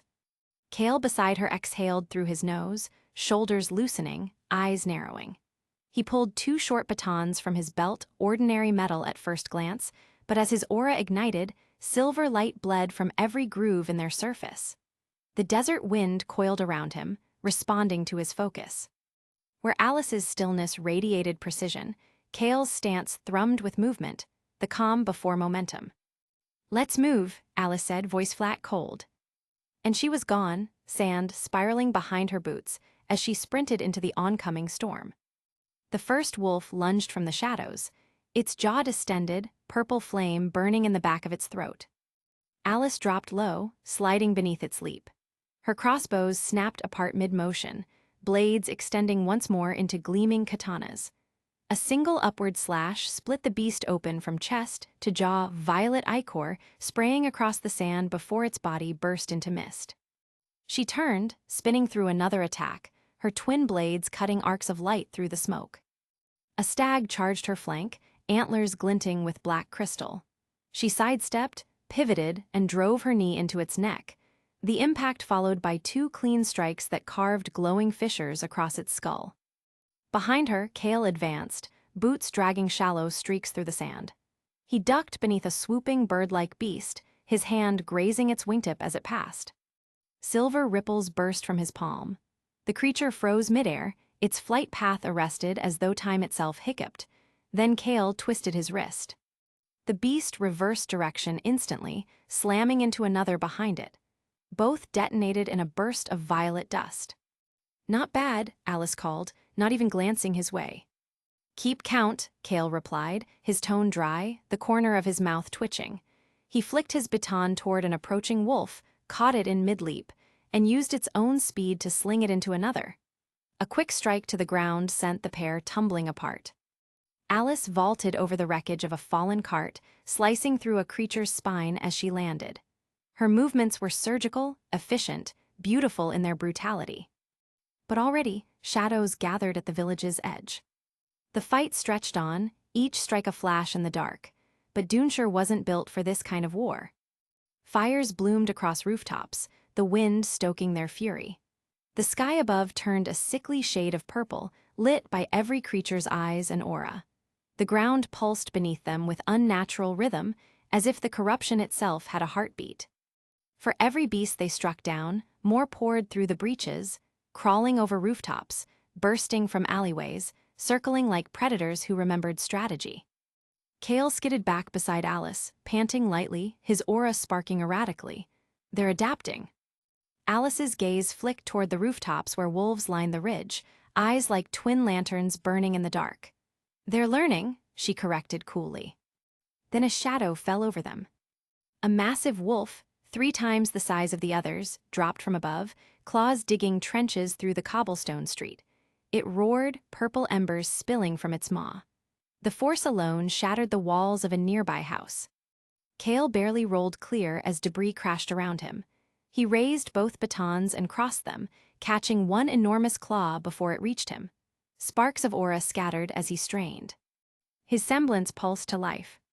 Silver light erupted around his hands, the air trembling with distorted force. He seized the wolf's momentum, spun it midair, and flung it backward with enough power to crater a building wall. The resulting shockwave shredded half a dozen lesser beasts in its wake. But the backlash threw Kale off his feet, his body skidding across the sand until he slammed against a post. His aura flickered erratically, the veins in his arm glowing faintly silver. He groaned, coughing dust. Okay, maybe too much vector. The wolf wasn't finished. It launched itself from the rubble, faster this time, claws outstretched. Kale raised one baton, parrying the first blow, but the second came too quick. Its talons tore through his sleeve, burning purple marks into his arm. Before it could finish the strike, a flash of silver cut through the air. Alice landed in front of him, her blade driving through the wolf's skull. She twisted sharply, and the creature collapsed, dissolving into violet haze. "You're welcome," she said coolly, wiping ichor from her blade. Kale exhaled a short, humorless laugh, shaking his arm. "Didn't ask for help. You looked like you needed it." He smirked faintly despite himself. "Yeah, keep watching." The ground shuddered again, heavier this time. The beasts began to circle, their movements synchronized. Their glowing eyes flickered in rhythm, their breaths aligned. It wasn't random. It was orchestrated. Alice frowned. "They're coordinated, not mindless." Kale's grip tightened. "Then we break their rhythm."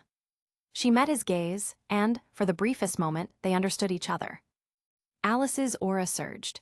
A halo of light flared from her chest, shimmering like glass in the night air. Her eyes glowed faint gold as her semblance ignited. Overactive imagination. Her outline split once, twice, tenfold, until the street was filled with copies of her, each one moving with independent precision. They were real enough to bleed light, to shift sand beneath their feet, to make the air hum. Kale blinked once, caught off guard. "That's new." "Try to keep up," she said, already moving. The clones darted into the horde, blades flashing like lightning. Each one cut, struck, vanished, another replacing it in seamless rhythm. The beasts turned, confused, attacking empty air. Kale saw his window. He planted both feet and raised his palms outward. His aura expanded in a silver wave, washing across the battlefield. The air thickened, slowed, everything caught in invisible resistance. Every motion became a thread of potential energy in his control. He clenched his fists and released. The entire square erupted. Dozens of beasts were wrenched off the ground, hurled sideways with crushing force. Bodies collided midair, their corrupted energy shattering into violet storms. Debris, fire, and blood spiraled upward as Kale redirected every ounce of momentum they possessed into chaos. Alice leapt into the air amid the carnage, her real body illuminated by the glow of her duplicates. Together, they dove as one, a cyclone of mirrored blades, converging on the cluster of suspended beasts. "Now," Kale shouted. He threw his palm upward. The frozen air inverted, all downward force magnified. Alice and her clones came crashing down with it, a rain of steel and light. The impact hit like a meteor strike. A shockwave of silver and violet light rippled outward, tearing through the square. Flames snuffed out, walls crumbled inward, and when the light faded, there was nothing left standing but two figures in the sand. The night was still again, only the crackle of dying fires remained. Violet mist drifted upward, dissolving into the desert wind. The corrupted smell faded, replaced by the faint scent of ozone. The sky above, still tinted purple, slowly returned to starlit black. Kale lowered his hands, breathing heavy, his aura dimming. He holstered his weapons with a faint metallic snap. "Well, that's over." Alice said nothing. She cleaned her blades methodically, eyes fixed on the empty street. Her movements were calm, almost detached, as though the carnage hadn't touched her at all. Kale glanced over, voice low. "We might work well together." Alice paused mid-motion, then turned slightly, her expression unreadable. Beg to differ. Kale chuckled once, a dry, tired sound, and shook his head. Figures. The desert wind picked up, whispering through the broken streets, carrying away the last traces of violet dust. Behind them, Dunshire burned softly in the dark, its flames reflected in their eyes, two silhouettes standing amid ruin, not allies yet, but no longer strangers. And far beyond the horizon, a pale glimmer flickered through the desert night, a promise waiting in the sands. Spectre Academy awaited. Forest clearing, late afternoon. The forest had grown quieter since the last fight, unnervingly quiet. The kind of quiet that felt like the world itself was holding its breath. The sun, half sunk behind the trees, poured golden light through the canopy. It dappled the earth in molten fragments, catching on the dew that clung to moss and roots. The air was still, thick with the mingling scents of pine, ash, and damp soil. Somewhere far off, a crow's caw echoed, long, hollow, fading into silence. The forest seemed to be watching them. Yang sat on a fallen log, the bark scarred from some old lightning strike. Ember Celica lay beside her, faintly glinting with traces of soot and polish. Her hands rested on her knees, fingers twitching absently, a fighter's fidget when their body wanted to move, but their mind was trapped too deep in thought. The road stretched before them, a narrow, twisting vein that disappeared into the woods ahead, toward the Branwen camp. Every time the wind stirred the leaves, Yang's eyes followed it, as though expecting the forest to move back. Davy stood a few feet away, his boots half buried in the soft earth. He was pacing slow, measured steps, his hand occasionally brushing the hilt of his sword out of habit. He wasn't tense, not exactly, but his energy was restless, like a storm just beneath calm waters. He watched Yang, watched the flicker of light over her hair.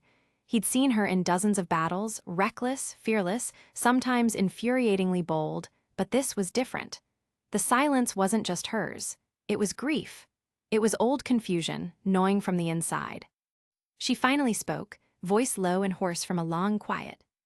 "We're getting close," she murmured, eyes still fixed ahead. "I can feel it."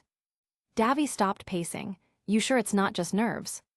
Yang glanced back at him, a faint, tired smirk tugging at her lips. "You've seen me in a fight, Davy. You think nerves are my thing." He didn't return the smirk, not quite. His gaze softened, though, his tone even. "Maybe not fear," he said, "but doubt. That's something even the strongest can't fight their way out of." Yang gave a dry laugh that didn't reach her eyes. "Doubt, huh?" She brushed a hand through her hair, exhaling. "Yeah, maybe." The silence stretched again. The sunlight dimmed further, thickening the air with gold and shadow. "I just keep wondering," she said finally, her voice barely above a whisper, "what I'm actually going to find when I get there. A mother who left, or a stranger who just happens to share my eyes." Her tone wasn't angry, not this time. It was tired, weighted.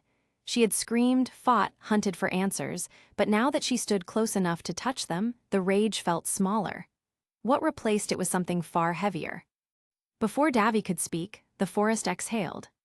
The temperature dropped, just slightly, but enough to make the air prickle. He felt it first, a strange, pulling pressure behind his ribs. The same instinct that had saved him more times than reason ever did. His head snapped up. Yang frowned, her body tensing. "You feel that?" Davy's eyes narrowed, scanning the air. His hand dropped to his sword. "Yeah, some things." The world bent. The air before them rippled like heat over stone, warping the forest's stillness. The golden light fractured, bending, folding, until it formed a circle suspended above the ground. Then came the sound. A deep, resonant hum that sank into their bones, vibrating the air like thunder trapped in a drum. The ripples darkened. The colors bled together, red and black swirling like liquid flame, until a portal tore itself into existence. The edges crackled like burning paper, casting a blood-red glow over the clearing. The trees leaned away from it, their shadows distorting into long, clawed shapes. Even the air smelled different now, sharp, metallic, faintly sweet with ozone. The ground trembled. The birds that had been silent before took flight all at once, their wings vanishing into the crimson light. Yang's breath hitched. She took one step forward, eyes wide. "A raven." From within the swirling void, a voice answered, low, cool, unmistakable. "Yang." The sound wasn't loud. It didn't need to be. It was a voice that carried weight, a mother's warning and a warrior's edge entwined in the same breath. Raven's tone was flat, emotionless. "You shouldn't be here." Yang's jaw tightened. "You're one to talk." "Turn back," Raven said, the red glow pulsing softly as she spoke. "You are not ready for what lies ahead. What you seek will not bring you peace." Yang stepped closer, her silhouette cutting through the crimson haze. The light from the portal painted her hair like living fire. "You think I came all this way to turn back?" There was a pause, a long, heavy silence, the kind that carried the sound of an unspoken truth. When Raven's voice came again, it was quieter. "You have no idea what you're walking into." "Then tell me," Yang said sharply. "Tell me what's waiting. Tell me why you left." The red light flickered like a heartbeat. Somewhere deep in the void, Davy thought he saw movement, a faint outline of a figure, tall, cloaked, with eyes like distant embers. Then it vanished again, swallowed by the swirling dark. Raven didn't answer. The silence that followed was heavier than her words. Finally she spoke, and her voice was iron. "You may regret this decision, Yang." Yang's hand tightened into a fist. "Maybe, but I'm not running anymore." The portal pulsed once, a soft, mournful sound that felt like a sigh, and then began to fold inward. The edges collapsed on themselves, light drawing back into shadow until, with a rush of displaced air, it vanished completely. The forest exhaled, the silence returned. Yang stared at the empty air, her chest rising and falling with slow, deliberate breaths. The space where the portal had been shimmered faintly, the scent of ozone and cold ash lingering like ghost smoke. "She didn't even come out," Yang whispered. There was bitterness in her voice, but beneath it, something fragile, almost like hurt. "Guess that's about right." Davy didn't answer at first. His fingers flexed unconsciously, the faint hum of his sword still pulsing at his side. He stared at the spot where the portal had been, brow furrowed. Because he had felt it. The moment the rift opened, something brushed against his senses, not aura, not dust, not anything he could name. It wasn't like Raven's energy at all. It was colder, older, something vast, pressing against the edge of his perception like a distant tide. It had no shape, no sound, just presence, watching, measuring. And when the portal closed, it didn't fade completely. It left behind a resonance, faint but persistent, like an echo trapped in the marrow of his bones. He tried to make sense of it, to categorize it the way a huntsman might recognize an enemy by their scent or sound, but this was different. It wasn't alive, not in any way that made sense. And yet, it felt aware. He caught himself staring too long. Yang's voice cut through his thoughts, soft but firm. "You okay?" He blinked once, then turned toward her, the expression on his face already neutral again. "Yeah," he said quietly. "Just didn't expect the air to taste like ash after she left." Yang gave a small, humorless laugh as she sat back down on the log. "That's my mom for you." He watched her, the way the fading sunlight kissed the edge of her hair. How her expression had softened from anger into something quieter, sad, but steadfast. She was unshakable, and he admired that more than he'd ever admit aloud. He wanted to tell her what he'd felt, the strange pulse in the air, the silent intelligence behind it, the way the world seemed to twist around the portal as if reality itself had been stressed. But he didn't. Because what could he even say? "I think your mother has some sort of incredible power from I know not where." No, not now, not when Yang finally had her path fixed again.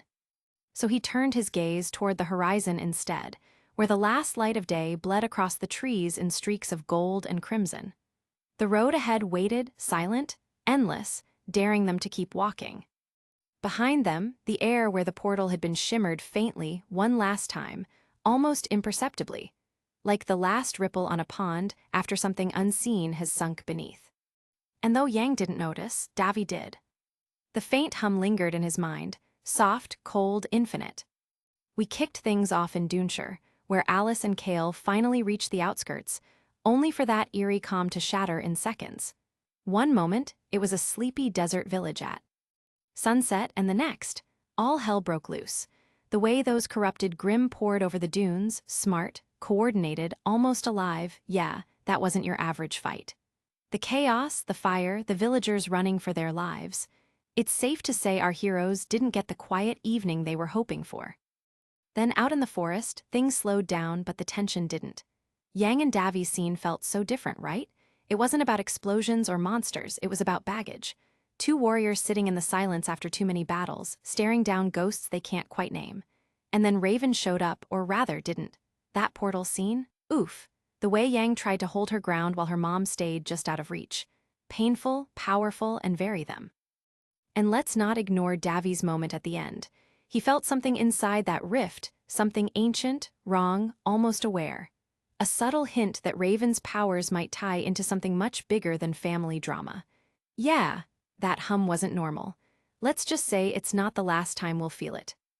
Over in Menagerie, things were quieter, for now. Eden is finally starting to see Weiss as more than just an heiress, and honestly, I was so pumped to write that part of his character development. Nothing major happened yet, but trust me, something huge is coming next chapter. Chapter 29. Viesiwo di Unesechari. The fires had dulled to amber coals. Smoke slithered between the half-collapsed rooftops, curling upward into a bruised sky heavy with the scent of ash and iron. The night air was thick, clinging to the lungs, tasting of scorched wood and ozone, of battle freshly ended. Even the desert wind had gone still, as if Vacuo itself were holding its breath. The bodies of the mutated beasts lay scattered across the sand, half-dissolved silhouettes, their violet glow fading into nothing. In the flicker of dying flames, they almost looked human. Then, somewhere in the dark, a door creaked open. A villager stepped out, a thin, trembling man with soot on his face and a broken pipe clutched like a sword. His eyes darted between the corpses and the two figures standing amid them. When no growl came, no claws raked the air, others followed. Old women clutching children. Miners in torn shirts, their tools still dripping oil and dust. A young boy holding what remained of a wooden toy. They emerged in slow, hesitant clusters, ghosts re-entering the world. They stared. And whispered. Alice stood in the center of the wreckage, motionless. Her coat rippled in the faint wind, carrying flecks of ash that glittered briefly against her black hair before vanishing into the air. Her expression was unreadable, the cold mask of someone who had seen destruction too often to flinch. Beside her, Kale crouched to examine one of the creatures, its body twitching faintly before melting into violet mist. He gave it a light kick, watching the skull crumble into shimmering dust. The silver edge of his gauntlet caught the firelight, painting faint reflections across his face. His eyes, pale gray, observant and sharp, flicked toward the silent villagers, then back to Alice. The murmuring grew louder. And through the haze stepped two figures. They didn't rush, they approached like people moving through a dream they didn't want to believe. The woman's shawl fluttered in the wind, sand-colored and frayed at the edges. Her hands shook as she adjusted her hood, revealing streaks of gray threading through her once bright golden hair. The man beside her bore the weight of the years in the slope of his shoulders, his sun-worn skin creased and lined, his blue eyes dimmed by regret. They stopped a few feet away, their gazes fixed on Alice. Alice, the woman's voice cracked on the name, trembling as if it had not been spoken aloud in years. The sound broke through the heavy stillness like glass. Alice's shoulders tensed, just a fraction, barely perceptible, but she didn't turn. The wind shifted, carrying the faint smell of jasmine from the woman's shawl. A scent Alice hadn't realized she remembered until it hit her like a blade to the chest.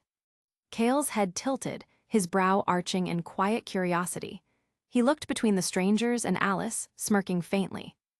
"I'm guessing this is family," he asked, his tone dry, half in jest. "Don't guess," Alice said. The words came out flat, precise, almost brittle. Her grandmother hesitated, then took a step closer. The movement was small, but her eyes were wet with hope, desperate, trembling hope. Alice turned at last. Her face was composed, beautiful in its stillness, but her eyes, those sharp, gold-tinged eyes, were hard. They held no warmth, only a cool, distant calculation. Years of restraint forged into steel. Her gaze swept over them, noting the fine cracks in her grandfather's walking stick, the hidden crest stitched beneath his cloak, the same insignia she had seen long ago, on papers never meant for her eyes. Her jaw tightened. "You two always did have perfect timing," she said, her voice like glass dust, fine and sharp. "Wait until everything burns, then come out to count the ashes." Her grandmother flinched as if struck. We didn't know they would attack, child. We stayed hidden to protect the others." Alice's eyes narrowed, golden light glinting under the flickering flames. "Of course, always protecting, always guarding secrets no one asked you to keep. You've had decades of practice, haven't you?" The man's voice was low, steady, worn by guilt. "There are things you don't understand yet, Alice." Alice's lips curved into something that wasn't quite a smile. "No, I think I understand perfectly." For a long moment, none of them moved. The night hummed quietly, wind sliding through broken windows and half-buried fences. The villagers, sensing the weight of something deeply private, began to retreat one step, then another, until only the four of them stood in the open square surrounded by ruin. Cale shifted his stance, hands sinking into his pockets. His tone was light but edged. "Family reunions, my favorite." Alice turned her head sharply, the motion swift enough to cut. Her eyes, molten and cold all at once, fixed on him. "Stay out of it." "Wouldn't dream of it," Cale said, though his smirk didn't quite reach his eyes. He'd seen the faint tremor in her hand, the one she quickly hid behind her back. Her grandmother tried again, voice breaking softly. "You have your father's eyes." Alice's expression didn't flicker. Her reply was quiet, almost kind, but it landed like a knife. "Unfortunately." The word hung there, final and cruel, echoing between them. She turned on her heel, walking away without looking back. The sand shifted under her boots, her coat trailing behind her like a shadow of black fire. For a while, Cale didn't move. He stood in the hush that followed her exit, the air vibrating faintly, as if her words still hung there like smoke. The old couple didn't chase after her. The grandmother just stared at the spot where Alice had been standing, her hands pressed to her chest, lips trembling around words that never formed. The grandfather rested a calloused hand on her shoulder, but said nothing. His eyes, too, were on the horizon where Alice vanished, unreadable and full of something Cale couldn't name. Cale exhaled slowly, running a gloved hand through his hair. The desert wind returned at last, weak but persistent, sweeping through the square and carrying with it the acrid scent of burnt wood and singed flesh. It hissed through broken window frames and empty doorways, whispering through the sand as if trying to erase what had just happened. He kicked at a loose stone, watching it skip across the blood-streaked cobblestones and disappear into a pool of shadow. His gaze caught on the remnants of one of the creatures nearby, a massive wolf-like thing collapsed beside the remnants of a water trough. Its purple veins still pulsed faintly beneath decaying flesh. The sight drew his curiosity like a magnet. He crouched beside it, wiping sweat and grit from his brow. "You're full of secrets, huh?" he muttered to the carcass. A faint noise answered him, not from the creature, but from somewhere deeper in the square. A soft, resonant hum like glass vibrating. Cale turned, scanning the sand. The wind picked up again, swirling violet dust around his boots. The hum grew louder, layered with a faint pulse. It wasn't natural, it felt mechanical. And just like that, the focus shifted, the tension of family and unspoken grief fading into a new kind of quiet. A discovery waiting beneath the ruins. Cale followed the sound toward the fallen body of the largest beast, a twisted hybrid of wolf and serpent, its skull half embedded in the cobblestones. The violet glow inside its body was fading, leaving trails of energy that shimmered faintly like dying constellations. He crouched beside it. His fingers brushed the ash away, careful, methodical, until something metallic caught the light. A shard, small, hexagonal, embedded with thin filaments of black glass. It pulsed faintly with violet light, each rhythm syncing perfectly with the faint beat of his aura. His brows furrowed. "This isn't Grimm residue," he murmured, voice thoughtful. "This is tech, not vacuum though, the architecture's off. Maybe Atlas design, modified, or something older." Footsteps approached softly behind him. Alice. Her coat swayed with the breeze, though she didn't speak right away. The moonlight caught the edges of her face, drawing sharp contrasts, soft lips, hard eyes, every feature carved with control. She looked down at the shard, her expression unreadable. The faint violet light flickered against her irises, turning them molten gold for a heartbeat. Cale rotated the piece between his fingers, frowning. "You're telling me those things were controlled?" Alice didn't blink. She stood, folding her arms over her chest. Her shadow stretched long across the sand, framed by the smoldering fires. "Why would you think beasts rampage freely without a master?" she said. Her tone was calm, too calm. Kale looked up at her sharply. "You say that like it's obvious."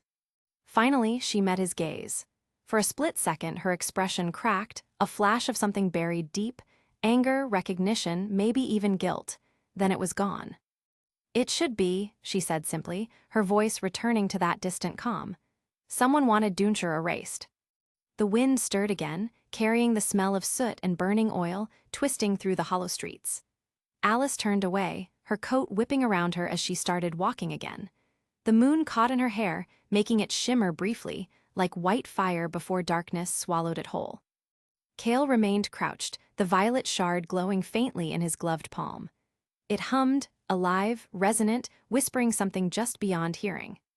Behind them, the villagers began to murmur prayers of gratitude, some kneeling in the sand. They didn't see the shard's light. They didn't see the truth.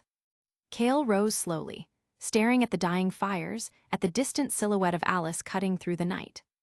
"Guess the monsters aren't the only ones with masters," he muttered.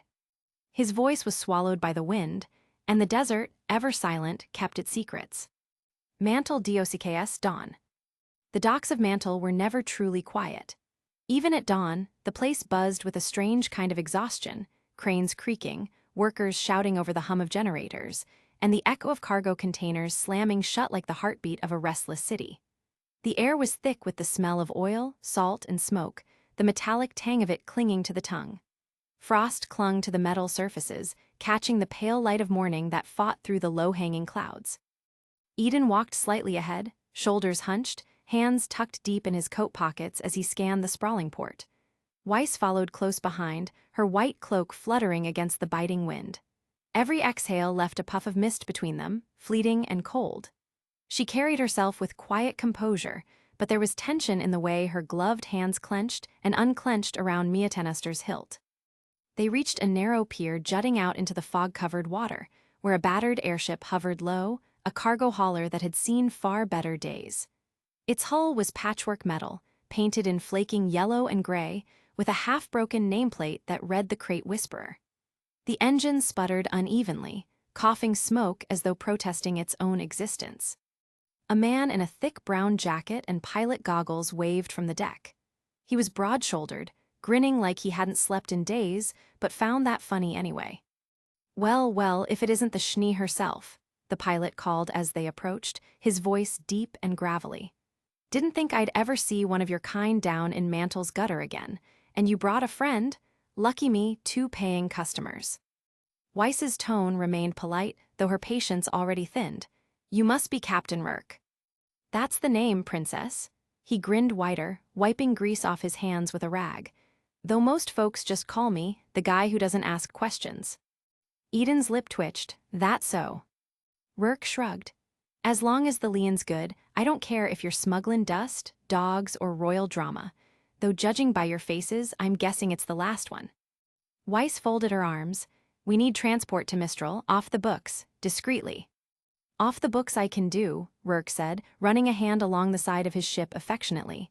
"Discreetly, that costs extra." Eden's jaw flexed. "How much?"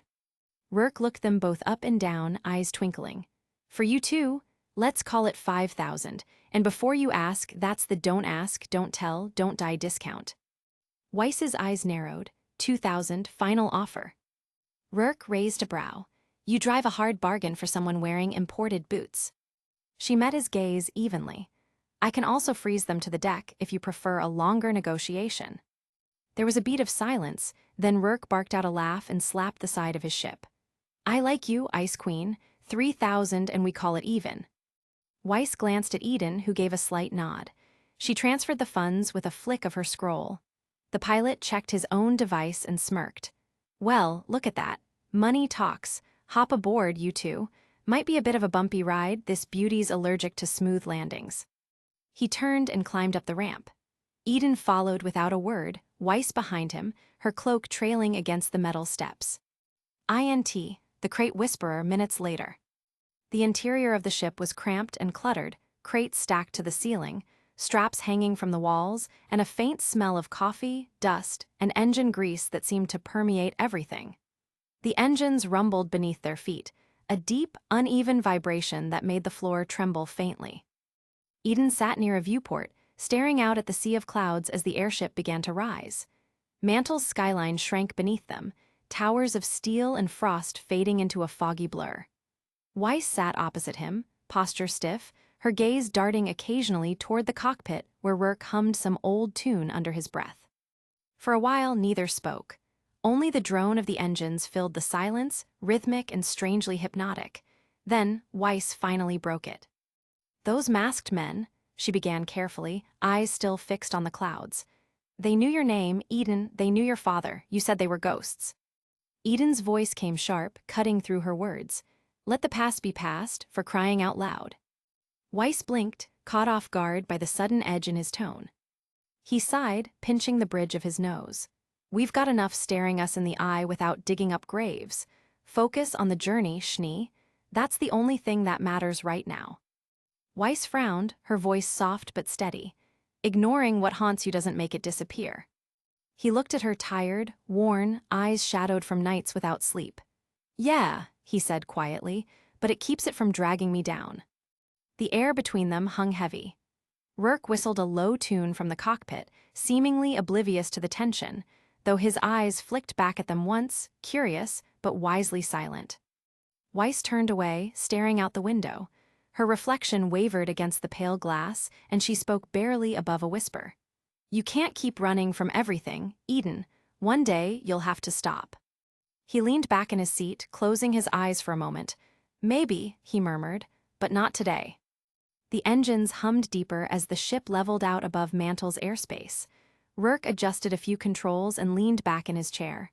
"Well, congrats," he called over his shoulder. "You're officially airborne. Should be clear skies all the way to." He stopped mid-sentence. A shrill alarm blared through the cabin, red lights flickering along the ceiling. The ship rocked violently, sending a few loose crates sliding across the floor. Weiss grabbed the edge of her seat. Eden was already on his feet. Rourke's voice cut through the noise. "Well, I'll be damned, we're picking up a distress signal. A cargo vessel not far from us, coordinates coming through now." Weiss steadied herself against the shaking floor. "What kind of distress signal?"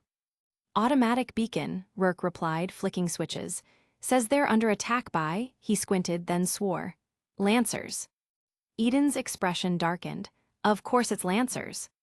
Outside the viewport, the distant shimmer of the morning sky flickered with movement, sleek, wasp-like shapes cutting through the clouds, wings glinting in the pale light. A burning cargo ship tumbled in the distance, smoke trailing behind it like a dying comet.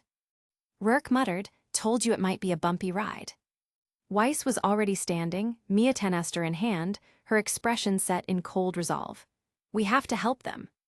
Eden looked at her for a long second, then nodded, cracking his knuckles as flame flickered faintly at his fingertips. "Guess we're not making it to Mistral just yet." Rourke chuckled grimly as he gripped the controls. "Wouldn't be a proper flight if something didn't try to kill us halfway there." "But we have to focus on the journey," Rourke said stiffly. His words shocked Eden to the core, but not as much as it shook Weiss. Their shock gave in to confusion, and Rourke decided to elaborate on his point of view. "Look, kids, I get the fact that you are huntsmen and want to save the world and all," Rourke said before giving an exasperated pause. "But if we help them, we might get caught and worse of all crash. This buddy wasn't built for combat, and we might lose a fight against Lancers because they go in numbers," Rourke said sadly. "Sorry, kids." The air on the ship was thick. Menagerie Belladonna household, morning. The morning began slowly in Menagerie, as it always did. A golden warmth spilled through the woven shutters, tracing soft lines across the Belladonna home's wooden floor.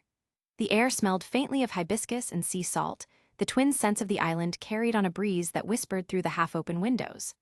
Outside, the world was alive. Gulls crying over the harbor, merchants calling to one another as they arranged colorful crates of fruit, children laughing as they chased one another down the sand-worn streets. But inside the Belladonna home, it was quiet, too quiet. Blake sat at the long dining table, her posture straight but her shoulders tight with fatigue. The table was cluttered with papers, scrolls, and ink jars, signatures from Faunus families scattered across Menagerie, each mark a fragile thread of hope. Yet the stack was thin, too thin. She stared at the numbers written in careful, slanted handwriting. 78 signatures out of hundreds. Her pen rested against the parchment, but she didn't write. She just listened, to the stillness, to her own heartbeat, to the faint crash of distant waves that somehow made the silence feel heavier. Then came the creak of the door. Sun Wukong leaned lazily against the frame, golden light catching in his blonde hair. His tail swayed behind him, the easy rhythm of someone who hated quiet rooms and tense mornings. He looked at the table, then at her, and his usual grin faltered. "So, this is all we've got, huh?" he asked, nodding toward the scattered papers. Blake didn't look up. Her eyes flicked from one parchment to another as she made small, deliberate marks with her pen. "It's a start," she said softly, though her tone carried little optimism. But not enough. Sun sighed, running a hand through his messy hair as he sauntered closer. "Yeah, well, people are scared. Can't really blame them. Half the island thinks Adam's gonna torch the place if they even think about helping you." The name hit her like a pulse, Adam. Her hand tightened around the pen, the feathered tip trembling slightly before she set it down. "They're not wrong to be afraid," she admitted, her voice steadier than she felt.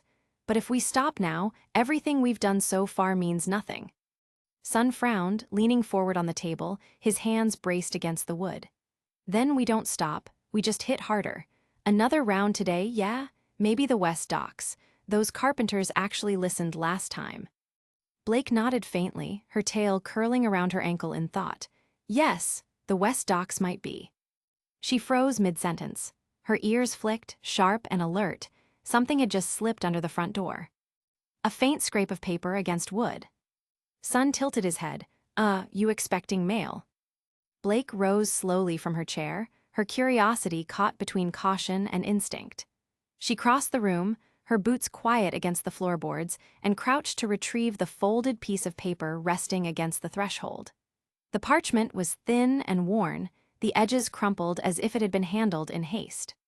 Her heart thudded once hard as she unfolded it. The handwriting was familiar, looped, careful, too careful. "Blake, I need to talk to you. Alone, please. I want to make things right." "Ilya."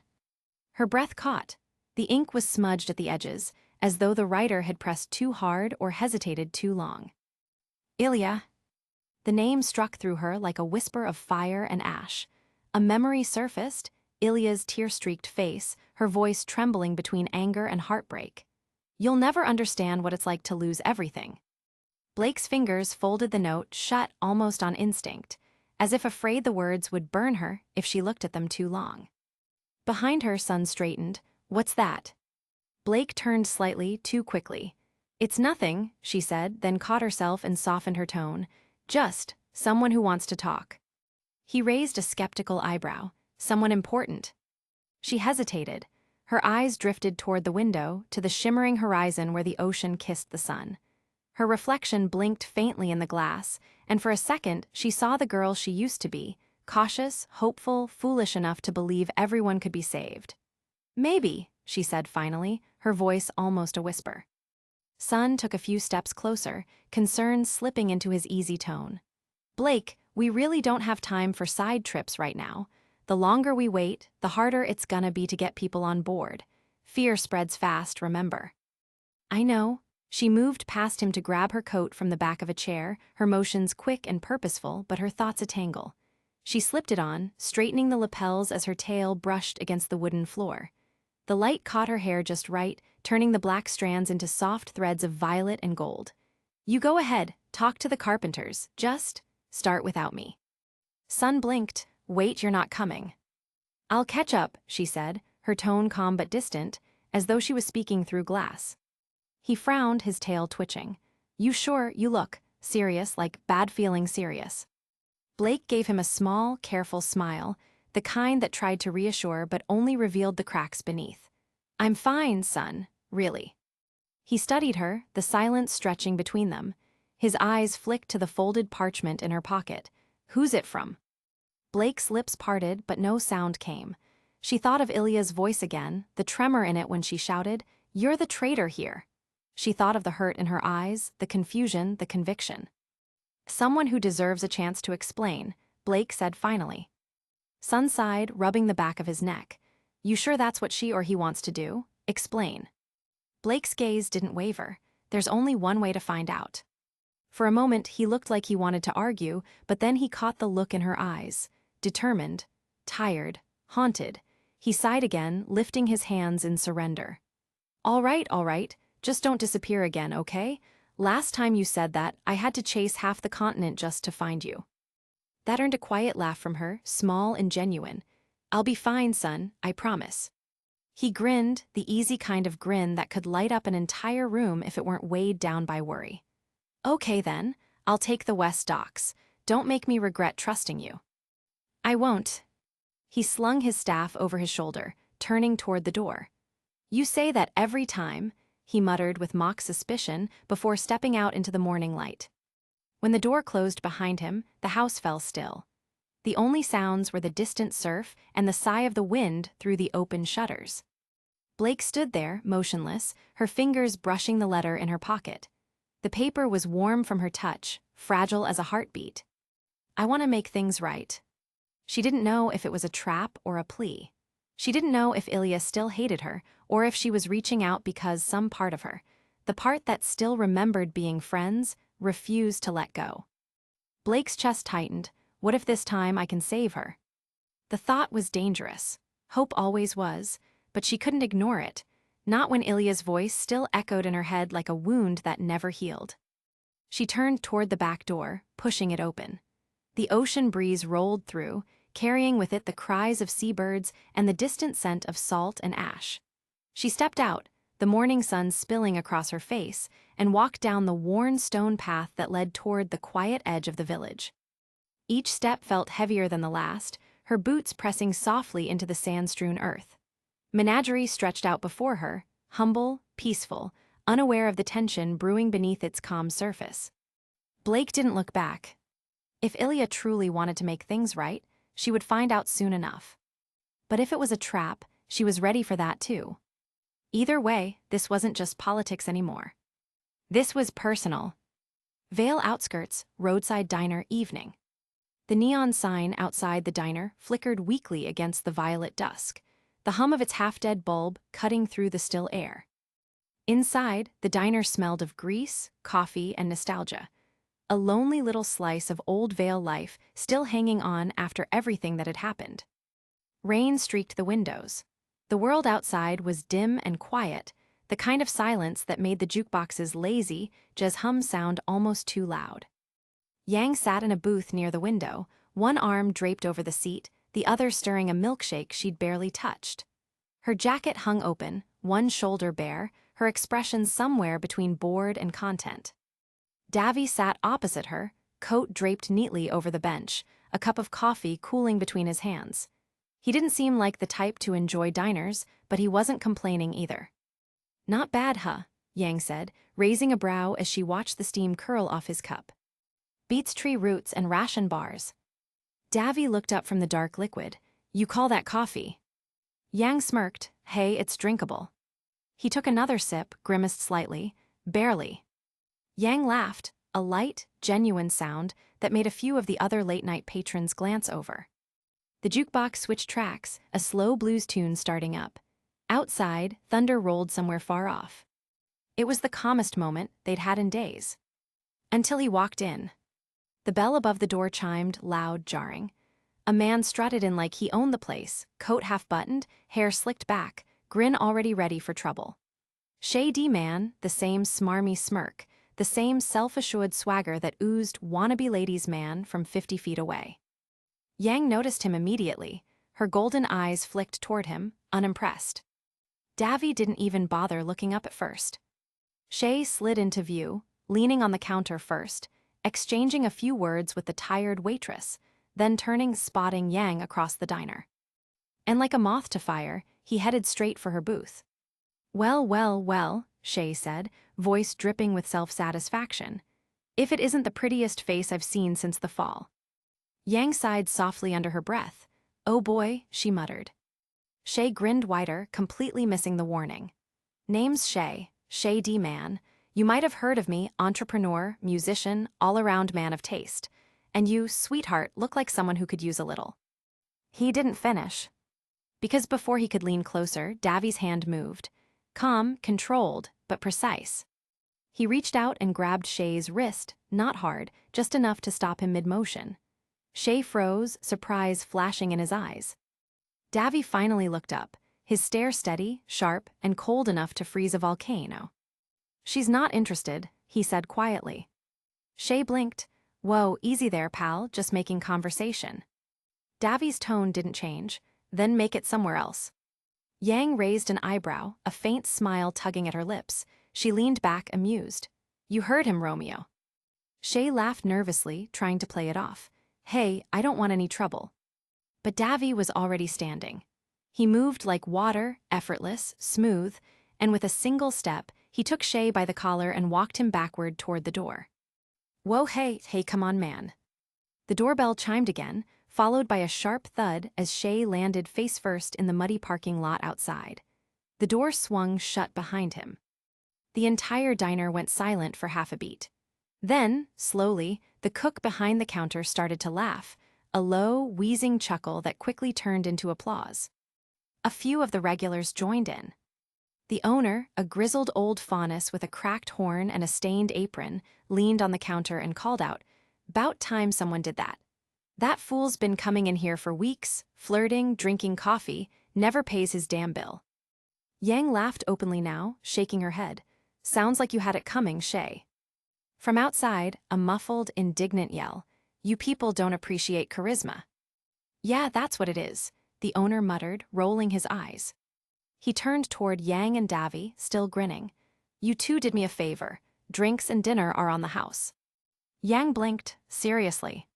Seriously, the owner said, waving a hand. You kicked out a pest and gave us a show. That's worth more than Leon tonight. Davy just nodded once, sitting back down. Appreciated. Yang leaned back, grinning like a cat with cream. Well, look at that. Violence does pay. Davy gave her a dry glance. Don't get used to it. The jukebox hummed softly again. Outside, Shay stumbled into the night, muttering something about uncultured roughnecks. Inside, the diner felt warm again, quiet, almost cozy. Yang raised her glass, to free meals and idiots who never learn. Davy clinked his coffee cup against it. I'll drink to that. The thunder rolled again outside, the neon sign flickered, and for a moment, between the laughter, the warmth, and the dim hum of the diner, it almost felt like peace. Almost. On the ship night. Minutes dragged by.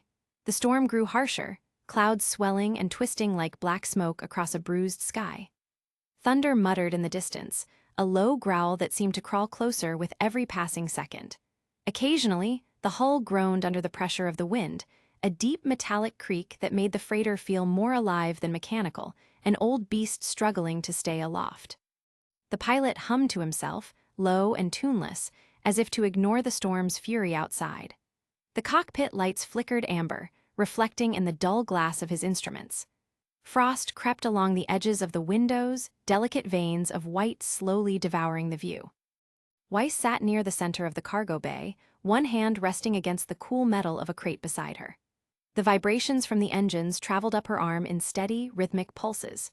She could feel the age of the ship in those tremors, the uneven shudder of a vessel long past its prime. Across from her, Eden leaned against the wall, arms crossed, eyes half-lidded but far from resting. His mind was racing even as his expression stayed still.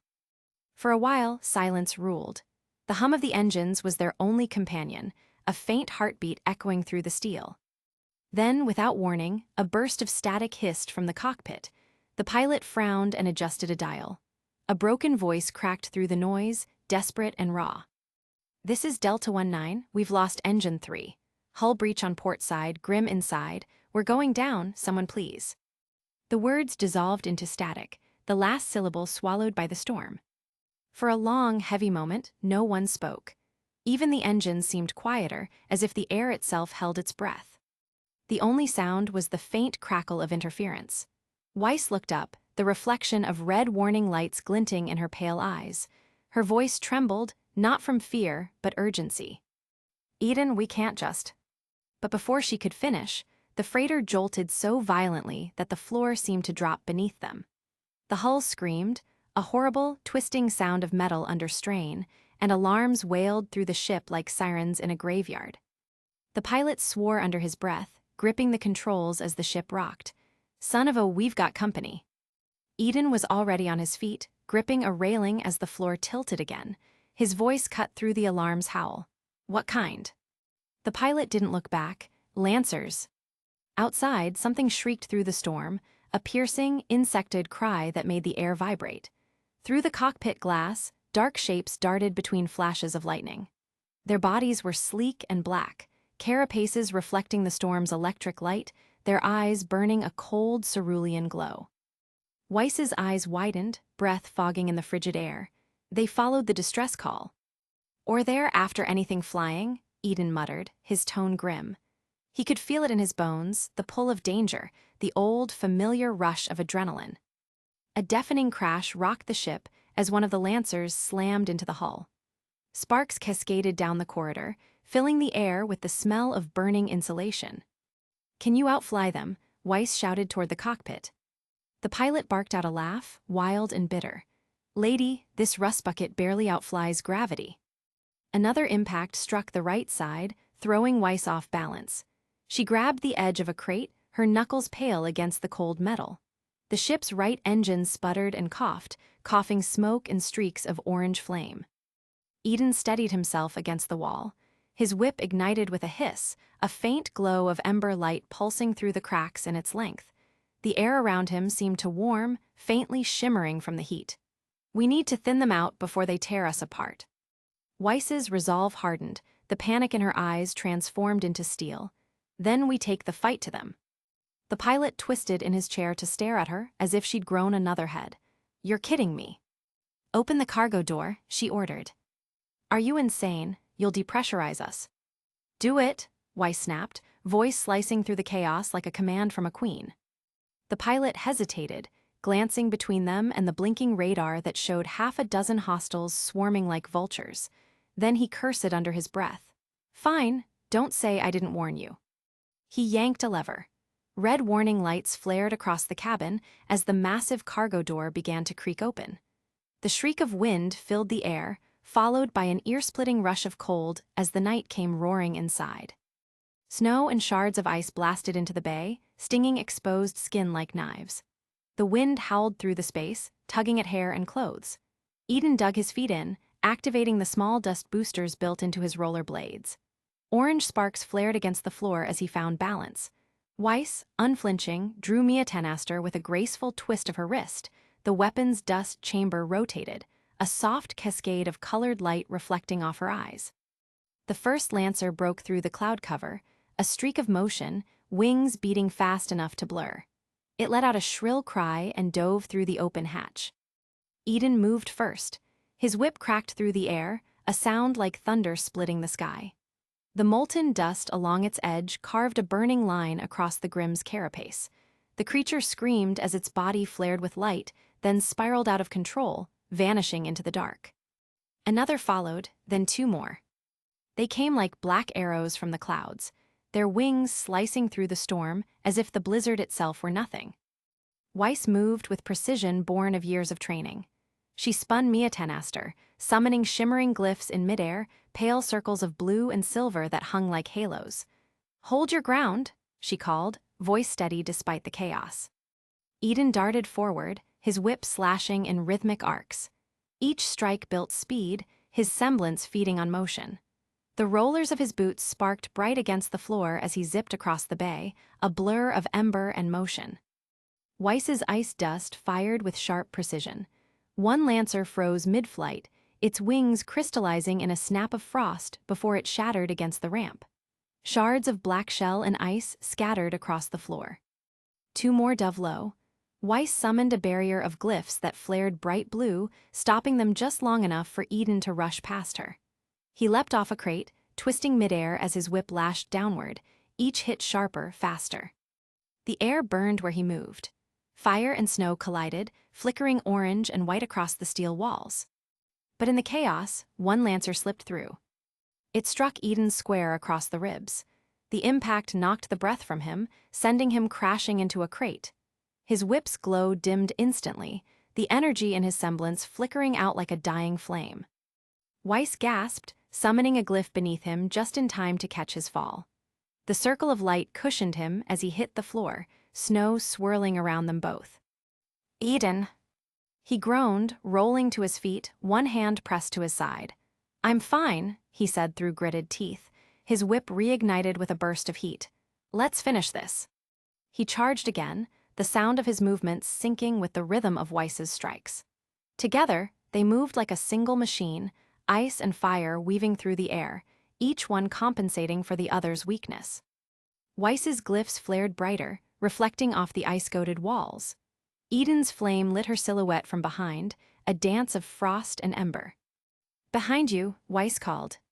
Eden turned sharply, catching a lancer mid-dive. He spun his whip around its neck, yanking hard before releasing it into the storm. Sparks and black ichor sprayed through the air. For a moment, just a moment, it looked like they were winning. The storm around them glowed faintly from Weiss's dust and Eden's flames, casting strange auroras through the clouds. Then the light dimmed. The storm grew darker, heavier. From above, a shadow emerged, vast and terrible. A lancer 3 times the size of the others broke through the clouds, its body gleaming like polished obsidian. Its wings were vast sheets of black armor lined with glowing blue veins, each beat of them strong enough to shake the air. Behind it, more moved within the storm, dozens, their eyes flickering like dying stars.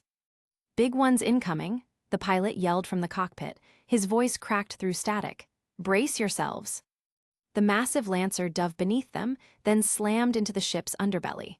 The entire freighter shuddered violently. Metal warped and screamed. Panels fell from the ceiling. Weiss nearly lost her footing, but Eden caught her arm, steadying her as another impact tore through the right side of the hull. The air turned frigid. The storm came roaring in through the cracks. Weiss planted a glyph under her boots, its glow freezing the buckling floor in place. "We can't fight them all," she shouted over the chaos. Eden wrapped his whip around a support beam, the firelight flickering across his face. "Then what's the plan?" She met his gaze, ice-blue eyes locking onto the fiery red of his. "Survive the fall."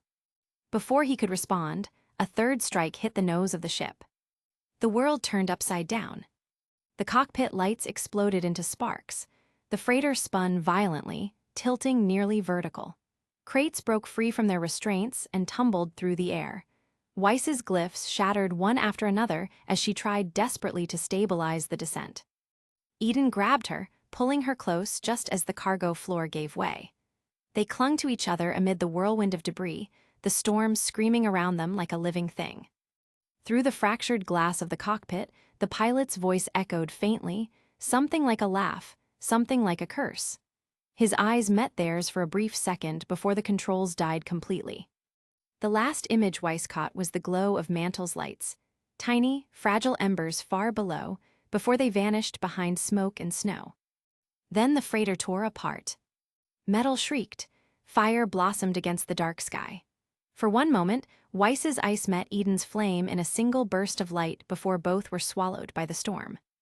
The ship fell in pieces, burning fragments tumbling through clouds, sparks fading into the abyss. And the two of them went with it, down into the frozen dark.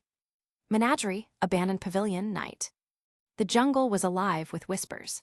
The sound of insects hummed beneath the low sigh of the tide, and the moon hung high, silver and distant, its pale light spilling through the canopy in narrow shafts that glowed like ghostly fingers. The abandoned pavilion sat at the edge of Menagerie's coast, half swallowed by the jungle and half open to the restless sea.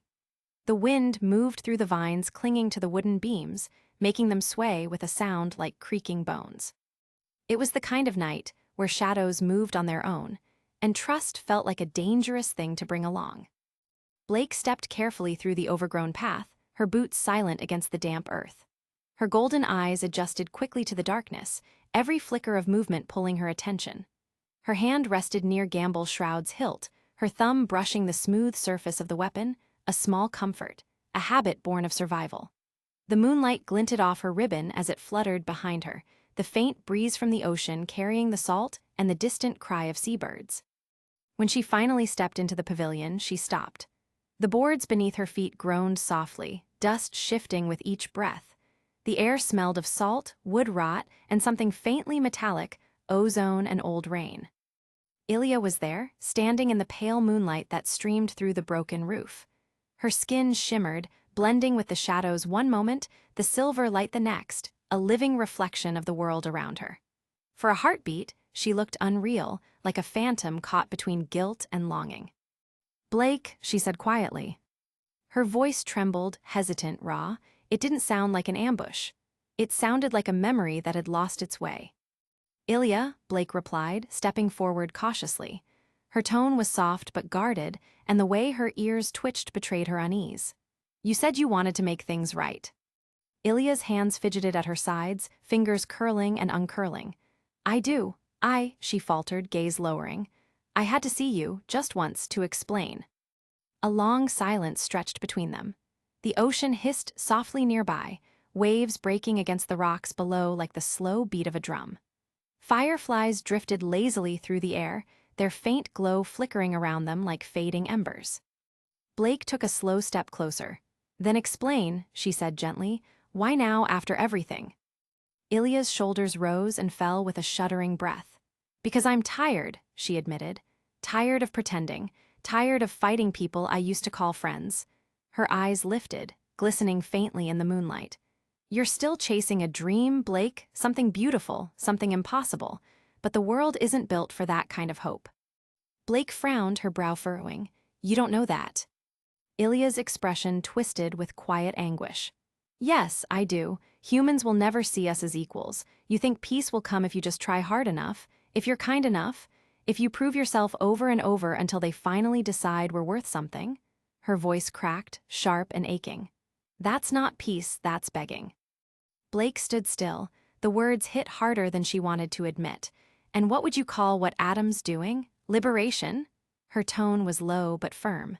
"He's destroying everything the White Fang once stood for." "Maybe destruction is the only language they understand," Ilya snapped. "Maybe it's the only way they'll ever listen."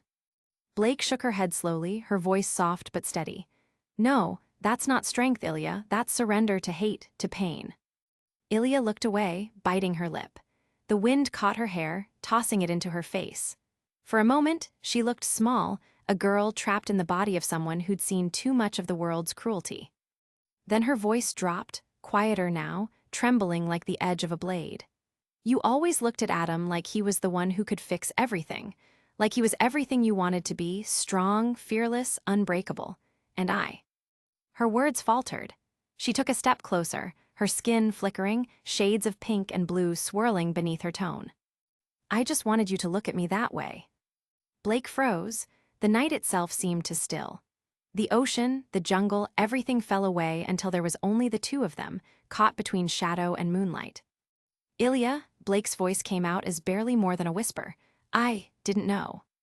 Ilya gave a shaky laugh, brittle and bitter. "You weren't supposed to. You were supposed to lead, to fight, to be the one who made it all make sense." Her gaze flicked upward, eyes shimmering with something that wasn't quite anger but wasn't tenderness either. "I followed you because I believed in you, because I thought maybe, if I stood beside you long enough, you'd finally see me." Blake took a step forward, her expression softening. "Ilya, I did see you. I still do. You were my friend." "Don't," Ilya cut in sharply, her voice breaking. "Don't call me that, not after everything.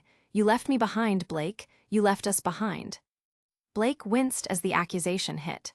The air between them thickened, heavy with old wounds and unspoken apologies. The sound of metal shifted in the darkness, faint but deliberate. Blake's eyes flicked toward the tree line. Her instincts screamed. "Ilya," she said, her voice lowering, "what did you do?" But Ilya's gaze dropped. "You shouldn't have come alone." The attack came in a blur. A shadow crashed down from above, Yuma, wings flaring wide like the strike of a hawk. His talons slammed into Blake's shoulders, driving her onto the pavilion floorboards with a bone-jarring impact. From the side, a whip cracked through the air, glowing faintly with aura, Trypha's tail, stinger glinting like molten metal. Blake rolled, narrowly avoiding the strike, her coat tearing where the blade caught fabric instead of flesh. Gamble shroud snapped open in her hand, the ribbon flicking out in a perfect arc. Sparks scattered as steel met steel. "Ilya," she shouted, her voice echoing across the pavilion. "You don't have to do this." Ilya's expression trembled, conflict flashing in her eyes. But then, slowly, she hardened. "It's too late, Blake. You made your choice. Now I've made mine." "Why?" Blake demanded, voice rising over the roar of crashing waves. "Why now?" "Because Adam's done waiting." Ilya's whip cracked, lightning dancing across the planks. "He's taking Menagerie tonight. The Fennec brothers are already on their way to your parents. And that strange friend of yours, Nero, they're going after him too." The world froze around Blake. Her eyes widened, horror flashing across her face. "What did you just say?" Ilya's voice broke, the last trace of sorrow beneath it. "You brought this on yourself."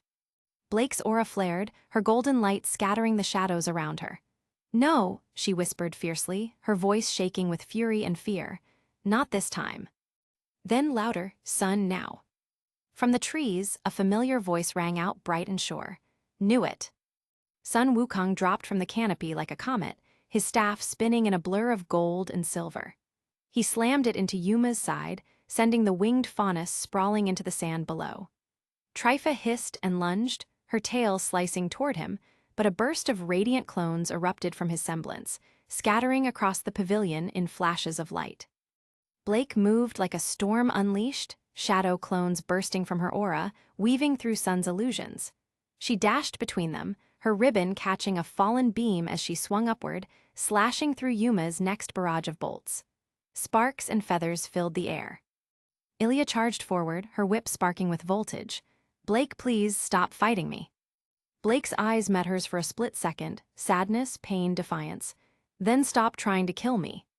Their weapons clashed, Gamble Shroud's blade locking with Ilya's whip, both crackling with energy. Ilya's aura shimmered, skin flickering through colors pink, red, blue emotions laid bare. Blake twisted, flipped, and drove her elbow into Ilya's side, disarming her with a single precise motion. Sun's voice cut through the chaos. "Heads up." Yuma dove again, crossbows blazing, but Sun intercepted him midair, his staff glowing with a golden hue. He spun, striking with a burst of light that sent Yuma tumbling into Trypha, both collapsing in a tangle of limbs and feathers. The fight ended as suddenly as it began. The night air filled with the sound of the ocean and the quiet crackle of residual electricity from Ilya's weapon, now fallen and sparking weakly on the planks. Blake stood above her, chest rising and falling, the glow of her aura slowly dimming. Sun landed beside her, breathing hard but grinning faintly. "Guess that answers my question about just a talk, huh?" Blake didn't answer. Her gaze stayed fixed on Ilya's unconscious form, her face soft now, peaceful in sleep, no anger left to cloud it. Blake knelt beside her, brushing a strand of hair from her forehead. "I'm sorry," she whispered. "You deserved better than this, than him." The breeze rolled in from the sea, cool and heavy with salt. It lifted her hair and the corner of her torn coat, carrying with it the smell of smoke, faint, distant, and unmistakable. Sun turned, his grin fading. "Blake, do you smell that?" Blake rose, her expression hardening. "Yes." If what she said is true, Sun began. Blake's eyes glowed faintly in the moonlight, sharp and resolute. "Then Nero and my parents are in danger." She sheathed her weapon and started down the overgrown path, the moonlight catching on her ribbon as it fluttered behind her like a shadow made of firelight. "Let's go," she said, voice low but unwavering. And as they disappeared into the jungle, the pavilion fell silent once more, the moonlight spilling across the broken planks, illuminating the faint impression of a battle that had already been swallowed by the night. The waves crashed below, and Menagerie, for a moment, seemed to hold its breath. Roadside outside the diner. Rain whispered across the cracked asphalt, turning the world into a haze of reflections and color. The diner's neon sign hummed above the door, its faded pink and turquoise glow spilling across the parking lot in lazy, pulsing rhythm. The light caught the mist, making it shimmer like dust in water. The air was thick with the mingled scents of coffee, grease, and wet tarmac. The door creaked open, and Yang and Davy stepped into the night. Yang tugged her jacket tighter against the chill, her hair glinting like liquid gold under the neon glow. Behind her, Davy adjusted the strap of his weapon over his shoulder, eyes flicking over the quiet lot, the dim streetlights, the parked trucks, the puddles reflecting streaks of pink and blue. For a brief moment, it was peaceful. "Free food, hot coffee, and no one died," Yang said with a satisfied exhale. "I'd say that's a good night." Davy's lips twitched, not quite a smile. "You call that food?" She turned toward him, grinning. "I call it victory." The faintest hint of amusement passed through his expression before fading again. They walked a few steps, boots splashing through shallow puddles, the rhythmic patter of rain filling the silence between them. Then Yang stopped. "Oh, wait," she murmured. Davy followed her gaze. There, slouched against a rusted delivery truck at the far end of the lot, was Shay D-Man. His once slicked hair hung limp with rain, and his pristine coat was now smeared with mud. He cradled his jaw with one hand and muttered curses under his breath, looking more pitiful than dangerous. When the diner door swung shut behind them, he looked up, squinting into the neon light like a startled animal. His bruised face twisted into something that was half a grin and half resentment. "Well, if it isn't my favorite couple," he said bitterly. "Out for a stroll after humiliating me in front of an audience." Yang cocked her head, arms folding across her chest. "Didn't need an audience. You humiliated yourself just fine." Shay's grin faltered, but he tried to recover it. "Cute, real cute." Davy stood beside her, silent at first, his posture calm, but there was something dangerous in the stillness. His voice, when it came, was low and even. "You're still here. I'd have thought pride would have carried you farther." Shay gave a dry laugh that cracked like wet gravel. "Huh, pride doesn't pay for cabs, pal." Yang took a few steps closer, the soles of her boots crunching softly against broken glass in the lot. "We didn't mean to mess up your night," she said, her tone losing some of its bite. "But if you're waiting for an apology, don't hold your breath." "Save it," Shay muttered, rolling his shoulder with a wince. "You're not the first pair of hotshots to take a swing at me." Yang tilted her head, curious despite herself. "You know, you talk like you've been around." Shay smirked weakly, eyes dark under the flickering light. "I've been around," he said, quieter now, "and I've seen enough to know that some places aren't worth walking into." The rain hissed louder, filling the pause that followed. Davy's eyes narrowed slightly, assessing, calculating. "And what exactly does that mean?" Shay's gaze shifted between them, lingering on Yang a little too long. "Where are you two headed anyway? You don't look like tourists." Yang hesitated just a second before answering. "We're going to the Branwen tribe." The change in Shay's expression was immediate. The cocky grin drained away, leaving something hollow. His shoulders stiffened, and his eyes, sharp even through the bruising, darkened with something that wasn't amusement. "The Branwen tribe," he repeated slowly. "Now that's a grave mistake." Yang frowned, confused but defiant. "Why's that?" Shay's voice lowered, the usual lilt gone. "Because that tribe isn't a home, sweetheart. It's a wolf's den. You don't walk in there unless you're ready to bleed, and even then, you probably won't live long enough to see the consequences." The air seemed to cool further. Even the neon light dimmed a little as clouds rolled over the moon. A gust of wind swept through the lot, tugging at Yang's hair and rattling the diner sign. Davy took one slow step forward, his tone calm but cutting. "I highly doubt that," he said, "if all the people in that tribe are like you." Shay flinched just slightly before forcing another smirk. "Funny guy, you'll fit right in, until someone puts a knife in your back." Yang stepped past Davy, crossing her arms. "You seem to know a lot about them. You been there." "Been there, been burned there, left there," Shay muttered, rubbing his jaw again. "Let's just say I made some poor investments in Raven's people." Yang's tone sharpened, eyes narrowing. "Then you know where it is." Shay hesitated. His gaze flicked toward the dark road stretching past the diner, a ribbon of wet black cutting into the forest. For a long moment, he just stared at it, rain dripping from his hair. Then he sighed, the bravado slipping away like smoke. "Yeah," he said quietly, "I know where it is." He straightened his coat, the movement deliberate but tired. "You want to find the Branwen tribe? Fine, follow me." Yang blinked, surprised by his sudden cooperation. Davy, however, didn't move. His eyes were still sharp, studying Shay's posture, the twitch in his jaw, the faint tremor in his voice. "You sure this isn't another one of your poor investments?" he asked dryly. Shay threw him a glance over his shoulder, lips curling into a strained smile. "Don't flatter yourself, pal. I just want to see how far your luck takes you before it runs out." He turned, boots splashing lightly as he walked toward the highway that disappeared into the woods. For a few moments, the only sound was the rain, steady, rhythmic, almost hypnotic. Yang looked to Davy, her expression somewhere between skeptical and intrigued. "You really think he's gonna lead us straight to them?" Davy's jaw tensed. "Maybe, or maybe he'll try to lead us into a ditch." Yang smirked faintly, brushing a strand of damp hair from her face. "Guess we'll find out." They followed, the echo of their footsteps swallowed by the mist. The neon glow of the diner faded behind them, replaced by the hum of distant thunder and the whispering of trees bending in the wind. Ahead, the road curved into darkness. A long, wet stretch of cracked asphalt that seemed to vanish into the forest's waiting mouth.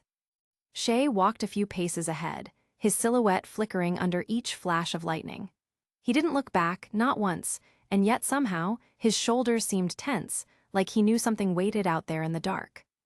And as the storm thickened, Davy felt it again, that subtle prickle in the air, the kind that made his instincts stir. Not danger yet, but the scent of it. A storm beyond the one above. He didn't say anything, not to Yang, not yet. But as the thunder rolled again, and the diner disappeared behind the veil of rain, he knew one thing for cert. Shay D-Man wasn't just afraid of the Branwen tribe. He was afraid of what waited for them there. Vacuo, the road to Spectre Academy. The desert had never looked so endless. Dunes stretched for leagues in every direction, waves of ochre and copper that shimmered beneath the bleeding horizon. Dawn was slow to rise, dragging bands of pink and gold across the bruised sky. Each gust of wind stirred a whisper through the sand, like the world itself was murmuring secrets half buried in the dust. Alice led the way, her dark coat billowing faintly behind her, catching the faintest glints of sunlight. She walked like someone immune to fatigue, posture upright, pace steady, every step measured and deliberate. Her boots left perfect, straight tracks that snaked across the dunes like calligraphy carved into the earth. Kale trailed a few paces behind, his collar pulled high against the chill.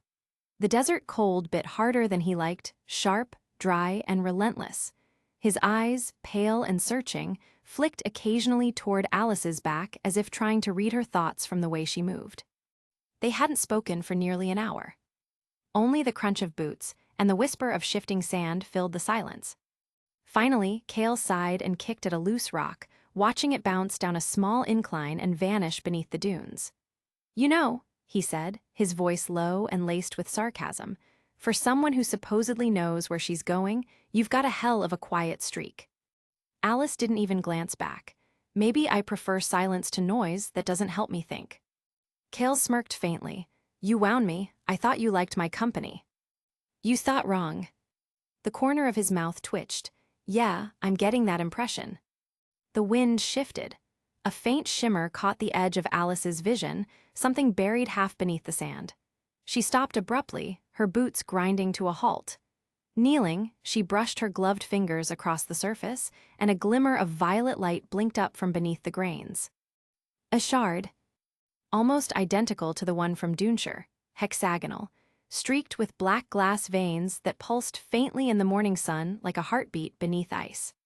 Kale leaned in, crouching beside her. "You've got to be kidding me. Another one." "They're becoming more frequent," Alice murmured.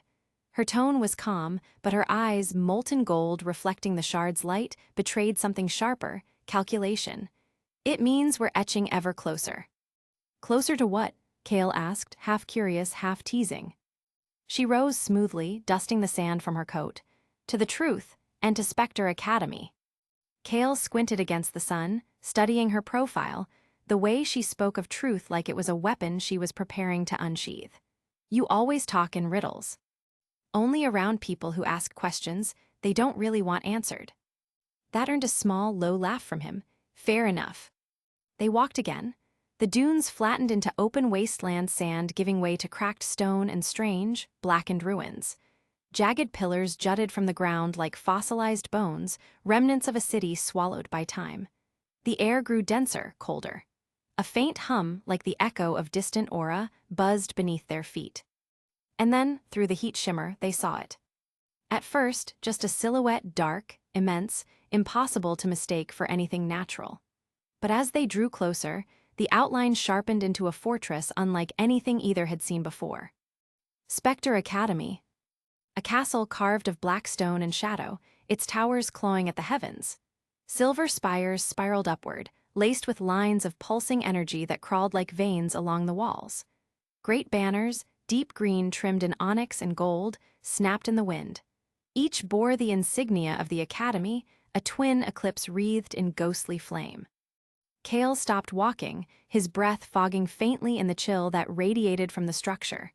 "That's a school," he said incredulously. "Looks more like a haunted citadel."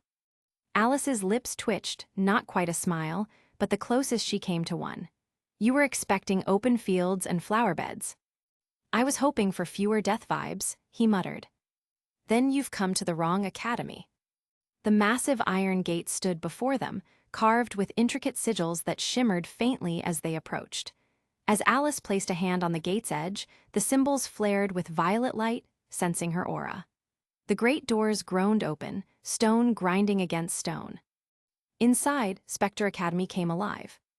The courtyard was vast, a labyrinth of sandstone and steel, with statues of long-forgotten huntsmen standing guard beneath glowing braziers. Fountains of pure aura spilled soft light into channels that ran along the cobblestone paths. The air thrummed with power and with purpose. Students moved in disciplined rhythm across the grounds. Some sparred in open fields of energy-imbued sand, others meditated by crystal pools that pulsed faintly with aura. Their uniforms varied in tone and design, but all bore the crest of Spectre on their shoulders. Cale blinked, momentarily stunned. "There's a lot more of them than I thought." Alice nodded once.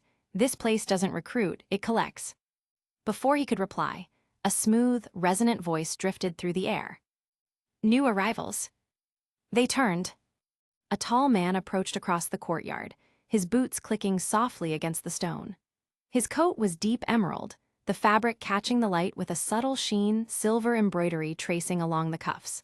His hair, dark with faint moss-green streaks, was neatly swept back, and his eyes, pale and sharp as jade, carried both kindness and scrutiny. When he spoke, his voice was low and measured, each word placed precisely. "Welcome to Spectre Academy. I'm Instructor Aspen, Field Operations Director. You must be Alice," and Cale. Alice's brow twitched, a small, guarded acknowledgement. "You know our names." "Spectre keeps good records," Aspen said, with a faint smile that didn't quite reach his eyes. "And even better instincts." Cale smirked, comforting. Aspen gestured toward the main building, a cathedral-like structure framed in stained glass and shadow. "Headmaster's been expecting you. Follow me, please." They followed him across the marble bridge leading deeper into the academy. The glass walls reflected fractured sunlight, casting rippling patterns of violet, green, and gold across the corridor.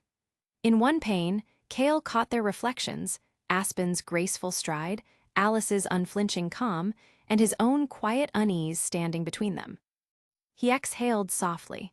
"You ever get the feeling we just walked into something we don't understand?" Alice's voice was low, unwavering. "Constantly." Elsewhere within the tower, far above the courtyard, hidden behind walls of black stone and glowing runes, a man watched them through a massive pane of glass. The room was dimly lit, lined with books, scrolls, and relics that pulsed faintly with aura. He stood tall, broad-shouldered, dressed in a long coat of black trimmed with crimson and silver. His hair was dark, streaked with gray at the temples, but his eyes, molten gold, mirroring Alice's, gleamed with restrained emotion. On the projection before him, the image of Alice and Cale moving through the courtyard flickered in shades of blue and green. He leaned closer, one hand resting against the table's edge. When he spoke, his voice was soft, barely a whisper, but full of pride and something deeper. "My sweetheart," he murmured, "my sweetheart has come home." A faint smile crossed his lips, one that lingered long enough to turn bittersweet. He stood there for a moment longer, watching her reflection move across the glass, strong, cold, determined. Then, as the wind outside howled through the stone spires of Spectre Academy, the man's expression hardened. Whatever warmth had touched him seconds before faded into silence. He turned from the window, disappearing into the shadows of the tower. Outside, the bells of the academy tolled once, deep, resonant, echoing through the dunes. Alice and Cale had arrived. And somewhere beneath the castle's foundations, something ancient stirred in response. Hey everyone, thanks for sticking around for these scenes. It's been a wild mix of moods lately, from quiet roads to stormy skies and strange new beginnings. We started with Eden, caught in a raging storm aboard a doomed airship, where tension and fear clashed with eerie calm. Then came Blake, meeting in a forgotten menagerie pavilion, a moment soaked in silence, secrets, and everything unsaid. Both scenes carry that heavy air right before the chaos hits, where people are forced to show who they really are. Then there's Yang and Davy, stepping out into the rain after a late-night diner talk, a simple, human scene wrapped in neon light and quiet reflection. It's small moments like that which breathe between all the noise, showing connection in the middle of uncertainty. Finally, we ended up in Vacuo, following Alice and Cale through endless desert heat toward the mysterious Spectre Academy. That one felt different, like the start of something bigger. Remember to favorite, follow, and review all of my stories. Peace. Chapter 30. Davy and Yang will soon meet Raven, but not after one more big challenge. Eden and Weiss are in quite the pickle, and in these kind of situations, don't expect Eden to just stay calm. Something explosive is gonna happen sooner or later. And finally, Alice. She will have to deal with not just her estranged father, but also Cale. Also, let's not forget about Espen, the weirdly familiar guy. Trust me when I say he's a lot more than what meets the eye. A whole lot more, to be precise. Let's get to it, shall we? But before we start, remember to favorite, follow, and review all of my stories. Spectre Academy, Vacuo. The halls of Spectre Academy swallowed sound. They were too large, too still, cathedrals of shadow and shimmering glass, where every whisper was devoured by the air before it could echo back. Stained glass windows stretched 3 stories high, their panes carved with constellations and ancient emblems. Moonlight spilled through them in fractured beams of violet and blue, scattering across the black marble floor like broken starlight.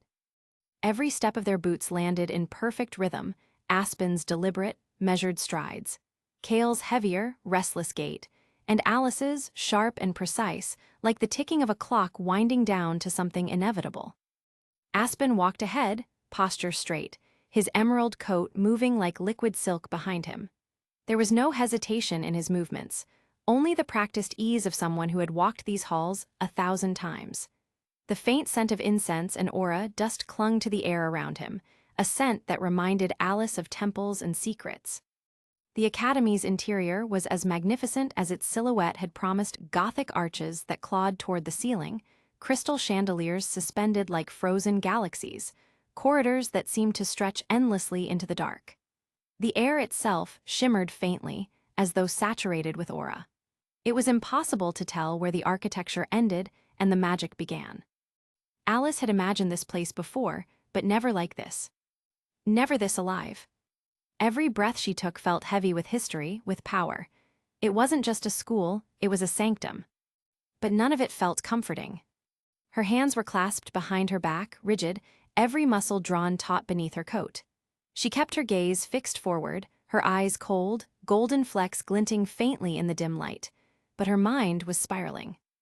Each step forward was a countdown. 15 years. 15 years since she'd last seen him. The headmaster. Her father.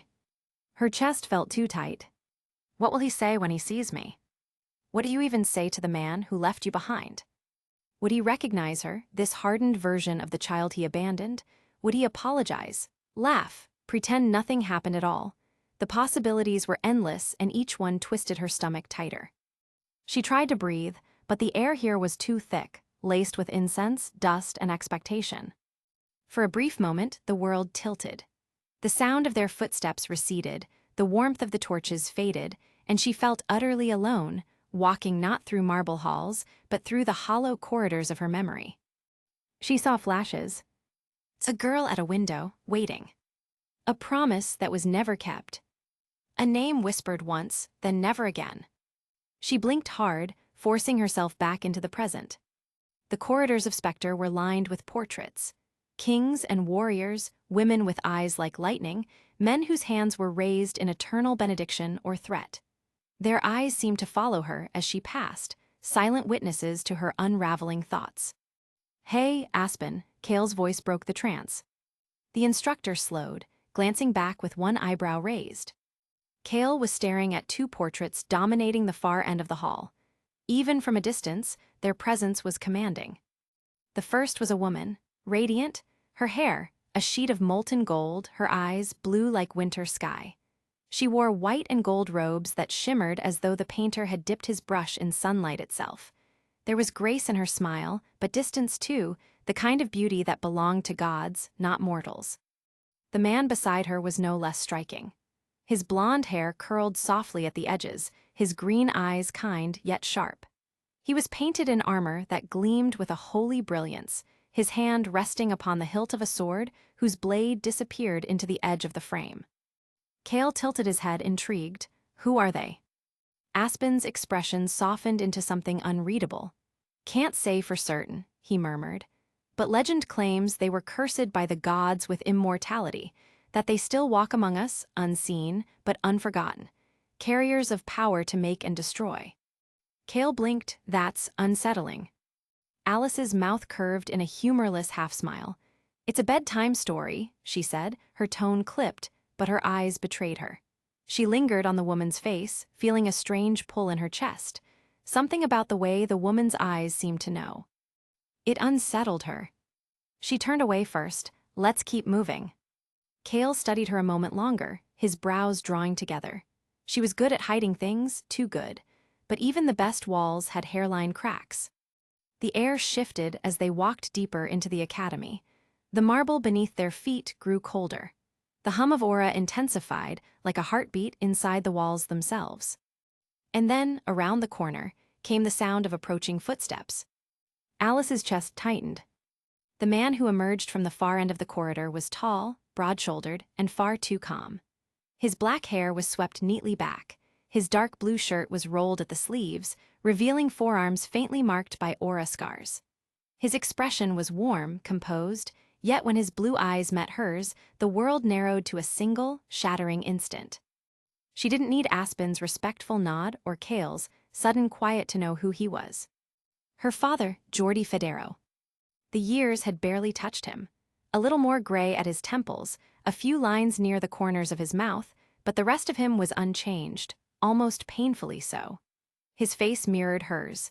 Sharp cheekbones, the same proud nose, the same golden eyes that once promised her the world. Her mind went white. "Good evening, Aspen," Jordi greeted, his voice a low warmth that filled the hall like sunlight through clouds. Aspen inclined his head. "Headmaster." Then Jordi looked at her.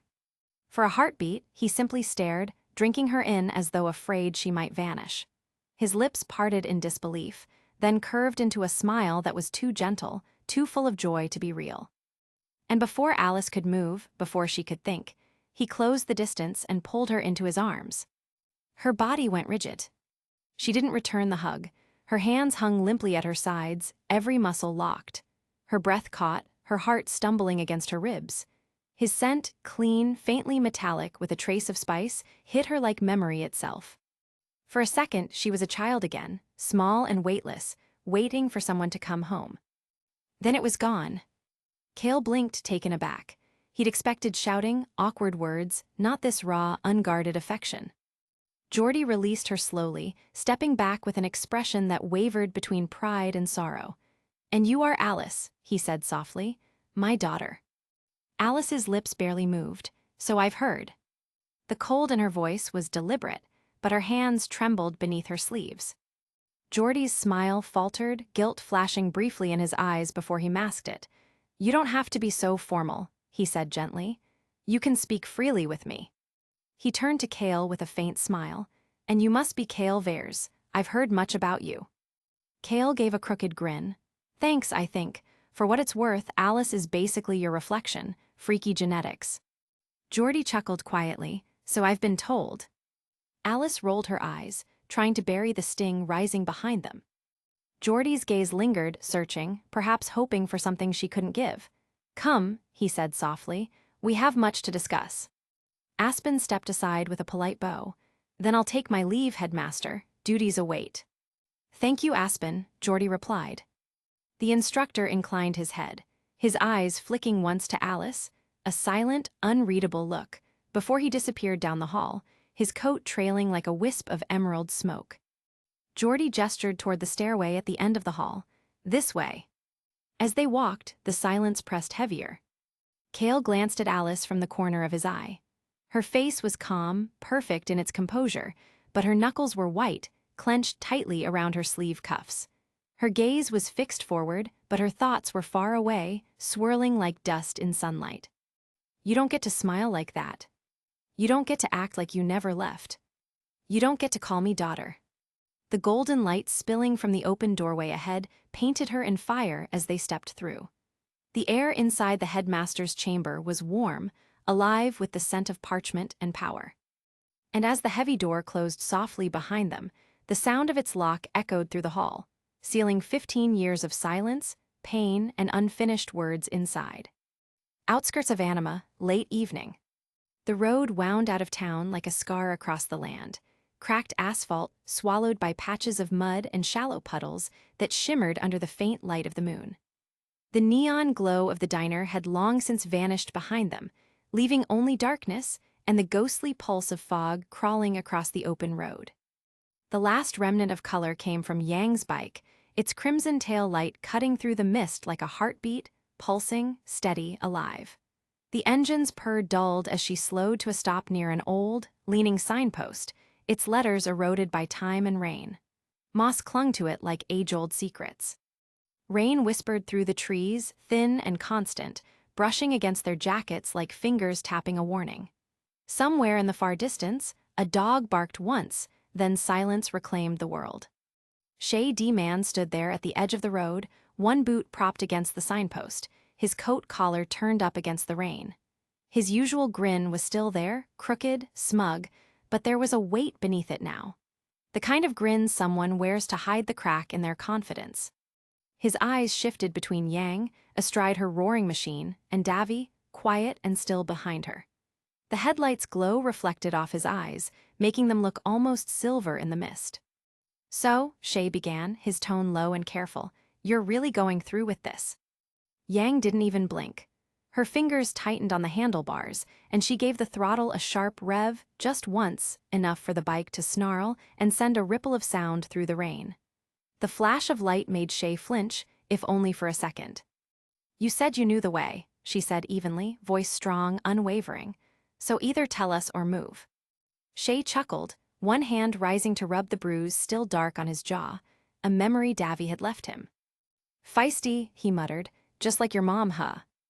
Yang's eyes narrowed, her gaze burning through him like molten amber. The air around her seemed to warm, faint sparks of aura flickering in her hair as if it could ignite at any moment. Davy didn't move, but his presence was enough. The faint hum of his aura carried a quiet pressure, subtle but unmistakable, like standing too close to the edge of a cliff. One look from him, cool and cutting, made Shay's grin falter. All right," Shay said, both palms raised in mock surrender. He took a half step back, eyes flicking between them warily. "You want to find the Branwen tribe? Fine."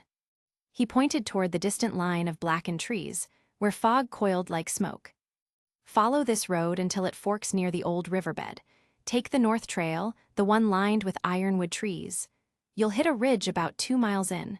From there, you'll see smoke. That's them." Yang tilted her head. "That easy?" Shay's grin returned, weaker this time, humorless. "Easy, maybe, surviving it." He gave a low, hollow chuckle. "That's another story."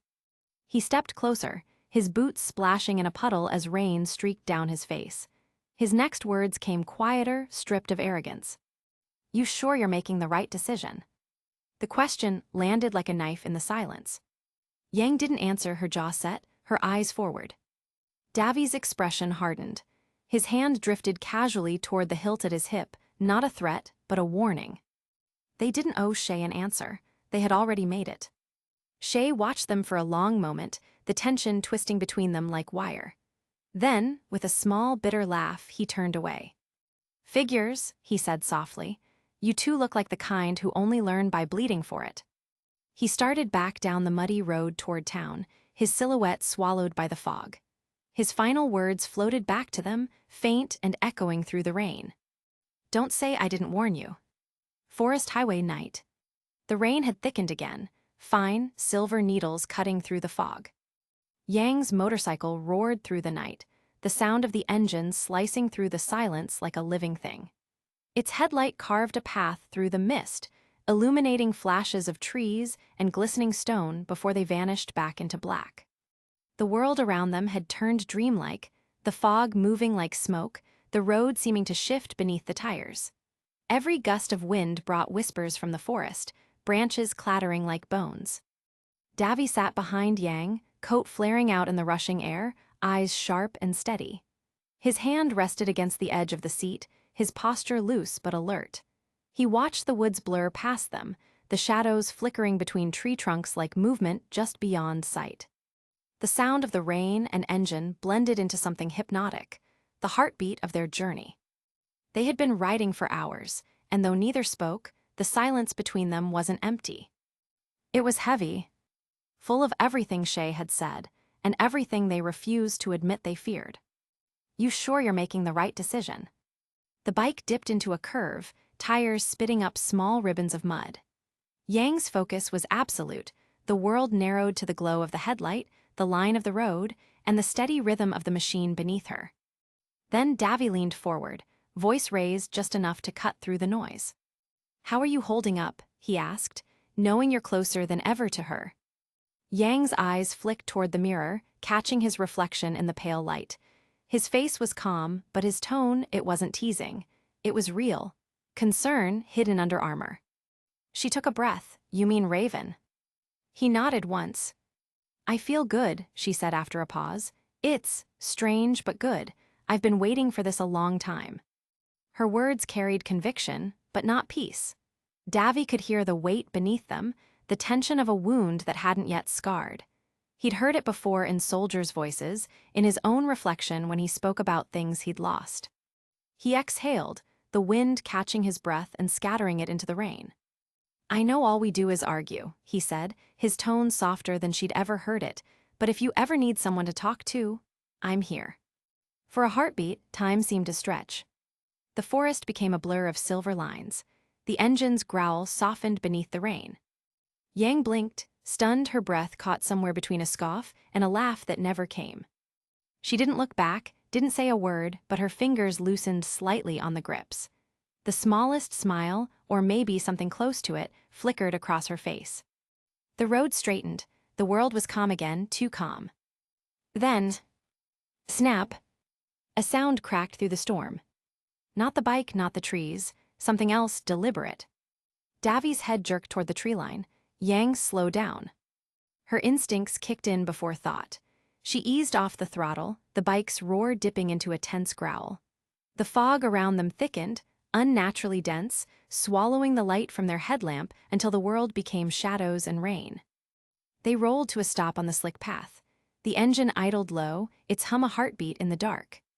Davy swung off first, boots sinking into mud. His eyes cut through the haze like blades. "Something's off," he murmured. "We're being watched." Yang cut the engine. The silence that followed was suffocating, too still for a forest. Then came the sound, faint but distinct. Boots on wet leaves. Figures materialized from the fog, one by one, black shapes solidifying into men. 5, 6, maybe more. Their weapons gleamed with dull light, their faces half hidden behind scarves and masks, predators emerging from the dark. Yang's aura shimmered gold beneath her jacket, a faint heat rising off her skin. She flexed her fists. With 2 sharp clicks, ember silica expanded around her wrists. Davy's blade slid from its sheath with a whisper, glowing faint blue at the edge. His stance shifted, calm, deliberate. Then the voice.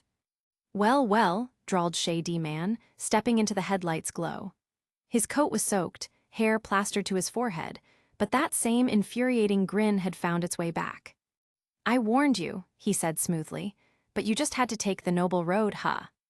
Yang's jaw tightened. You set us up.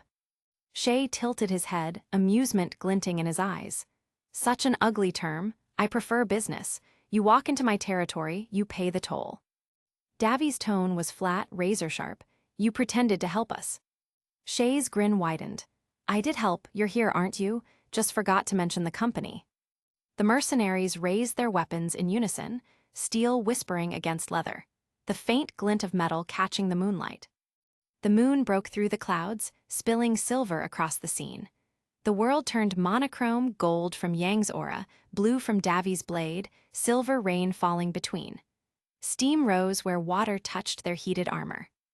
Shay spread his arms, theatrical mock bowing. Let's see if that confidence survives the next 5 minutes. Yang revved the throttle once, the bike roared like a lion.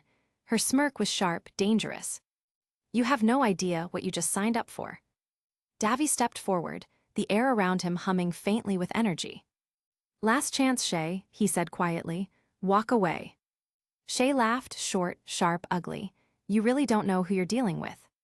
The forest went still, the kind of stillness that comes right before lightning strikes. Rain hung suspended in the air for a single breath. Then, a spark, a roar, and the night erupted into chaos. Crash site outskirts of Anima, NEARBRANWN territory, dawn. The wreckage still smoked when the storm finally began to die. Snow fell in lazy, fragile flakes, settling over the twisted carcass of the freighter as if trying to bury the violence that had torn it apart. Eden stirred first, groaning as he pushed a sheet of scorched metal off his shoulder.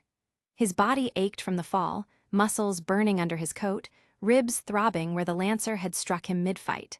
The air around him reeked of oil and ozone, every breath biting cold in his lungs. He blinked against the glare of dawn breaking through the clouds. The forest below them was endless, a dark sea of pine and frost stretching in all directions. Broken trees marked the freighter's descent, their trunks splintered like matchsticks. Weiss was a few meters away, half buried under a collapsed section of the hull. Her white hair was streaked with soot, her coat torn at the sleeve, but she was moving, already pushing debris aside with gritted teeth.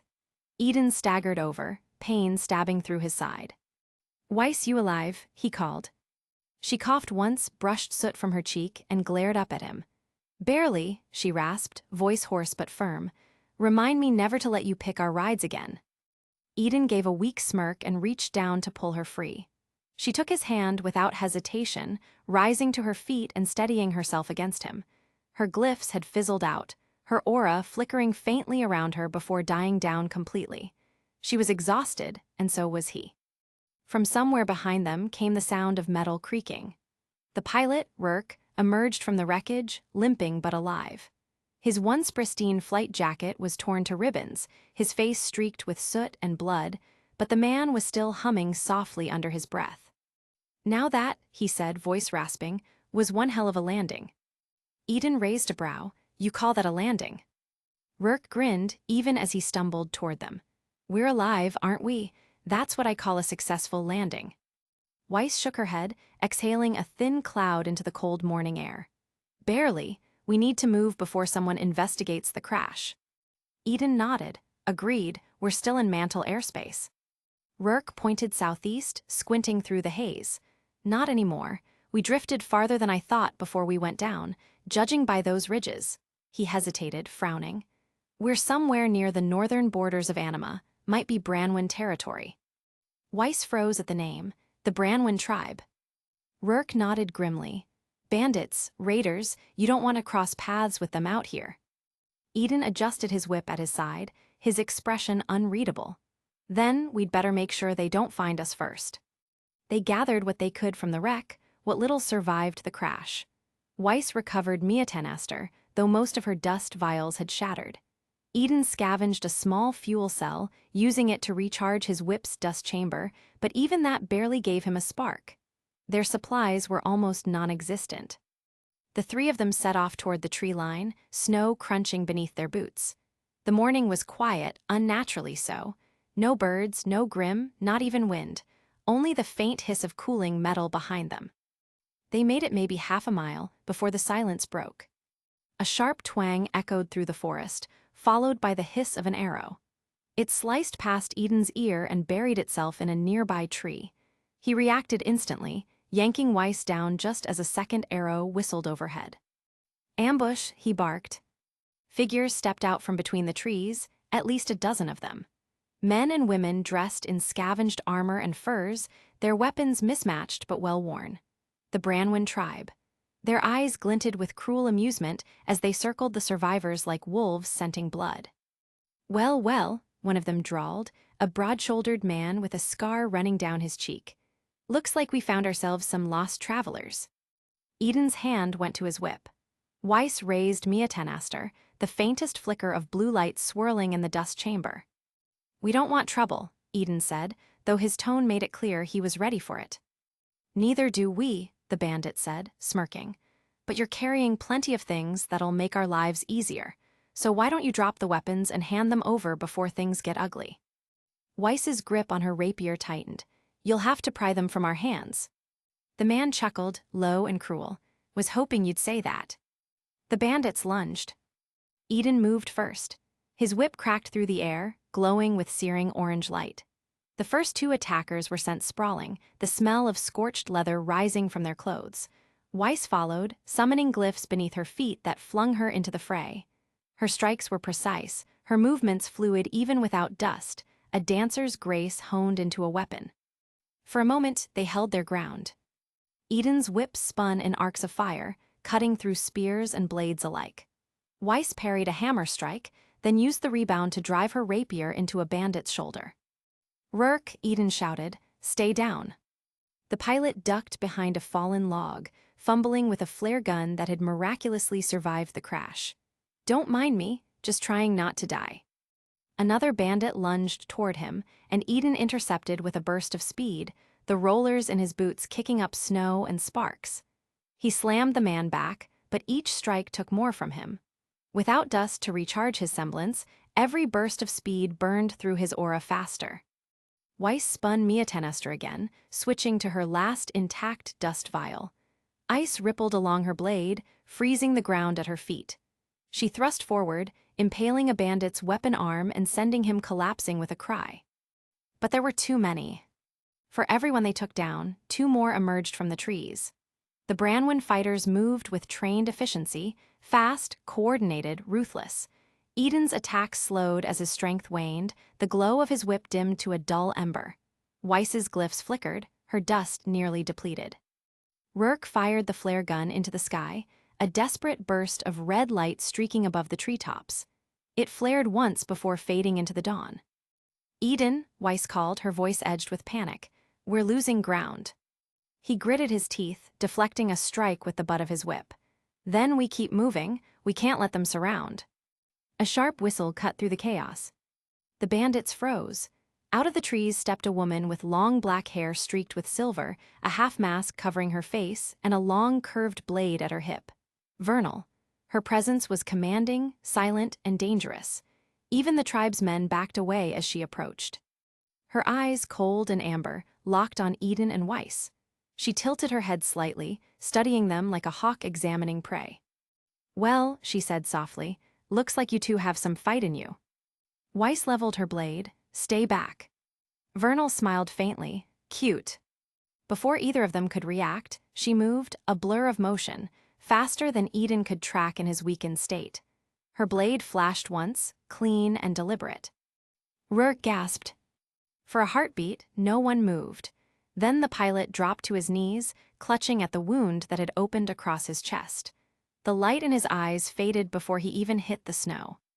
"No," Weiss screamed, stepping forward, but Vernal's blade intercepted her instantly. Their weapons clashed, sparks flying.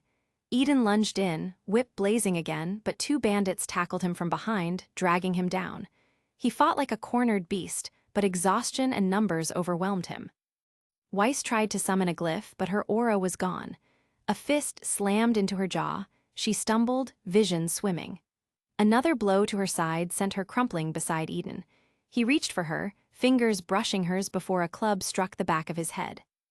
The world went black. As the snow fell softly over the clearing, Vernal stood over the two unconscious huntsmen, her expression unreadable. Around her, the Branwen bandits gathered, looting the wreckage and the bodies. "Take them," she said finally, her voice calm and cold. "Raven will want to see this for herself." The tribe obeyed without question. The bodies of Eden and Weiss were hauled toward the forest, their weapons confiscated, their fates uncertain. Behind them, the wreck of the freighter smoldered quietly, the last trace of Rourke's laughter fading into the wind. Menagerie, the Belladonna household, night. Moonlight poured through shattered windows, cutting pale streaks through smoke and chaos. The Belladonna home, once warm and peaceful, now groaned under the weight of battle. Furniture lay overturned, the polished floors were splintered and scarred, and embers crackled in the air where curtains had caught flame. Gira Belladonna stood like a mountain at the center of the wreckage, his massive frame half silhouetted against the firelight. Across from him, the Fennec brothers, slim, sharp, fox-eared and fox-tailed twins with identical cruel smiles, circled like predators, blades glinting orange under the broken lanterns. Between them moved Nero, his dark coat torn, burning inferno glowing faintly at his fists. Sweat streaked down his temple. The gloves shimmered with a low, molten pulse, heat building with every strike he'd landed. The air shimmered around him, rippling with the faint distortion of rising temperature. Gira grunted as he blocked one brother's downward slash, the impact shaking the floorboards. He shoved the attacker back, roaring, "You think you can walk into my home and threaten my family?" The other Fennec darted in behind him, lightning-fast blade cutting for Gira's ribs. But Nero was already there. He caught the blade with his left hand, sparks hissing where steel met glowing gauntlet. Steam rose between their faces. Nero's voice came out low and calm. "Big mistake." His right fist blazed orange, then white, as he slammed it into the brother's chest. Flare ignited. A burst of heat rippled outward like a shockwave, throwing the Fennec twin through the dining table in an explosion of splintered wood and glass. The air itself seemed to groan under the sudden surge of temperature. Gira turned, eyes wide for a moment. "Remind me not to anger you, Nero." Nero smirked faintly, knuckles steaming. "Then don't stand in front of me when I'm heating up." But the fight wasn't done. The second Fennec darted back into motion, aura crackling as he drew his curved dagger across the floor, sending a shock of kinetic dust slicing through the air. Nero ducked as the wave tore through the wall behind him, sending debris flying into the night.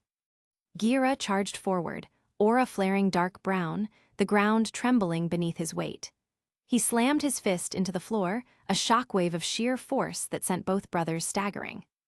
"You will not touch my wife," he bellowed. The brothers recovered quickly, their movements perfectly mirrored, one low, one high, spinning around Gira like twin blurs of steel.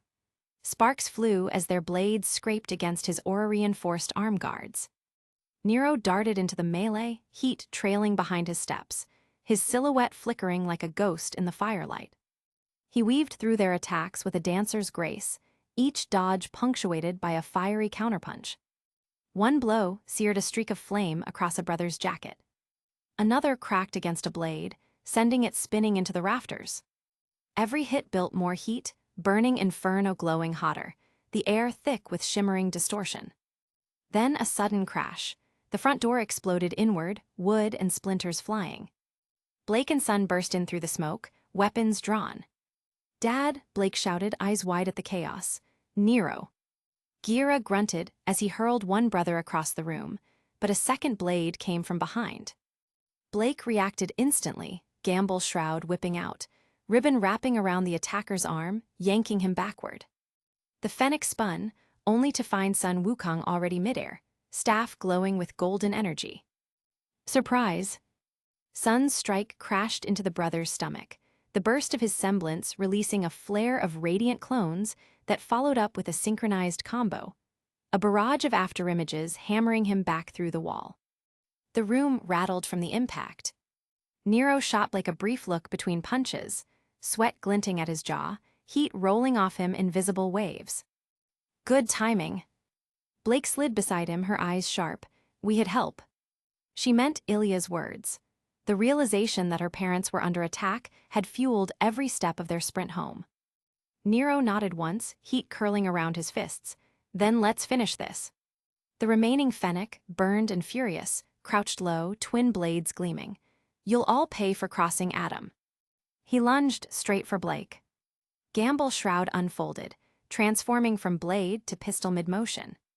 She fired, a burst of dust rounds sparking across the brother's aura, forcing him into a defensive role. Sun darted to her flank, staff spinning, deflecting a follow-up strike from the second brother, who just clawed his way out of the rubble. The two Faunus fought like mirror images, flowing, synchronized, relentless.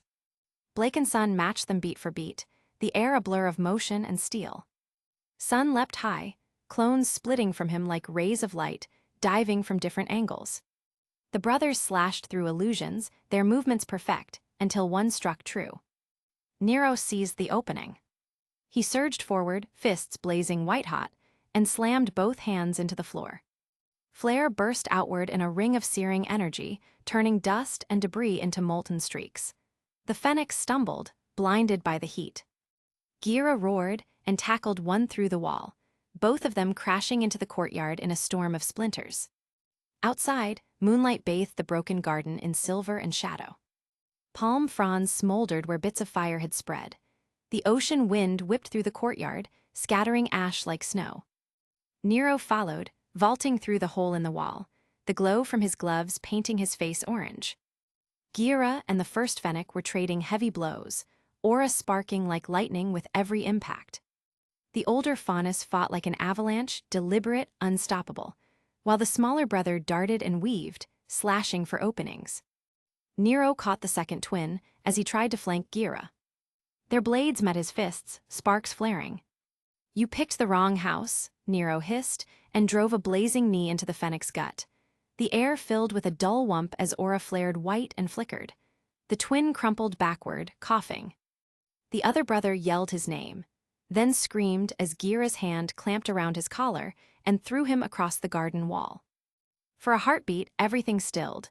The only sound was the hiss of flame and the ocean's distant roar. Then Blake and Sun burst out through the ruined doorway, weapons drawn, eyes scanning for threats. "Dad," Blake called breathless, "where's Mom?" Gira turned, chest heaving, aura dimming from exertion. "I don't know," he growled. "She was here when they came. I tried to get her clear, but..." He stopped, fists tightening. Blake's stomach twisted. "Then we have to find her now." Sun planted his staff, golden aura flickering. "We can cover more ground together, we'll..." Gira cut him off, his deep voice carrying the command of a leader. "No, you go find Kali." Blake stared at him, but... He stepped forward, towering even amid the wreckage. His eyes gleamed amber in the firelight. "Go, Blake, we'll handle them. Let's see how good your friends truly are in battle." Nero cracked his knuckles, the burning inferno gloves glowing white-hot now, little tongues of flame licking at the seams. He met Gira's gaze and nodded once. "I'll keep the heat up." Gira gave a faint, grim smile. "Just don't burn the house down." "Can't promise that." The Fennec brothers groaned, dragging themselves from the rubble, their auras flickering weakly but still burning with fury. "Still standing," one hissed. "Adam will." "Adam's not here," Nero interrupted, stepping forward, heat distorting the air around him. "I am." The brothers lunged in unison, two streaks of silver under moonlight. Nero ducked under one slash, twisted, and countered with a burst of flare that scorched the night like a miniature sun. Gira followed with a ground-shaking charge, his fist glowing as it collided with the second twin's jaw. The courtyard erupted, flame and shockwave rippling outward. From the shadows, Blake looked back once, the sight of Nero and her father fighting side by side searing into her memory. Gira's power like earth and thunder, Nero's heat like the heart of a forge. For a moment, Menagerie itself seemed to hold its breath. Then Sun touched her shoulder. "Come on, we'll find her." Blake tore her gaze away and nodded. "Right." They vanished into the smoke-choked path, sprinting toward the gardens where Kali might be hiding, the distant sound of battle echoing behind them like a heartbeat. Back in the courtyard, Nero ducked another slash, his aura flaring brighter with every hit he landed. His breathing came rough and fast, heat distortion surrounding him in shimmering waves. The brothers coordinated, attacking from opposite sides. Nero dropped low, sliding under one blade, grabbing the twin's ankle mid-motion and spinning him into the path of the other's strike. Steel met steel, a clang that rang out like a bell. Gira seized the moment, leaping into the air, a mountain in motion, and slammed both fists down. The ground cratered, a pulse of dust and shattered stone exploded outward. Nero followed through, punching upward with a burst of white-hot flare that illuminated the entire courtyard like sunrise. The brothers flew backward, their auras shattering in twin flashes of light. When the glow faded, the Belladonna home stood scarred but still standing, smoke curling from broken beams, flames dying to embers. Gira stood tall amid the wreckage, chest heaving. Nero lowered his fists, the light in his gloves dimming from white to ember orange, steam rising from his arms. He exhaled slowly, watching the twins lie unconscious amid the debris. For a long moment, neither spoke. Then Gira rumbled quietly, "You fight like you've lost something before." Nero's eyes, faintly red under the cooling light, flicked toward him. "Haven't we all?" Gira gave a slow nod. "Perhaps, but tonight we didn't lose." Nero looked back toward the path where Blake and Son had disappeared. The breeze carried faint sounds of crashing waves, and the promise of more battles yet to come. He flexed his scorched gloves, the faint crackle of embers curling around his fingers. "Not yet," he murmured, "but the night's still young." And in the broken courtyard of the Belladonna home, the flames burned low, glowing like the first light of dawn. BRANWEN Tribe Encampment, afternoon. The world returned in fragments, voices, crackling fire, the smell of smoke and dust. Weiss's head throbbed as consciousness crept back in, every muscle aching from the fight and the crash before it. The air was dry and thick with the scent of ash and animal hide. When she opened her eyes, the first thing she saw was a ceiling of patched canvas swaying in the wind. The second was the faint glow of dying embers from a nearby brazier. She sat up slowly, wincing at the pull in her shoulder. Her coat had been stripped away, replaced with a coarse wool blanket that did little against the chill. The faint clink of chains followed her movement, her wrists bound in cold iron. Eden was beside her, slumped against a wooden post, still unconscious. His jacket was gone, his shirt streaked with soot and dried blood, but his breathing was steady. His whip had been taken, his boots dismantled. Weiss felt a hollow ache in her chest seeing him like that, someone always burning, now reduced to stillness. Outside the tent, muffled laughter and the clang of metal echoed through the camp. She could make out the sounds of life, fires being stoked, weapons sharpened, horses stamping against the hard ground. The rhythmic clang of a hammer against steel reverberated in the air like a slow heartbeat. The Branwen tribe. Weiss swallowed hard, pushing herself upright. The air beyond the tent flap shimmered with heat from the midday sun, and through a gap she caught glimpses of the camp. A wide expanse of tents and wooden palisades stretched across the rugged landscape, built atop the bones of an ancient ruin. Flags bearing the Branwen crest fluttered in the wind. Men and women moved with the sharp, easy confidence of predators, bandits, huntsmen gone rogue, survivors of another kind. Eden stirred beside her, groaning as he blinked awake. His eyes were bloodshot but alert. "Where?" He looked around, then muttered a curse under his breath. "Figures." "Branwen tribe," Weiss said quietly, "we've been captured." Before he could respond, the tent flap lifted, and two figures stepped inside. Weiss recognized them immediately, two of the masked men from Mantle. Their armor was different now, less uniform, stripped of insignias, but the swagger in their step was unmistakable. They grinned as they took in the sight before them. "Well, I'll be damned," one of them drawled. His voice was coarse, amused. "If it isn't the little Schnee heiress, you're a long way from your palace in the sky." The other chuckled, crossing his arms. "Didn't think the Schnee family left Atlas for dirt and dust. Guess times really are changing." Weiss's eyes narrowed. You were the ones who attacked us in Mantle." The first man smirked. "You make it sound so personal. We were just following orders." Eden tensed at that, his gaze flicking sharply toward them. "Whose orders?" he demanded. But the man only laughed, ignoring him. "You know, Weiss Schnee, I almost didn't recognize you without the silver spoon. Bit of advice, royalty doesn't last long out here." Weiss straightened her back despite the chains, her chin lifting with defiant poise. "You might think this is amusing now, but I wouldn't mock so freely if I were you. You do know who my sister is, don't you? Winter Schnee, specialist of the Atlas military. Their grins only widened. She's stationed in Mistral. I was on my way to meet her before you and your kind interfered, Weiss continued, her voice sharpening. If she doesn't hear from me, it won't take long before Atlas comes looking. And when they do, you'll wish you'd stayed hidden under your masks. The tent filled with a long, heavy pause. Then, as if a string had snapped, the two men burst into laughter, loud, mocking, cruel. One bent double, holding his sides, while the other clapped his partner on the back. Oh, that's rich, one managed between laughs. Atlas, coming here, lady, you really don't know where you are. The laughter was still echoing when another voice cut through the noise like a blade. That's enough. The tent flap lifted again. Vernal stepped inside. Her presence immediately silenced the room. The men straightened, their smirks fading to sheepish grins as she approached. She moved with quiet confidence, each step deliberate and smooth. Her eyes, sharp and cold as the edge of her blade, fixed on Weiss. Weiss's hands balled into fists. You, she hissed. You killed him, you killed our pilot. Vernal stopped a few paces away, her expression unreadable. Don't cry about it, princess, she said coolly. He was expendable. Weiss's breath caught in her throat. Her fury boiled over, a spark igniting behind her eyes. You. Eden stepped slightly forward, his chains clinking as he moved in front of her. Don't, he muttered quietly. Not now. Vernal's gaze flicked to him, something calculating in her eyes. Smart boy, she said softly. You might actually live longer than I thought. She turned back to Weiss, a faint smirk touching her lips. You mentioned Atlas, your sister, the military. You really don't know, do you? Weiss frowned, confusion breaking through her anger. Know what?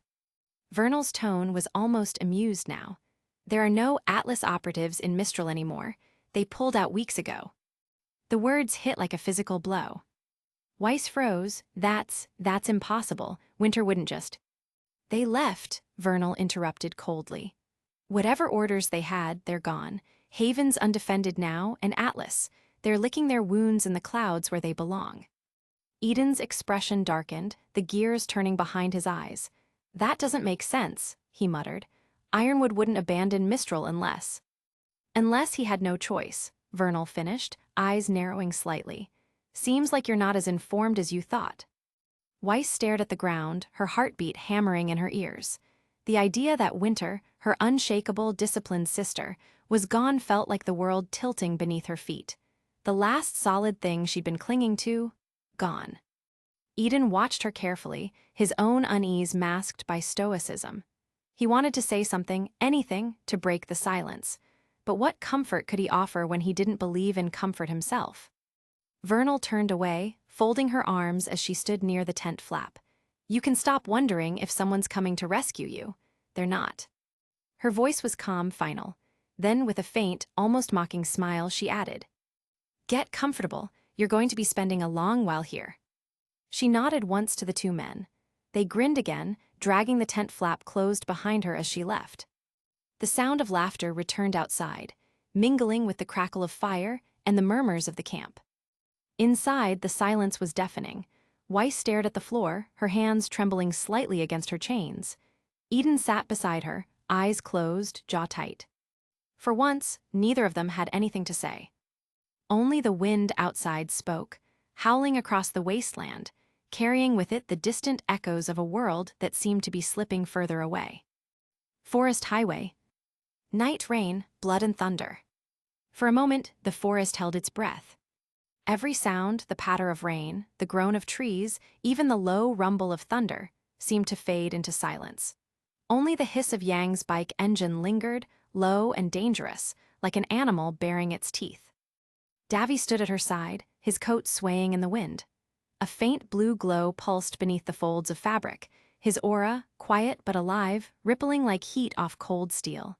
He wasn't human, not entirely. The energy in him hummed at a frequency the world didn't quite recognize. The raindrops that hit his aura evaporated into faint sparks of light, drifting like dust motes. Opposite them, Shay D-Man smirked through the mist, flanked by 6 armed bandits, men and women hardened by life on the fringes. They fanned out in a loose half-circle, weapons glinting beneath the fractured moonlight. A pair of them carried rifles, 2 more wielded machetes, and one, a woman with a scar that cut across her cheek, cradled twin curved daggers, spinning them between her fingers with quiet precision. Shay spread his arms theatrically. "I tried to warn you," he said, his grin curling at the edges. "You walk into this part of anima, you play by our rules." Yang cracked her neck to the side. "I'm not great at following rules." Davi's hand brushed the hilt of his blade. His tone was calm, but it carried an edge. "You sure you want to do this? Last chance to rethink your life choices." Shay chuckled. "Oh, you'll find I'm very committed to bad decisions." Then, with a snap of his fingers, the bandits lunged. They came like a storm, mud kicking up beneath their boots, steel flashing as they broke through the rain. Yang met the first one head-on. He swung a machete down in a wide arc. She caught the blade between the reinforced gauntlets of Ember Celica, twisting her wrist and sending the weapon spinning into the dirt. Her right fist shot forward. A burst of orange light erupted as her semblance ignited, propelling the blow with explosive force. The impact sent the man flying backward through a curtain of rain, crashing into the trunk of an ironwood tree with a hollow thud. Before his body hit the ground, she was already turning to the next. 2 more came from the left, one swinging a chain, another thrusting a spear. Yang ducked low beneath the chain, her hair flashing gold in the headlight's glow. The spear scraped her shoulder armor, a glancing hit, but enough to make her growl. She spun with the momentum, delivering a wide, sweeping backhand that cracked against the spear wielder's jaw. The kinetic energy from the hit flared gold, sending him sprawling. "Bad idea," she muttered, sparks dancing from her gauntlets. While Yang tore through the front line, Davi moved differently, silent, deliberate. His blade, the Varian edge, shimmered with faint azure light, the metal almost vibrating as it cut through the mist. A rifleman took aim, the muzzle flashed once. Davi moved before the sound reached him. A streak of blue light blurred through the fog, and the bullet passed through the afterimage of his silhouette. He reappeared a heartbeat later, crouched low behind the man, and in one seamless motion disarmed him. The rifle hit the ground in 2 pieces, sliced clean through. Another bandit came at him from behind, swinging an axe. Davi turned, catching the downward strike with his forearm. Sparks flew. With a sharp twist of his wrist, he trapped the man's weapon against his bracer and drove his knee upward, a crack of bone, a gasp of pain. He pushed forward, pivoted, and sent the man tumbling into a puddle. Lightning flashed overhead. For an instant, the forest turned white. And in that flash, Davi looked almost otherworldly, the rain parting around him, energy pulsing faintly under his skin like the veins of a star. Shay barked orders from the back. "Keep them separate, take the girl first." Yang heard it and laughed. "Take me, buddy, you couldn't handle me on your best day." She ducked under a blade and swept a leg, knocking her attacker to the mud.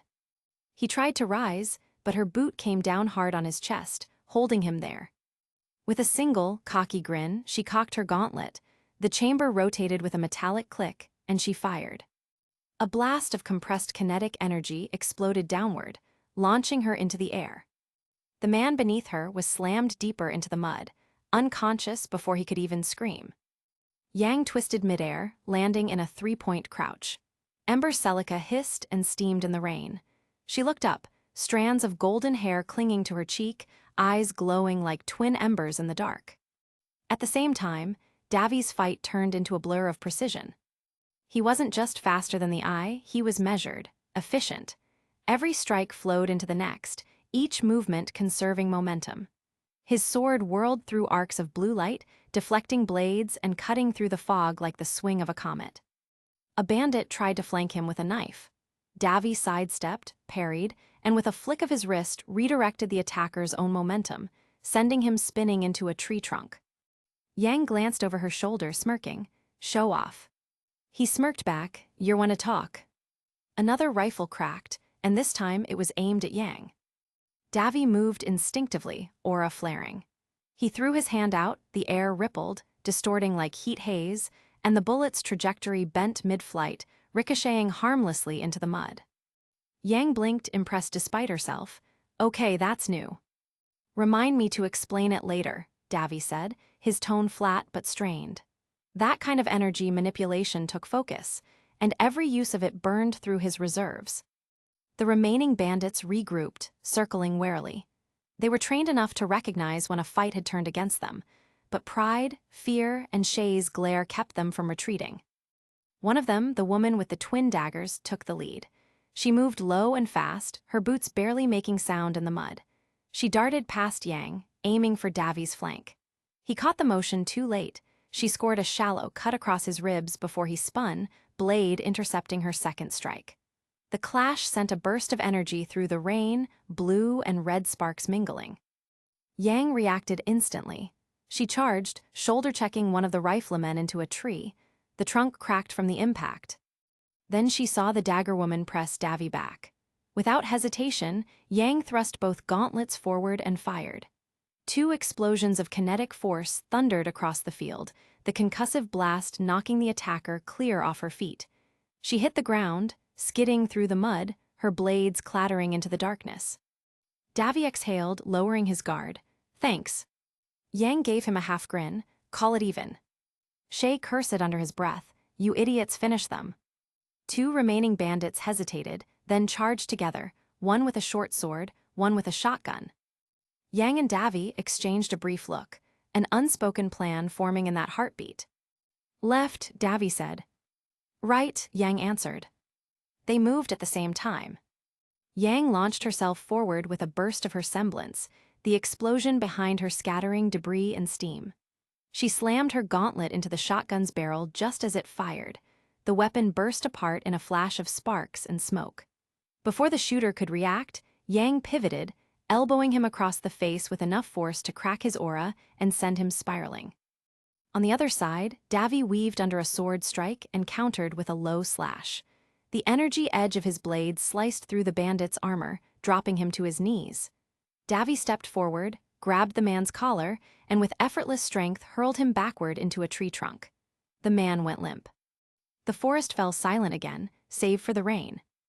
Only Shay D. Man remained standing. He took a step back, eyes darting between their fallen comrades and the two figures before him, glowing, breathing hard, rain-slick and relentless. He swallowed hard, but tried to keep his smirk. "Cute, didn't think you two would make it this far." Yang wiped rain from her brow, her chest heaving with adrenaline. "You're running out of jokes, Shay." He drew his weapon, a curved saber with a dull edge, more ceremonial than practical. "Maybe," he said, voice trembling just enough to betray him, "but I'm not done yet." He lunged. For a man who talked too much, he was fast, faster than Yang expected. His first strike came low, forcing her to block. Sparks flew. He spun with surprising grace, catching her shoulder with the flat of the blade and driving her back a step. Davi moved to intervene, but Yang held up a hand. "He's mine." Shay grinned through the rain. Finally, some fire. Yang charged. He parried once, twice, but she was building momentum with every block, every hit absorbed. Her semblance fed off the punishment. Her aura flared gold, brighter, hotter, until her punches started to leave trails of light through the rain. Shay struck again, wide, desperate, but she ducked under it, slammed a fist into his gut, then another across his jaw. Each hit was followed by a shockwave, thunder echoing through the forest. He staggered backward, dropping his sword. His knees hit the mud. Yang stood over him, eyes blazing, steam rolling from her shoulders. "I told you," she said, her voice steady, "you couldn't handle me."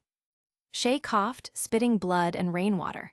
His smirk had faded into something smaller, tired, maybe even regretful. He looked up at Davi, who approached quietly, blade still drawn but pointed downward. "All right," Shay rasped. "All right, you win, I'll tell you what you want." Yang folded her arms, waiting. He pointed shakily toward the northern tree line. "You'll reach a fork near the old riverbed. Don't take the ridge path, go under it. There's a ravine, hidden trail carved through the rock.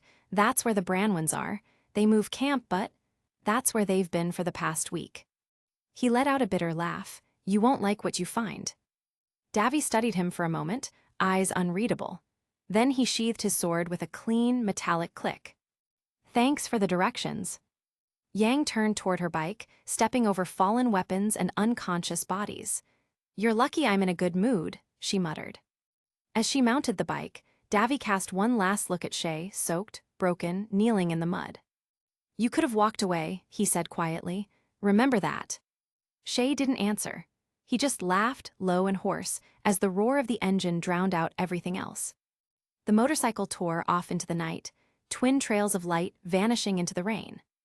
Behind them, the forest swallowed the echoes of the fight, the fog curling back over the clearing as if to erase the violence entirely. And in that fading quiet, Shay D-Man slumped against the tree, muttering to himself with a grim smile. "Raven's gonna hate this." Spectre Academy, the headmaster's office. The door closed behind them with a soft, deliberate click. It was not the sound of a door shutting, it was the sound of something sealing. The headmaster's office was enormous, circular, and lined with tall, arched windows that overlooked the dunes of vacuo. From this height, the desert seemed almost peaceful. A vast golden sea stretched endlessly beneath the dying light of evening. But the tranquility outside was a lie. Even from here, faint violet flickers could be seen in the sand below, the scattered glows of aura fragments, remnants of the strange shards that littered the wasteland. The office itself felt less like a workspace and more like a sanctum. The walls were lined with shelves of ancient tomes, shimmering relics locked in glass, and holographic projections of maps, some labeled with names Alice recognized, others written in languages long dead. A vast circular table dominated the center of the room, carved from obsidian and etched with runes that pulsed faintly, as though alive. Alice stood still just beyond the doorway, her posture rigid, her eyes taking in everything, every shadow, every detail, every secret that might be hiding in plain sight. Kale, on the other hand, walked a few steps forward, his gaze roaming freely across the room. He had the expression of someone standing in the heart of a myth come to life. Geordie crossed to the far side of the room and poured himself a glass of something golden and translucent, the liquid catching the glow of the aura lamps. He didn't drink it immediately. Instead, he stood there for a moment, gazing out the window at the desert, his reflection flickering faintly in the glass. Finally, he turned toward them, smiling gently. "Please," he said, gesturing to the two chairs facing the obsidian table. "Sit." Kale moved first, his curiosity outweighing his hesitation. Alice followed slowly, her boots clicking against the marble. She didn't sit back in her chair, she perched on its edge, tense, ready to stand at a moment's notice. Geordie set his glass down on the table and rested his hands against the surface, fingers interlaced. "I imagine," he began, his voice calm and resonant, "that your journey here wasn't an easy one." Alice's lips curved into the faintest, bitter smile. "That's one way to put it." Kale said nothing, just watched. Geordie's gaze softened as he looked between them. "Since you're already here, both of you, I'd like to offer you something." Alice's eyes narrowed slightly. "And what might that be?" "The chance," Geordie said, "to join Spectre Academy." Silence. The words hung in the air like smoke, curling, expanding, refusing to dissipate. Kale's head tilted slightly, eyes brightening. Alice, by contrast, let out a quiet, incredulous breath that might have been a laugh if it weren't so sharp. "You're serious," she said. "I am," Geordie replied evenly. "You've proven capable, resourceful. You survived Duneshire, you crossed the vacuo wasteland, and you found Spectre. Not many do." Alice leaned back in her chair now, crossing one leg over the other. Her expression was cool, unreadable, but her voice dripped with sarcasm. "And why," she asked, "would I want to join a Gothic version of Beacon?" Kale smirked faintly despite the tension, but Geordie only chuckled, a soft, nervous sound that didn't quite reach his eyes. "There's a whole lot more to Spectre than you can see," he said gently. "Oh, I bet," Alice shot back, "like the mutated animals that ravaged the desert." Geordie froze. For a moment the mask slipped, just a flicker, a tightening at the corners of his mouth. Then too quickly he forced a chuckle. "Ah, those, unfortunate but yes, experiments, nothing to concern yourself with." "Experiments," Alice repeated, her tone cool and dangerous. "You're telling me those things, those abominations, are experiments." "They're necessary," Geordie said quietly. "Controlled studies, aura mutations, exposure testing, habitat resilience, all critical research for the safety of humanity." Alice's golden eyes flashed. "If that's the case, then why are your controlled studies wandering around the desert killing anyone unlucky enough to cross their path?" The question hit him like a slap. Geordie sighed, the weight of years slipping into his posture. He looked away, rubbing his thumb along the rim of his untouched glass. When he finally spoke, his voice was softer. "You always did see straight through things." Alice's brow furrowed. Don't what? "Don't talk to me like you know me," she said, the words laced with quiet venom.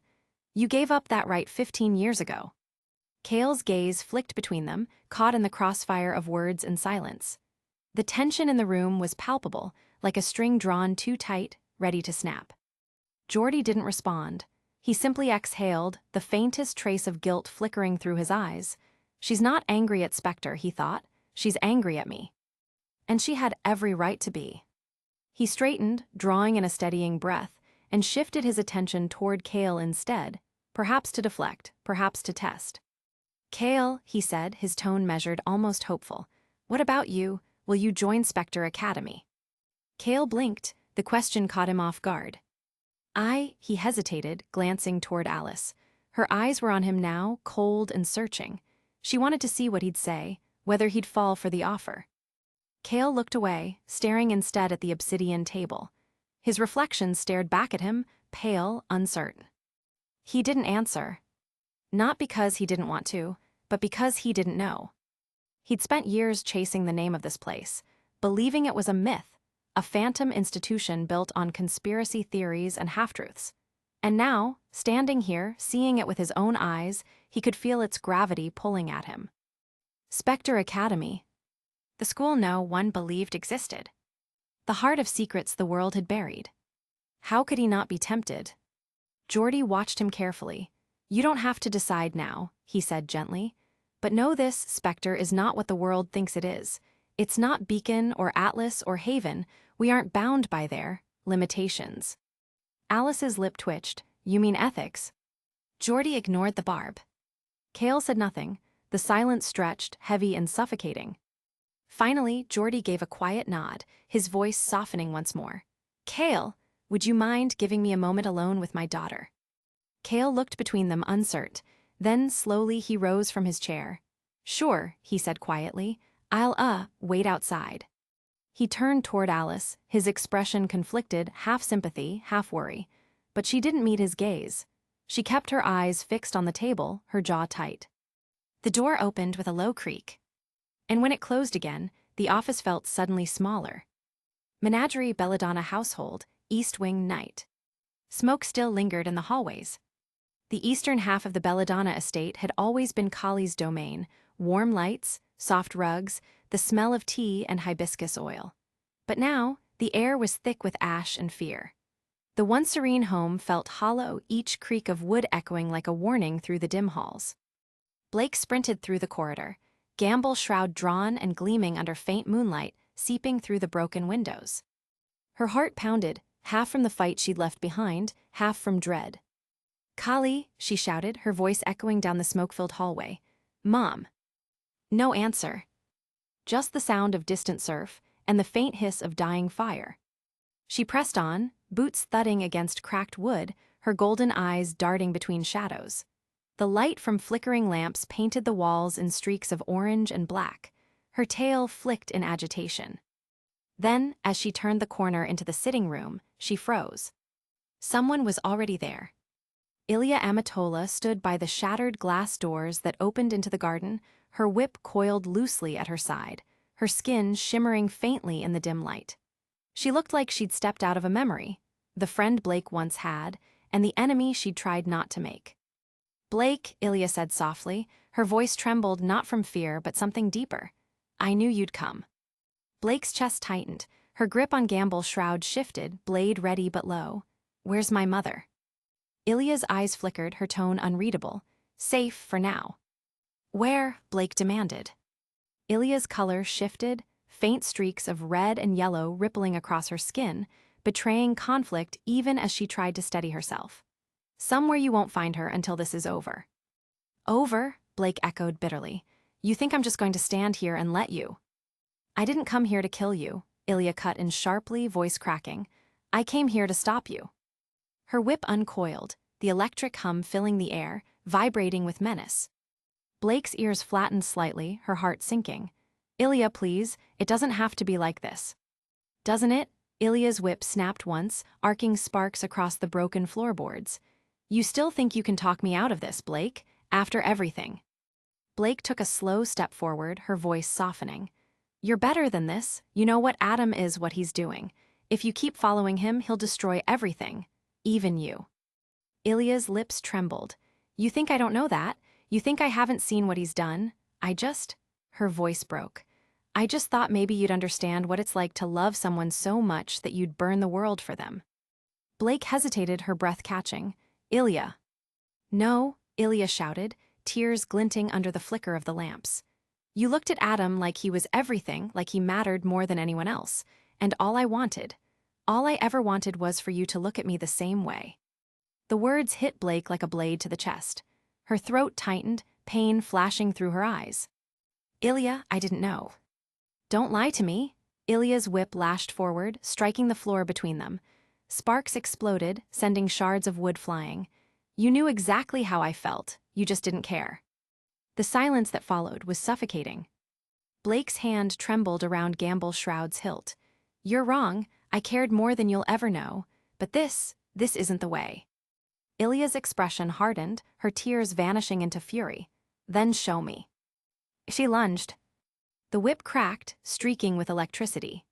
Blake sidestepped, her weapon folding into pistol form mid-motion, firing a burst of dust rounds that ricocheted off the walls, shattering what remained of the lamps.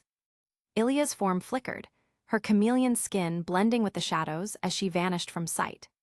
Blake's ears twitched, straining every creak, every whisper of movement loud in her mind. Then came the attack from behind. Blake twisted, blocking the whip with the flat of her blade, sparks flying as she countered with a spinning kick. Ilya caught the strike on her arm, sliding backward, her feet skidding across the floor. The two circled, breathing hard, eyes locked. The last lamps flickered uncertainly above them, dim golden halos swaying with the wind. You can't beat me, Ilya hissed. Not here, not in the dark. Her whip snapped upward, and with a flick of her wrist, it caught the nearest lamp, shattering it in an explosion of sparks. Darkness swallowed the room. Blake's pulse quickened. She shifted her stance, body low, listening. A faint rustle left. She moved, Gamble Shroud cutting through air, but Ilya was already gone, her chameleon semblance making her invisible against the shadows. Another sound right this time. The whip struck out of nowhere, catching Blake across the shoulder. Electricity seared through her aura, lighting her features in flashes of blue. Blake gritted her teeth, spinning away, slashing upward in a wide arc. The blade met nothing but air. You can't hide forever, she whispered, golden eyes scanning the dark. Ilya's voice echoed, distorted by the shadows. I don't have to hide, you do.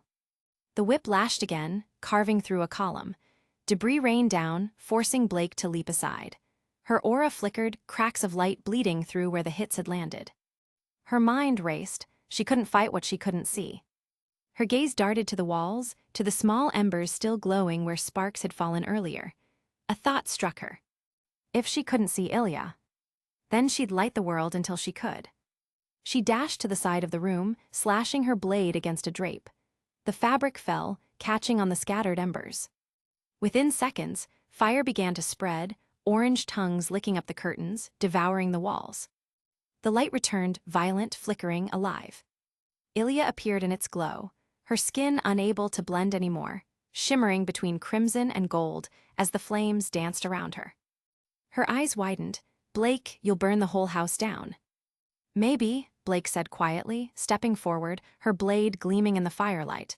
But at least I'll see you coming. The heat built quickly, the air wavering between them as they clashed again. Whip met blade, sparks met fire, and the room became a storm of flame and motion. Blake moved like shadow and flame, dodging, countering, striking in bursts of precision. Ilya fought like lightning, unpredictable, sharp, fueled by emotion. Every hit carried more than intent, it carried memory. The sound of laughter from years ago, the warmth of friendship now buried under ashes. Blake spun, Gamble Shroud's ribbon wrapping around Ilya's arm, yanking her forward. Their faces met for a heartbeat, close enough for Blake to see the shimmer of tears in Ilya's eyes. Why are you doing this? Blake demanded. You don't have to keep fighting. Ilya screamed back, breaking free with a surge of aura. Because if I stop, everything I've done, everything I've lost, means nothing. She swung wide, her whip catching Blake across the chest, sending her sprawling against a burning beam. The fire roared higher, illuminating the scars on the walls and the destruction of their past. Ilya's silhouette stood framed against the fire, trembling. Adam was right, she whispered, though her voice cracked with doubt. You're too weak to change anything. Blake lifted her gaze, pain etched across her features, but her eyes burned brighter than the flames. If fighting for peace makes me weak, then I'll stay weak forever. She launched forward, aura flaring gold. Gamble shrouds split into its chain form, slashing through the firelight in rapid succession. The strikes came faster, more precise, Ilya barely deflecting them with her electrified whip. Then Blake feinted left, vanished into her own shadow clone, and reappeared behind Ilya, blade at her throat. The fight froze. Firelight painted both their faces, Blake steady but pained, Ilya's broken, eyes wide with tears and reflected flame. Stop, Blake whispered, please. Ilya's hand trembled on her whip. For a moment, it seemed like she might surrender. But then, the sound of cracking beams above them. The roof groaned under the spreading fire. Ilya's eyes flicked upward, and in that split second of distraction, she lashed out again, whip coiling around Blake's leg. The two were thrown apart as the ceiling collapsed between them, a wave of fire splitting the room. Blake coughed, covering her mouth from the smoke. Ilya. Through the fire, Ilya's outline shimmered, broken, fading. Her voice came soft, almost regretful. You should have stayed gone, Blake. Then she turned and fled through the broken window, vanishing into the night. Blake struggled to her feet, coughing, eyes stinging from the smoke. The fire roared, consuming the room, memories, warmth, safety, all swallowed in gold and ash. Meanwhile, Weiss and Eden's capture by the Branwen tribe strips away comfort and pride, forcing them to rely on wit and teamwork. Davy and Yang's explosive battle shows strength through trust, while Alice and Kale's eerie encounter at Spectre Academy teases the darker mysteries ahead. Don't forget to favorite, follow, and review all of my stories. Peace. Chapter 31. Spectre Academy, Headmaster's Office. The office of Headmaster Geordie Federa was not what Alice expected. She'd imagined something sterile, grand, and commanding, maybe, but instead, the space felt like a paradox. Warm light bleeding through tall arched windows, long curtains whispering against the floor, and yet an invisible chill that sank into the bones. The air smelled faintly of parchment, oil, and old incense. Behind the massive obsidian desk, bookshelves stretched all the way to the ceiling, each crammed with tomes bound in leather and aura-etched steel. It was beautiful in a haunting sort of way. The kind of place built by someone who had power but never found peace in it. Alice sat across from her father, her posture too straight to be comfortable. Her gloved hands rested on her lap, one gripping the other so tightly that her knuckles were white. The silence between them was a living thing, thick and heavy, humming faintly with the weight of 15 years. Kale had left the room moments ago, but to Alice, it felt like an eternity. His absence left behind a void that neither she nor her father seemed able to fill. The echo of the door shutting was still ringing in her mind, sharp, final, like the ceiling of a trial chamber. This was her dream, and her nightmare fused into one moment. The confrontation she had rehearsed in her head since childhood. Only now, the words she'd prepared had deserted her. Geordie sat behind his desk, hands clasped together, his golden eyes steady but clouded. The light from the nearby window drew lines across his face, cutting shadows that made him look older, wearier human. For a long moment, he said nothing. Then finally, softly, he spoke. How have you been doing, Alice?" The words trembled slightly, as if they weren't sure they deserved to exist. Alice blinked. For a second, the simplicity of the question almost fooled her, almost made her think he cared. But then the bitterness resurfaced, hard and sharp. "I find it ironic that you care," she said flatly. Geordie's jaw tightened, but his voice stayed calm. "And why is that exactly?" Alice leaned back slightly, arms crossing over her chest, her golden eyes narrowing like a blade's edge. "Well, aside from conveniently abandoning me when I was a child," she said, her tone laced with venom, "you also had me followed through the desert.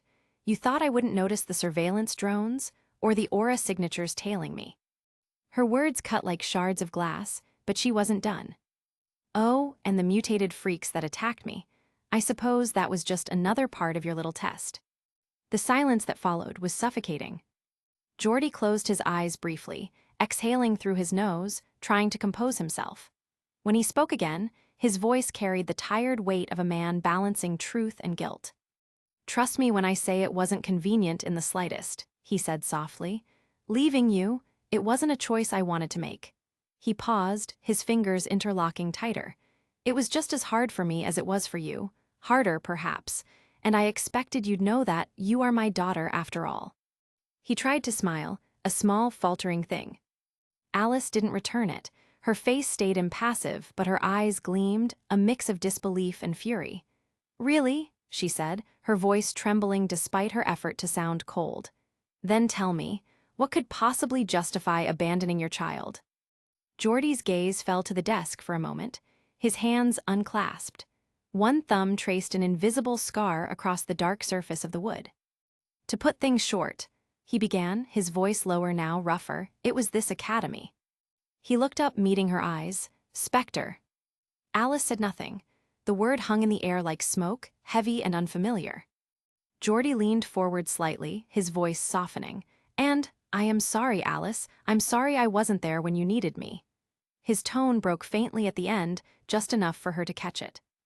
Alice's lips pressed into a hard, thin line. Her voice, when it came, was frost.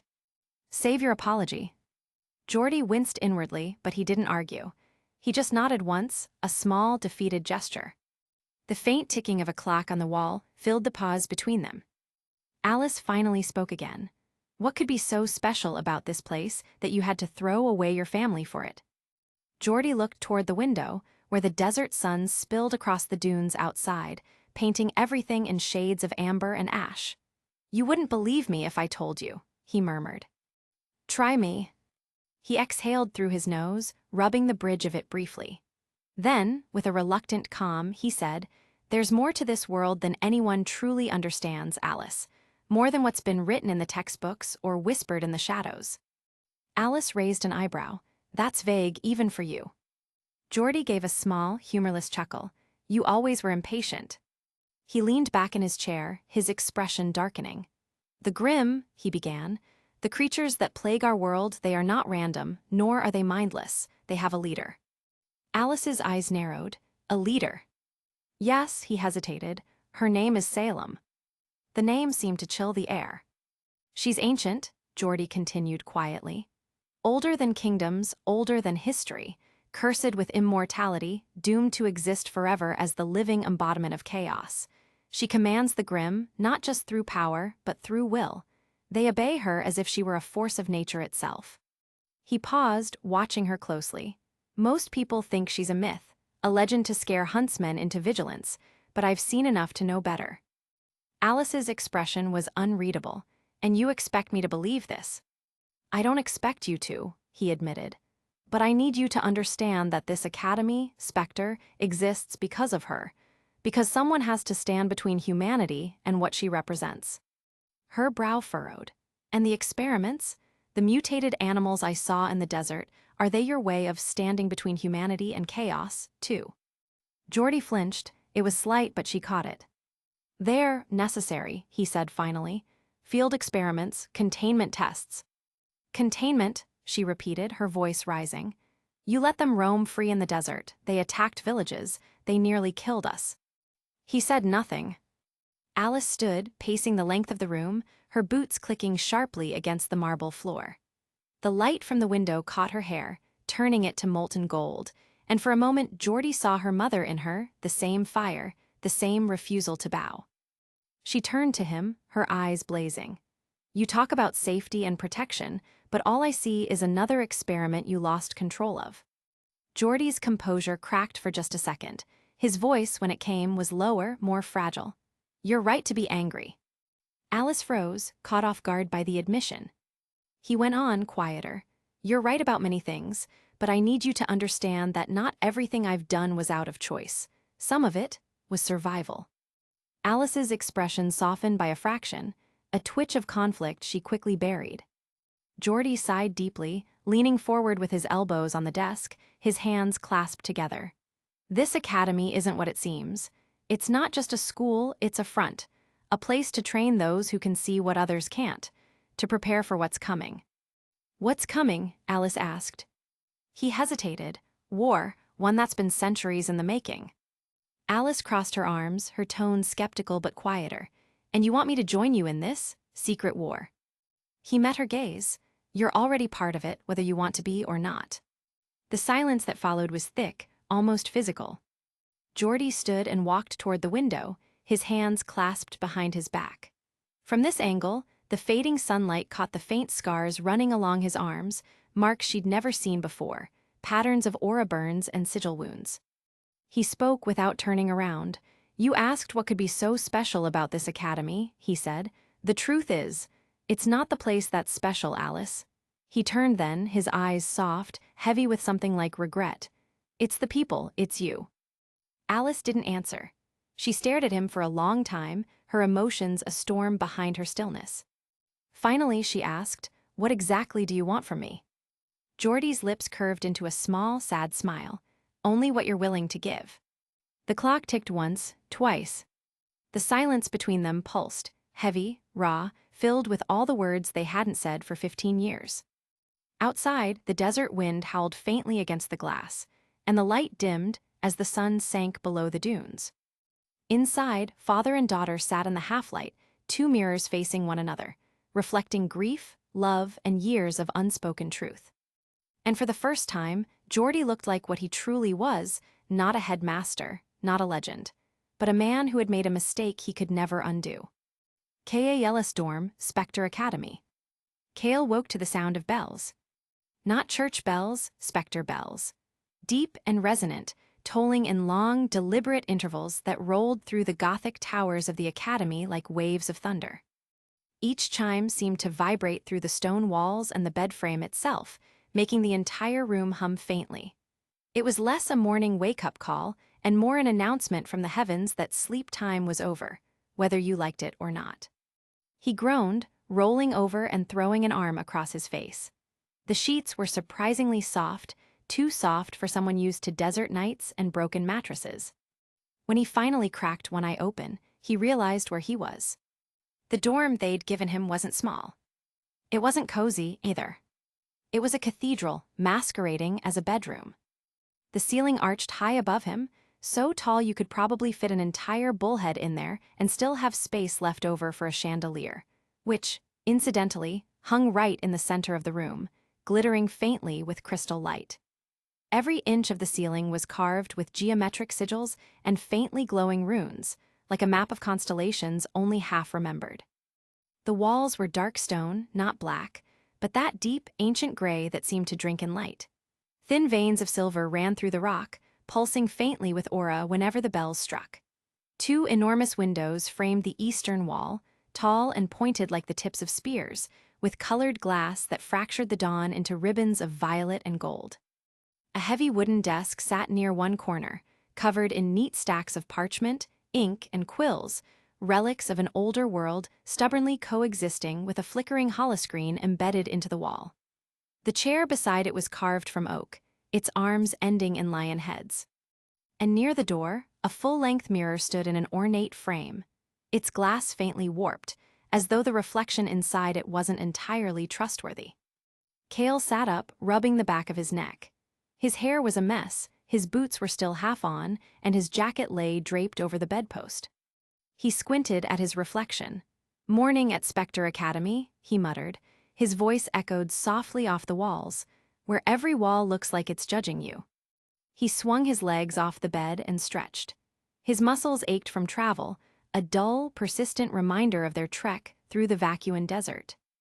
Alice was gone, of course, off doing whatever she was doing. Meeting her father, dealing with family baggage, probably glaring at him across some grand mahogany desk. That left Cale with one dangerous thing: free time. And if there was one thing Cale never did well with, it was staying still. He laced up his boots, shrugged on his jacket, and decided to explore. The hallways outside his dorm were eerily silent at first, wide corridors of black marble and red carpet, lined with statues that seemed to watch him as he walked. His footsteps echoed in the cavernous quiet. After a while, though, the quiet gave way to life. Spectre Academy was awake. Students in tailored uniforms, sharp-cut coats of black and silver, accented with streaks of their team colors, streamed through the halls in pairs and groups. Their boots clacked rhythmically against the polished floors. Some carried weapon cases, others scrolls, and a few carried steaming mugs of something that smelled suspiciously like not coffee. Kale slowed as he passed a group of them. Their energy was a strange mix, disciplined, yes, but confident, almost cocky. You could tell they'd been trained to be dangerous and knew it. Outside, through the arched windows, the academy grounds came alive. The morning sun poured across the courtyards, striking spires and towers that reached skyward like black spears. Students sparred in the open fields, their weapons flaring with aura. The clang of steel and the burst of energy filled the air. In the distance, Kale caught sight of an entire dueling ring suspended over a glowing glyph. It spun lazily in midair, rotating as two figures fought atop it. It was mesmerizing. And in the back of his mind, a little terrifying. He turned a corner and nearly bumped into a pair of students who whispered as he passed. "Is that him?" The outsider? Yeah, rumor says he fought those mutants and lived. Alongside the headmaster's daughter, of course. Really, he doesn't look that impressive. Kale smirked without breaking stride. "You'd be surprised," he muttered under his breath. He made it halfway down another corridor before a familiar voice broke the moment. Mr. Veers, wandering the halls without a guide. Kale turned, and there he was, Aspen. The man looked as flawless as ever. Emerald coat, silver trim, polished boots, posture so upright it could probably cut glass. His dark hair gleamed faintly under the aura lamps, and his calm expression carried just enough authority to make Kale feel like he was back in class. Kale grinned, just taking in the sights. Making sure this gothic version of Beacon doesn't fall apart on me. Aspen's brow rose, unimpressed. "We pride ourselves on durability." "Yeah, I can tell. Everything looks like it's been here since the dinosaurs had mortgages." Aspen gave him the kind of long, weary sigh that only patient instructors and exasperated babysitters could manage. Then, surprisingly, he gestured for Kale to follow. "If you truly wish to see the academy," Aspen said evenly, "I can arrange a more structured tour." Kale blinked. "Wait, really?" "Considerate orientation. Headmaster's orders."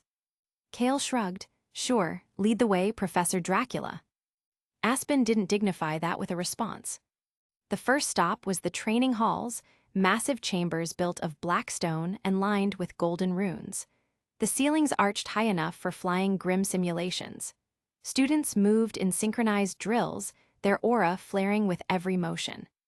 Kale's eyes went wide as one student conjured a translucent, spectral wolf to fight alongside her. The creature shimmered like smoke caught in moonlight. He whistled. "You guys do this for class? Shade made me fight holograms that lagged every 10 seconds. Aspen's mouth twitched, almost into a smirk. "We take practical learning very seriously." Next came the forge, a vast workshop alive with heat and movement. Sparks flew from anvils as students hammered glowing metal. The air smelled of oil and ozone. Aura crystals embedded in the walls pulsed rhythmically, syncing with the sound of hammers. A mechanical arm twisted above one workbench, etching intricate glyphs onto a blade's edge. Kale leaned closer to one half-finished weapon, his reflection dancing across the molten surface. "That's actually really cool. I thought this place was all about chanting in Latin and looking dramatic." Aspen arched a brow. "We prefer the term ancient dialects." Kale chuckled. Sure, potato. Their next stop was the greenhouse, except it wasn't a greenhouse in the traditional sense. No plants, no soil, no water. Instead, the air hummed with raw energy. Transparent containment pods lined the room, each holding crystalline growths that pulsed faintly with color. Blues, purples, greens, like fragments of frozen light. Kale's eyes widened. "You're growing dust crystals." "Studying them," Aspen corrected. "Their resonance fields are unpredictable, but the headmaster believes they hold the key to harnessing sustainable dust generation." Kale's eyebrows rose, so like free power. In theory. Kale crossed his arms, tapping his boot. You know, that actually sounds kind of wait, why is that one moving? A small crystal vine twitched in its containment pod, curling slowly toward the glass. Its tip glowed brighter the closer Kale leaned. Aspen calmly reached out, tapped a control rune, and the vine retracted. Growth reaction to warmth, he said simply. Nothing to be concerned about. Kale gave the pod a wary look. Yeah, sure, until it learns how to walk. By the time they returned to the main courtyard, Kale's brain was buzzing. He'd expected Spectre to be dark, secretive, and full of whispered experiments, which okay, it still was, but it was also alive. Everything here breathed innovation. Students pushed limits, explored, experimented, sometimes failed spectacularly, but they were all reaching for something new. He looked around at the towers, the classrooms, the courtyards full of laughter and sparks of aura, and realized, to his surprise, that he didn't feel unwelcome. So, he asked as they walked beneath a sprawling archway, what exactly is Spectre's deal? Like, what's the big goal? Aspen's eyes flicked toward him, thoughtful. We are morally gray, he said at last. We seek to do what's good for others, no matter the cost. Kale nodded slowly. Yeah, that sounds like something your headmaster would say. Then with a grin, still not bad. I thought this place would be all doom and gloom. Turns out it's just slightly less doom, slightly more science. Aspen gave him a long, unreadable look. I'll take that as a compliment. Please do. They stopped before the great stairway leading back to the upper dorms. Students passed them, their laughter echoing through the stone halls. The light filtering through the stained glass painted them in shades of violet and gold, warriors in a dream. Kale lingered for a moment, watching them. The academy had a pulse, a rhythm, a strange kind of purpose he hadn't felt in Beacon. He didn't want to admit it, not to Aspen, not even to himself, but he was starting to like it here. Maybe too much. As Aspen turned to leave, Kale looked back at the sprawling courtyards, the students sparring under the morning light, and muttered to himself. Yeah, this place might actually be worth sticking around. And for the first time since arriving, the bells didn't sound so heavy. They sounded like possibility. In a lecture hall. The lecture hall of Spectre Academy was enormous, a cathedral of intellect and discipline. The ceilings soared higher than most watchtowers, ribbed with black arches that stretched across like the bones of some colossal creature. Enchanted lamps floated overhead, their light a faint emerald hue that cast long, moody shadows across the obsidian-tiled floor. Rows upon rows of desks curved downward like an amphitheater, their surfaces engraved with faintly glowing glyphs. At the far end, behind a crescent podium carved of marble and rune steel, stood Aspen. He was alone. His posture, always impeccable, carried a subtle tension now, like a bowstring drawn just short of release.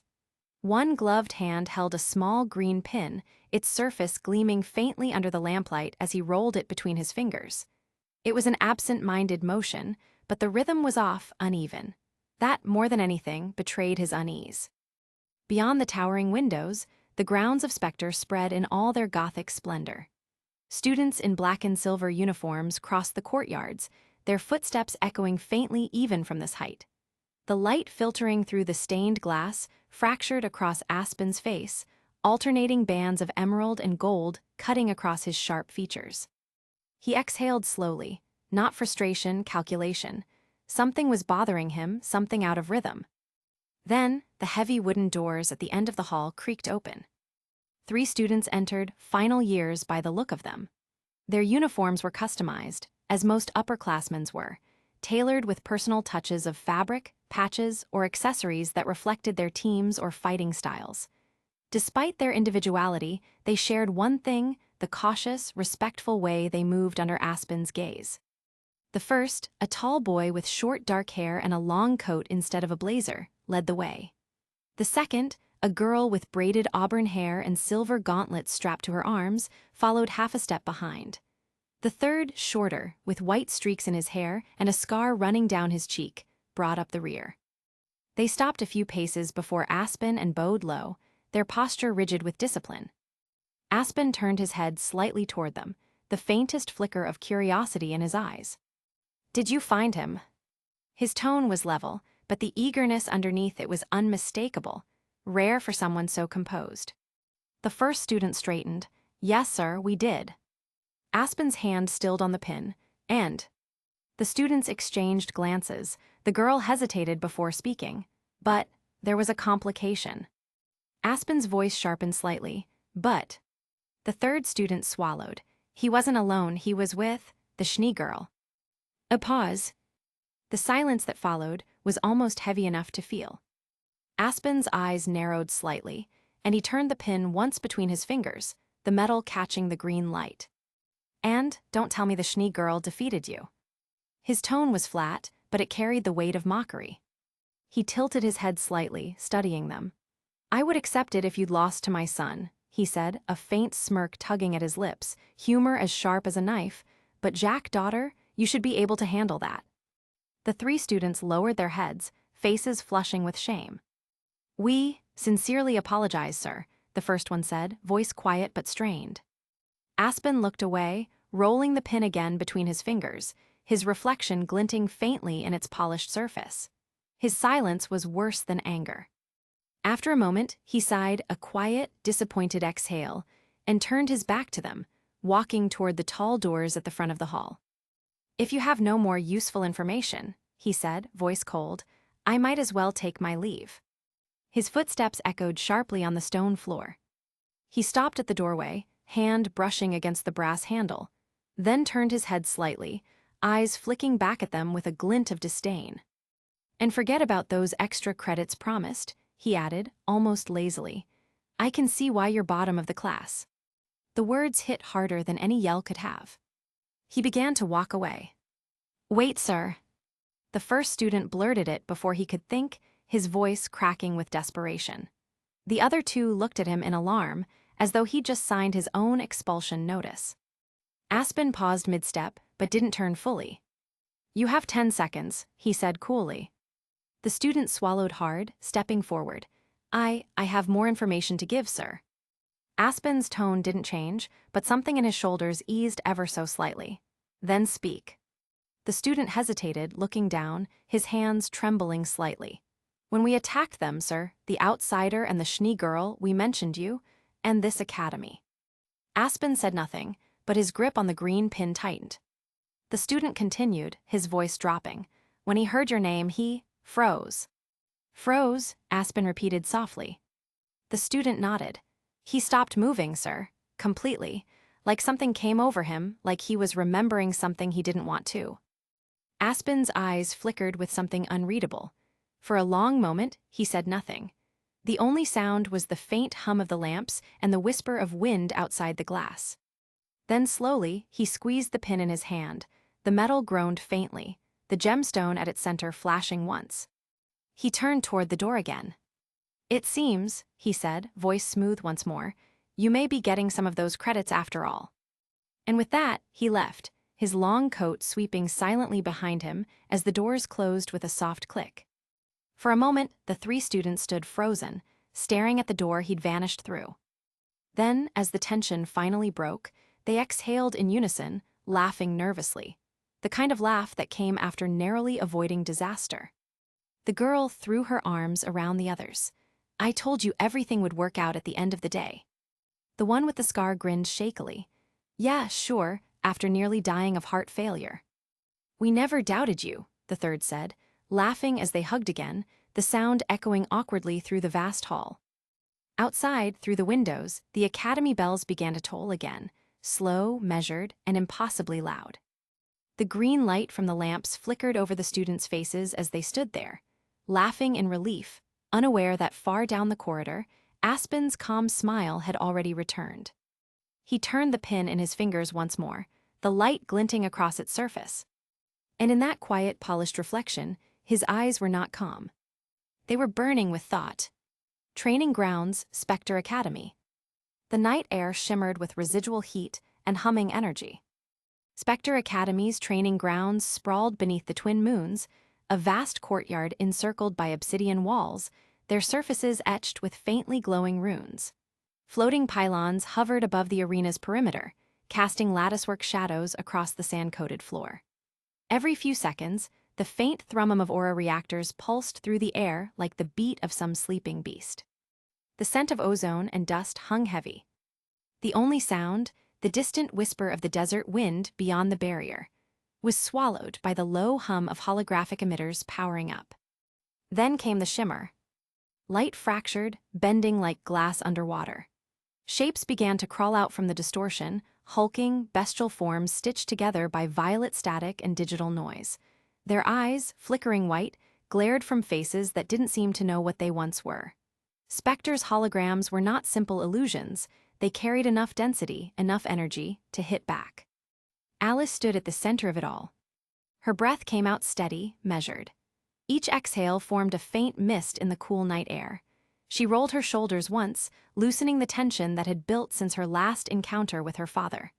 Her long coat swayed around her as the artificial wind stirred, every movement deliberate, poised. Her fingers brushed the hilts of Excel, twin katanas strapped across her lower back, their polished steel reflecting the moonlight in silver arcs. Her reflection, pale, sharp, tired, blinked back at her from the blade's surface. She whispered, almost to herself, "All right, let's clear my head." Then she moved. The first creature roared, a warbled sound between data and flesh, and lunged. Alice's body flowed sideways in a perfect parry dodge, her blade snapping free with a sound like silk tearing. The strike was clean, a single horizontal arc that bisected the creature from chest to spine. The beast exploded into white static, dissolving into nothing. But more came 3, 5, 9. The simulation had sensed her aggression and responded in kind. She sighed a small, wry sound that barely left her lips. Figures. Her aura flared. Blue light traced the edges of her body, shimmering like frost across the sand. In an instant, her outline fractured, and 4 identical copies of her stepped forward, their eyes gleaming with the same calm intensity. The air trembled with power as they took formation. Each clone was faintly translucent, shimmering like water, but their movements were flawless, their expressions mirrors of hers. Alice smirked faintly. "Let's dance." The clones moved first, a flurry of motion, light, and sound.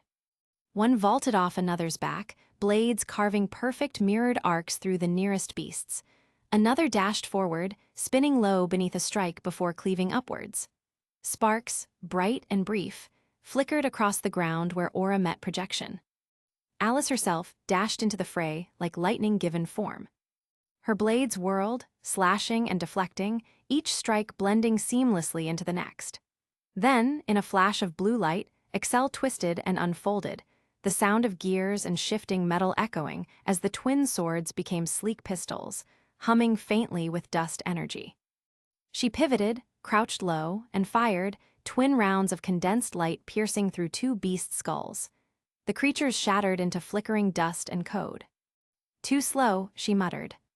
One of her clones took a hit from behind, claws tearing through its illusionary chest before it burst into shards of blue glass and fading light. Alice didn't even flinch. "That's one," she murmured. Her tone was cold, efficient, but her pulse was quickening. She could feel the training simulation learning, growing, pushing. Another wave materialized, faster, smarter. This time the holograms moved like hunters, coordinated, surrounding her. Alice narrowed her eyes. Her aura burned brighter. 2 more clones flickered into existence beside her, reforming the circle, 6 of her now, moving as one mind. The rhythmic hum of their aura filled the air, rising in a crescendo like a battle hymn. She whispered, "Overactive imagination, don't fail me now." They charged. The training yard erupted into chaos, gunfire and steel, streaks of azure light cutting through shadows.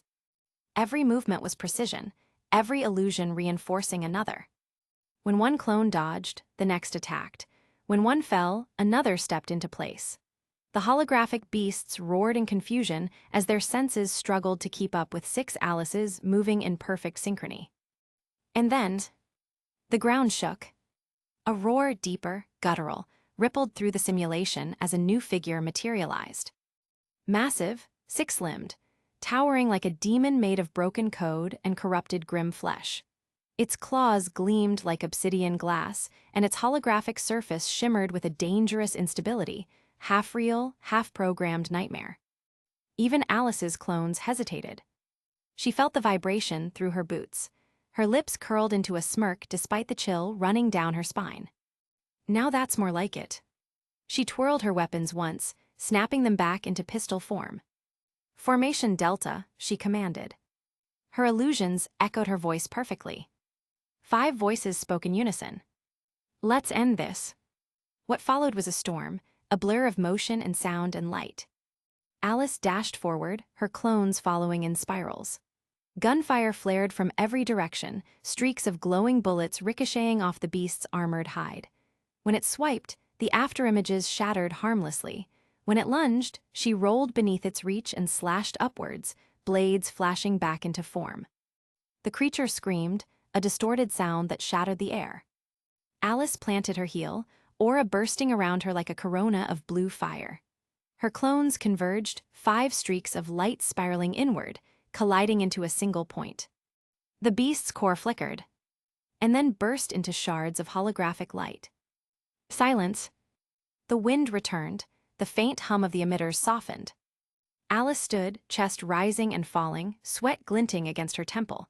Her clones faded, one by one, into blue wisps. Simulation complete, an automated voice droned. She exhaled, lowering her blades. Finally. Then clap, clap, clap. The sound echoed through the empty arena. Alice turned, her expression immediately hardening.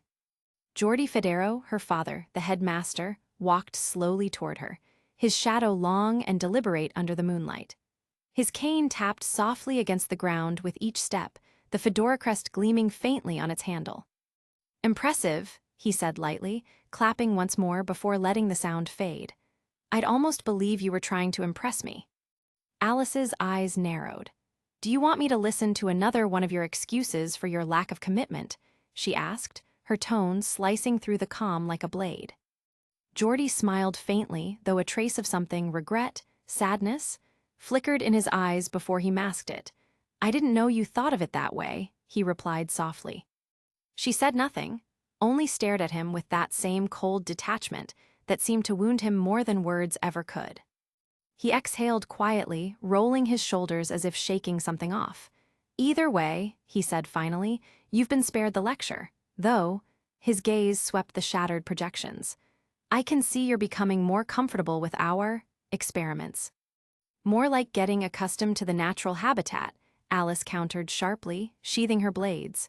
Her voice was calm, but there was venom beneath it, controlled, focused. Jordi smiled faintly, that same half-proud, half-melancholy smile he used to wear when she was small. Still sharp-tongued, he said. You get that from your mother, and me off course, Jordi said proudly. Her expression flickered, just for a heartbeat, before she forced it back into steel. Jordi tapped his cane once against the ground. How about a little duel then? He said suddenly, his tone light, almost teasing. The cane clicked, the sound of gears and shifting steel, as the slender rapier within slid free with a hiss. The moonlight caught its edge, painting it silver-white. He raised the blade in salute. A father-daughter duel never hurt anyone. Alice's smirk returned, cold and razor-thin. It's more like a stranger-stranger duel, she said quietly. Something in Jordi's eyes dimmed, but he didn't hesitate. Then let's see how well this stranger taught his blood to fight. He lunged. The 2 blades met in a flash of light. Sparks scattered across the training ground as steel sang against steel. Alice parried once, twice, her footwork perfect, but Jordi was fast. His movements were elegant, fluid, unpredictable. The rapier blurred, and suddenly there were 2 of him. Afterimages. His semblance. Alice's instincts screamed, and she twisted aside just as one of the copies lunged. Her katana cut through the illusion, but another appeared instantly, his movements mirrored, overlapping in impossible patterns. She spun, blocked, and slid backward, her boots skidding against the dust. Her aura flared, summoning a clone of her own beside her. For a heartbeat, 2 silhouettes of gold and blue danced in the moonlight, mirrored by 2 more in green and silver. Father and daughter. Reality and illusion. 4 figures moving in perfect, chaotic synchronicity, until steel clashed and light exploded between them. Spectre Academy, Combat Hall. The combat hall shimmered under the high arcs of light, a cathedral of kinetic energy and sparking dust vents. The floor, broad, circular, and made of polished aura-reactive panels, reflected every movement like a mirror waiting to be shattered. Glyph projectors hummed overhead, ready to record aura fluctuations. The air was cool but thick with tension. Rows of students sat along the tiered viewing platforms, a mix of veterans and new trainees. Laughter and chatter echoed faintly, but everyone straightened as Professor Aspen Vale strode to the center. Aspen was calm yet commanding, her presence like a blade sheathed in sunlight. Silver hair tied into a loose braid shimmered faintly as she walked. Her combat jacket bore faint dust scars, and her teal eyes had the kind of focus that could silence a crowd without a word. She raised her hand slightly, and silence rippled across the room like wind over glass. "Today's exercise," Aspen began, her voice steady and bright, "isn't about who hits harder. It's about control of your aura, your timing, and your intent." Her gaze swept across the assembled students. "I want 2 volunteers, one to challenge, one to rise."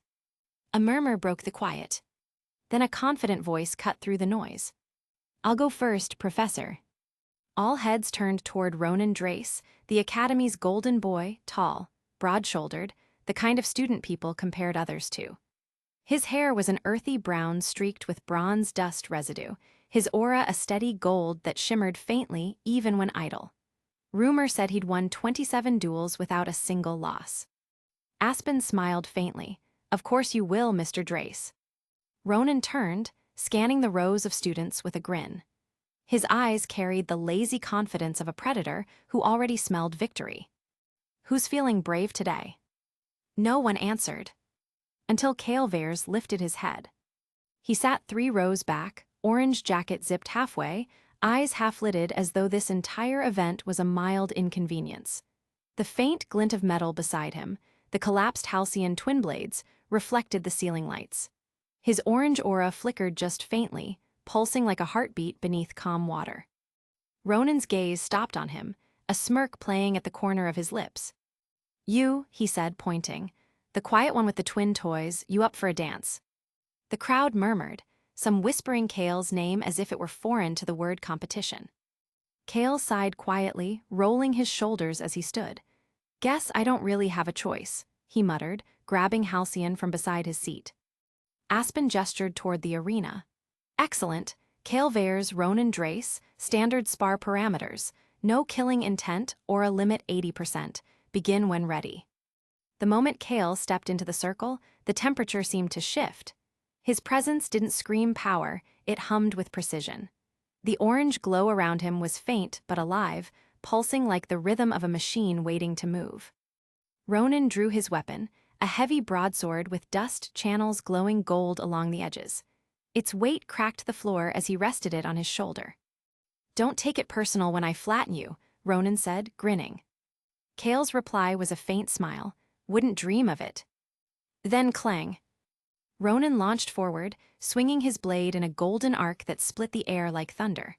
The sound echoed through the hall. Kael sidestepped, barely. Sparks danced as the sword met Halcyon's blade in a tight parry. The kinetic shock pushed Kael back half a meter, but he didn't stumble. Instead, he twisted his wrist, and a faint shimmer rippled through the air, the signature effect of vector break. The gold aura trailing Ronan's swing suddenly jerked sideways, veering off course. The blow that should have come down straight now crashed into the floor, throwing up a cloud of dust and light. "What?" Before Ronan could finish, Kael countered, sliding forward in a fluid motion, both blades whirling in a silver-orange blur. His strikes were swift, narrow, and precise, each deflection feeding energy into the next. Ronan grunted, blocking, each clash louder than the last. "Not bad," the A student growled, "but you're gonna need more than parlor tricks." He planted his foot, aura flaring, and unleashed a dust burst, a wave of golden energy erupting outward. Kael crossed his blades, the blast hitting him full-on. But instead of being thrown back, the wave bent. The energy coiled around Kael like liquid light, drawn toward the pivot of his blades.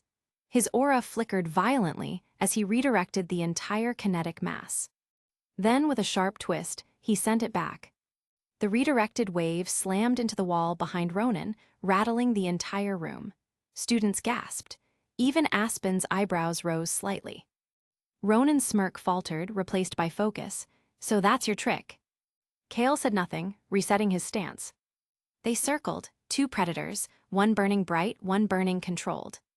Ronan went aggressive now, his swings heavier, aura brighter. Each strike left golden trails slicing through the air. Kale's movements became a dance of interception and diversion, redirecting, deflecting, spinning away. Every impact sent ripples of orange light across the arena floor as vector break absorbed force. But Ronan adapted quickly. He began using feints, half-swings that baited Kale's redirection before slamming in from another angle. The tactic worked. A golden strike grazed Kale's shoulder, burning through aura and knocking him back. The crowd roared. Kale staggered, sliding on his heels. The orange glow flickered weakly, a trickle of sweat sliding down his cheek. Ronan pointed his sword. You've got skill, Vares, but raw strength wins fights. Kale exhaled slowly, his eyes glinted. Not always. He snapped Halcyon open. The blades collapsed and reformed, morphing into sleek, angular crossbows. Ronan blinked. Wait, what? Kale fired. A bolt streaked through the air, then curved mid-flight, ricocheting off the wall before striking Ronan square in the chest. The audience gasped. Kale reloaded with mechanical grace, aura streaming through the weapon's grooves. Another shot. This one split midair, one bolt hitting Ronan's sword, the other grazing his leg. Ronan snarled, charging forward. Kale shifted forms again, blades unfolding as he dashed in, slashing upward with orange sparks flaring from each hit. Ronan blocked, but Kale's footwork was too clean, each movement connected seamlessly, one attack feeding into another. Redirect, pivot, counter, redirect again. The air became a storm of metal and light. Both fighters were breathing hard now. The audience sat frozen in silence. Ronan's aura flared to 70%, gold veins of energy coursing through his sword. Kale's orange aura pulsed erratically, but his eyes, calm, steady, burned brighter than ever. You've pushed me far enough, Ronan barked, slamming his blade into the floor. The ground lit up with dust sigils. Let's end this. Golden energy erupted upward like a geyser, launching Ronan forward at breakneck speed. Kale planted his heel. The world slowed. Every vibration, every particle in motion, he felt it. The direction, the force, the flow. When Ronan's blade came down, Kale moved. One step, one swing, one pulse. His right blade caught the strike. His left hand touched the hilt. Vector break activated. A sphere of orange light exploded outward as Kale reversed the attack's trajectory, redirecting every ounce of Ronan's force straight back at him. The golden aura shattered like glass. Ronan was flung backward, crashing into the far wall with enough force to rattle the viewing stands. His sword clattered away, sparking against the floor. The entire hall went silent, except for the fading hum of Kale's aura. Kale stood at the center, blades crossed, orange light fading from his eyes. His chest rose and fell steadily as the panels beneath his feet dimmed. Aspen raised her hand, match over. For a moment, no one spoke. Then the room erupted. Students burst into applause, shouts, and whispers filling the hall. Did you see that? He redirected Ronan's attack, like the whole thing. I didn't even think he could win. That was insane.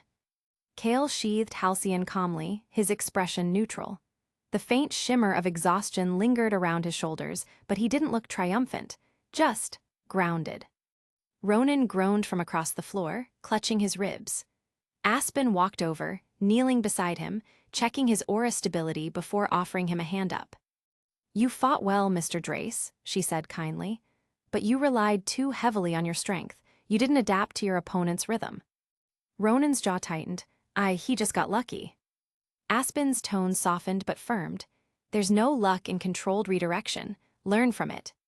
She turned to Kale. Excellent composure, Mr. Vares. You used your aura and semblance intelligently. Just be mindful of overloading your channels. You were seconds from overdraw. Kale nodded lightly. Noted, Professor. Ronan scowled, brushing dust off his uniform. Whatever. Enjoy the attention while it lasts, he muttered, storming off toward the exit as the crowd parted silently around him. Kale watched him go, then shrugged. Guess some lessons take longer to sink in. Aspen smiled faintly at that, hands behind her back as she addressed the rest of the class. Let that be your takeaway today. Strength wins battles, but control wins wars. The students fell quiet again, every word sinking deep. Kale stepped off the platform, orange aura still faintly glowing around his shoulders. As he passed the murmuring crowd, heads turned, some in awe, others in disbelief, a few in new respect. For the first time since joining Spectre Academy, Kale Veers had stepped out of the background. And everyone now knew his name. Spectre Academy, training ground. The room hummed with quiet power. Spectre Academy's training ground was a cathedral of light and steel, a domed chamber encased in reinforced glass and aura-dampening fields. Floating glyphs shimmered like runes suspended midair, recording data. The floor beneath was segmented into reactive panels that pulsed faintly with every step. At the center stood Alice Fedora, hair free and flowing as if wind was blowing it, twin katanas excel resting in her hands. The blades shimmered faintly blue in the sterile light, like they were breathing with her aura. Across from her, arms folded, stood a tall man in his late 30s, Geordie Fedora. His hair was peppered with faint streaks of silver near the temples, and his long coat swayed slightly even though there was no wind. His eyes were calm, measured, too calm. Alice hated that look. You don't even look nervous, she said. Geordie raised a brow. Would that make you fight harder? She tightened her grip on Excel. It'd make you look human. The holographic timer above them blinked. Training round 1, begin. Alice moved first. Her boots scraped across the floor, a flash of blue aura bursting from her feet as she darted forward, blades drawn. The air hissed as Excel cut twin arcs through the space between them. Geordie's hand barely flicked. The whip-like weapon ghostline unfolded from his sleeve, its semi-ethereal cord igniting into twin streaks of cerulean light. Crash! The first collision rippled through the hall like thunder. Sparks of blue aura scattered, shimmering like frost in sunlight. Geordie turned with a relaxed twist of his wrist, letting ghostline wrap around one of Alice's blades before he yanked. She slid across the floor, caught her footing mid-motion, and twisted out of the snare with a short growl. You've gotten faster, Geordie said evenly. You've gotten smugger. She blurred again, her semblance overactive imagination flickering to life. 3 translucent silhouettes bloomed behind her like flickering afterimages, each one solidifying until the air trembled from the pressure. They were herselves, same weapons, same eyes, same burning anger. They all lunged at once. Geordie sidestepped the first strike, his whip flashing horizontally. The clone's torso dispersed into aura mist, but 2 others filled the gap instantly. Alice herself vaulted high, blades spinning, while her doubles pressed from below. Ghostline split into 2 arcs, its segments whipping across the air like twin ribbons of lightning. Geordie's movements were smooth, one hand blocking, the other countering, a dance of perfect economy. The whip snapped, coiled, cracked, every motion a line drawn with purpose. For every strike Alice's clones made, Geordie responded with a clean, fluid motion. It wasn't aggression, it was discipline, shaped by years of mastery. Still, she pushed harder. Stop holding back, she shouted mid-spin. He caught both katanas between the 2 glowing cords of ghostline, locking them in place. The impact pushed him back an inch, just an inch, but that was enough to make her smirk. You are holding back, Alice said again. He didn't answer. He only tilted his head slightly, faint amusement, or maybe regret, and then twisted his wrist. The cords brightened, ghostly blue flames tracing along their length before detonating outward. Alice was thrown back, aura flaring to absorb the impact. She slid to a stop, boots screeching against the metallic tiles. The floor beneath her sizzled where his energy had grazed. The clones reformed instantly, for this time. The air rippled with phantom heat. Each clone mirrored her stance, blades drawn low. Geordie flicked his weapon back into its compact saber form, holding it reverse grip. You always rush, he said, voice low. Still haven't learned to pace your aura output. You always lecture, she shot back, sprinting. They met again in a blur of steel. Alice slashed in an X, while her clones assaulted from the flanks. Geordie parried one, twisted under another, and drove his knee into a clone's gut. The construct burst into blue light. The second clone landed a clean hit to his side, blade biting deep, but the moment it connected, Geordie's form phased. An afterimage. The clone's strike sliced through empty air as the real Geordie appeared behind her, whip-saber already drawn back. Alice turned just in time to block, clang. Sparks erupted between them, their blades locked, faces inches apart. "You have a clone semblance too," she asked, breathing hard. "We are more alike than you think," he said quietly. Their weapons pulsed. The air between them vibrated with competing aura frequencies, blue clashing against blue, father against daughter, teacher against student. The clones rushed again, but Geordie moved through them like water. Each motion was efficient, devoid of anger. He wasn't fighting her to win, he was teaching. That realization burned hotter than his strikes. Alice yelled raw, furious. Her clones followed suit, 5 voices screaming in overlapping echoes. The sound shook the chamber. They lunged together, and for a moment, Geordie's form vanished entirely, his semblance afterimage activating to its full extent. What followed was chaos, a storm of blue phantoms and steel. Ghostline's cords lashed through the air, carving light trails that overlapped with Alice's own aura illusions until the entire hall was a kaleidoscope of blue motion. Spectre Academy's monitors struggled to track the real ones among the ghosts. Energy readings spiked beyond safe parameters. Alice's aura was bleeding. Each clone's destruction fed back into her, every loss a hit absorbed, every shatter a pulse of pain. But she didn't care. She lunged again, spinning her twin blades into pistol form mid-motion, Excel's barrels humming with charged aura. She fired. Twin bolts of compressed blue energy screamed across the hall. Geordie ducked under the first, deflected the second with a whip flick, but then she was already on him again. Her clones, now 6 in number, closed from every angle, their gunfire synchronized into a spiral barrage. He reacted, ghostline cracked against the ground, sending a shockwave of spectral energy that shattered the clones nearest to him. The rest blurred away just before impact, reforming behind him. A pistol barrel pressed against his back. "Dang," Alice hissed. He turned calm as ever and simply said, "Too slow." His afterimage flickered out of existence, and the real Geordie appeared beside her, palm glowing with pure aura. He struck her side, not hard enough to wound, but enough to remind. The burst threw her off her feet. She rolled, landed on one knee, aura shimmering faintly around her body. Her breathing came ragged now, but her eyes were alive with stubborn defiance. She stood. "You're holding back," she spat. "You think I can't tell." Geordie said nothing. He adjusted the handle of Ghostline, the weapon humming faintly in sympathy with his aura. "You think I came here just to spar," she shouted. "You walked out on me, and now you act like a teacher again? Say something, damn it." The air around her exploded with blue energy.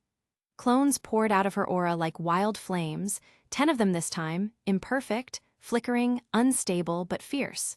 They screamed as they attacked, like echoes of her own pain. Geordie's face softened. "Alice." She cut him off with a roar. "Don't call me that." The clones crashed upon him in a furious wave. Geordie's aura flared bright, brighter than hers had ever been. The temperature of the air shifted, the lights in the hall dimming against the sheer radiance of his energy. Ghostline split into twin whips again, each cord burning with solidified aura. He spun them in wide arcs, deflecting and shattering clones like they were made of glass. Every time a clone fell, another filled its place. Alice darted among them, her strikes unpredictable, her movements driven by emotion more than logic. Her blades met his whips again and again, sparks of light painting the floor like constellations. She ducked, kicked, slashed, fired, relentless. He blocked, countered, twisted, flowed, controlled. The longer the fight dragged, the clearer the difference became. Geordie's aura remained steady, every movement measured. Alice's, by contrast, flared and wavered, a storm without focus. Still, she refused to stop. Her aura surged to dangerous levels, clones bursting uncontrollably, flickering with distorted shapes. The energy buildup made the air hum. Geordie's voice finally cut through. Enough. His aura exploded outward in a shock dome of light. The clones disintegrated instantly, the pressure wave forcing Alice back across the floor until she hit the far wall. When the light faded, Geordie stood alone at the center, coat fluttering, breath even. Alice struggled to stand. Her aura flickered faintly now, barely holding. "You could have ended it," she whispered. "I didn't want to," he said simply. "You still think I'm a child." "No," he said, lowering ghostline. "I think you're fighting for the wrong reason." Her grip tightened around her weapons. "Then fight me seriously," she said, voice trembling between exhaustion and rage. "Just once, no holding back, no lessons."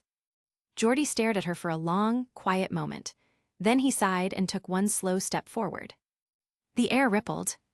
His aura surged again, brighter, sharper, more intense than before. The ground cracked beneath his boots.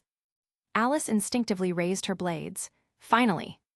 But he was already gone. A blur of blue light passed by her, not a strike, not even a hit, just presence. By the time she turned, Ghostline's cords had already coiled loosely around both of her blades, not restraining but disarming. She hadn't even seen him move. For a long second, neither of them spoke. Then he released her weapons and stepped back. "That," he said quietly, "was me holding a little less back." Alice's eyes widened. Her hands trembled slightly, not from fear, from realization. She could feel it now, the difference in their aura depth. His was a still ocean, hers was a storm. She sheathed her blades, jaw tight. "You're still a bastard." "Probably," he admitted. The training hall was silent, except for their breathing. Faint smoke rose from the floor where aura burns marked their movements. Alice sat down on the steps near the edge of the arena, dropping Excel beside her.